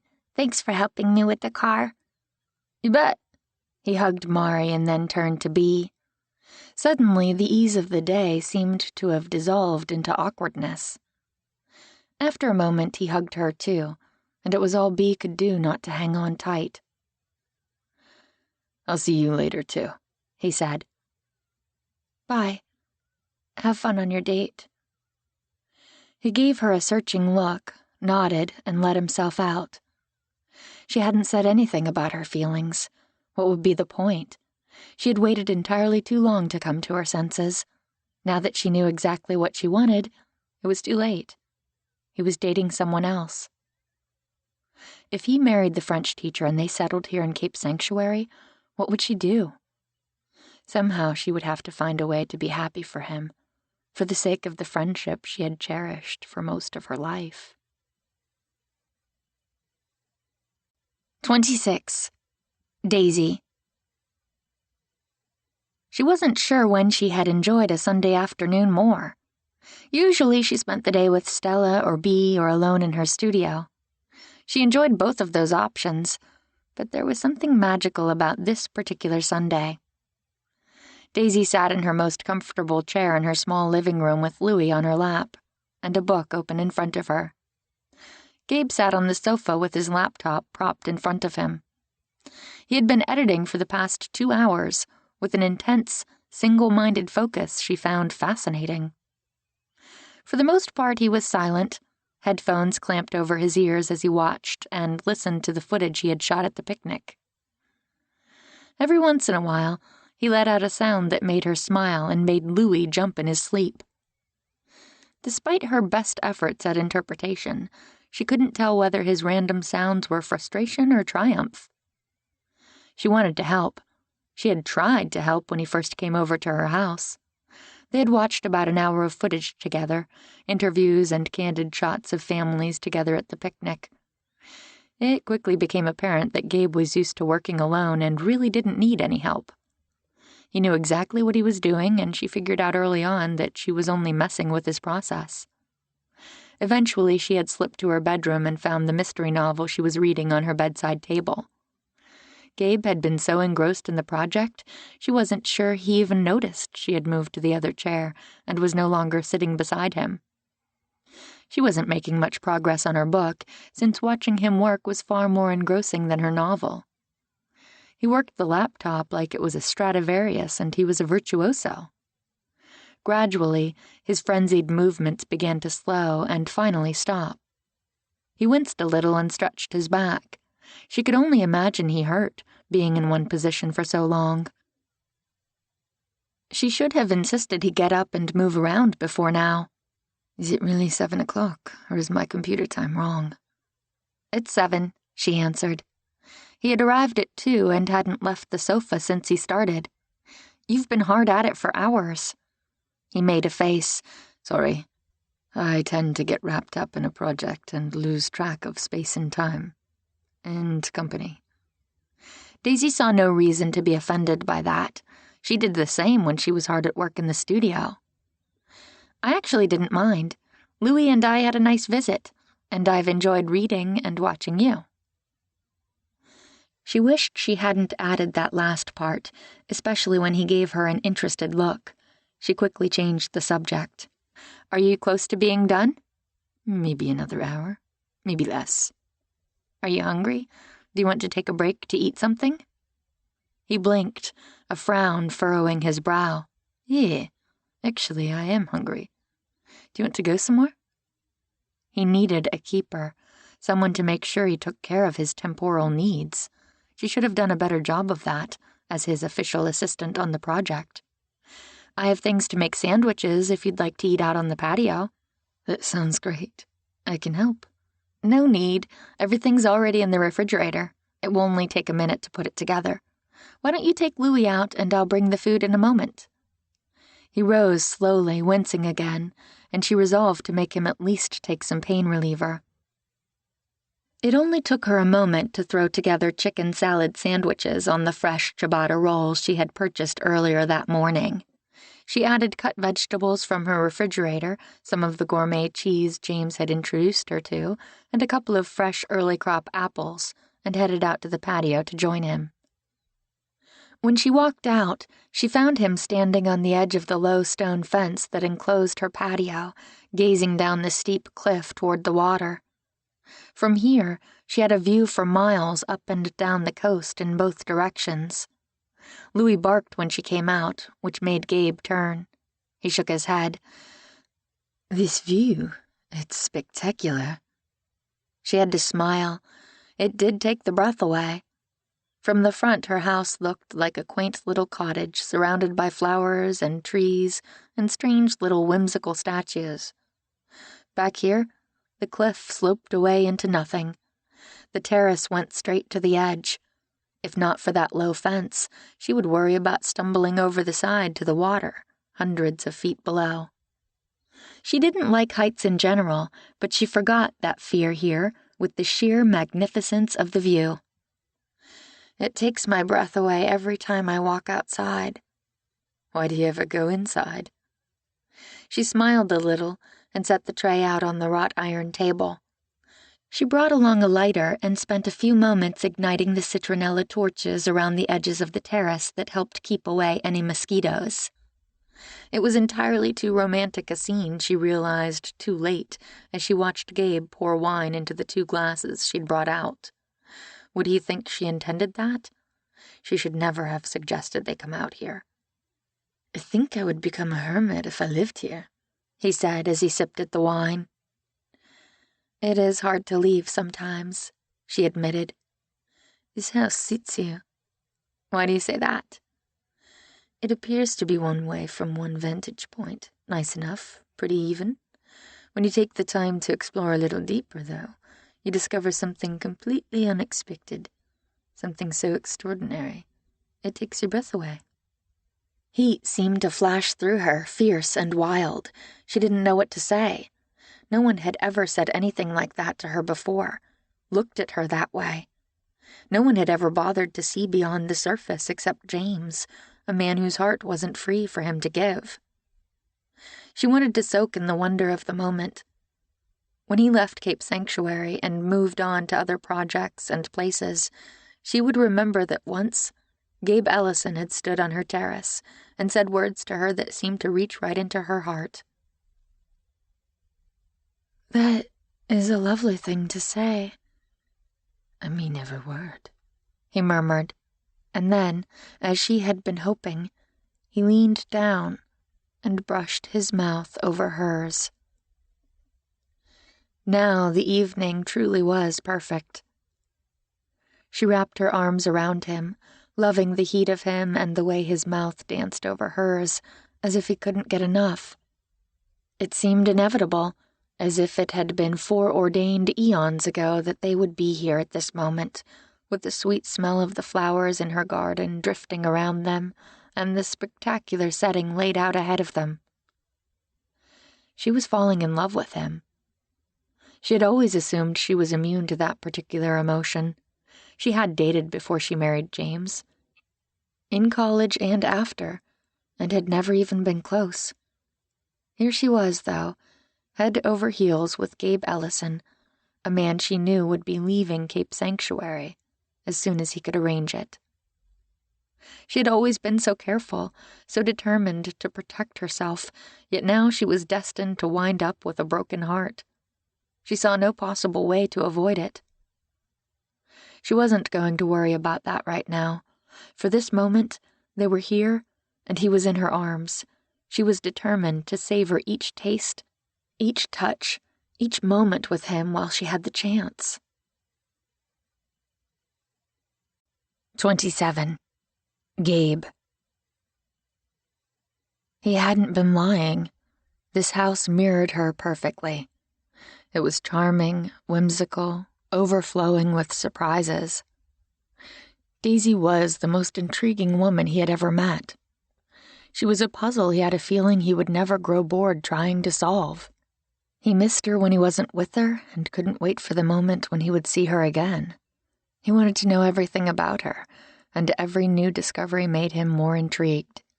He was attracted to her, wildly attracted. But it was the astonishing tenderness that surprised him most. She put on a front as a tough, pragmatic accountant, but her heart was as soft and vulnerable as a hatchling turtle. He didn't know how long they stood there on her spectacular terrace, entwined together. As far as he was concerned, not long enough. She was the one who finally slid her mouth away from his. If we don't eat those sandwiches, I suspect Louis will do it for us. Louis, he noticed through the haze of desire, was sitting up and looking at the table and the dinner she had prepared with an avaricious eye. He sighed, not wanting the moment to end. "You're probably right. He's a rascal, that one." The dog gave an innocent, "who me" sort of look that fooled neither of them as he and Daisy sat down. "Do ye ever paint out here? I would think you would find it very creatively stimulating." "I would, but there are also bugs and dirt and leaves and that ever-present wind." "I can't imagine spending days trying to paint a whole piece of furniture in precisely the perfect way, and then having to redo a section because a spider wandered over it and got stuck in the wet paint." He could understand that. While they ate, they spoke of the projects she was working on, and he shared details about the previous film he had just finished. "Can I ask you a question?" he asked when the meal was almost done. She looked nervous momentarily, but covered it with her usual dry tone. "It seems to me you have done nothing but ask me questions since you brought Louis here that first night." "It's a hazard of my job, I'm afraid.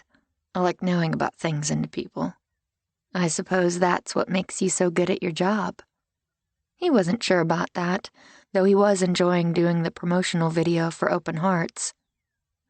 That wasn't the source of his curiosity about Daisy, however. "I'm wondering why you continue to keep your identity a secret from your family.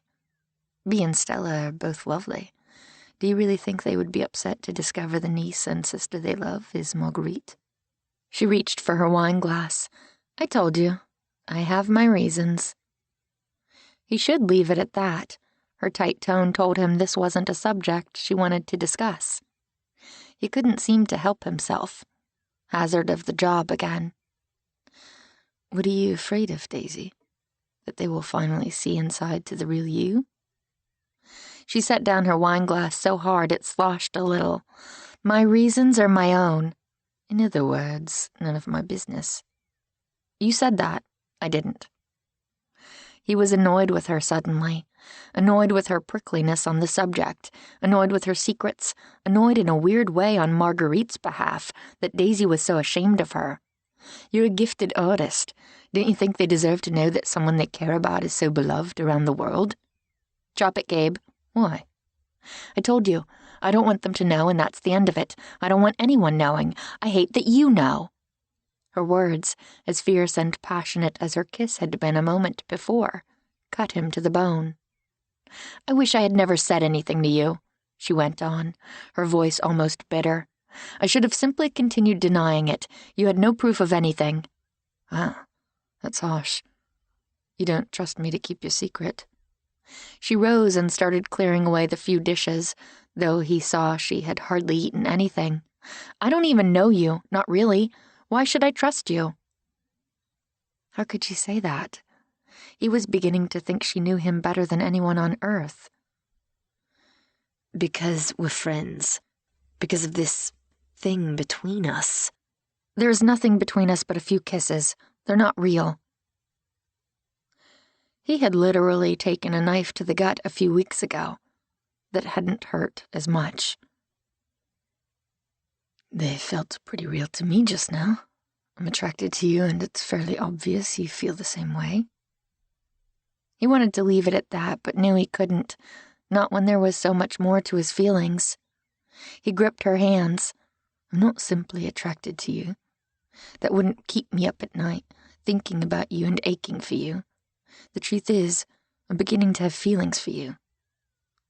She lifted her gaze to his, and for an instant he was almost certain he saw a shocked sort of joy there in those lovely, hazel depths, before she quickly veiled her expression and slid her hands away. You don't have to lie to me, Gabe. He blinked.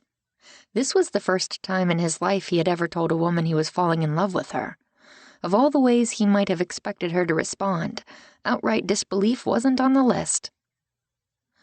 Where's the lie? You think I don't have feelings for you? Her mouth tightened. I think you want to be the one who reveals to the world the truth about Marguerite. I think your intentions are good, but I think you'll do anything to convince me to trust you, even lie about this. That ache in his gut seemed to twist harder. Where the hell did that come from? What have I done to give you such a poor opinion of me? Nothing. I don't blame you. It's only natural. You're a storyteller. It's who you are. You're a storyteller, and I'm a possible source. That's not all you are. Tell me you don't want to be the one who reveals the truth about Marguerite to the world. He could lie to her, but knew that would only make matters worse. I would. I think your story would fascinate the world, Daisy. But that's not the reason I'm here. No, you're here because my aunt and my sister wanted you to film a promotional spot for Open Hearts. I'm here because I'm in love with you, you stubborn woman. He wanted to say the words and everything else that had been building inside him during his time in Cape Sanctuary. You're wrong, he said quietly. But I have a feeling I would be wasting my breath to try defending myself. He didn't know how to convince her she could trust him. Her life experiences had taught her to rely only on herself, which filled him with sorrow. His had the opposite effect. He had learned that a person's life was only enriched by making connections with others. That was the core message in every one of his documentaries. Wasn't that the entire message of Open Hearts? Children in foster care needed strong, loving families, willing to welcome a child going through a hard time. Daisy was determined not to let anyone in. She was closing herself off to so many of life's joys. There was no point in arguing with her. Gabe knew when a battle was lost, before it even began. If that's how you feel, I guess that's it. There's nothing for me to say. Gabe. He didn't want to hear more. He was already hurting enough. Thanks for dinner, but I'm going to take off. I'm almost done and think I can finish what's left back at Casa del Mar. She looked briefly miserable. Good. He wanted her to suffer a little. I understand. I have to make a trip out of town tomorrow, he said on the spur of the moment. He would find somewhere to go. I probably won't be around for a few days to walk Louis. We'll be fine, she said. That was the very problem. She had convinced herself that she would only be fine on her own, needing no one, trusting no one, taking no chances, that she might be hurt. He had no idea how to convince her how very wrong she was. The best moments in life contained some risk. They were about reaching outside your safety net and embracing opportunities and people and emotions. He was afraid Daisy Davenport McClure would never be able to learn that lesson. 28. Stella. If she could keep feeling as good as she had the past few days, she just might make it through this first trimester. Stella slid into her Volvo in the school parking lot, glad to be going home at the end of the day. She was tired, but that wasn't anything unusual. Most teachers she knew ended up almost catatonic after they went home at night, during that difficult first week of trying to learn all those new faces and names, and establish a new routine for the year. She hadn't been sick in days.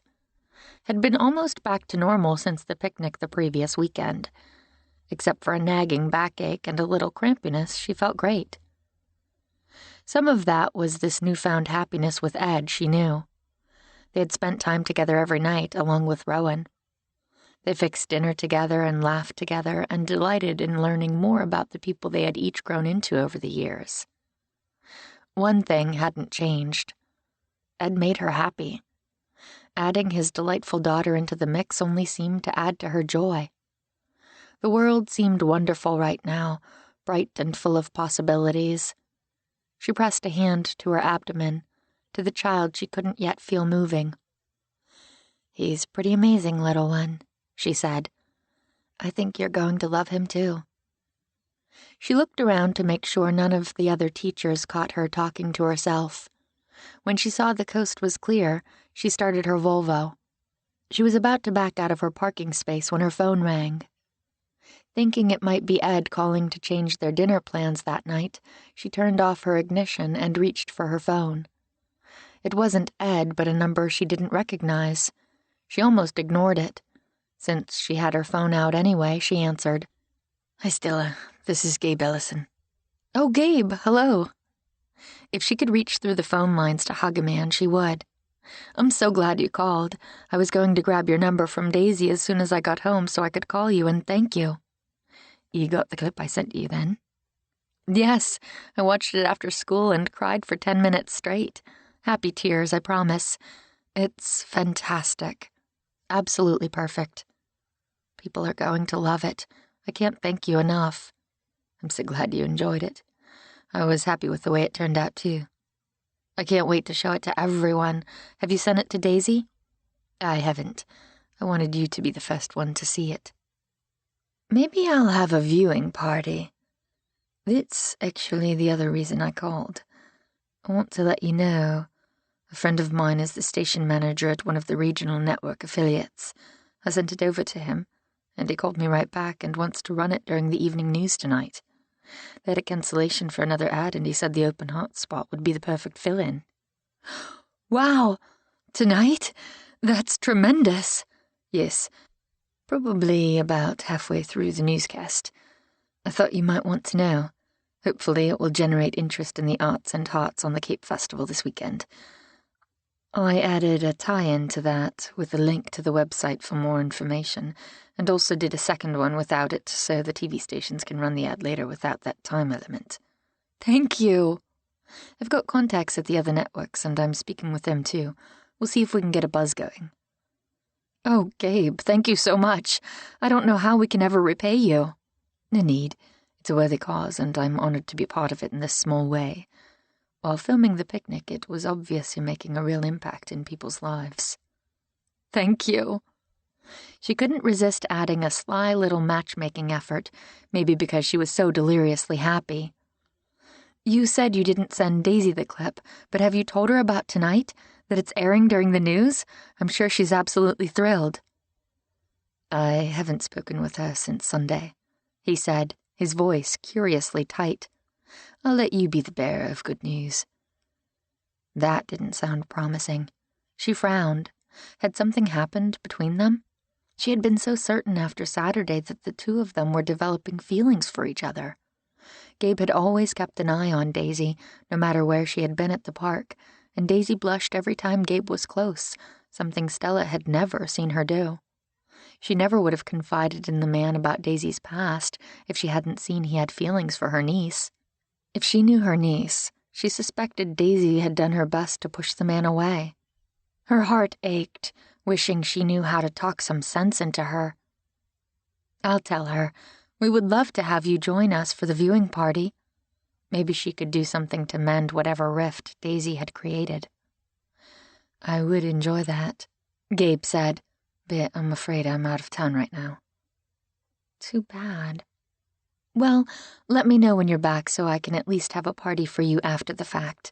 First, you saved Cruz's life. Now this. We're deeply in your debt, Gabe Ellison. Don't think I'll forget. After they said their goodbyes, they hung up, and Stella quickly typed in a text and sent it out to Daisy and Bea, Ed, Shane, Cruz, and the Open Hearts board members, letting them know about the broadcast that night and that she was hosting a last-minute viewing party to watch it. She would send an email to the broader Open Hearts population as soon as she was home to let them know. Too bad she couldn't have everyone over. Want to do it at my place? Bea texted privately. It made more sense, especially with the beautiful home theater Bea had. She texted her agreement in response and also told Bea she would provide refreshments. After sending one more text to the group about the change in venue, she started her car and headed out of the parking lot.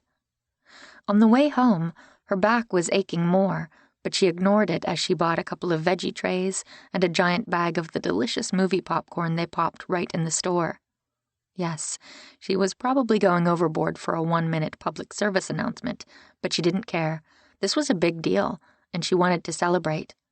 It wasn't every day that an Oscar-nominated documentary filmmaker considered the cause closest to her heart important enough that he would agree to make a promotional spot for it, and then go out of his way to make sure the spot was viewed by as many people as possible. When she pulled up to Bea's lovely home a short time later, she found several cars already in the driveway, including a flashy red sports car that no doubt belonged to Cruz. She climbed out of her vehicle and felt a sharp twinge in her abdomen. She frowned. Oh, she hoped she didn't start feeling queasy again. The pain didn't quite feel like the nausea that had tormented her the past few weeks. Pregnancy at 40 definitely wasn't for the faint of heart. This is so exciting, Bea exclaimed as she answered the door. Have you seen the spot? It's wonderful. Gabe did a marvelous job. I can't wait for you all to see it. Bea took the groceries from her and carried them into the media room, where she already had a snack table set out with some of her famous chocolate chip cookies and some chips and salsa. Ed arrived as she was carrying in napkins and paper plates. He gave her a secret smile, and she wanted to run into his arms and kiss him, but she hadn't told the girls they were back together yet. She wasn't really keeping it a secret, but wanted the chance to tell both of them at the same time, and Daisy hadn't arrived yet. Only Paula Bullen and the Lymans from the board were able to make it. Shane showed up just a moment before Daisy. Sorry I'm late. Practice just ended, he said. You made it in time. It hasn't started yet, Bea said. A strangely tight note in her voice had Stella looking closer. Was everyone fighting? Bea and Shane were usually laughing and joking with each other, but now they looked as awkward together as her 7th graders at their first dance. It should be on in a moment, Stella said. I don't know exactly where in the newscast our bit will run, so we should probably watch all of it. Should we take our seats? Daisy suggested. Yes, everyone, Bea said. There's plenty of seating for everyone. The way things turned out, Stella was sandwiched between Rowan and Ed. Not a bad place to be. "Are you feeling okay?" Ed asked her quietly. "You look a little pale." The concern in his voice made tears rise in her throat, for reasons she couldn't have explained. She wasn't sure why he even wanted to be with her, since she had felt like an invalid since the moment he came back to Cape Sanctuary.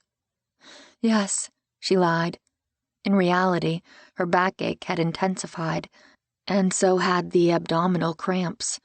Maybe the salad she'd taken for lunch had been off. "It's too bad Gabe couldn't be here with us to watch this big moment," Bea said. "It's all because of him. Cruz, why didn't you bring him?" "He's not at my place right now," Cruz said. "He drove down to the Bay Area. Said he had a doctor appointment and also some business meetings." "Is he coming back?" Daisy asked, looking miserable. "He said he was. I don't know, though. He took everything he brought with him." "I hope he does come back," Bea said. "He seems very nice. Don't you think so, Daisy?" Apparently, Bea had noticed the heat simmering between them. She frowned at the girl for goading her older sister. Daisy, if possible, looked even more miserable. "Yes, very nice," she said stiffly. They didn't have time to talk more because the news flashed to a commercial, and suddenly there was Cape Sanctuary filling the screen. "Turn it up," Shane said. Bea fumbled with the remote and everyone went quiet as they watched the spot that showed several families playing together, laughing together, enjoying the end-of-summer picnic, while statistics about the grim foster care situation flashed across the screen. The increasing numbers of children who needed placements and the decreasing number of families stepping up to provide them. Finally, Stella came on screen talking about Open Hearts and their goal and mission. The bit ended with more shots of the families together, a father watching the baseball game while cradling a sleeping toddler, a mother leaning down to push a joy-filled child on the swings, a couple of teenage girls arm in arm as they laughed in the sunlight. It was emotional and compelling, and so much better than it had looked on her small computer screen at school. "He is so good," Bea breathed. "Get ready for the donations to start pouring in," Daisy said. Her tone might be prosaic, but Stella saw rare emotions brimming in her eyes. "You look great, Aunt Stella," Mari said. "I couldn't even tell that you were sick that day." "She's right. Great job." Ed's smile was filled with pride and love, and she wanted to soak it in. "Thank you, everyone, not just for coming to watch and support us, but for everything you have done over the past 5 years since we started Open Hearts. I don't know what I would have done without you all." The tears that always seemed close to the surface right now started to spill over, and she knew she had to get away to compose herself. As she rose, the ache in her back and the hard, painful cramps stole her breath. "There are refreshments. Enjoy. Excuse me, won't you?" She hurried from the room. Just as she reached the hallway, the ache turned into a stabbing pain, and she felt a warm gush between her legs. "Please no. Please no. Please no." The words bubbled out of her, a mantra, a prayer, a plea, as she stumbled to the guest bathroom next to the media room. She couldn't lose this baby. Not after she had tried so very hard to get pregnant. She couldn't. She couldn't. "Stella?" Ed's voice sounded outside the bathroom door 5 minutes later. She should probably open it, but she couldn't make herself move. She couldn't answer, could barely even breathe. She was frozen. Numb. Everything inside her ached. "Stella," he called with more urgency in his voice. She was going to have to say something, do something, or he was going to break down the door. Bea wouldn't like that sort of damage to her lovely guest bathroom. She was fairly certain she would never be able to walk into this bathroom again. Maybe not even the whole house. "Are you okay?" She was not okay. She wasn't going to be okay ever again. She sobbed, a harsh, guttural sound that seemed to well up somewhere deep inside her. All her dreams, all her hopes, everything she had worked and fought and prayed for over the past year was gone in a moment. She didn't have absolute proof she had lost the baby, only a large amount of blood. But somehow she knew. She could hear a flurry of sound outside the door, but she couldn't seem to summon the energy to care. Her grief was too huge, too overwhelming. Bee and Daisy both came through the door a moment later. She wasn't sure how they did it. Bee must know the secret to unlocking it. This was her house, after all. Bee, in particular, had never been good at accepting locked doors or cabinets or drawers. "Aunt Stella, are you all right?" Daisy was the first to speak, her voice hesitant. "Dr. Clayton said he knocked and you wouldn't answer. We're all worried about you." She couldn't answer them. If she spoke, she would start sobbing, and once she started, she wasn't sure she would be able to stop. Is it the baby?" Bee asked. She nodded slightly, the tiny movement followed by a sob she couldn't contain. At the sound, Ed pushed his way in past the girls. "You're bleeding." "Oh, babe." He wrapped his arms around her, and the grim finality in his voice confirmed just what she suspected. He was an OB/GYN. He would know the signs of a miscarriage better than anyone else. "I think I'm losing the baby." She couldn't hold back the sobs then, wrenching, heartbroken sobs that came from the very depths of her soul. 29. Daisy. She wasn't sure she had ever been so very heartsick. After spending the evening in the waiting room of Ed and Joe Chen's offices until after midnight, where the doctors had confirmed there was no longer a heartbeat, and Stella had indeed lost the baby, Ed had taken Stella home, and Daisy had run home only long enough to grab Louie and take him back to Three Oaks. She and the dog had slept curled up together on the sofa outside Stella's bedroom. She was unwilling to leave her aunt alone. She had wanted to sleep on the floor beside her bed, as she and Bee had done in those first days and weeks after Stella had found them and adopted them. But her aunt wouldn't hear of it. Stella was in a strange place, a place where Daisy wasn't sure she would be able to reach her. After that first initial burst of despair, her aunt had been brisk and almost detached as Ed ushered her out to his car and drove her to the clinic where Dr. Chen met them. She hadn't wanted them back in the exam room with her. Ed could stay, Stella said. Apparently, the two of them were a thing now. Under other circumstances, Bee would be happy to know her suspicions were confirmed, though Daisy had a feeling none of them would be able to find much to be happy about for a while. Stella had wanted this baby so much. If ever there was a woman who deserved her wish of having a healthy child, Daisy would put her aunt at the top of the list. It broke her heart that Stella had to go through losing this child after she'd tried hard to become pregnant. She opened her aunt's door carefully without knocking. It was almost noon, but every time she had peeked in previously, Stella had been sound asleep, or at least pretending to be. Now, in the small sliver of light filtering in through the closed blinds, she could see her aunt's eyes were open. She was lying in her bed, gazing at nothing. "Is there anything I can get you?" Daisy asked carefully. "Some toast or a banana or something?" "No, I'm all right. You really don't need to stay with me." "I'm here, along with Louie. I've got a briefcase full of work and my laptop. We're here for the duration."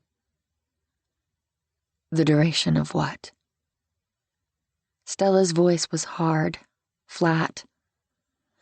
Daisy didn't have an answer for her. How could she say, until your heart begins to heal? For all she knew, Stella's heart would never heal. She left for a moment and returned with a tray. "I've brought you some juice and crackers. They're your favorite kind, the buttery ones." "No, thank you." "You have to drink something at least. Dr. Clayton says you need a lot of fluids." "I don't need fluids. I don't need anything." Daisy didn't know how to respond to this shadowy, withdrawn version of her aunt, who was usually so energetic and vibrant. This listless, broken woman was completely out of her experience. "You're being irrational," she said, trying for a stern voice when all she wanted to do was gather her aunt in her arms and weep with her. "You know you need fluids to live. Come on, Stella, drink some juice."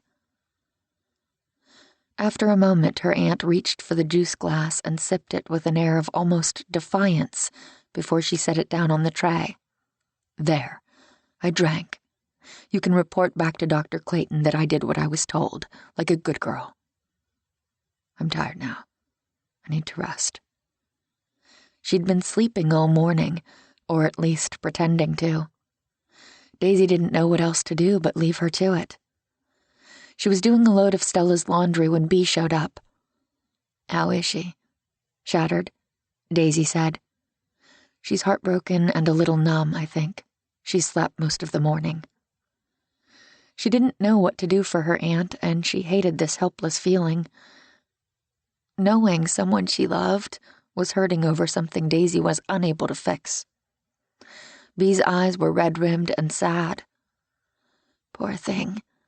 Has Ed been by today?" Daisy nodded. He stopped first thing before going into the clinic. She was asleep and wouldn't open her eyes, even when he came into her room. She had a feeling Stella had known he was there, but she hadn't acknowledged him. Was it because she didn't want to share her grief with him? "I'm here now," Bea said. "I can be here all day, until Mari gets home, if you would like to trade off. I'm sure you have things to do in the office." Only a few hundred of them. But right now her aunt needed her. "I'll stay. It might comfort her to have both of us here." She wasn't sure if it did or not, since Stella barely reacted to either of them. She and Bea sat outside their aunt's room, mostly in silence. Bea brought a sketchbook and set of charcoals, and was drawing various things around the room. Daisy's fingers itched to do the same, but she tried to focus on work until lunchtime, when she and Bea worked together to make grilled cheese sandwiches and tomato soup, the comfort food of their childhood. "Why do you think she wants to have a baby so much?" Daisy asked while she ladled soup into 3 bowls. "It's not as if she doesn't have children in her life already. She has fostered dozens of kids in need, plus she teaches school all day, 200 different kids every semester. I would think she'd have her fill." Bea gave her a somewhat pitying look. "It's not the same as when you hold your own baby in your arms. You'll do anything for them. Fight any battle, slay any dragons, vanquish any monsters. Get back together with your ex-husband because you think it might be in your child's best interest?" Bea stared. "You don't know what you're talking about. I haven't done that." "You're considering it, though, aren't you?" No." Bea's hesitation was its own answer. She really hoped her sister wasn't that foolish. Cruz Romero had been a terrible husband, and Daisy knew the years since the divorce wouldn't have changed that. "Don't do it, Bea," she said softly. The childhood nickname made her sister blink. "We're not talking about me," she said stiffly. "We're talking about Stella. Do you think she'll try again?" Daisy had been wondering that very thing all morning. Now she shook her head. "I think she had poured everything into this pregnancy. I'm not sure she'll want to open herself up to that kind of pain again." "She has to be devastated," Bea said softly. Louis, who had been sweet as could be all day, started whining suddenly. "He needs to go out. We both could use some air. Do you mind if I take him for a walk?" good idea. You really don't have to stay. I'm not going anywhere except to go pick up Mari after school. We'll walk around the neighborhood a little bit. If she wakes up, try to get her to eat and push fluids. Dr. Clayton said she needs plenty. Bea nodded and returned to her sketchbook. Daisy hooked the leash on Louie, and the two of them headed outside. Stella's house was a few blocks from the ocean, and her steps inevitably led to the beach. It was an incongruously beautiful day for all the personal sorrow consuming her family, with high, patchy clouds drifting across the cornflower blue sky. She could not replicate that exact color in her artwork, no matter how hard she tried. Nothing was ever quite like the pure beauty of a sunny California afternoon. Louie was happy to be out of the house and toddled along, sniffing at every rock or piece of driftwood along the beach. She loved this little dog. In a few short weeks, he had become so much a part of her life, she couldn't remember a time before him. She felt the same way about Gabe. Had he left town permanently? She couldn't blame him. She had been so cruel to him the last time she saw him, out on her terrace. She cringed when she thought of how self-protective and suspicious she had been. She hated that about herself. She wanted to be generous and open and loving like Bea, but she didn't know how to start. After half an hour, Louie started acting tired, so she headed back toward Three Oaks. They had just turned onto Stella's street when her phone rang.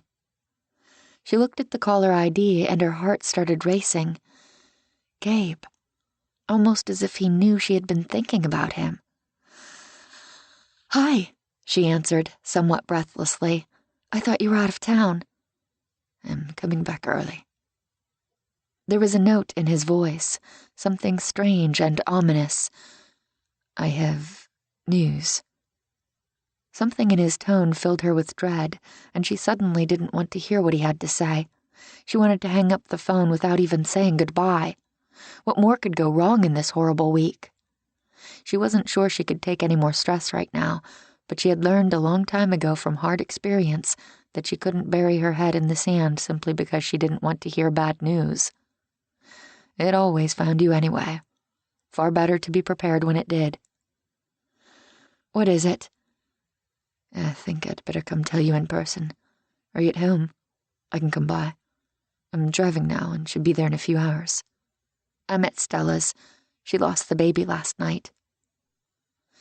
There was a long pause, and then Gabe swore. "I'm sorry. So sorry. How is she?" "Heartbroken. Probably about what you would expect. She wanted the baby very much." "I'm so very sorry," he said again. "It's a bad time for this. I wish my news could wait, but I'm afraid it can't. Should I come there?" Daisy felt so wrung out. She wasn't sure she could face seeing him today, especially not after the way things had ended between them. Stella isn't really in the mood for visitors. She doesn't want anyone here, not even Bea or me, but we're sticking around anyway. Whatever you have to tell me, you should probably just do it over the phone. He was silent for a long time, so long she almost thought she had lost the connection until she heard his sigh. "It's about Louie. Or I guess I should call him Blue. That's his real name, which he must have thought sounded close enough to Louie. I got a call an hour ago from his family, the Johnsons, Joe and Emily. They've been looking for him and want to come pick him up tomorrow." She sat down on the steps of Stella's porch, shock and dismay crashing over her. Louie came over to her and licked her hand, and she felt as if tiny cracks were spreading across her heart. "Now? After all this time? It's been weeks." "Yes, they live in Redding. How Louie or Blue ended up all the way out here, I have no idea. The owners apparently have been in Europe on an extended trip for the past 6 weeks, and he's been in the care of a house sitter who dropped the ball. He ran away, and she never told the family until they returned from their trip." She couldn't believe it. It was impossible. She pulled the little dog into her lap and clutched him close, wishing she could tuck him under her shirt and hide him away. How can you know for sure Louis is the dog they lost? They could just be saying that like the other people who have called. It makes no sense that he could get from Reading to here on his own. I had my own doubts that it was the same dog, but they emailed me pictures. A whole album of them, with a dog who looks exactly like him. Same color fur, same white patch on his chest, same little nick out of his ear, which they told me came when he was attacked by a much larger dog, while he was trying to protect their daughter when he was just a puppy. Of course he would do that, because Louis was the most amazing dog in the world. It can't be him. She wanted to cry. It was ridiculous, she knew. Stella had lost a baby, and here Daisy was wanting to weep over a dog she had only been fostering for a few weeks. The house sitter says he ran away 3 weeks ago. I wonder if someone picked him up, intending to keep or resell him, since French bulldogs can be valuable, and he somehow escaped from them and ended up on that cliffside. It doesn't really matter how he got here. The point is, this is his family, and they have been distraught that he's gone. How could they be distraught? They left him for 6 weeks with a stranger. Louis wriggled to get down. She let him, but held tight to his leash. She didn't want him to get away. They've been searching for him since they returned and found him missing. They called every shelter within 100 miles and finally reached the one we called in Weaverville. They couldn't have him. They hadn't taken the right care of him, hadn't found a responsible person to watch over him. As far as Daisy was concerned, they had relinquished all rights to care for him. She wanted to say so. The words crowded in her throat, tumbling over themselves to come out. She couldn't. She looked at the little dog, happily sniffing the flowers in Stella's garden. Her heart ached. She couldn't do it. How could she just turn him over to strangers? He had become so dear to her over the past few weeks. When? She had to clear her throat before she could go on. When are they coming? They wanted to come right away, tonight, but I held them off a little bit. I told them I was out of town and tomorrow would be better. They want to come around noon. She felt as if somebody had wrapped Louis's leash around her neck and was cutting off her air supply. After the silence dragged on, Gabe finally spoke. I'm so sorry, Daisy. After we put up the signs and contacted shelters, but still didn't hear from anyone the first several days, I was convinced he was a stray. This isn't what I wanted to have happen. I know you've come to care about him. I have too. She had to pull it together. She couldn't let Gabe see how devastated she was. If Blue is their dog, they must be missing him terribly. She was relieved to hear her voice only shake a little. He's probably missed them too. They were over the moon when I sent them pictures I had. The little girl has been crying herself to sleep every night since they returned to find him missing. Her throat tightened. So much for her plans to pack Louis into her car and head to Mexico, where no one could find them. He had a little girl who loved him. How could she get in the way of that? You said noon tomorrow? Yes. Are you spending the night with Stella? Yes, but she has an appointment in the morning. Ed Clayton insisted on taking her. I'll be home. I'll let the Johnsons know your address. Can I come by and take him for one last walk around 10? He cared about the dog, too. She couldn't forget that. Yes, that's fine. It will be hard to say goodbye, he said. Yes. It never got easier, she had found. After they ended the call, Daisy sat on Stella's porch steps, feeling as if her bones had turned to stone. Louis, adorable as he was, seemed to sense something was wrong. He gave a concerned bark, licked her arm, then sat down on her foot. Tears trickled out as she scooped him up again and buried her cheek against his fur, missing him already. 30. Gabe. He hated goodbyes. hated them so much he usually preferred to keep them out of his vocabulary and use a completely different word. Aloha, adieu, anything else that didn't seem so final. He had said plenty of goodbyes in his life, starting with his mother when he had been too small to really understand she was leaving. He hadn't had the chance to say goodbye to his father either. Chet had died in a free climbing accident in South Africa, taken far too early. While he had been filming a segment for his adventure show there, he had made the critical mistake of deciding to climb on his own that morning. No cameras, so nobody really knew what had happened. Gabe had been 15, still sleeping at base camp when Chet had left. When his father didn't return, he went looking for him and found his crumpled body at the base of the steep face. When he thought about it, he was still angry with his father for being so foolhardy and, as usual, not sparing a moment's thought for his son or the possibility that he might die and Gabe might be the one to find his body. This wasn't anything like that. He was losing a dog that hadn't ever really even been his. Like so many other things in life, Louis had been temporary. If he could manage to keep that in mind, he might survive the next few hours. Louis's owners were so very happy to have their dog back. They couldn't wait to see him and wanted to come first thing that morning. It had been all he could do to convince them to wait a few hours. He pulled up to Daisy's house with its wild garden and honey-colored brick and the secret terrace that offered fabulous views. How was she really doing with all this? When he had told her at first the day before, she had seemed stunned, but by the end of the call she had been her normal, composed self. It was an act. Or at least he was almost positive. He just didn't know how to pierce through her hard skin to the real emotions seething beneath. He knocked on the door, trying not to remember the tenderness seeping through him when he had kissed her the last time he had seen her. It seemed a lifetime ago, though it had been less than a week. When she opened the door, looking lovely but restrained, all his own tangled emotions seemed to chase each other around in his chest, especially when Louis came trotting over to greet him.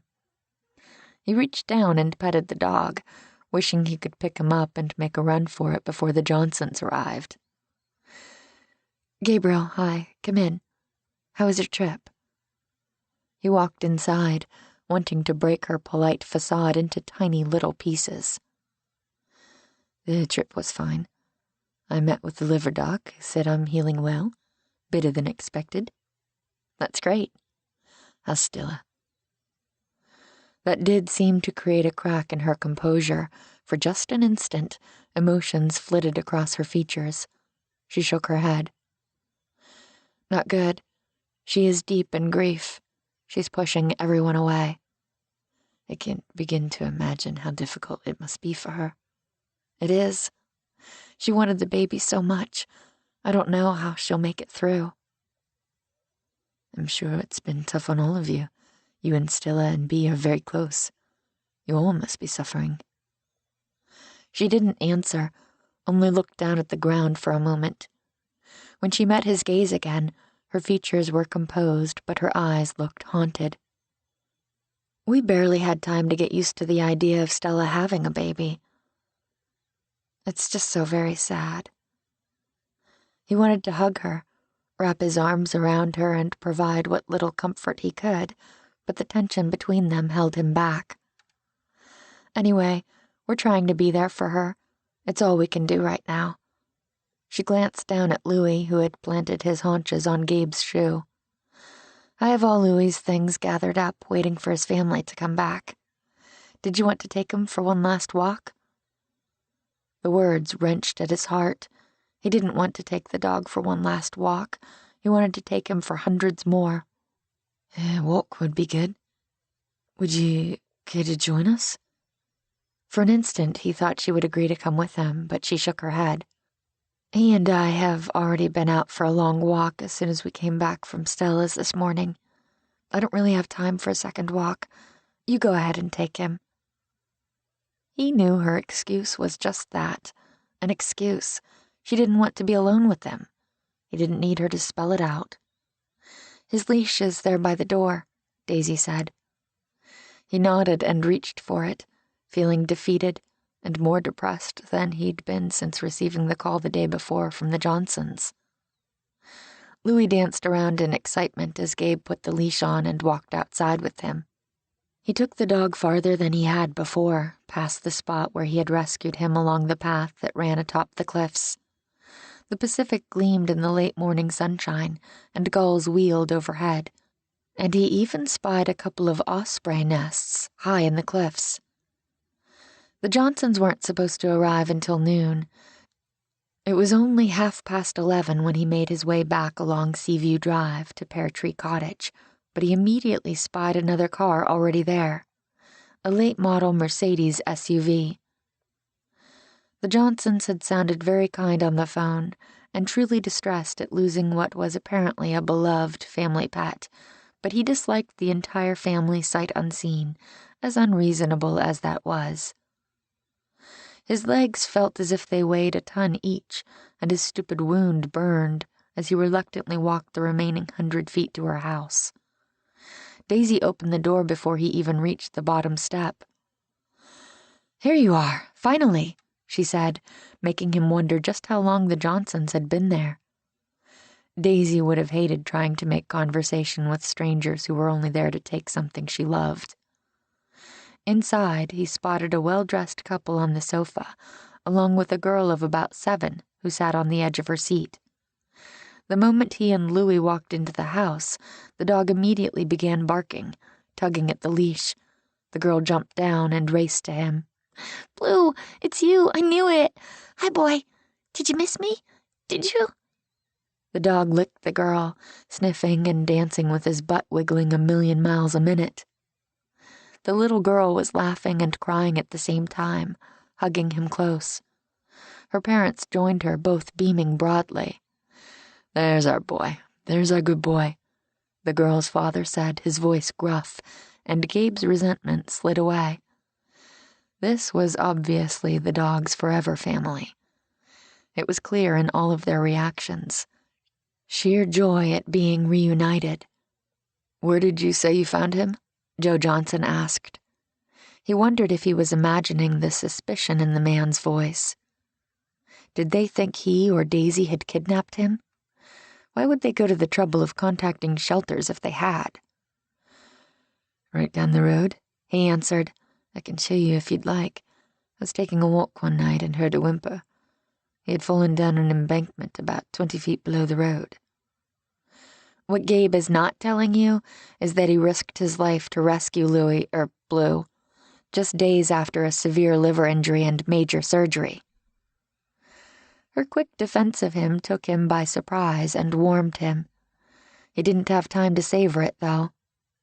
"We cannot tell you how very grateful we are. Blue is a vital part of our family," Emily said. "We've been absolutely sick for 3 days since we returned from Italy and found out he was gone." "I hope you fired your house sitter for not telling you." "Unfortunately, it's my younger sister," Joe said. "I can't fire her from being my sister, but she'll certainly never stay in our house again." The dog seemed to be racing from person to person in his little pack, as if making sure each was all right. Daisy, he noted, stood apart, watching the scene with the detachment he knew she used as protection. "He's a great dog," Gabe said. "I can see why you're upset at losing him." Beside him, he thought Daisy may have made a small sound of distress, but when he shifted his gaze, she was looking at the family with the same pleasant, almost blank smile. "We are so very grateful to both of you for finding him and for taking care of him these past few weeks," Joe said. "We'd like to give you a reward." "No," Daisy said, the word sharp as a scalpel. She glanced at him, swallowed, and moderated her tone. "Not necessary. I'm just happy he's found you both again. All dogs deserve to have a loving family." The family argued for a few moments, but Daisy stood firm. She helped them load up the things she had purchased for him, then gave the dog a hug. Louis nuzzled against her as if he knew he was saying goodbye and wanted to memorize the scent of her, and Gabe had to swallow a thick ball in his throat. Moments later, the family drove away with Louis on the little girl's lap in the back seat, his face pressed against the window, until they were out of sight. Daisy stood in her driveway watching after them, her hands curled slightly at her sides. Daisy, I'm so very sorry. She looked up as if she'd forgotten he was there. Why are you sorry? Louis's right where he should be, with a family that loves him. I still can't think of him as blue. Her calm tone somehow was the last straw. He was being strangled by sadness, yet she stood here acting as if nothing had happened. You didn't have to pretend you're okay with this. It's just the two of us now. You can yell or cry or whatever you need to do. Why would I do that? Because you're not a freaking robot. Because I can tell that you're as upset as I am. He was a great dog, and we both came to care for him. It's okay to be sad about that. She looked away. I don't have time to be sad. I have too much to do today, and I have to get back to Aunt Stella. Daisy. He needed a reaction from her. Anything. Let go. She folded her arms across her chest. What do you want me to say, Gabe? Yes, I cared about the dog, but he wasn't mine to care about, and I can accept that. I don't see the point in wailing and carrying on. A woman who paints with such charm and joy can't possibly be this cold. If he hadn't been watching so closely, he might have missed her flinch. She masked her reaction quickly and offered a cool smile. Maybe I've just learned how to control my emotions. There's a difference between controlling emotions and shoving them down so far inside you don't know how to find them when you need them. I feel things. I feel them deeply. But what's the point of being a drama queen about things? I am in love with you, Daisy McClure. Does that merit any kind of response? 31. Daisy. Through her grief and her sadness, she heard his words as if from a long distance away. He had said something similar the last time they spoke, but she hadn't believed him. Now she was torn between joy and fear. She wanted to wrap her arms around him and hold on tight, let him comfort and soothe this vast ache in her chest. He was leaving, just like Louis. She knew Gabe would be gone again on his next project. Then where would she be? More heartbroken than she was right now. I'm in love with you, he went on. But if you want the truth, I feel like I'm in love with two different women. There's Marguerite, the passionate, creative, wild-hearted artist. Then there's Daisy, the woman who can lose a creature she has loved for weeks without showing any sign that it hurts. His words were proof that he couldn't be in love with her. How could he think she wasn't impacted by the loss of Louis when every muscle and joint ached like she had the worst case of flu ever? Gabe had visited the dog like some kind of non-custodial parent. Like Cruz did with Mari for brief, fun little encounters, Daisy had been the one caring for the dog 24 hours a day, the one who had bathed him and fed him and sat with him at her feet while she worked. She had given her heart to the little dog, and she was not someone who could give her heart easily. Just because I don't show every emotion doesn't mean I don't have them. Do you? Because I'm beginning to wonder. What do you want me to do? Scream? Tear out my hair? Flop down on the ground and pound my fists? Anything would be better than this cold nothing. What are you so afraid of? That people will judge you poorly for being human like the rest of us? She lifted her chin. I'm not afraid of anything. He gave her a pitying look. Oh, Daisy, you can't believe that. You're in hiding. Not just from me, but from everyone. From the world. You won't even tell your sister and your aunt, the two people you claim to love the most, that you are a brilliant artist who has achieved amazing commercial and critical success. I told you, there are reasons for keeping it a secret. The biggest reason is your fear. You're afraid to show people who you are inside. You're afraid they'll reject you if they know your psyche is as messy and wild and unrestrained as everyone else's. She dug her fingernails into her skin. You don't know what you're talking about. He looked sad suddenly. Sad and defeated, an expression she had never seen on his features before. Maybe I don't. Maybe I'm crazy. I would like you to trust me enough by now to show me what's really in your heart. I believe there's more of Marguerite than Daisy inside you. The passion and energy and joy she is able to show to the world. I'm in love with you. All of you. The messy parts, the secret parts, the emotional parts you want to hide away. I'm in love with the careful Daisy. The woman who's so organized and efficient at everything she does. But you are more than that. It's obvious you don't return my feelings, or you would be willing to share your fears and your joys and your sadness with me. I care about you, she said. She wanted to tell him that what she felt was so much more, but she couldn't form the words. Obviously not enough. He gave her one last sorrowful look before he turned around and walked to his vehicle, climbed in, and closed the door behind him with a decisive click. And then he was gone too. His words echoed through the garden long after he drove away. They were like acid on her soul, etching deeper into all the grooves created by the chaos of her childhood. She couldn't be that woman he wanted her to be. She had worked too hard, too long to become as she was. Daisy was strong. She wore her control and reserve like armor against the world that could wound so sharply. Yes, she had been afraid. Of everything. Of the dark, of sleeping in their car, of not having enough to feed her sister. She had been afraid of moving into a new apartment and of her mother getting another boyfriend who wanted her to sit on his lap a little too long, and of not being able to protect Bea from the same kind of attention. Marguerite, on the other hand, she was a piece of work. She was flighty and fickle, more interested in flowers and bunnies, pretty colors and elegant lines than in creating a safe, secure future for herself. She didn't miss the irony, fully aware that the whimsy she embraced as Marguerite had been the very thing to provide more security and safety than Daisy's accounting degree or wealthy clients or carefully tended portfolio ever would. She sat on the carved bench in her garden, half waiting for a little dog to come scampering over to sit on her feet. Whoever would have guessed that a heart could break into so many pieces? Louis was gone, the sweet, uncomplicated, adoring little creature who had wriggled his way into her heart. And he had taken Gabe with him. The sobs came then, noisy and harsh. She buried her face in her hands and cried until she was utterly drained from it.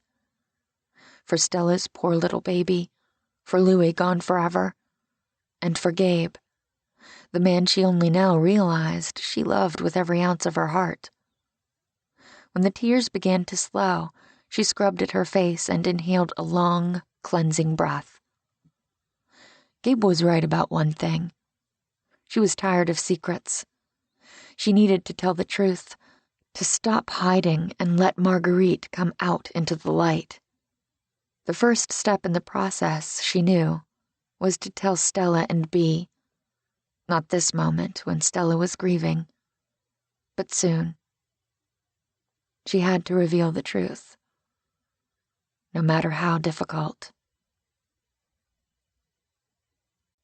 32. Stella. At some point, she was probably going to have to get out of bed. She didn't want to. She wanted to stay right here, tucked under the crazy quilt she and the girls had made during one particular rainy January, when she had been trying to teach them how to sew.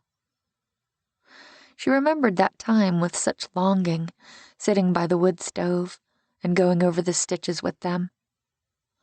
They had found peace inside this house, the three of them together. She wanted to go back to the time when she had known her role. She had been filled with purpose to raise the girls and provide the secure and loving home for them that she and Jewel never had as children. She had been good at it, she wanted to think. She had taken two broken, scared, and, whether they wanted to admit it or not, angry girls and help them begin to heal. Because she thought she had been good at it, she decided to foster another child when Cruz had needed a place to stay. And then Bee got pregnant and ran off with Cruz to LA. For a while, she had considered that a failure, but had decided to try again. She had been good at providing a warm home to children in need. At least she wanted to think so. She was fairly certain the foster children she had housed here at Three Oaks would agree. She had showered them with kindness and love, had provided a sounding board, had helped set them on a better course. Hadn't she been a good person? Hadn't she sacrificed enough? She always recycled, she was kind to the elderly, she paid her taxes on time, she had tried to live a good life. Apparently that wasn't enough to ensure she would receive the one thing she wanted more than anything else. Life unfortunately didn't work that way. She didn't believe there was some cosmic ledger where good people only ever received good things in return. If only that was true. While she stayed here in her bed, she could keep the vast ocean of grief at bay. Her heart felt as fragile as a thin, ancient glass wind chime, as if the slightest breeze would send it tinkling against her lungs and shatter it completely. It was raining today, which seemed only fitting. She rolled over and watched Mother Nature's tears streak down the window. Eventually, she had to go back to work. It had been a week since she lost the baby, and she knew she couldn't continue with substitutes handling her classes. A few more days. She would go back on Monday. She also still had the Arts and Hearts on the Cape Festival to get through. The very idea of it filled her with dread, having to smile and pretend her heart wasn't broken. She still had a few more days before the festival kicked off with Cruz's concert. A few more days where she could lie in bed and gaze at the rain and try not to feel. She was doing exactly that a few moments later when her cell phone rang. She wanted to ignore it, but her phone was set so that only those she had designated as emergency contacts could get through, which meant this was either Bee, Daisy, or Mari. She hadn't put Ed as an emergency contact. His pity was harder to endure than anyone's. She had to at least look to see who was calling. With a sigh, she picked up her phone. Daisy, the caller ID read. She placed the phone back on the bedside table and rolled over. Daisy could leave a message. It wouldn't be an emergency. Daisy never had emergencies. Her life was too carefully orchestrated for that. The phone went to voicemail but started ringing again a moment later. With a sigh, Stella picked it up again. Daisy was persistent. She knew Stella was here. Probably knew she was in exactly this spot, blankets tugged up to her chin, and would keep calling until she answered.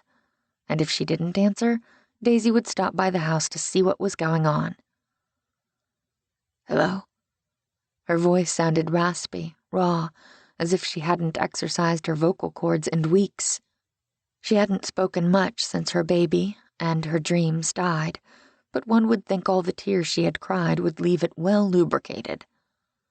Aunt Stella, how are you this morning, my dear? An unusually stupid question coming from Daisy. How did she think Stella was? Fine, she lied mechanically. How are you? I'm bringing lunch today, Daisy said without answering her question. I would like to ask Bee to join us. I need to talk to you both. Would 12:30 work for you? Stella looked at the clock. It was almost noon now. How long would it take her to shower away the grime and grit that had accumulated over the past several days? Today is not good for me, she said. No day would be good again, she was very much afraid. I know, honey. Daisy's voice was gentle. Can we come anyway? You need to eat, and I want to check on you. Plus, I have something to tell you. It's kind of important. She was going to have to shower eventually. It might as well be today. I suppose. You said Bee is coming too? I haven't asked her yet, but I'm sure she will if she can arrange it. We'll see you in half an hour. She ended the call and set the phone back on the bedside table. It took every bit of strength she had not to pull the blankets over her head. When had the world become so gray and ugly? A week ago, she might have been curious about Daisy's news. Her older niece was not the sort to call out of the blue to share things with Stella or Bea. More than likely, it had something to do with the fundraiser auction that was part of the Arts and Hearts celebration. Maybe Open Hearts had received another big donation from their mysterious benefactor. She wanted to care. She did care, somewhere deep inside. Right now, though, it was hard to focus on other things, when the world seemed so relentlessly bleak. 33. Beatrice. She wasn't sure if she was more frustrated with Daisy right now or with Cruz. Both were on her list. Maybe the two of them had conspired to drive her crazy on a day when she still had 3 pieces she was trying to finish for the art auction, opening in only 2 days. First, Daisy had called her to a family meeting she insisted was important, as if Bea had nothing to do but come when she snapped her fingers. Then, as she was driving to Stella's house, Cruz had called and showed no sign of wanting to hang up, despite her broad hints. "You're coming to my concert tomorrow night, right?" Bea tightened her grip on the steering wheel to keep from tearing out a few hanks of hair. Cruz had called her 4 times that morning using various excuses. The same question had come up each time, however. "Of course we'll be there. You know Mari wouldn't miss any chance to see her dad perform." "You wouldn't either, right?" "Sure, I'm looking forward to it." They had been through the same conversation already that day. Did he even hear her? She didn't think so. No matter how many times she told him she wasn't about to get back together, Cruz heard what he wanted to hear. She had no idea how to convince him. He didn't listen to her. Nobody did. She was the problem. Nobody believed she meant what she said. Okay, maybe she'd been a little fickle and flighty when she was a teenager. Maybe she had been focused on the wrong things, like partying and listening to loud music and wearing cool clothes. She was a mother now with a daughter on her way to being a teenager herself. Did no one think she could grow and change over the years? Shane certainly didn't. He thought she still wanted Cruz, despite all the times she had told him otherwise. She sighed as she pulled up in front of 3 Oaks and parked behind Daisy's old BMW. Daisy didn't listen to her either. Bea had tried to tell her sister she didn't have time for lunch today, but Daisy had begged her to come. Something in her sister's tone had told her this was important to Daisy. Her projects could wait. "I have to go," she told Cruz now as she grabbed her slouchy bag and climbed out of her car. "Where are you? Want to meet for lunch?" "I can't. I have plans." "With Shane?" She fought the urge to bang her head against the car door a few times. Shane was hardly speaking to her, but Cruz didn't need to know that. Shane teaches school, remember? He can't just drop everything and go on lunch dates. I'm at Stella's. To give Cruz credit, he quickly lost his jealous tone, and his voice became much more concerned. "Give her a hug for me, would you?" "Yes, I'll do that." "And tell her she's not that old. She can probably try again. Those fertility clinics can do great things." Something told Bea that wouldn't be the most comforting thing she could say to Stella. Her aunt was grieving the specific child she lost, not only the pregnancy in general. "Thanks, Cruz. I'll see you later," she said firmly. When was he leaving town? Surely he had recording contracts or show dates to meet. Whenever it was, she was sorry to realize she couldn't wait. "I really do have to run. I'm here at 3 Oaks and it looks like Daisy is already here. I don't want to keep her waiting. You know how busy she always is, making money for you." "She's good at that," Cruz said. "All right, bye, babe. I'll call you later." She really didn't want him to, with her full to-do list. With any luck, he would get busy with something else and forget. "All right, see you." She hung up, feeling the familiar frustration she always did when she talked to Cruz. This alone should have convinced her that they could never have a chance for the joyous reunion he wanted. The constant phone calls and texts she had found sweet when she was 16 and 17 were not nearly as attractive now that she was almost 30 and needed a man who could survive a few days without her. Three Oaks was locked when she tried the doorknob, but she had her own key. Plus, she knew where Stella kept her extra. She unlocked the door in just a moment and slipped inside to the cool, lofty house that had been so important to her childhood. The house had been a tumble-down wreck when Stella bought it, barely inhabitable. It had taken them years of elbow grease, but now the place was a showpiece, tastefully and lovingly restored.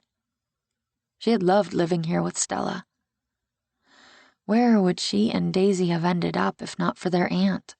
Stella had rescued them, just as she had rescued all the other foster children she took in after her job with them was done.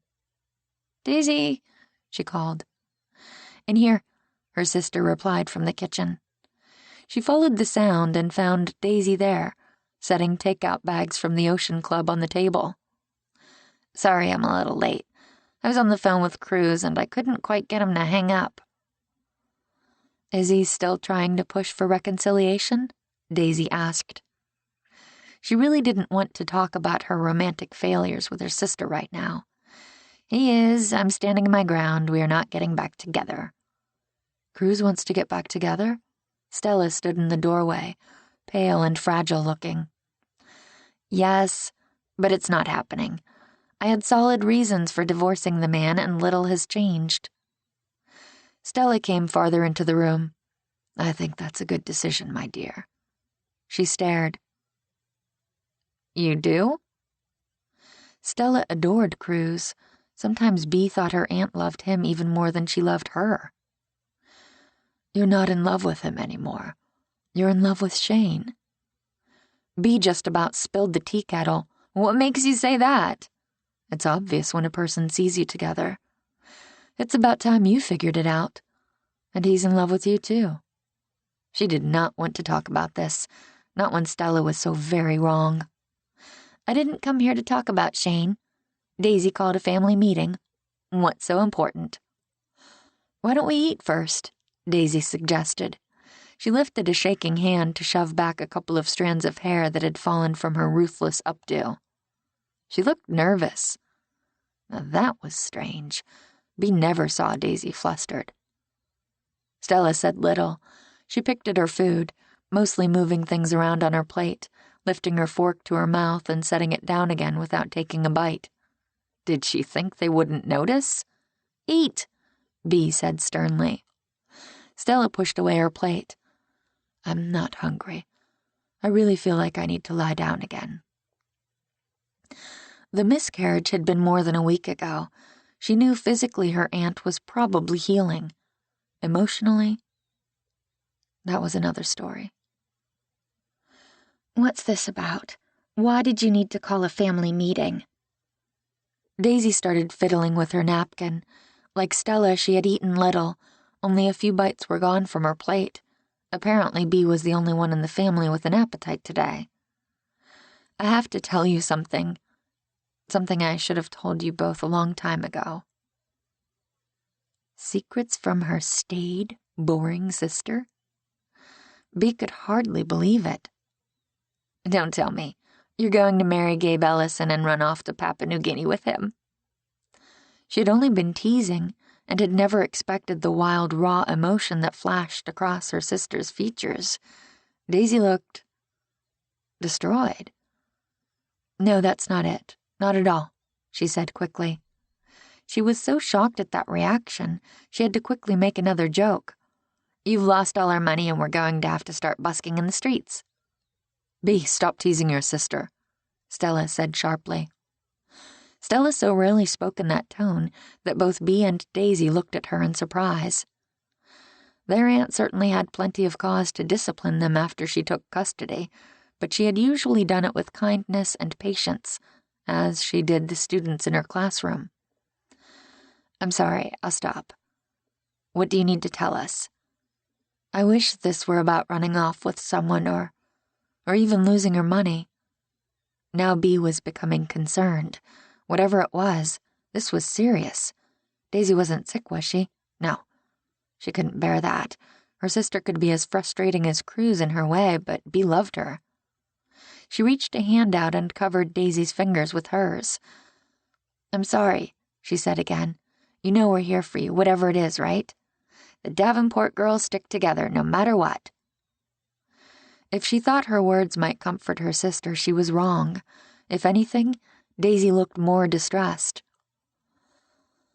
"I should have told you. It was wrong to keep it a secret. I don't even know why I did." "You're beginning to scare me," Stella said with a frown. If nothing else, whatever Daisy's big secret was, it was yanking Stella out of the despair she had slipped into after losing her baby. Nothing was guaranteed to distract Stella from her own pain than someone else needing her. "Are you sick, honey? Are you dying?" "No!" Daisy looked genuinely shocked by the suggestion. "It's nothing like that. It's just—" Her voice broke off. "Oh, this is so much harder than I thought it would be." "Just tell us. Rip off the old Band-Aid. That's what Stella used to say whenever we were fighting about something as kids." Daisy released a deep breath. It might be easier if I show you." She left the room and returned a moment later with one of Stella's prized possessions, a small, intricately painted side table that usually held pride of place in the front room.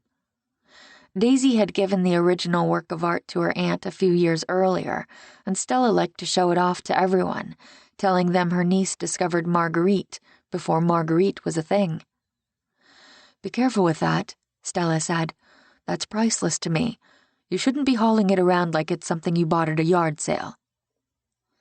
Daisy looked at the table, and then back at the two of them. "Don't worry. If something happened to it, I could always paint you another one." Bea laughed. She couldn't help herself. "Sure, no problem. Can you pull off a Picasso, too? Is that your big secret? Are you an art forger?" Daisy curled her hands together and looked down at the table. "No. But I am Marguerite." This time, Bea's laughter was even louder, but it quickly trailed off when she realized no one else in the room appeared amused. Stella was staring at Daisy, eyes wide as if she'd never seen her before. Daisy was looking at both of them like a dog that had been kicked repeatedly and expected every encounter to result in another boot to the side. "Marguerite," Stella breathed. While her eyes still looked haunted, there was dawning wonder in them. "You are Marguerite. Are you serious?" Daisy nodded tightly. "It all started as a lark, something I could do for James as he was dying. He loved to watch me paint, and it seemed a small gift I could give him." Bea felt as if the world had twisted around like something out of an M.C. Escher work, where nothing was as it seemed, and reality was another trick. Filtering through her initial shock was a vast, deep sense of betrayal. She didn't want to believe it. "You can't be Marguerite," she said flatly. "She's an artist, and you've always looked down on artists." Daisy looked genuinely shocked at that. "I have not. Why would you say that?" "Oh, so it's not all artists, only me?" "I never looked down on you. I think what you create is wonderful." Bea scoffed. "How many times when we were girls and I would tell you I wanted to be an artist when I grew up, did you tell me that I needed to come up with a backup plan, that few artists ever made an actual living out of what they created?" "Is that wrong? You're in the artistic community. You know how hard it can be. You and I lived it with Jewel. Remember what it was like? How we always had to scramble to pay rent or buy food? Jewel refused to get another job, no matter how bad things got, certain it was beneath her and that her next commission would make everything right again." She always found it disconcerting that she and Daisy remembered their childhood so differently. Bea remembered Jewel as crazy and funny and creative. She had always smelled good, like flowers and paints and gesso, and she had marvelously fun ideas, like painting their bedroom, rented or not, to resemble the inside of a fairy cottage. Whenever Jewel had been there, the world had seemed brighter and more colorful, like she carried the sun with her. Yes, she had been an irresponsible mother. Yes, she'd had a substance abuse problem and moved from man to man, but Bea had still adored her. She had seemed magical. Daisy had always seemed too old, even when she was a girl, to see the magic. That was why she couldn't be Marguerite. It was impossible. "I didn't want that for you," her sister said now. "That insecurity. I only thought you should have something else in the wings, a teaching degree like Stella, or something else you could fall back on. You're doing well now, but think of how much sweat and toil and hard work it took to get where you are." "You are really Marguerite," Stella said. "I can't believe it." Bea looked from Stella back to Daisy and realized it wasn't a joke. Her sister was serious. All this time, she had felt the weight of Daisy's disapproval on her for being misguided enough to actually believe she had the talent to make it as a professional artist. While she had been living under that weight, trying so desperately to impress her older sister, Daisy had somehow become one of the most sought-after artists in the country, without anybody noticing. "How have you managed to keep it secret all this time?" Stella asked. "More important, why are you telling us now?" Bea had never considered herself the envious type. She usually had the philosophy that a rising tide lifted all ships. Another artist's success didn't take away from her own. People could appreciate a Monet and a Picasso and a Rembrandt, each very different, but brilliant just the same. Yet if this was true, if Daisy was indeed Marguerite, she didn't know how she could be anything but envious. Eventually, she might be thrilled to be connected to such a success, but right now, she couldn't get past the betrayal. "I'm sorry I didn't tell you. At first it was something only for James and me to share. After he died, painting became my solace and seemed too personal to share with anyone. By then, Marguerite became kind of a big deal and I was worried you would both be angry with me for not telling you." With good reason, Bea thought. She was furious and hurt and betrayed and, yes, more than a little jealous.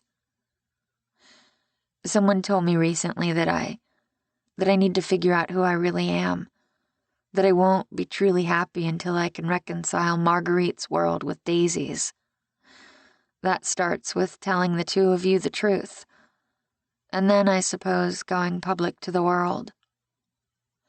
Daisy gave a tremulous smile, looking so uncharacteristically insecure that it made Bea take a breath and try to contain her wild jumble of emotions.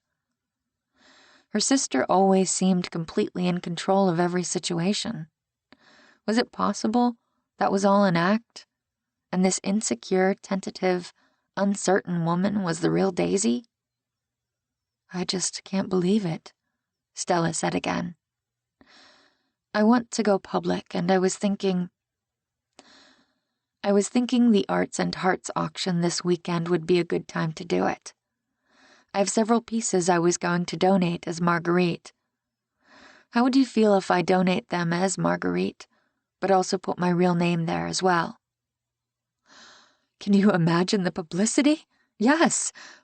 What an amazing idea. Oh, Daisy, this is wonderful. Maybe you could collaborate at some point with your sister." "I would love that," Daisy said, giving Bea a look of apology that soothed her soul a little more. "I was thinking maybe we could eventually open a gallery together." "What a lovely idea," Stella said. She sat back, shaking her head. "I still can't believe it." "I'm sorry I didn't tell you before." "Well, you've told us now. Thank you. But I have to tell you, all this excitement has exhausted me. I feel like I need to lie down." "Of course. I'll leave the leftovers in the refrigerator for you," Daisy said. Stella nodded, hugged both of them, then made her way to her bedroom. leaving the two of them alone in the kitchen. 34. Daisy. She couldn't tell what Bea was thinking. Her sister, usually so free with her emotions, had become like a carved block of alabaster as she helped Daisy clean up the takeout bags. "Aren't you going to say anything?" she finally demanded when the silence dragged way to the other side of awkward levels. Had she ruined her relationship with Bea permanently? She had been terrified about this very thing. If she was honest with herself, that was the main reason she had kept Marguerite a secret all these years. She had told Gabe she wasn't afraid of anything. What a joke. He was so very right. She was afraid of everything. "What do you want me to say, Daisy? Or do you prefer to be called Marguerite now?" She made a face. Sarcasm was better than no response, right?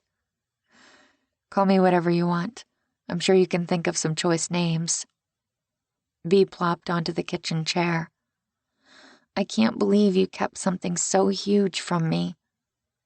The accusatory tone stung, but was nothing less than she deserved. "I know. I was wrong. I'm sorry." "Didn't you trust me to keep your identity a secret?" "It had nothing to do with not trusting you, not at all." "What then? Did you think I couldn't handle the fact that my sister is more talented artistically than I am?" The hurt in Bea's voice was the final proof of how badly she had mishandled the entire situation. It would have been far easier if she had come clean from the beginning, instead of hiding her success and having to backpedal now. "No. Oh, honey, no. I'm not. Gabe once told me I'm nothing but a glorified folk artist." "Gabe knows you're Marguerite?" Her heart twisted whenever she thought about Gabe and their painful last parting. Had he left Cape Sanctuary? She hadn't seen him since that night, nearly a week earlier. It had taken her that long to find the courage for this meeting, which shamed her more than she wanted to admit. "Gabe came to Pear Tree Cottage one night when I had been painting. I'd forgotten to lock the door of my storehouse I use for my studio. He picked up certain clues and put everything together." "That old place on your property? That's where you paint? I thought it was just an oversized garden shed." "Yes, it's not a bad space. It's got skylights and I can pull the curtains open to have a beautiful view down the coast. You should come check it out." When Bea made no response, Daisy sighed. Her sister, usually so out there with her emotions, seemed as closed up as a can of new paint. "Are you angry?" "Yes, but I'm more hurt than angry." "You have a right to be. Tell me the truth. Did you keep the truth from me because you thought I couldn't handle the fact that my sister is more talented artistically than I am?" "Okay, first of all, Marguerite is not more talented than you are." "You are Marguerite. Stop referring to her in the third person." Gabe had said the same thing. She somehow considered her artwork separate from her real self. She had to find a way to reconcile the two. She was a financial planner and an accountant, and she was an artist whose work people seemed to love for reasons she still didn't entirely understand. "Okay, I am not more talented than you. We work in different mediums, that's all. You can't compare them. It's like asking which makes a better long-term investment strategy, real estate or government bonds or mutual funds." She could see she was losing her sister. "It just so happens that Marguerite, that I, have found success in my particular medium, success I never expected and frankly never really wanted." Bea scoffed at that. "Oh, please, if you didn't enjoy it, you would have stopped after James died. You must love it." Bea's words made her catch her breath as if she'd just caught a cold water balloon in the chest. Her sister was right. She could have stopped painting at any point. She had told herself she was only doing it because she liked the freedom her success gave her, the chance it offered her to secretly donate the proceeds from her artwork to organizations like Open Hearts and the local Coast Preservation Society. But it had all been a lie. She loved bearing her heart and her soul in her work, and she loved the idea that she was making other people happy with what she created. You're right, she whispered. You're absolutely right. I love it. All this time I thought I was only doing it for the money. But it's so much more. Bee's rigid features seemed to soften a little. Creativity does that. It's a fire inside you that has to come out. Yes. Bee understood the heart of it. Perhaps the two of them were far more alike than they were different.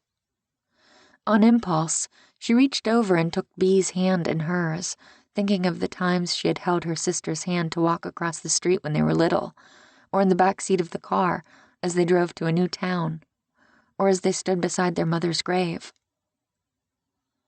You're also right. Part of the reason I didn't tell you I was Marguerite was because I didn't want to hurt you by throwing my success in your face. That was completely not fair to you, and I'm sorry. I think I must have been reverting back to when we were kids, when I had to protect you and take care of you. It was a role I took very seriously. No kidding, Bee said. Her tone was tart, but not bitter, a big and wonderful difference.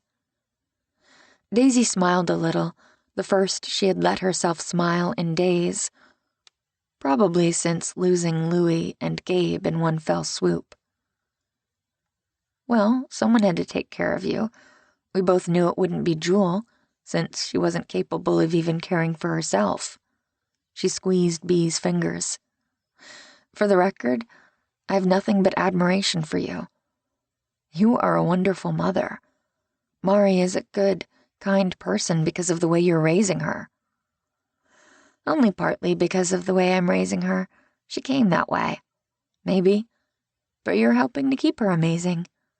You've created a beautiful life for yourself and your daughter here. I respect and admire that, Bee. Believe me. It's a good life, Bee said. Not perfect, but happy. That's the best kind, Daisy said. Do you think that there's a chance you might be able to ever forgive me for not telling you the truth? Eventually. Maybe around the time Mari goes to college. I've got time, Daisy said softly, feeling better than she had all week. I'll wait. 35. Stella. Stella felt as if all the joy and color had been sucked from the world, and she hated it. Even heading with Bee, Mari, RaeAnne, and Ed to Cruz's concert for the opening event of the Arts and Hearts on the Cape Festival wasn't enough to shake her out of the deep place she had sunk into.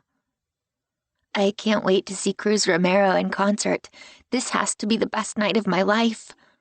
RaeAnne was practically whirling in circles with glee. Her joy made Stella feel about 1,000 years old. Thank you so much for inviting us, the girl said, beaming at her. I don't know how I'll ever repay you. Stella managed to summon a smile for her and even found a little one for her father. She was glad RaeAnne and Ed were able to come with her to the concert as their special guests. She only wished Ed would stop studying her with that concerned expression that made her feel like bursting into tears whenever she caught it. Things were awkward between them, something she should have expected. Since losing the baby, she had done everything possible to avoid him. She wasn't strong enough to bear the weight of his sympathy. It would crush her, and it was all she could do to remain in one piece right now. Why would he want anything to do with her? She was a complete mess, and she couldn't anticipate that changing. A month from now, 2 months, 6 months, her baby would still be gone. It should be a fun concert, Bee said. Cruz always manages to put on a good show. Stella was still shocked that Cruz would volunteer to give a concert here. He had always supported Open Hearts in the background, but preferred to downplay his own time in foster care. Ed was driving. Bee would leave her car at Stella's house to avoid the hassle of parking and traffic. After some last-minute scrambling, since Cruz's offer to play had only been a few weeks earlier, they had finally obtained permission to have the concert at the baseball arena at Driftwood Park. It was close enough to walk from her house, but not with lawn chairs and blankets and snacks.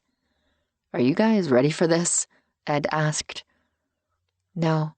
She wanted to usher them all out of her house and climb back into her bed.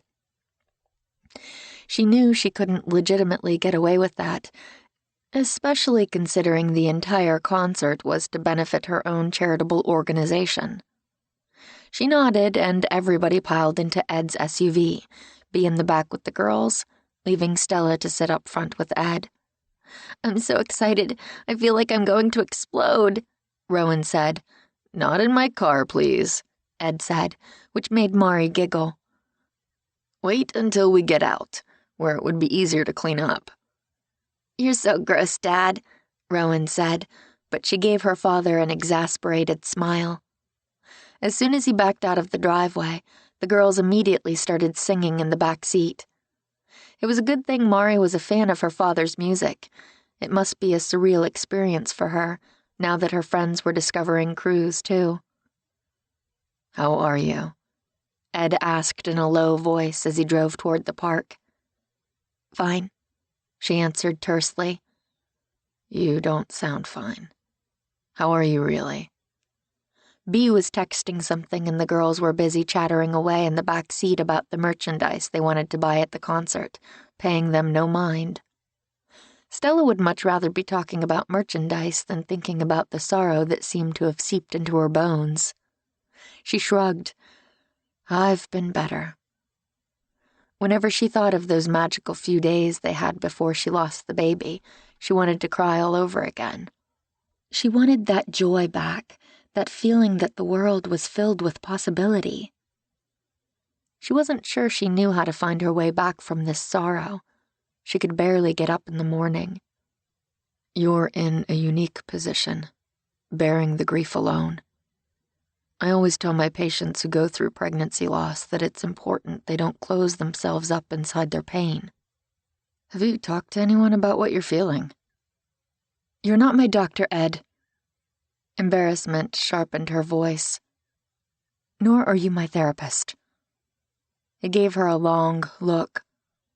"No. But I am someone who cares about you. You shut me out 20 years ago. I won't let you shut me out again. Like it or not, I'm in your life now, and you'd better get used to it.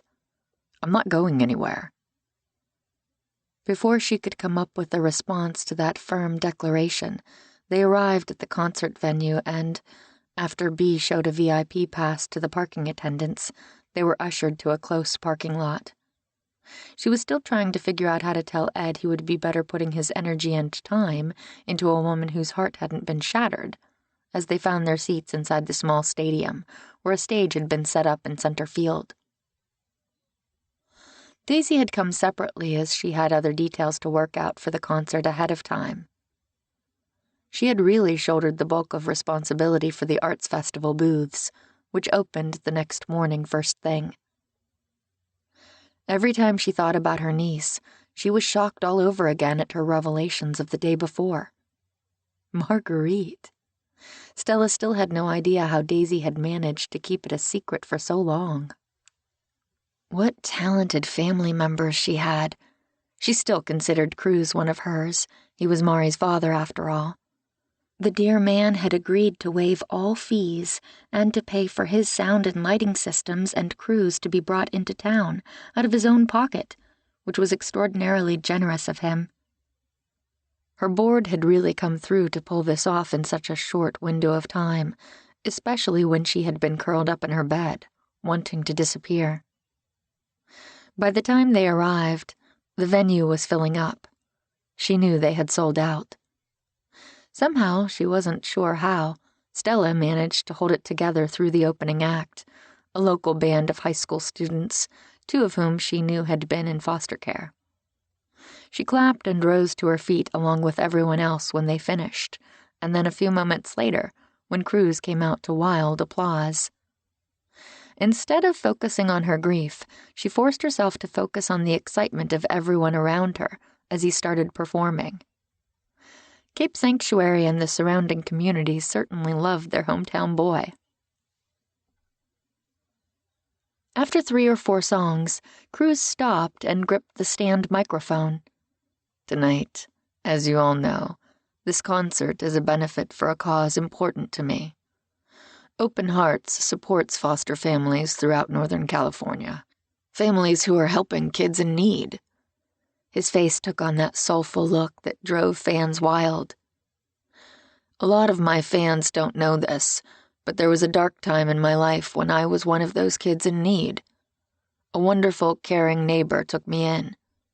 Those of you from Cape Sanctuary know her well because she's been helping troubled kids for years. This next song is dedicated to Stella Davenport, one of my personal heroes."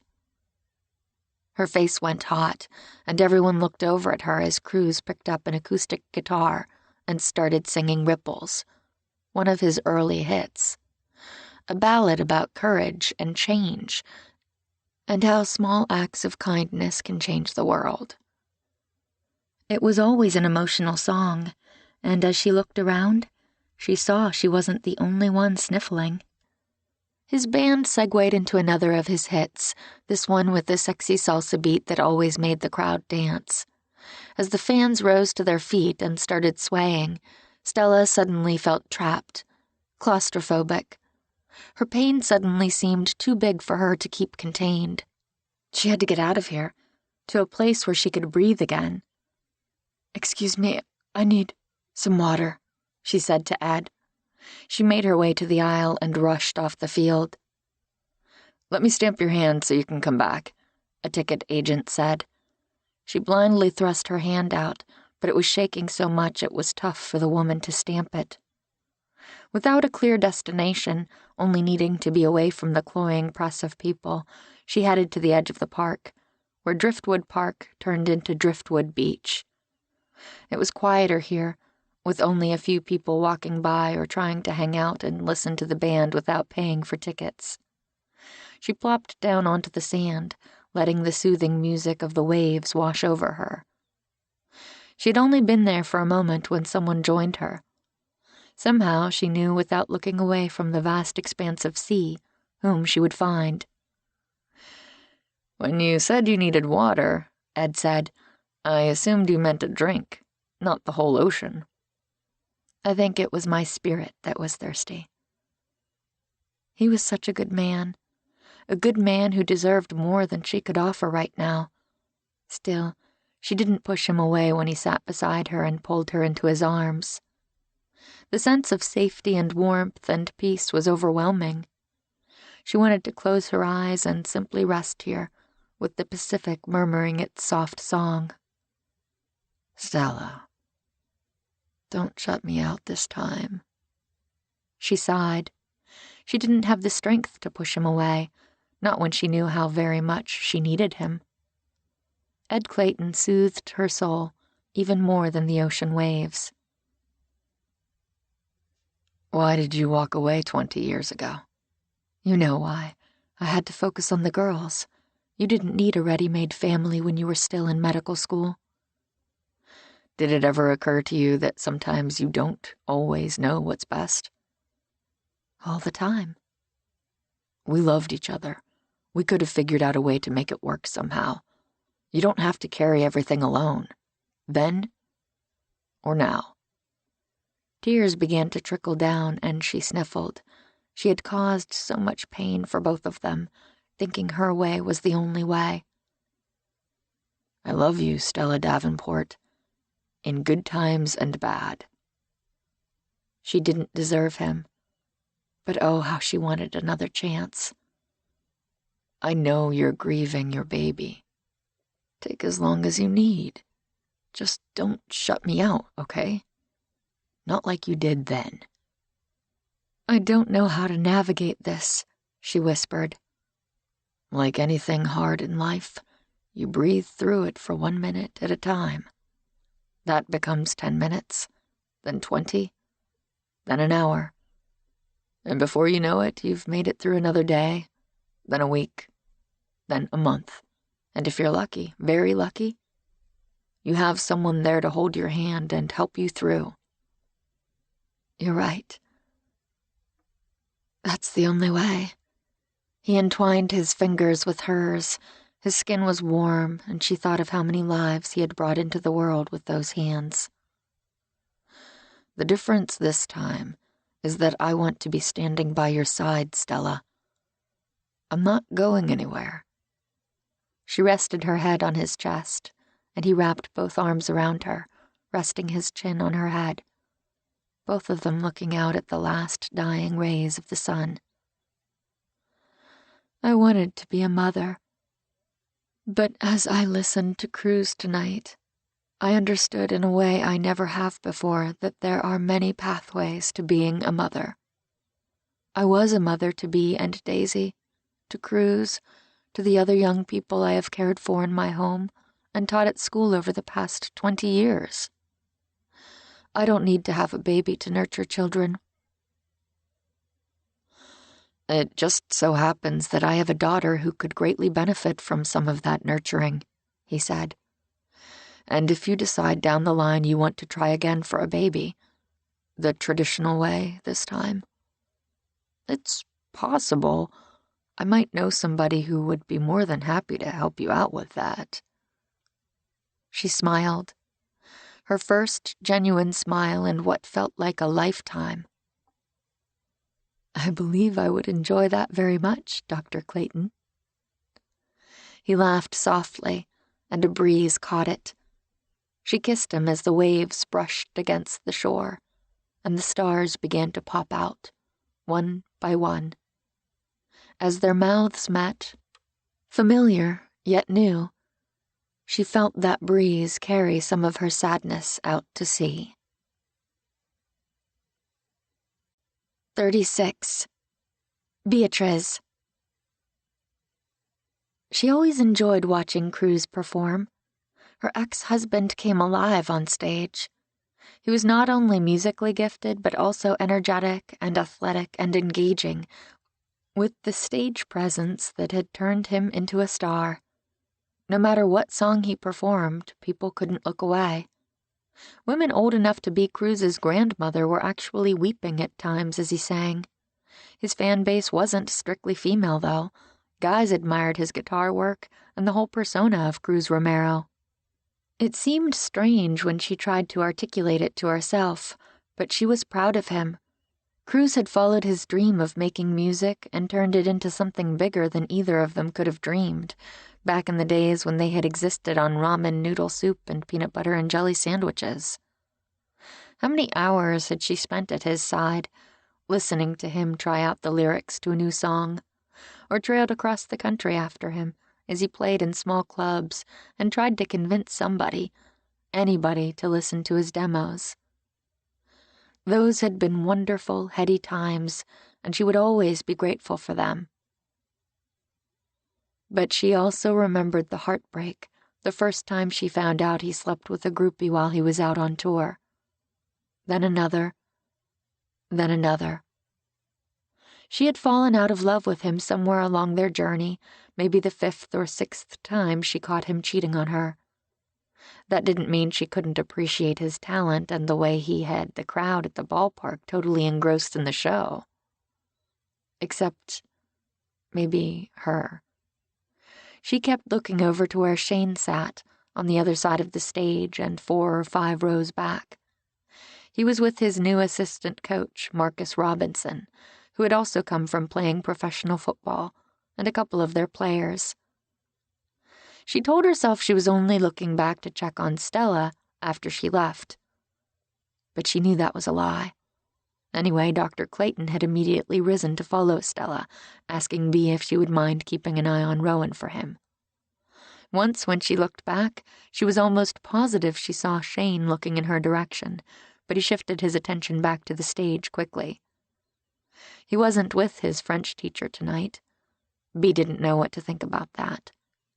She tried to shift back to the concert as Cruz ended a long up-tempo song that had most of the crowd dancing, and reached for the microphone again.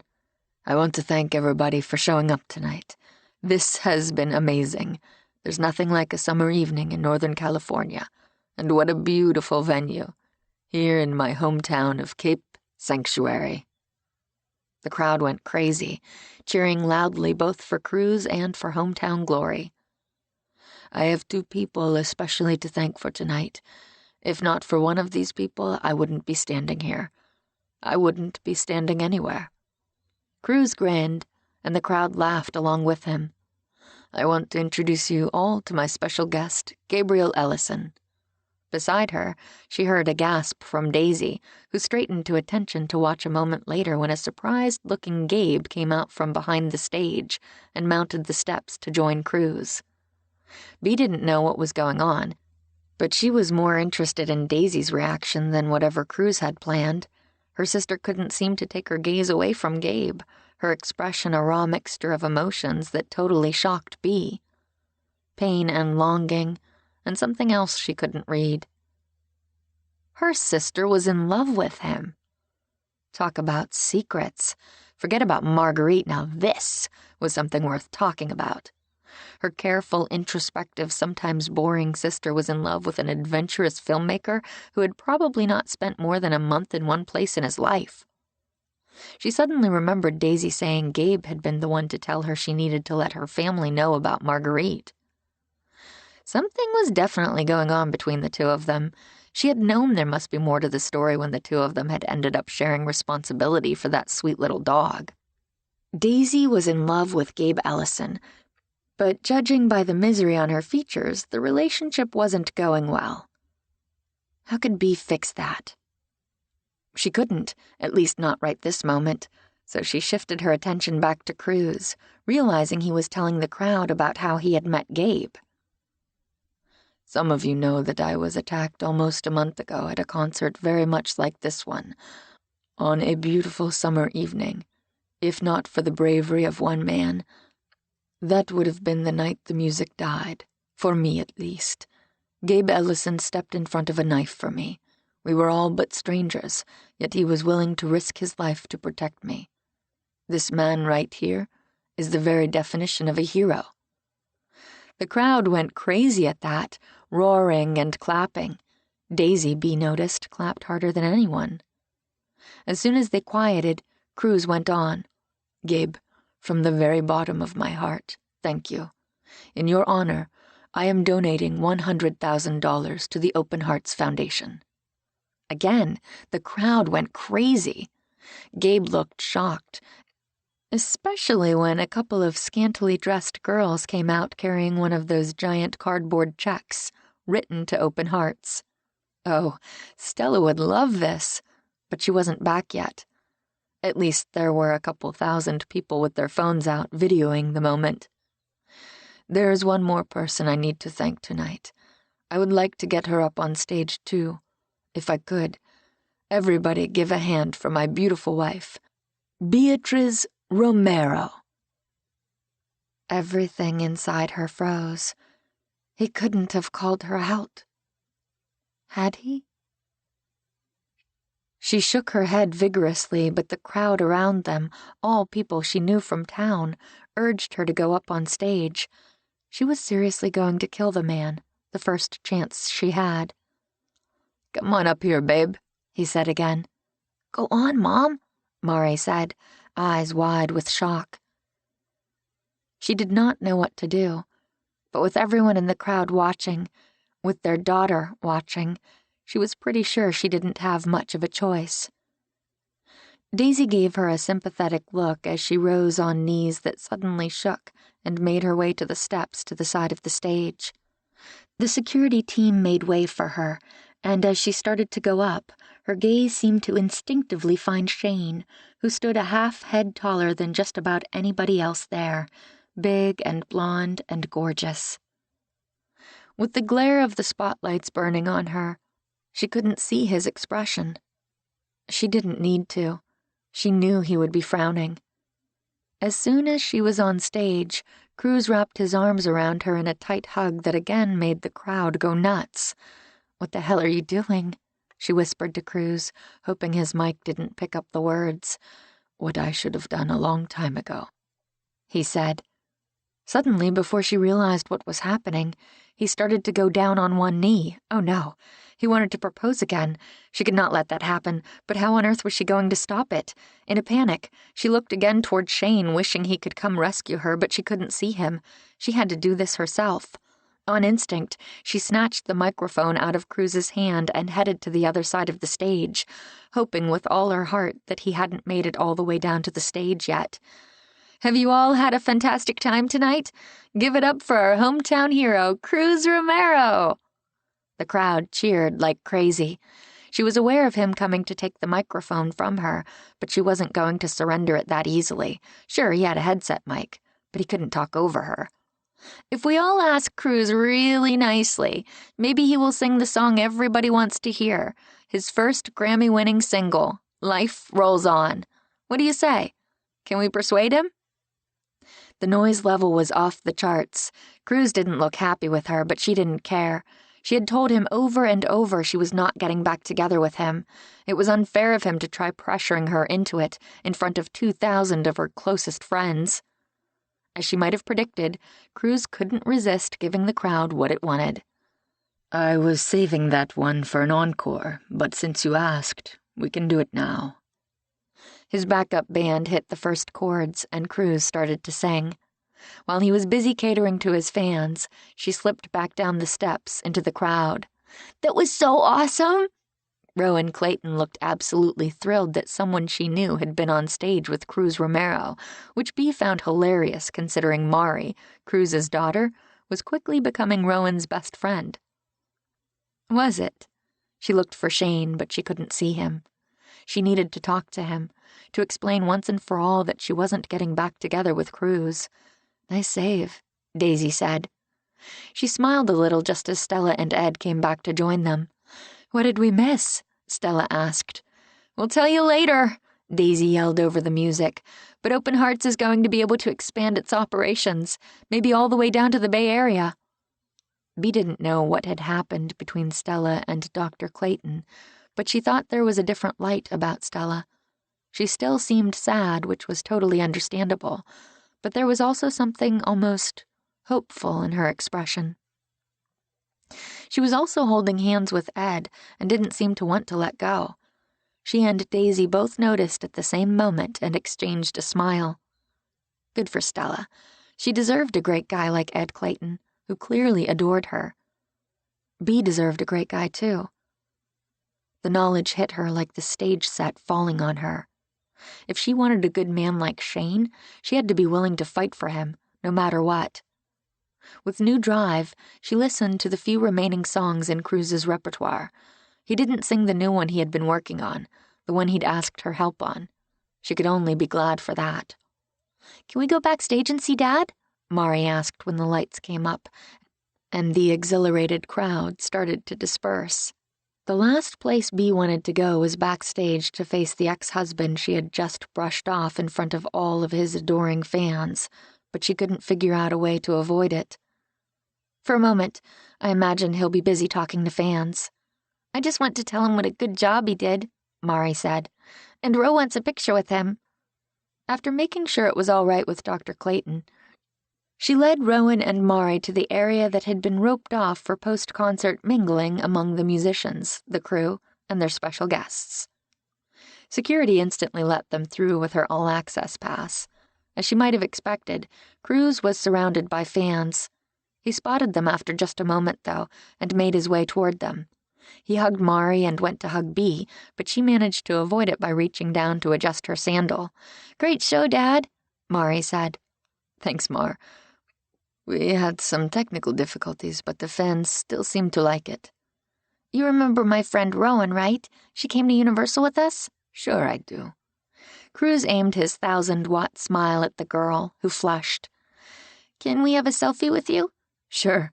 How about one with all of us?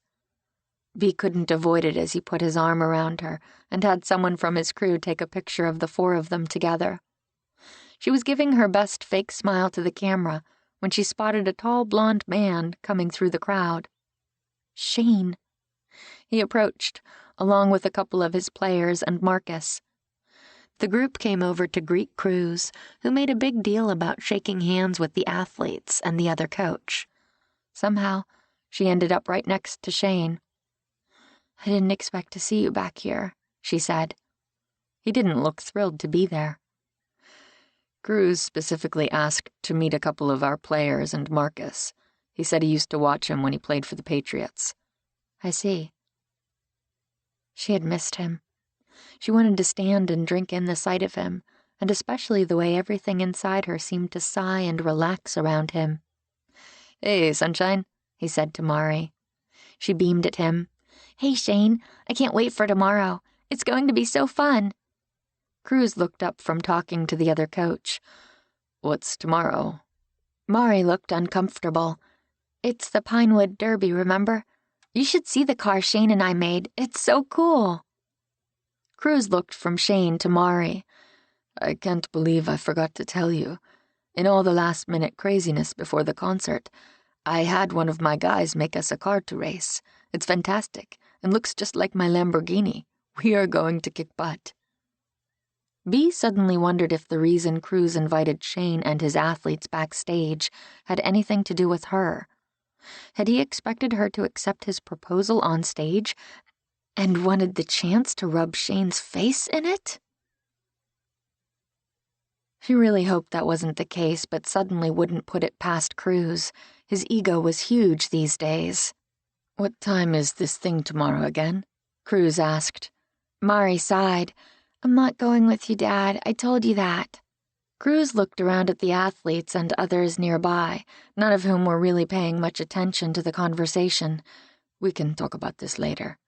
"No, Dad, we did talk about it. I invited Shane before you came back to town, when you told me you weren't going to be here. I made a promise to him, and promises are important." Shane smiled down at her, and Bea's heart threatened to burst with pride. "Shane is my friend," Mari went on. "We spent a lot of time building our car. It would be rude of me to ditch him and take you with a car that I didn't even build. Someone else did. That's not the way it works. Maybe next year you can come with me if you can arrange your schedule." Bea wanted to cry. Her daughter had more courage than she did. Mari had no problem calling out her dad for his bad behavior and sense of entitlement. If Mari had that kind of strength, didn't Bea need to demonstrate the same? Cruz didn't look nearly as proud. He looked furious. In response, he threw his arm around Bea, as if staking a claim wherever he could find it. "Fine. Have your fun tomorrow. Especially because you and I will be seeing a lot more of each other when your mom and I get back together." Bea froze. He hadn't just said that, had he?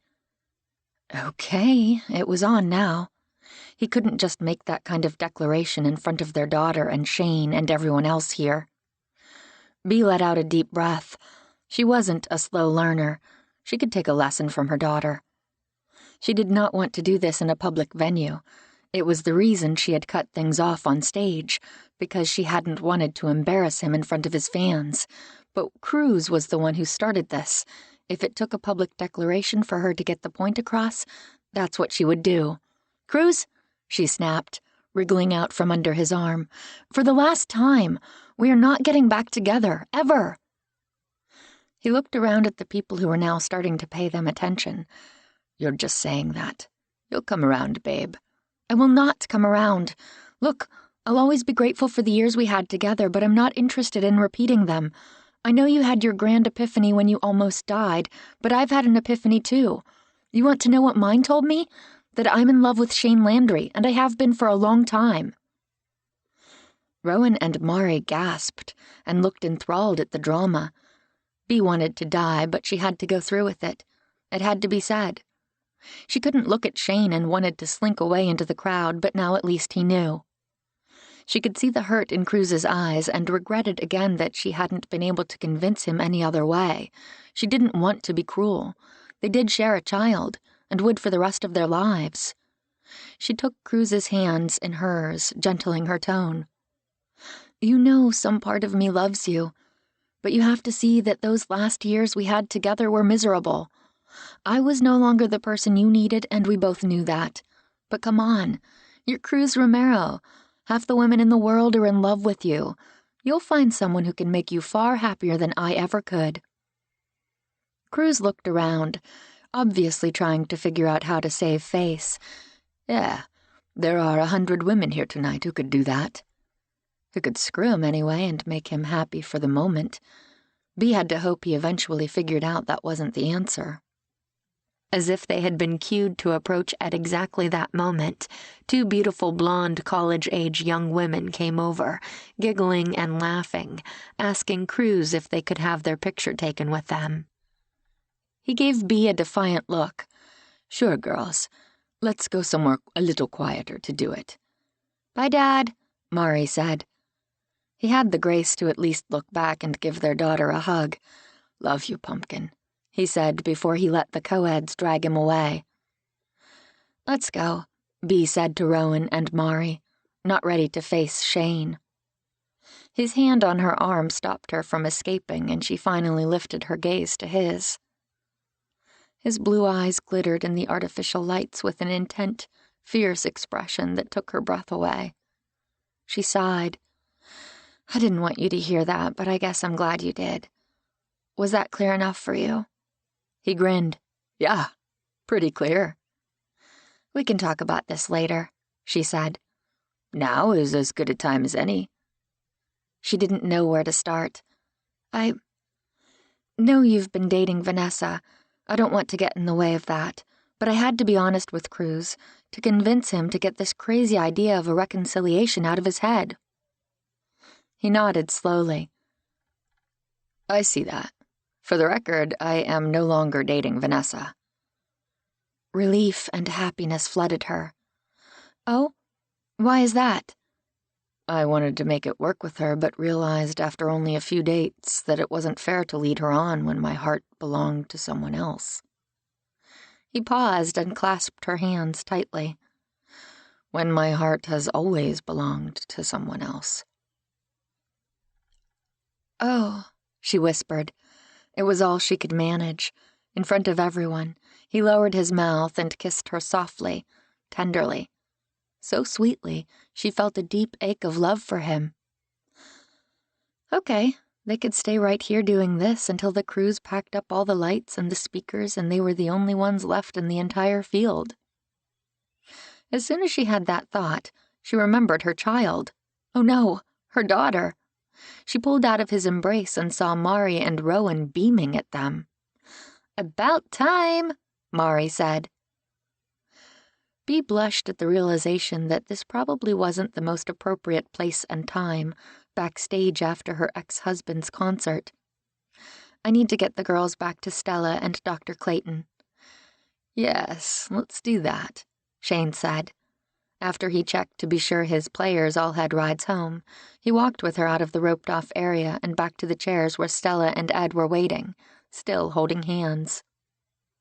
Daisy had disappeared, Bea noticed through the haze of happiness that seemed to surround her. Had she gone home? If she had, it hadn't been with Gabe. She had noticed him still backstage, talking to a couple of members of Cruz's entourage. As they walked, she was aware of Shane's athletic grace beside her. Oh, how she had missed him. "Are you girls ready to go?" Ed asked, reminding Bea that Mari was spending the night at Rowan's.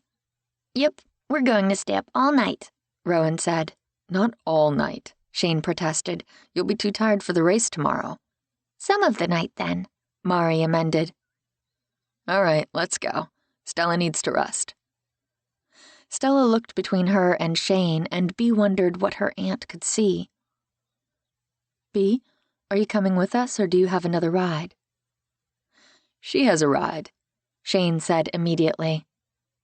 Her stomach muscles seemed to flutter as if she'd been working on the ab machine for a few hours. "I'm good. I'll see you first thing tomorrow at the pancake breakfast," she told her aunt. After they left, she and Shane walked in silence to his SUV, emotion swirling between them. She had a million things she wanted to say, but he didn't give her the chance. The moment they reached his vehicle, he wrapped her in his arms and kissed her fiercely. She threw her arms around him and held on tightly, joy bursting through her in wild, colorful streaks. "If you haven't figured it out yet, I'm in love with you too," he murmured, a long time later. "I have been since we were kids, but you only ever saw Cruz." She hadn't. She'd always seen Shane too, but Cruz had been flashier, louder. "I'm sorry I wasted so much time figuring out what was real." "You didn't. Everything that has come before has led us to this moment. And I wouldn't change this moment for anything." He kissed her again, with all the heat and passion and magic that had been seething between them for years, and she knew. This was exactly where she belonged. 37. Gabe.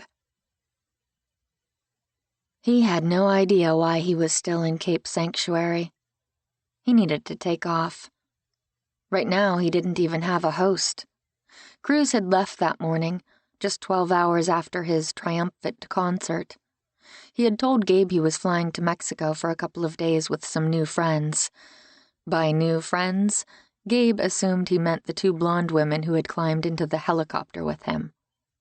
Cruz had told him to stay at Casa del Mar as long as he needed for his recovery, that his permanent staff still would be there to meet his every need.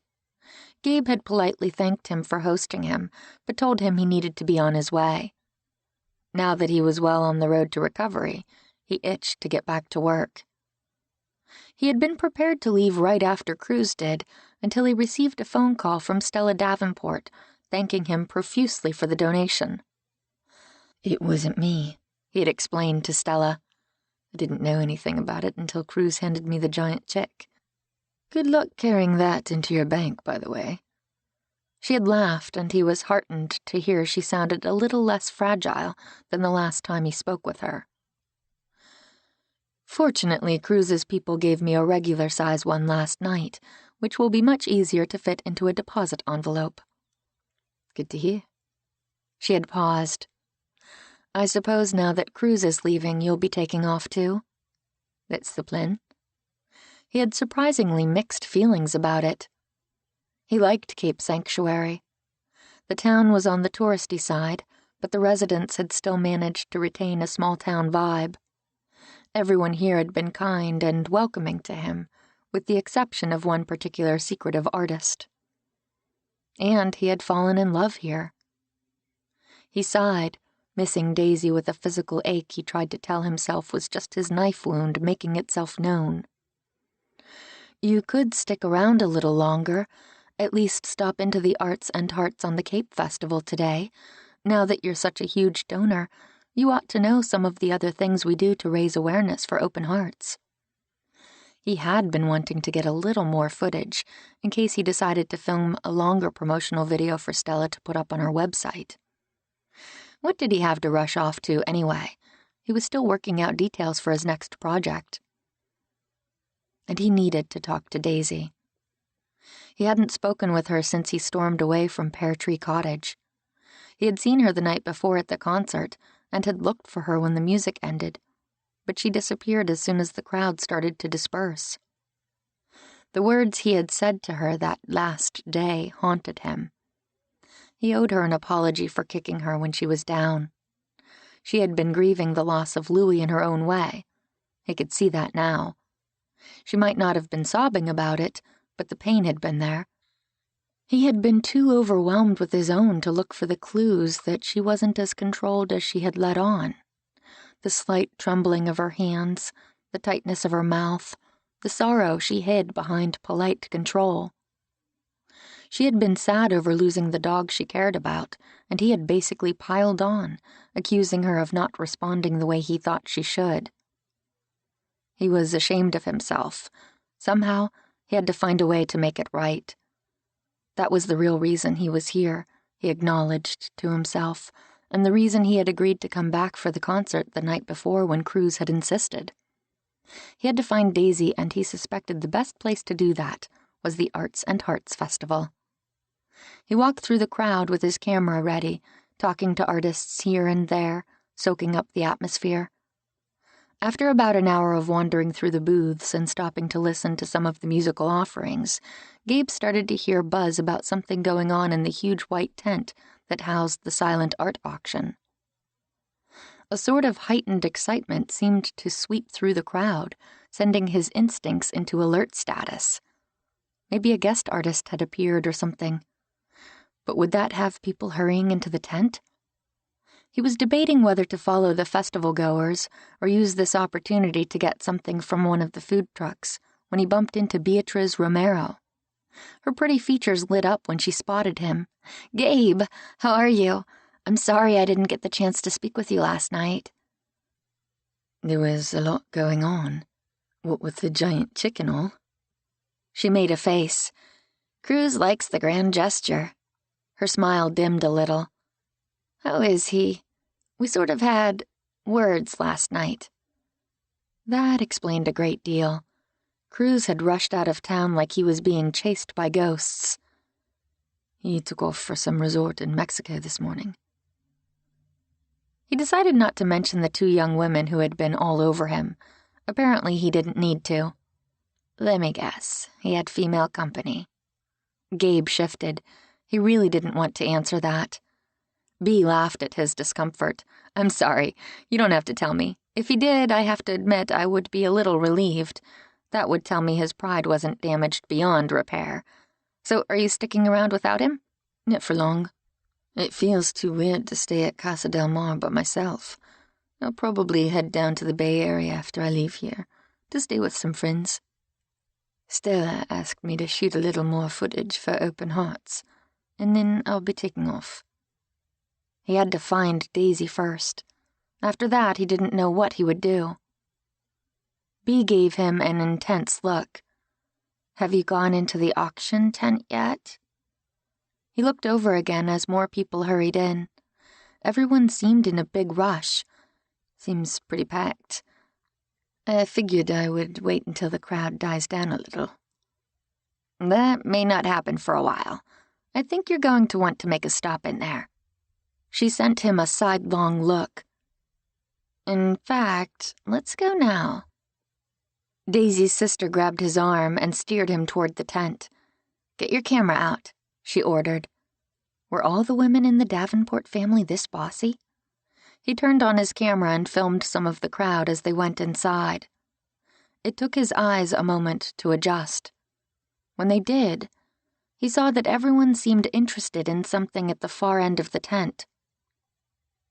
He heard the word Marguerite, which instantly caught his attention. What had Daisy done? "What are they looking at?" he asked Bea. She gave him a mischievous look. "Let's go see." Whatever it was, he was sure if Marguerite was involved, it would be remarkable. He was filled with a funny sort of pride and wished everyone could know how wonderful she was. After making her way through the crowd with a determination he figured was another Davenport family trait, Bea dragged him to the piece that seemed to be generating the most attention. It was indeed a Marguerite, an armoire, large and curvy and beautifully, intricately painted. "Wow," he said, camera rolling. "You've got an original Marguerite in here." "There are actually 3. The others are a little smaller." He saw them now, a graceful table similar to the one at Casa del Mar, and a little wooden jewelry box, each with her distinctive, charming style. "Oh, Daisy, these should fetch a pretty penny for Open Hearts in the auction." "You have no idea," she said. It was all he could do to not tell her right that moment that her sister was the one responsible for the largesse that would soon be coming the Foundation's way. "We should take a closer look. Come on." She dragged him up to the armoire, which was roped off to keep it safe from grabby hands. There was a sign on it. He saw now. "Find Your Heart. Original by Marguerite, a.k.a. Daisy Davenport McClure." He stared, as shocked as if the whole thing had fallen on his head. "What?" "Why, would you look at that?" Bea exclaimed.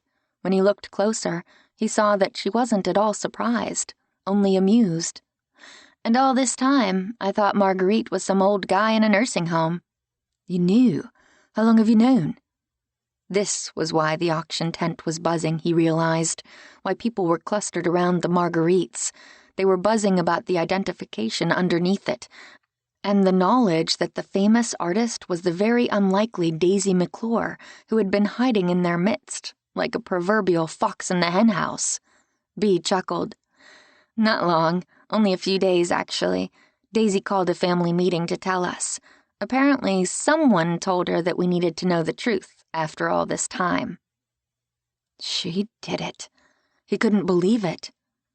He closed his eyes, his love for her as big and intricate and beautiful as that armoire. "Thank you, by the way," she murmured. "For what?" "I put the pieces together. Daisy told me you knew. And she also said someone told her it was past time she shared her identity with her family. Since you're the only one who knew, as far as I can tell, I am guessing you are the one who persuaded her to tell Stella and me." "I figured the people she loves best ought to be fully aware of how amazing she is," he said gruffly. "Oh, I like you, Mr. Ellison," Bea said, giving his arm a little hug.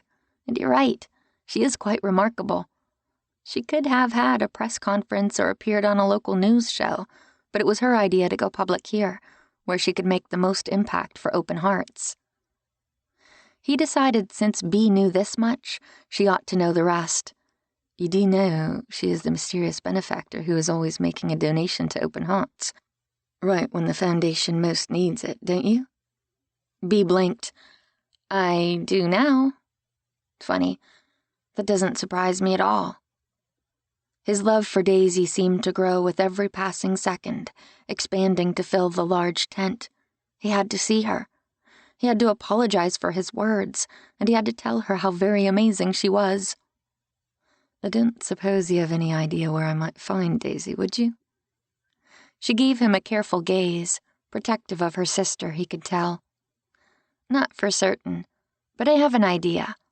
Stella and I wanted her to stick around here in the tent, but after the first hour of people mobbing her once the news became public, she freaked out a little and said she had to go for a while.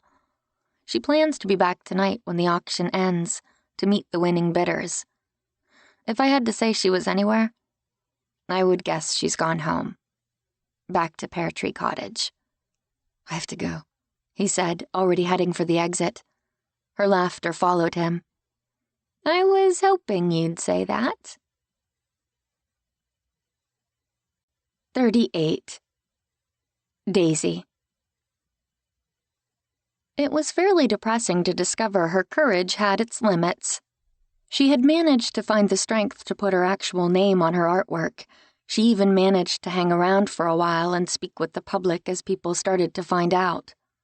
But all those questions, all those stares and whispers had become more than she could bear. Yes, it had been gratifying to hear how people loved her work, but it had also been terrifying. She had finally escaped, though she knew she should be helping Stella and the rest of the committee with the inevitable headaches that came from throwing a huge festival like Arts and Hearts on the Cape. She only needed an hour or two to regain a little equilibrium, then she would return. She had retreated to her terrace, to the spectacular coast view of sea and mountains and sky that inevitably calmed her spirit. A glass of iced tea and a magazine that had come in the mail that morning were on the table beside her. She hadn't opened the magazine yet. She needed to simply be for a few more moments. With her eyes closed, she was doing some deep breathing when she gradually became aware she wasn't alone. Her eyelids flew open, and she jerked her head around to see the man who hadn't left her mind in weeks walking toward her, around the side of the house. So much for calming breaths. Her entire body went on alert, her pulse pounding, and her heartbeat kicking wildly. She rose. "Gabe! Cruz told me he was taking off this morning. I assumed you would have gone too." He didn't answer at first, only continued walking toward her with that intense, almost fierce look in his eyes. She suddenly remembered the first time she had seen him, in the toothpaste aisle of the grocery store in town a lifetime ago. He had looked at her in much the same way, as if he wanted to burn her image into his mind forever. Then, as now, that look made everything inside her shiver. I didn't leave. I see that. Instead, I went to the Arts and Hearts Festival, where your sister dragged me into the auction tent. Did she? Her hands were shaking. She told herself it was because she wanted to strangle Bea. She loved her sister, but Beatriz Romero needed to stop matchmaking. She was wading into things she knew nothing about. Gabe stepped forward and picked up one of those trembling hands and did something that completely stole her breath. He raised her fingers up and pressed his mouth to the back of her hand, then did the same to the other hand. No one had ever done anything so impossibly, heartbreakingly sweet to her before. He did it. Marguerite went public. She was lost, completely in love with him. It was time. A wise person I knew told me it was time I stopped hiding. Sounds like a smart-ass know-it-all. He's okay. She wanted to slide her arms around his waist and hold on tight, but a kernel of fear, small and ugly, held her back. Oh, for crying out loud, she had just faced her biggest fear, going public with her art. She could certainly admit the truth to Gabe. She smiled a little, suddenly completely at peace. These wild, wondrous feelings between them were nothing to fear. They were real and right and perfect. Actually, she said softly, he's better than okay. He happens to be the man I am in love with. A fierce light leaped into his gaze, making their green depths glitter in the sunlight, brighter than the ocean. Well then, he's a lucky guy. She couldn't resist. Why do you insist on speaking of yourself in the third person? He laughed, the sound rippling out across her terrace. I would very much like to kiss you right now, Marguerite/Daisy/the woman who owns my heart. What's stopping you? Nothing. Absolutely nothing. He reached for her and kissed her, his mouth warm and sweet on hers. She wanted to cry at the sheer perfection of the moment, here in the sunshine in a place she loved, perched on a cliff overlooking the ocean. After a long moment, he lifted his head. I love you, in case you didn't pick that up yet. She smiled and kissed him back, all her doubts and insecurities floating away. She still didn't quite understand how it had happened, what he saw in her, but she wasn't going to question the gift. I might start believing it after I've heard it a few hundred more times. He smiled against her mouth. I'd better get started then. I love you, Daisy. I love your smile and your kindness and the way you watch over your family. I love your earlobes and your organizational skills and the way you dance to music when you think no one is looking. My earlobes? He sucked softly on one. You have very sexy earlobes. Her insides trembled. If you say so. He laughed at her tone. Trust me. She did. She trusted him and she loved him. He had seen her when no one else did, the heart of her. The messy, emotional, wild part of her she was slowly beginning to embrace. They still had things to work through. His job, for instance. He would need to travel. That was unavoidable for a man so gifted at documenting the world, but she could provide a warm, happy place for him to come home to here at Pear Tree Cottage, where he was deeply loved. She might even think about getting a dog. She kissed him.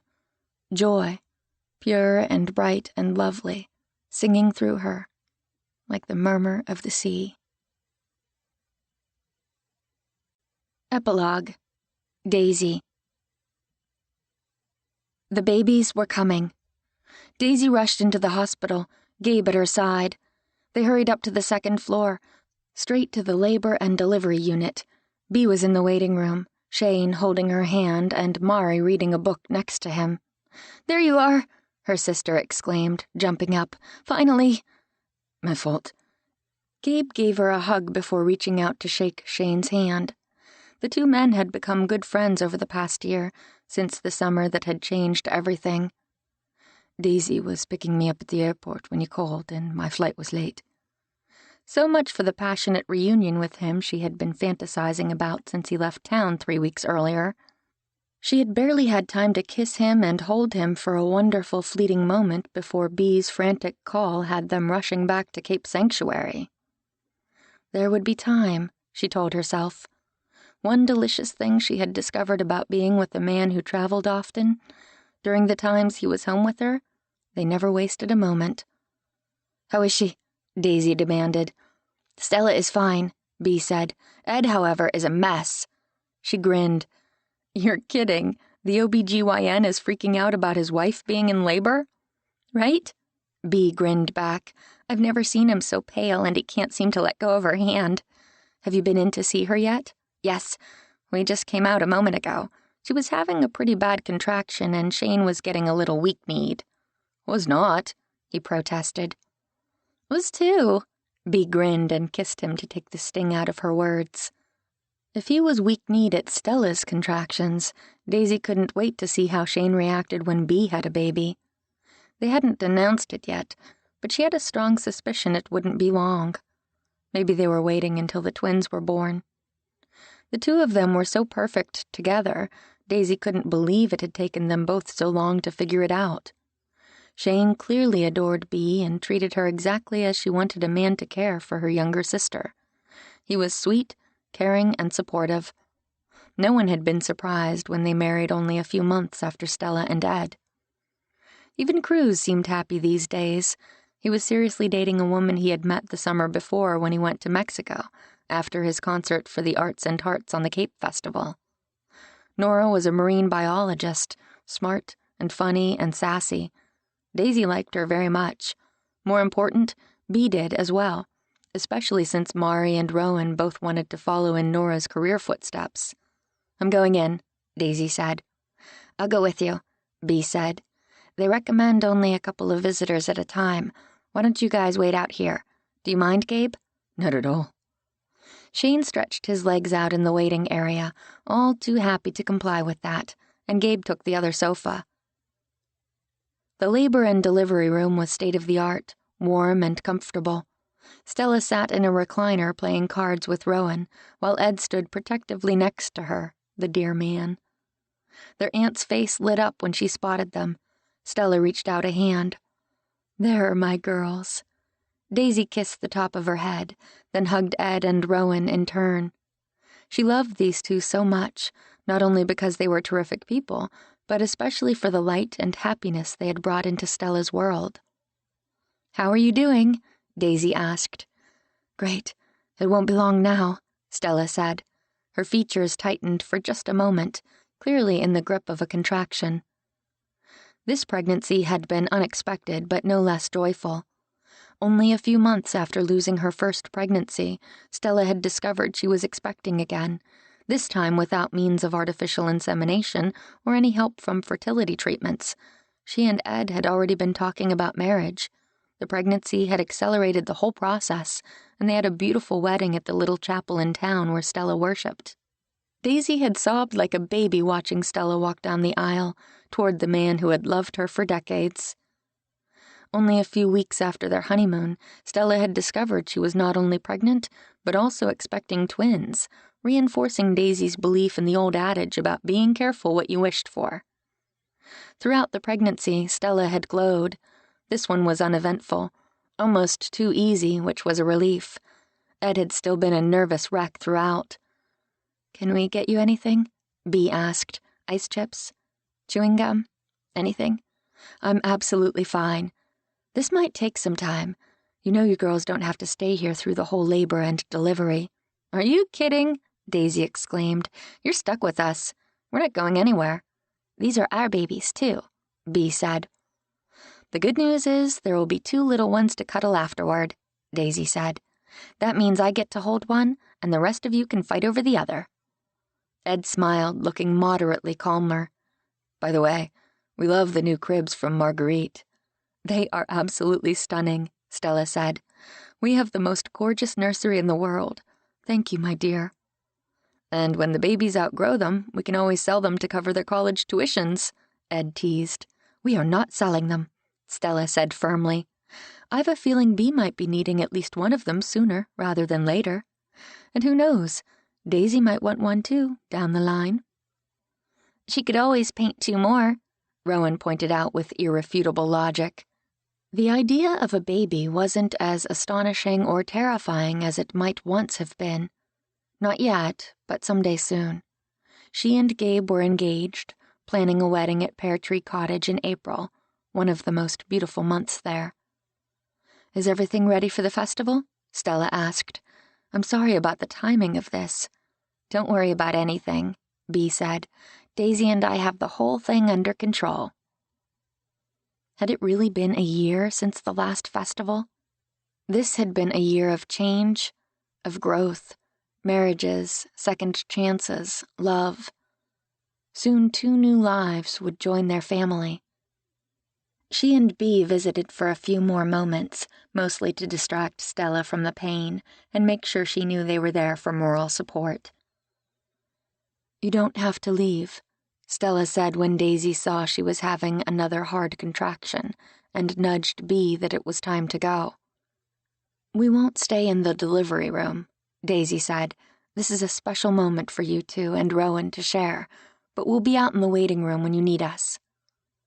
Stella didn't answer, breathing through the pain, but Ed nodded, gave them a distracted hug, then turned back to his wife. After they walked out, Daisy stood in the doorway of the waiting room, her heart catching at the sight of Gabe asleep in one of the chairs. He had been traveling for hours, just to make it back to her. The moment she sat down beside him, his eyes opened and a lump rose in her throat at the sheer love in them. Only an hour later, Rowan rushed in. They're here! A boy and a girl. The girl came first. She has a ton of hair. The boy came like 2 minutes later. He's smaller but cried harder. They're both so cute. How's Stella? Shane asked. She's great. She said she's ready for everyone to go back. She wants her whole family around her. They rose together, all the people Daisy loved best in the world. This time the emotions in her heart spilled over, and she grabbed a tissue out of a box on one of the side tables. Gabe pulled her close, his arms warm and familiar. As she sank into them, she couldn't believe she had ever been so determined not to need him or anyone. He had told her once that life was enriched by forging connections with people, letting them into her heart. Because of these people, hers was more beautiful, more colorful, more perfect than anything Marguerite could ever dream of painting. This is Georgina Marie. We hope you have enjoyed this unabridged production of The Cliff House by RaeAnne Thayne. Presented by HQN Books and Harper Audio. This program was produced by B Audio Limited. Executive producer Jennifer Lopes. Text copyright 2019 by RaeAnne Thayne. Production copyright 2019 by Harlequin Enterprises Limited. Used under license with Harlequin Books, S.A. All rights reserved. Thank you for listening.